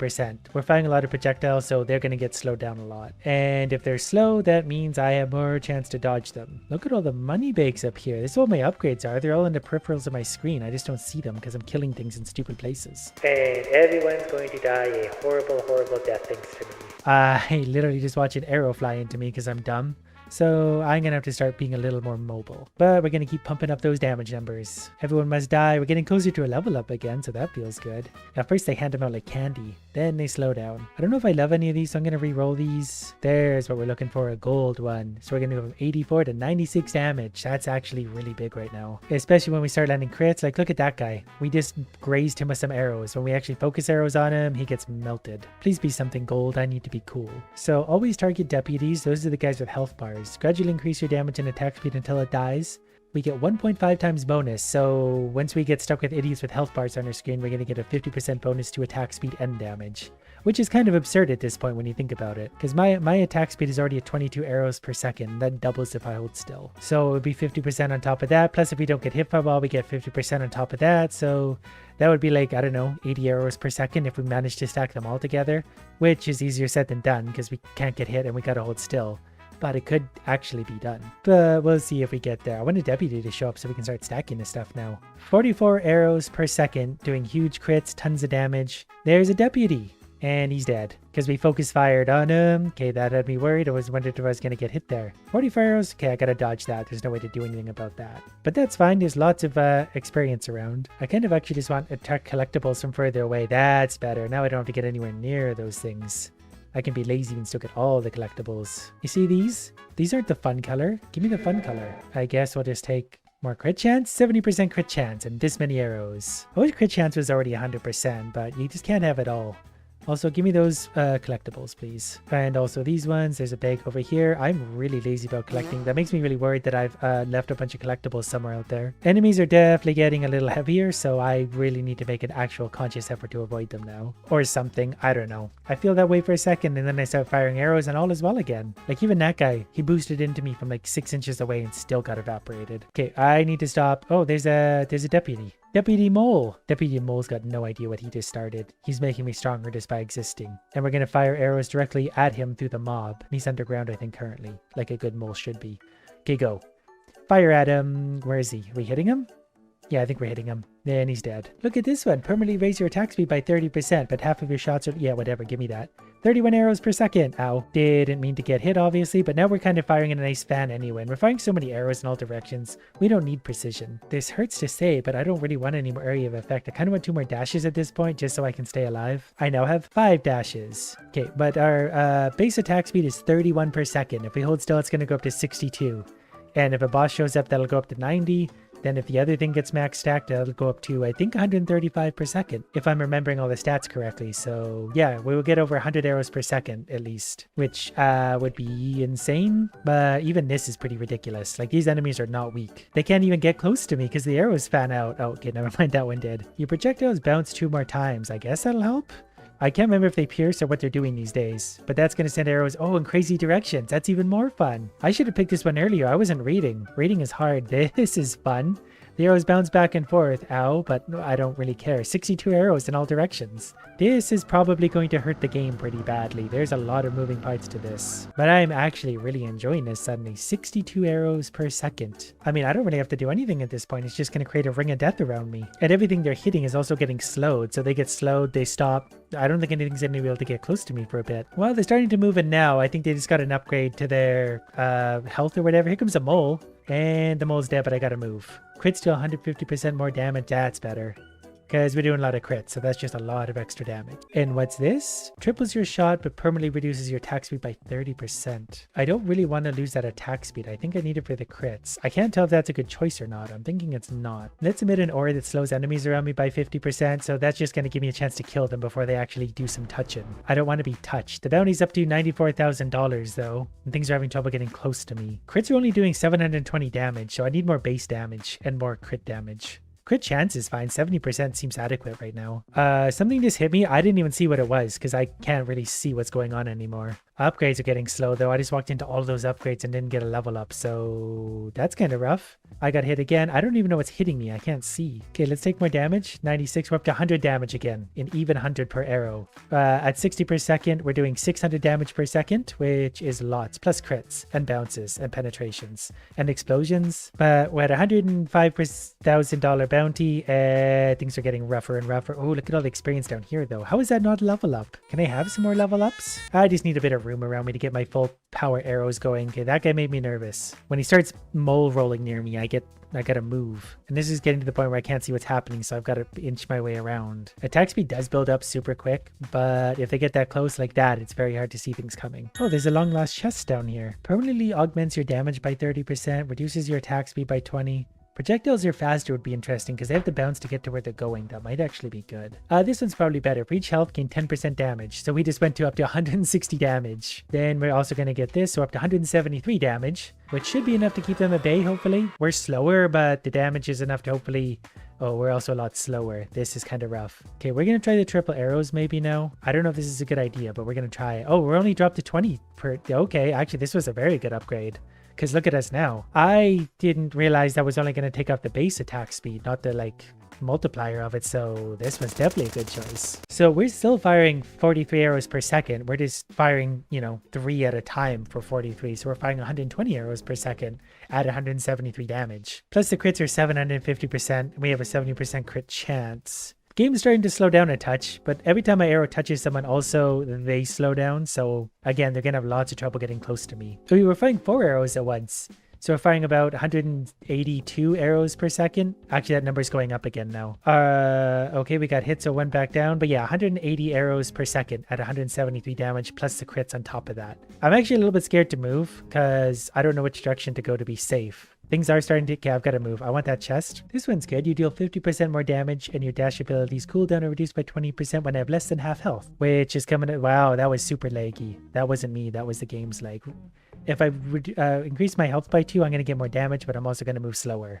But then I can also live at half health for longer, which is more damage again. So don't worry, there's a method to my madness. I'm just getting nervous about the enemies closing in. Ow. Okay, we're going to boost away a little bit. We need a little bit of wiggle room. Still have full health, but I won't for super long. And, well, there's a level up at least. Okay, let's do another 10% crit, so we have 80% crit chance. That's going to help us out a bit.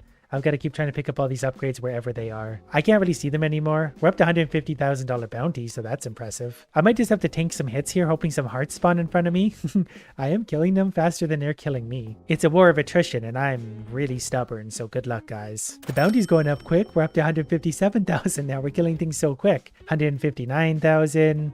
Can I have your hearts? Give me your hearts. 160,000. Wow, I'm surprised the game isn't laggy more than it is. Every time we get hit, we absorb one of their hearts and get my health back. There's a chest down there. Can I get to that without dying? All right, cool stuff here. Dashing through enemies deals damage to them. I don't know if I want 30% more damage. I'm gonna lose 20% attack speed. Do I want that? I guess we'll try that, because the projectiles are also faster, so they're gonna bounce to where they're going quicker. In theory, that's gonna kill enemies faster. Yeah, I think that's working. We have a little more breathing room again, I think. I don't know. Those arrows are going bananas. The bounty's up to $173,000 now, so that's going quick. I think there's more upgrade points up here. I need to like move a little bit at a time. Crits deal 100% more damage, so 850% crits. We do a lot of crits, so that's actually going to help in a big way. I'm going to take a few steps this way, into the crowd, fire the other way, stupid. Well, when I get hit, I do those big hits too, which helps clear me some room. I'm just trying to make it to wherever the upgrade points are, and I can't really tell what that is anymore. Oh, there's also an idiot on screen, a Marshall, so he's going to actually increase my stats a lot. The longer he's alive, the worse it is for everyone. Except me. There's... Come on, heals. Where are those hearts? There we go. Attract all collectibles when you eliminate a deputy. That's probably not going to happen super often now, but when it does, I want those collectibles. I need those upgrade points really badly, because we're starting to slide downhill at this point. We'll go for a little walk right now and collect whatever straggler upgrades are around. And we kill a few like idiots like this up here. We're doing 2,150 damage crits. We're doing a lot of those. That's still not necessarily enough to kill a lot of them. I can't believe we need more crit damage. Okay, we gotta... So if we kill him, we'll get all the collectibles that happen to be around. So let's pull them somewhere where there are more. If there are more somewhere. I'm also out of dashes. Okay, I'm just gonna go ahead and stand right here where there's hearts at least. So when I do get hit, I'll pick up the hearts. We're going to try and tank through this, but they're getting strong. But the deputy is alive, so we're going to do more and more damage. If we hold still, the attack speed goes up to 52 per second. We're doing 350 damage at whatever that was per second. Kind of wish I found this one earlier. When your projectiles deal crits, they pierce. They all do crits, basically. There we go. Now we're getting deeper penetration. That's going to help. I guess just to gain a lot more damage, we're up to 267, which is a lot. So we actually have a little bit of breathing room again. The bounty's going up quick, too. We're up to $203,000 bounty, and basically the screen is a readout of purple crits. I would like more crit damage. I would like a lot of things right now, and I kind of need a lot of things. But for now, we're actually holding them back. Like, it's been a while since I've been hit, and almost all of my dashes have recharged. Also, I'm level 44, so that's actually pretty good. That's really good. And, when they do get close to me and touch me, I do explode, and that actually spawns some hearts generally. Okay, we're just going to kind of walk through these guys. I'm going to use hearts to heal. I don't want to use up my dashes until I have to, but I'm also going to kind of stand right here for a sec, just because there's lots of hearts, and if they touch me, they get exploded on anyway. Nothing to see here, just a maniac and lots of arrows. I guess fire projectiles around you about taking damage. I take a lot of damage, so that's going to help. I feel like we fire more projectiles than it could possibly help me with, but whatever. And the game's starting to get a little bit laggy too, so that's kind of worrying, because sometimes I go to move and it doesn't register, and then I warp into a pile of idiots. I'm also using my dashes way more liberally than I should be. Well, I'm going to, well, you know what? We're going to walk right over here to these hearts and then make a stand again. Look at the wave of morons, but look at the arrows pierce so deep in. You can just watch the waves get in there. I do kind of like when they die close to me because they drop me hearts, but they also deliver their treasure to me. Maybe I need more health. And I guess once we do get below half health, I do get an extra 50% boost to stats, so we might actually be able to keep going with this for a while. Drops the dynamite before each dash, it explodes. We also gain 1 dash from that. I feel like at this point gaining a lot more damage. I actually added 18, which is a pretty big upgrade. We also need crit damage and stuff obviously too because we're getting swarmed, but whatever. Maybe bigger area damage would be good too, because then our explosions would actually be wiping out all of them. Down to 6 out of 8 health, so that's not super reassuring either. 5 of 8. All right, we're going this way. Oh, there's an idiot though. We got to kill him. Okay, come this way a little bit, because I need you to die so I can take this stuff. When he's on screen too, I will focus on him, which isn't great because my arrows, they're not super focused. Okay, I need to get close to him again. Can you die, please, sir? Okay, I got to move for some hearts. Okay, back to full health. He teleported down here, which is actually good for me. I keep blasting him back with my stupid explosive. I'm a victim of my own success. We're up to about $250,000 bounty, so that's impressive. Ooh, what's that thing? I don't know what that was. My damage is going bananas. 280. I don't know why it's going up routinely. I forget what I picked up to do that. 5 of 8. Once we have 4 of 8, we do extra damage. Maybe it's below 4 of 8. Yeah, there's 300, 200. Deal area damage each time you dash. Why, sure. We're going to do that and get out of there. And we're back to full health. And we have a lot of dashes. So everyone come with me this way. I'm going to stand right here on all these hearts and we'll hopefully kill everyone. Leveling up is very slow at this point. Maybe I should just start stacking health because that'll keep me alive and add damage. We're up to 430 per arrow now. And we're doing 52 arrows per second. Like, this damage is absolutely ridiculous. The enemies are just that tough these days. But every time they hit me, they get blown back, they heal me, and that gives me room to kill them again. Plus my arrows bounce everywhere. This is an absolutely stupid build, but it's actually working so far. So we'll walk around the edges and pick up a few coins if we can. And I just need a place with a few hearts. Well, there's a deputy here. We'll just work with him. When I'm sitting here killing things too, the bounty goes up stupidly fast. And I guess we killed him. Let's just deal area damage before we dash. I don't really want to slow projectiles down around me because I don't really care. I'm just letting them hit me at this point. Okay, we need to find some hearts. I was hoping there'd be hearts over here. Okay, we're going to dash this way, grab some hearts up here. All is well in the world. And the game's also lagging pretty hard. Okay, we're down to 3 health, which means we're doing extra damage. We're supposed to be. All right, well, let's go get some hearts. You guys follow me. I guess I could just walk around letting my little arrows do all the work, but that's a losing battle, that's for sure. And they're all going to start to split up when I bring them down this way. So let's stand on these hearts and hope for the best. There's another deputy on the map, but he's actually going to help me. But I'm starting to worry this is the beginning of the end. Okay, I looked at my damage for 1 second and literally lost all the health bars, but that was a pretty good one. Today, we're going to make the king of all stickman because we're able to absolutely destroy people. So I think we're going to take force shove to start because that sounds like fun. And I don't know if okay, that seems to happen automatically. So we can manually kill people with our fists, but alternatively, we can summon a javelin every 6 seconds to do our dirty work for us. So javelin, kill that man. Got him. Okay, they're coming in trying to shoot us now, so we're gonna flex on them. And then we start destroying things. Shoot a saw blade every 4 seconds. Spike sounds fun. Summon spikes to impale a co-worker every 8 seconds. Perfect. Less work that I have to do. We can use our psychic powers to murder things. Now that we've removed that man's head, we're free to move on to the next room. Probably should keep an eye on my health, but we're gonna kill this guy first. Oh, never mind. He got impaled. Oh, he survived. That's not fair. You can't survive impaling. Okay, next is try suction. Fire a swirling nexus of gravity every 6 seconds. That sounds disruptive. And my special ability is deflex, so we're gonna have to be sure to remember we have that to flex on people. So, okay, the guys with the lab coats have the guns. They're gonna be priority, but we're gonna flex on them. I don't know if that worked. Increase all damage caused by enemies tripped or being knocked over. Yeah, we might as well, because I feel like we're gonna have a lot of psychic powers to kill these guys with. Fire a fast-moving swirling nexus of gravity every 6 seconds. We're upgrading our gravity bomb thing. So if those guys want to come around the corner, perfect. Good stupid. Summon a javelin every 3 seconds. Pick up debris around you. Ooh, debris sounds fun. I'm going to have a lot of debris, so that's going to synergize nicely. Oh, one more. 1v1ing me.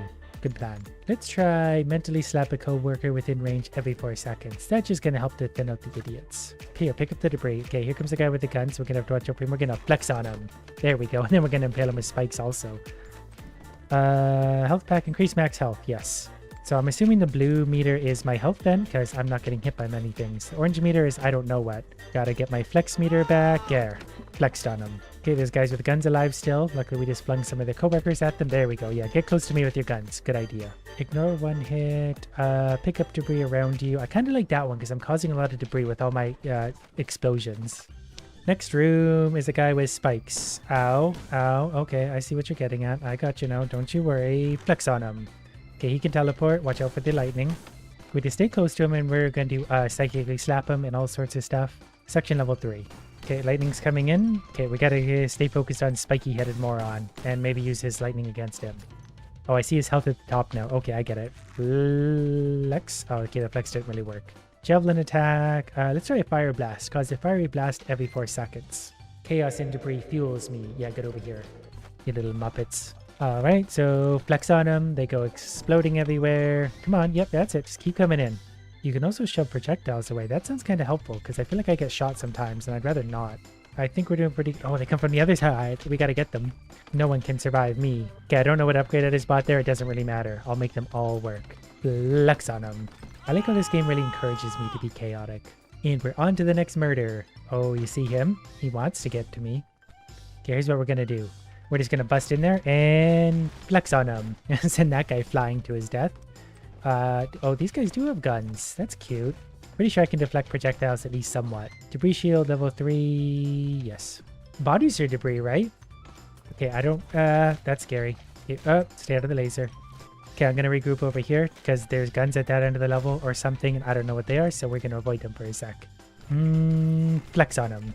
Alright. Yeah, I can deal with these guys. That's fine. Yeah, come on in. I've got enough debris and stuff flying around. I think I can just, yeah, kind of do that. Force slap level 2, force shove level 2.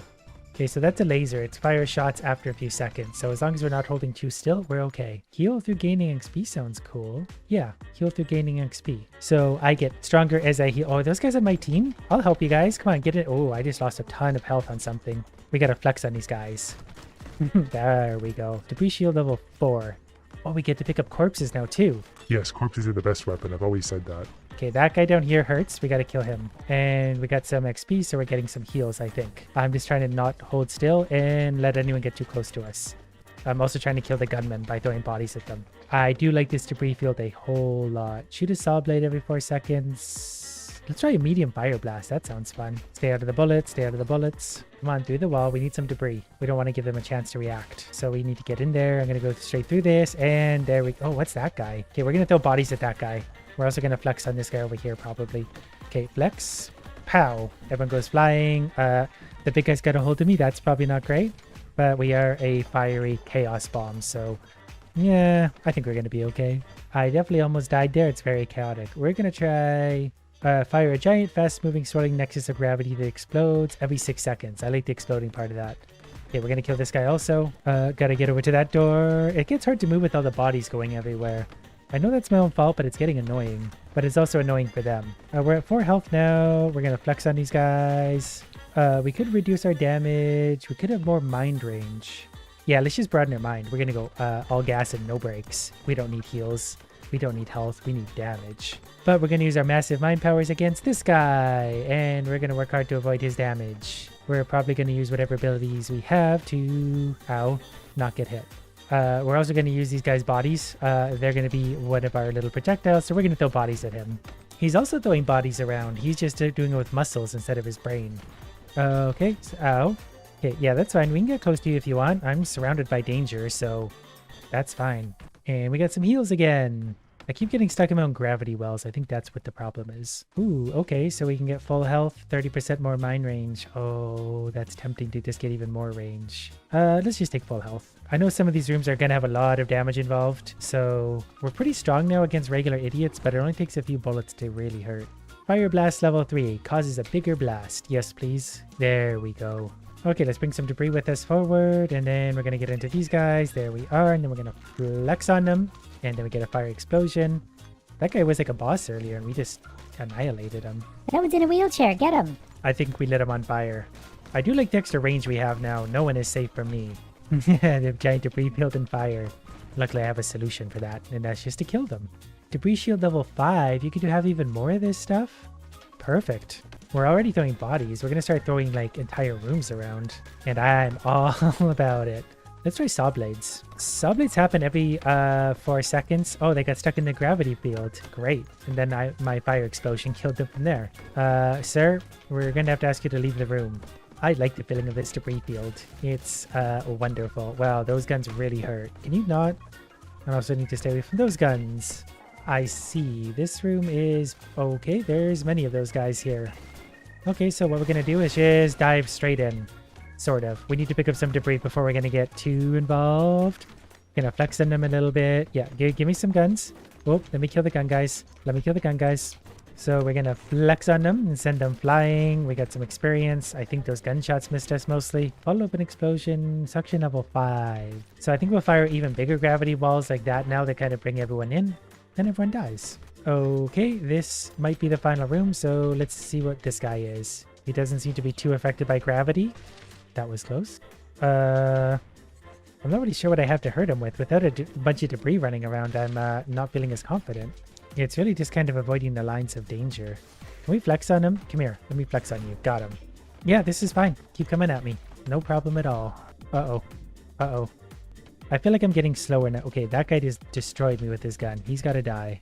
Will that kill him? That'll probably kill him. Uh-oh. Uh-oh. Okay, this suddenly gets really hard to maneuver. Yeah, I gotta get to this guy. He's got to be the one to die in a big way. Oh, so do gun guys. Yeah, deflected a projectile there, but I've got to thin these guys out in a big way. Don't hit me. Okay, there. This gets super chaotic. I don't know what's happening. Okay, I think I'm pretty well out of health, so I need to make it to the guy I'm actually trying to kill. I don't know what's happening. I got caught in a gravity well. Okay, so I need to remember not to use my own gravity. Okay, this time we're new characters, so we're going to have new abilities. We can teleport for one, which is kind of neat. And then we can use this to attack. It's like a headbutt. We only have 10 health. Gun creation. Create a gun firing every 8 seconds. Yes. I think the gun is going to be a big help. If our gun wants to fire on someone, we've already lost 3 health and it's only the first room. Okay, there we go. Finish that man off. So now we're firing a machine gun instead of a pistol, which is probably going to do a lot better for me. Take control of one coworker every 8 seconds. So he's going to be my little helper minion. I did not mean to go through that fan because that actually takes a lot of damage. Okay, we took control of one of our friend, but then we turned him into a flying piece of debris. Machine gun creation level 2. 2 machine guns. Teleport. I literally teleported outside the room there. He's dead. Good. Let's take 1 max health for every ability. Come on in, guys.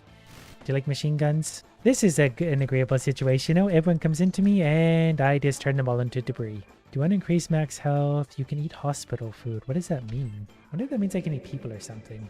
We're also going to take mind control level 2 so we can occasionally take control of 2 idiots. Like we got some there, and if we get control of people with guns, all the better. Come on guys, join the party. There's lots of room. Good job. Okay, next I'm going to get maybe saw blades because it's just more projectiles going out sounds good. Hi friend. Oh, well he was on our team. Okay, ooh, minigun creation. Create a minigun firing every 6 seconds. Yes, please. Okay, the minigun fires a lot of bullets, so that's also going to mean a lot of rockets. Yep, the rockets have already gone off quite a bit. There's one floating around now, waiting for a target. Got those 3 down there. I hope I get a second minigun or better. Or just a straight up rocket launcher would be fun. Minigun's doing wonders for me, though. I really like that. Okay, big boy wants to fight, so we're going to give him a fight. Minigun, whenever you're ready. Okay, we're hitting him with other things for now. I want the minigun to attack him. Hello? Minigun? Do you know who we're fighting? I think the minigun did hit him there. We need some debris, though, too. Once we get the debris field going, we'll really start doing our damage. There we go. That really hurt the boss. Okay, okay, he has his own gravity thing. That's fine. I'm also like a literal bomb, so good job. Minigun 2 creates 2 miniguns. When one minigun just isn't enough. Ignore 1 hit. Electrocute 2 Kree workers when armor is broken. Interesting. I kind of like that. I love how everyone has such horrible aim with everything that we're all just shooting everything that gets in our way. I really hope there's something after minigun. Mind control idiot over there has got to go there too, so let's teleport down to him. I'm going to take this too. Summon a spike to impale a coworker every 8 seconds. If you could stop doing that to me, that would be lovely. Okay, we're now tossing the wheelchair guy around psychically, so he's probably not very happy about that, but he's now part of my projectile system. Okay, don't let the gun guys fire on me, please, because those hurt a lot. And the rockets got that guy. Oh, they're being electrocuted. So that regenerates every 7 seconds now. I kind of like that. So I think every 7 seconds I get a free hit. Plus I also electrocute people. Something like that. I don't know. It seems to be working, whatever the case. I didn't realize those are the big boy guns. Okay, that guy's probably dead because he just got minigunned real hard. Yeah, these miniguns are very good. We definitely got the damage we need for this. And we're actually decently tough too. So like we can destroy guys like this. Okay, didn't realize there's more snipers. Please die. So there we are. You're dead. Any snipers? I'm trying to always see where the guns are. Okay, we're gonna get a nice collection of bodies here for our debris field. And then I think we'll be alright. We got full health and there should be lots of experience coming out of this room. As long as you don't get shot like 80 times in a row, we're gonna be just fine. Okay, we can even eat jello now. Not really sure what that means, but I'll take it. The teleporting is probably gonna save me a lot. There we go. Miniguns are doing some damage to him because he's the only guy here right now. Okay, I gotta stay away from the laser guns on the side though. I don't know if there's a better way to do that or not, but I can teleport, so that's gonna be what I'm relying on. Probably more than I should. The miniguns are pretty nice though. They will just kind of hit him a lot. Oh, teleport. So I can spend most of my time avoiding damage if I want, and the miniguns can do most of the work.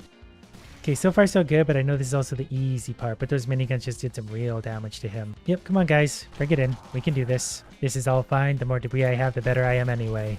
Thank you. Come on in. Wow, something's actually hurting a lot here. I don't know what it is. Back into the boss room. Miniguns, go please. Miniguns, where are you? Oh, okay, interesting. Never seen that he could do that. Where's my miniguns? I'm a little bit vulnerable without my miniguns. Uh-oh. This isn't fair anymore. Do I need like... I have psychic control. Okay, he's on my team, so good miniguns. Shoot the guy on my team. Good thinking. I mean, to be fair, it's not the worst thing I've done.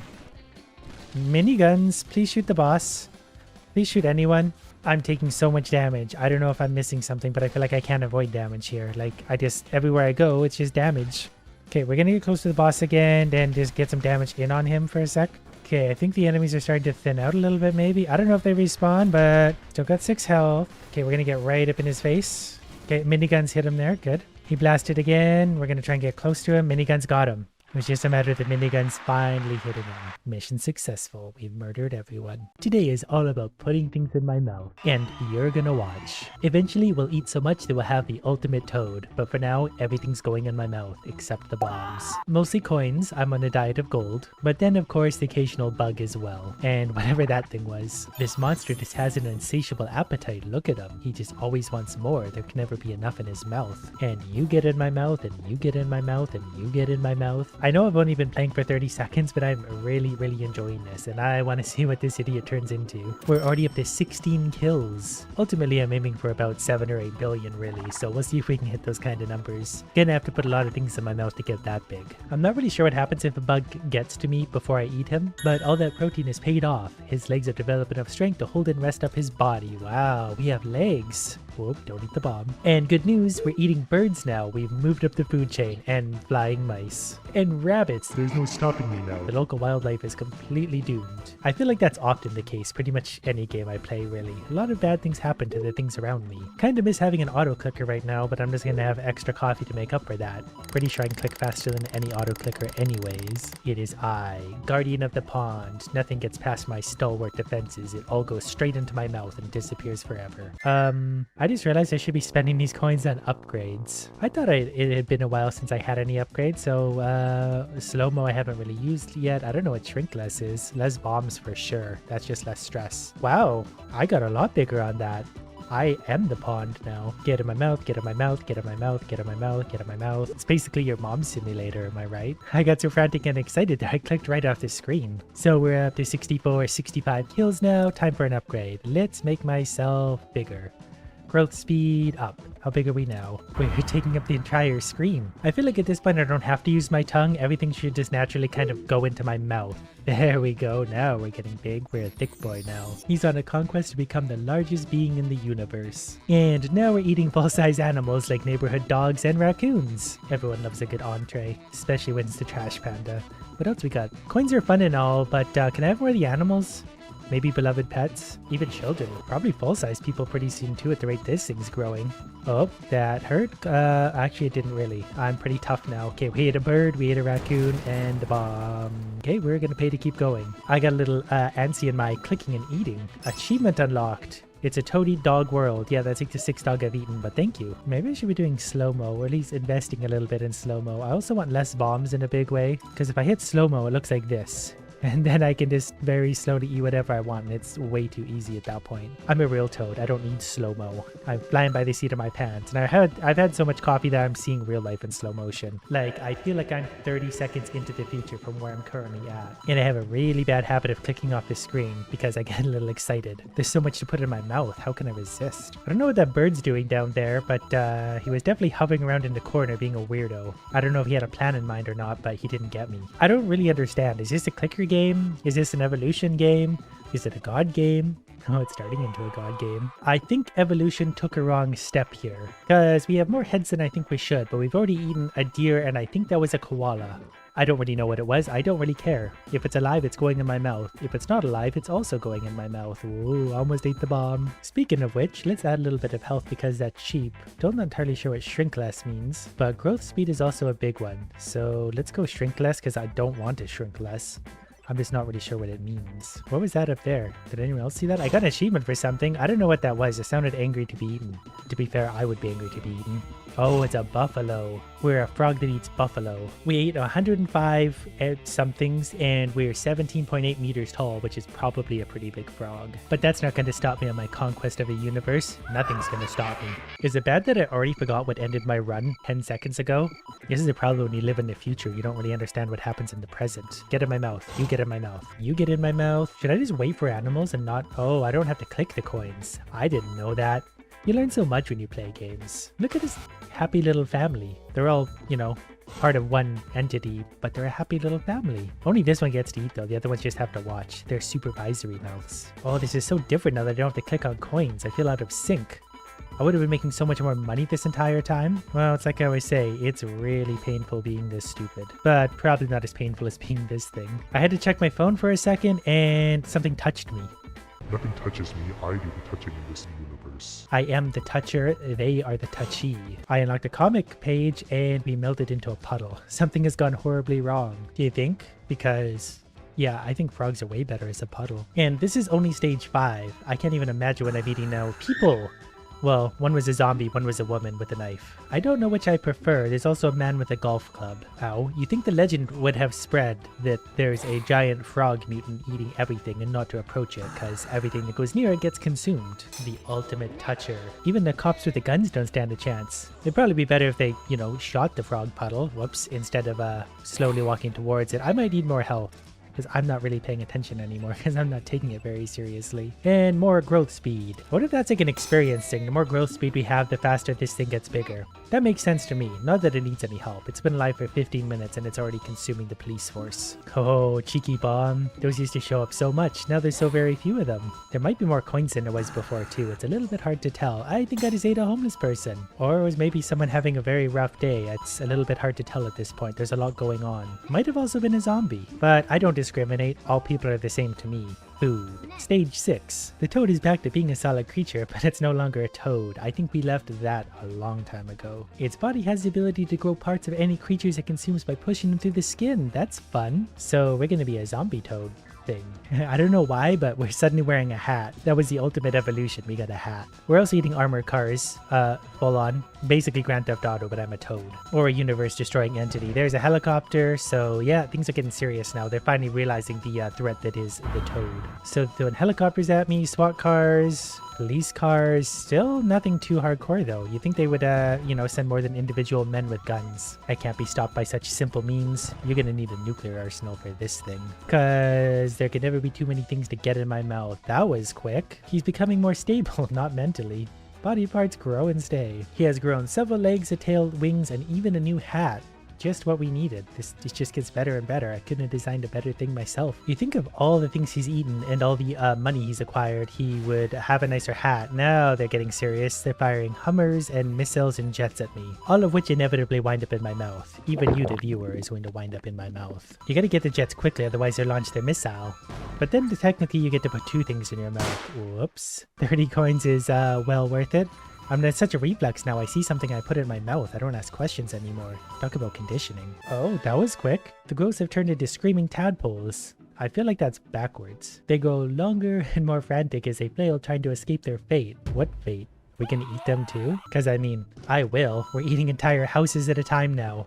Orange houses, purple houses, they're just throwing houses at us. They've given up entirely. That's a skyscraper. I don't know what the red thing was that touched me. There's a house. There's some Wizard of Oz stuff going on here. Get in my mouth, get in my mouth, get in my mouth. Not you. You're the one thing I don't want in my mouth. Because I'm not very picky when it comes to these things. I think the skyscrapers are like extra. That's why they make a fun sound. But they're just hard to see because they're way on the edge of the map. And it's scary to reach out there because if I, you know, happen to hit a bomb, I'm doomed anyways. Let's get less bombs again. Shrink less for, I don't know.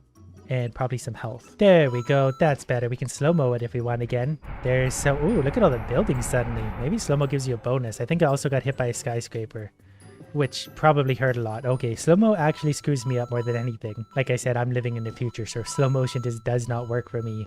I got some kind of achievement, and I definitely just touched another thing, so I've really got to actually start paying attention.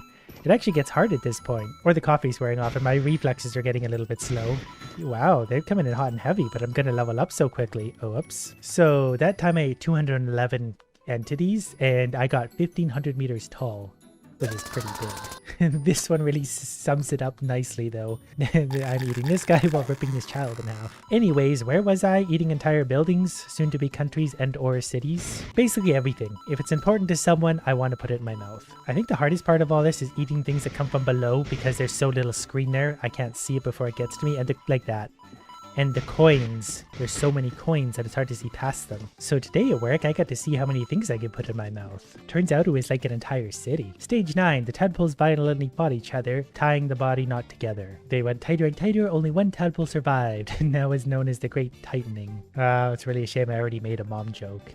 This toad has already lost all touch with reality and knows only consumption and death. Finally, a toad that gets me. There we go, now we're a full-size toad. Pretty sure they get this big somewhere in the world. But I'm not a biologist, or whatever studies toads. A toadologist? I'm eating entire mountains and cities at this point.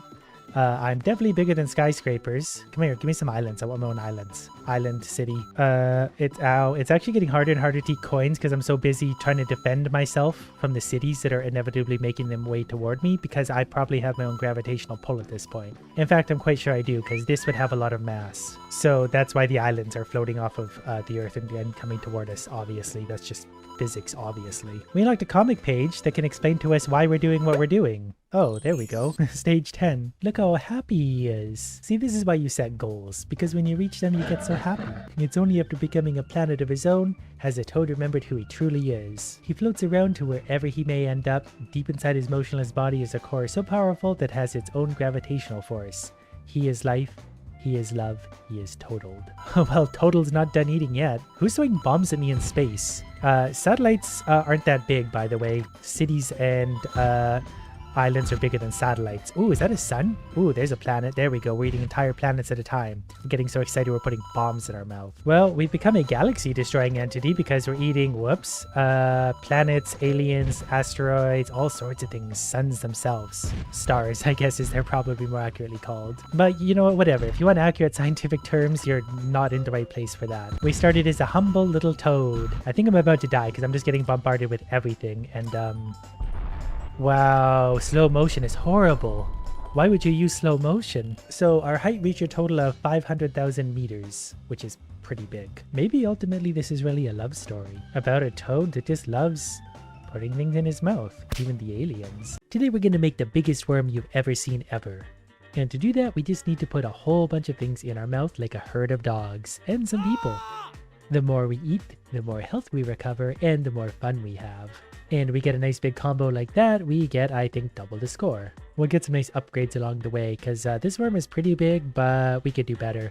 I still have to kind of aim it to eat people. I want to just cruise around and consume the world just automatically. Size has been increased, which is good and all, we need more. So we have a choice. We're going to take 20% speed over 20% health because I never die anyway. And I'm going to use that extra speed that we now have to help me not get shot anymore. And also eat hang gliders.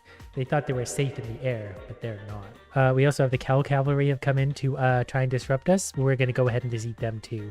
That's a nice big herd of policemen. We're going to eat them. There's some cows. Speed up. And Hummer. I'm starting to lose a little bit of health, so I should probably stop getting shot quite as much as I am. But there's a nice 4-piece combo, so we're back in shape. We're gonna eat you and the cow. Whoops, that was a really bad spot to jump. Okay, we can take out those two for now, then we'll finish off the cow cavalry on my own terms. But also by going like that. And then we're gonna jump right over the bomb and back to work. Also didn't mean to jump into all those bombs over there, but sometimes it just kind of happens. When you've had this much coffee, anything is possible, and we're bigger again. Actually, we are a lot bigger than where we started. It was hard for me to notice because I'm just having so much fun eating the neighborhood dogs. And that was before I started making videos today. One enemy remains. I think it's him. I wish the bombs would blow him up too. It's not fair that they're worm bombs, but also this isn't fair for him, so... Now we either get fat tissue for no hunger pains, or adrenaline makes you glow red, 2 times rampage speed. I don't really know what rampage speed is, but I really want to find out, so we're gonna cruise through. Hey, there's a rampage. I get it now, you just gotta eat lots of things. I think if we stay kind of near the surface here, we're just gonna naturally eat everything. I assume we circled the globe at some point. Definitely starting to take some damage though, so can I eat some things to... There's my health back. I like rampage speed. We have idiots on jetpacks with guns, so we'll throw them off by going back to the left and then eating that guy. And those two. Okay, there's one enemy remaining. Think I got him. So we either get inward spikes for more speed or outward spikes. Very pointy spikes that kill. Yes, please. Not that we needed any help killing stuff, but I won't say no to a little extra backup. Oh, rampage time. Okay, 13 combo is pretty good. That was definitely a record for me. There's an 11 combo. I don't know if the spikes are to blame or not, but I don't really care. I'm just having fun on my rampage. Okay, now we either get a small tail or a big tail. We'll take 20% speed. Oh, I was going to get that jet. Oh, we have robots trying to get us now. The robots are going to die too. We're going to cruise all of those. Once you have a rampage going, we're really just unstoppable, so I really can't complain. Whatever I did to this worm, I evolved it the right way. I really do want to get one of those jets, and I can definitely jump high enough to get it. It's just a matter of timing it because they show up very briefly. Yeah, once I get on this nice level little rampage, nothing really survives because I can just go like that, I'm done. Less bomb damage or bigger mouth, obviously. Giant teeth. That's just what the worm needed. I got the jet. I got 2 jets. I got a 2-jet combo. That's unheard of. Also getting a little hungry. Oh, we got the last guy. It was a paraglider. Ooh. We want badass wings for flying. So, okay, this is perfect. I can kind of just glide along here. I can't really fly. I guess I can, but I can kind of glide. So there's a 10 combo, 8 combo. This worm is just sort of a destroyer of worlds. I don't know if it's classified as a worm anymore, but I'm not like a biologist. I had an 18 combo because nothing can kill me because I'm a giant worm that can fly. I'm a worm dragon. Maybe a dragon worm sounds better. Things can't spawn in quick enough for me to be able to keep up. Let's eat some jets. Yeah, there we go. We need less bombs in the world. I'm on a peacekeeping mission. Let's see if we can turn around and go the other way. It's so big, like it could barely turn around, which is a good problem to have. There was a 17 combo, so we'll get lots of points, but there's not much challenge at this point. We're just endlessly destroying things. My size is still going up. I can still get bigger. Hold on. So while I might not get any big physical upgrades, I do physically get bigger and quicker, so I can just cruise along like this, pretty much destroying the world in a constant combo of rampage and death. And I'm pretty sure nothing can kill me because I do take damage, but I eat things to replenish the health as fast as I get hurt. When I started, I was just a little worm that would hide way down in the dirt. Now I can barely fit in the dirt. I am the earth. And you can see the upgrade counter at the bottom. We have to eat like 20 things to get an upgrade for speed or size. We do that in like a heartbeat because we're already really big and fast. Am I still getting bigger? It's getting hard to tell.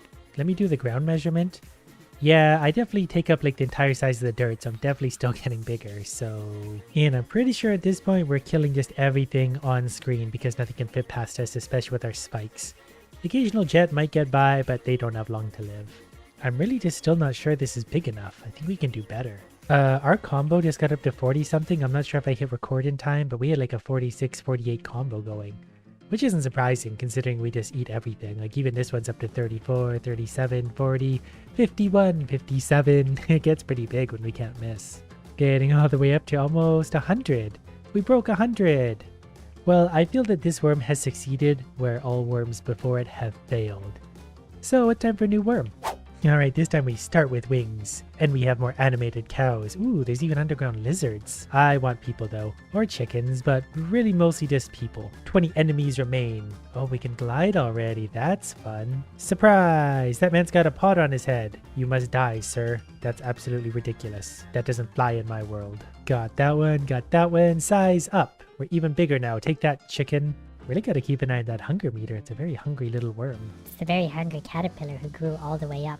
Okay, give me that. Oh, I gotta eat one more idiot. Okay, got him. Do we want big and slow or small and quick? Longer worm, shorter worm. I want speed. That way I can fly gracefully through the air before incinerating people and taking the rainbow cats. There's a 6 combo. There's a 4 combo. Man, these people are really bad at dealing with worms. I think they've called in the military though. So give me the cat. I saw something up there. There's planes up there. I need to get up to the planes. You, take me to the planes, not the cats. Oh, there's a good combo. Rampage. That's my favorite kind of page. Okay, oh, they're dropping bombs on me now. They're starting to get serious about this worm creature that's destroying the world. Ow, how very wise of them. I thought those were food, not bombs. Okay, there's 2 idiots remaining out there somewhere. I've got to eat soon. Don't hit the bombs. Okay, I'm gonna eat some of this. Are you what I need to eat? There it is. Next, might get you killed, might poke out an eye, might get you killed sounds fun. I want more speed. If I'm too quick, nothing can stop me. And there's a nice big, wow, real big combo. 24, all thanks to my speed. Yeah, can we do better? We're just gonna skim the surface, eating everything we can. We could probably make it up to the jets now. Should we try? Oh, we're so close. Can somebody give me a boost? I want to make it up to those jets. Maybe I need a rampage to get there. Can I have a rampage? We like already ate all of the enemies, so there's really not much left to kill. 1 enemy remains, whoops, and I've killed it. So now we have skin mutation, so we can have no hunger pains or massive mouth during rampage only. Yeah, I want that one. Because, not to sound overconfident, but I'm pretty good at rampages these days. Like we already got one. And we're just going to continue to destroy absolutely everything. The big mouth really helps because I don't have to aim as much. There was a 17-man homicide. Oh, we got some jets finally. We finished that level alarmingly fast because my enormous mouth ate all the jets in a hurry. We're definitely going flame jets. All gas and no brakes, light yourself on fire, plus rampage speed. We don't need less mine damage because we kill everything before the mines really show up. See? There's a 20-something rampage. So we just cruise along at about this level. There's a 50 rampage, 60, 70, 69. So I still haven't eaten any of the big jets. Metal heals you or bigger mouth? Let's try metal heals you because there's some big metal planes in the sky I need to eat still. It's actually really bothering me how I haven't been able to eat any. Now they have like robots to attack me, giant mechs. But I feel like I still hold the advantage somehow. Just a hunch really, but I feel like I'm pretty unstoppable. Ooh, these are both so fun. Mega vacuum or jump to new heights. Alright, so now that I got my power vacuum, new ability above ground only. So yeah, whatever. We're just gonna go on a rampage. And make myself bigger and quicker as we go. Oh, we can already get way up there anyway. We don't need the extra jump height. Suspiciously, oh, I got a plane finally. We took down a passenger jet. That's all I ever wanted. Aside from getting enormously big. As a worm. Or whatever this is classified as now. I don't know what to call this thing. We should probably stay just off the ground where there's less bombs, huh? I don't know how to use my vacuum move. I guess it doesn't really matter. Probably should have taken less bomb damage at some point, but at least the metal heals me because we're eating a lot of metal. High genocide diet. 170, 200 combo. Size and speed are both increasing. We definitely need more bow. I think this combo is probably going to hold for a while. As long as idiots keep spawning in, there's a 330 combo so far. The trick is to stay above the landmines. I think once we get to this size though, we are pretty well unstoppable because, well, we just hit everything as we go. We're like the size of buildings now. How big is too big? Does that exist? My mouth is so big that I can like pretty much eat every enemy on screen. There's not much left. Well, I'd say I've created another very successful worm. We'll let him live out the rest of his days with whatever he wants to do. We can jump right into space. So mission accomplished. Good work.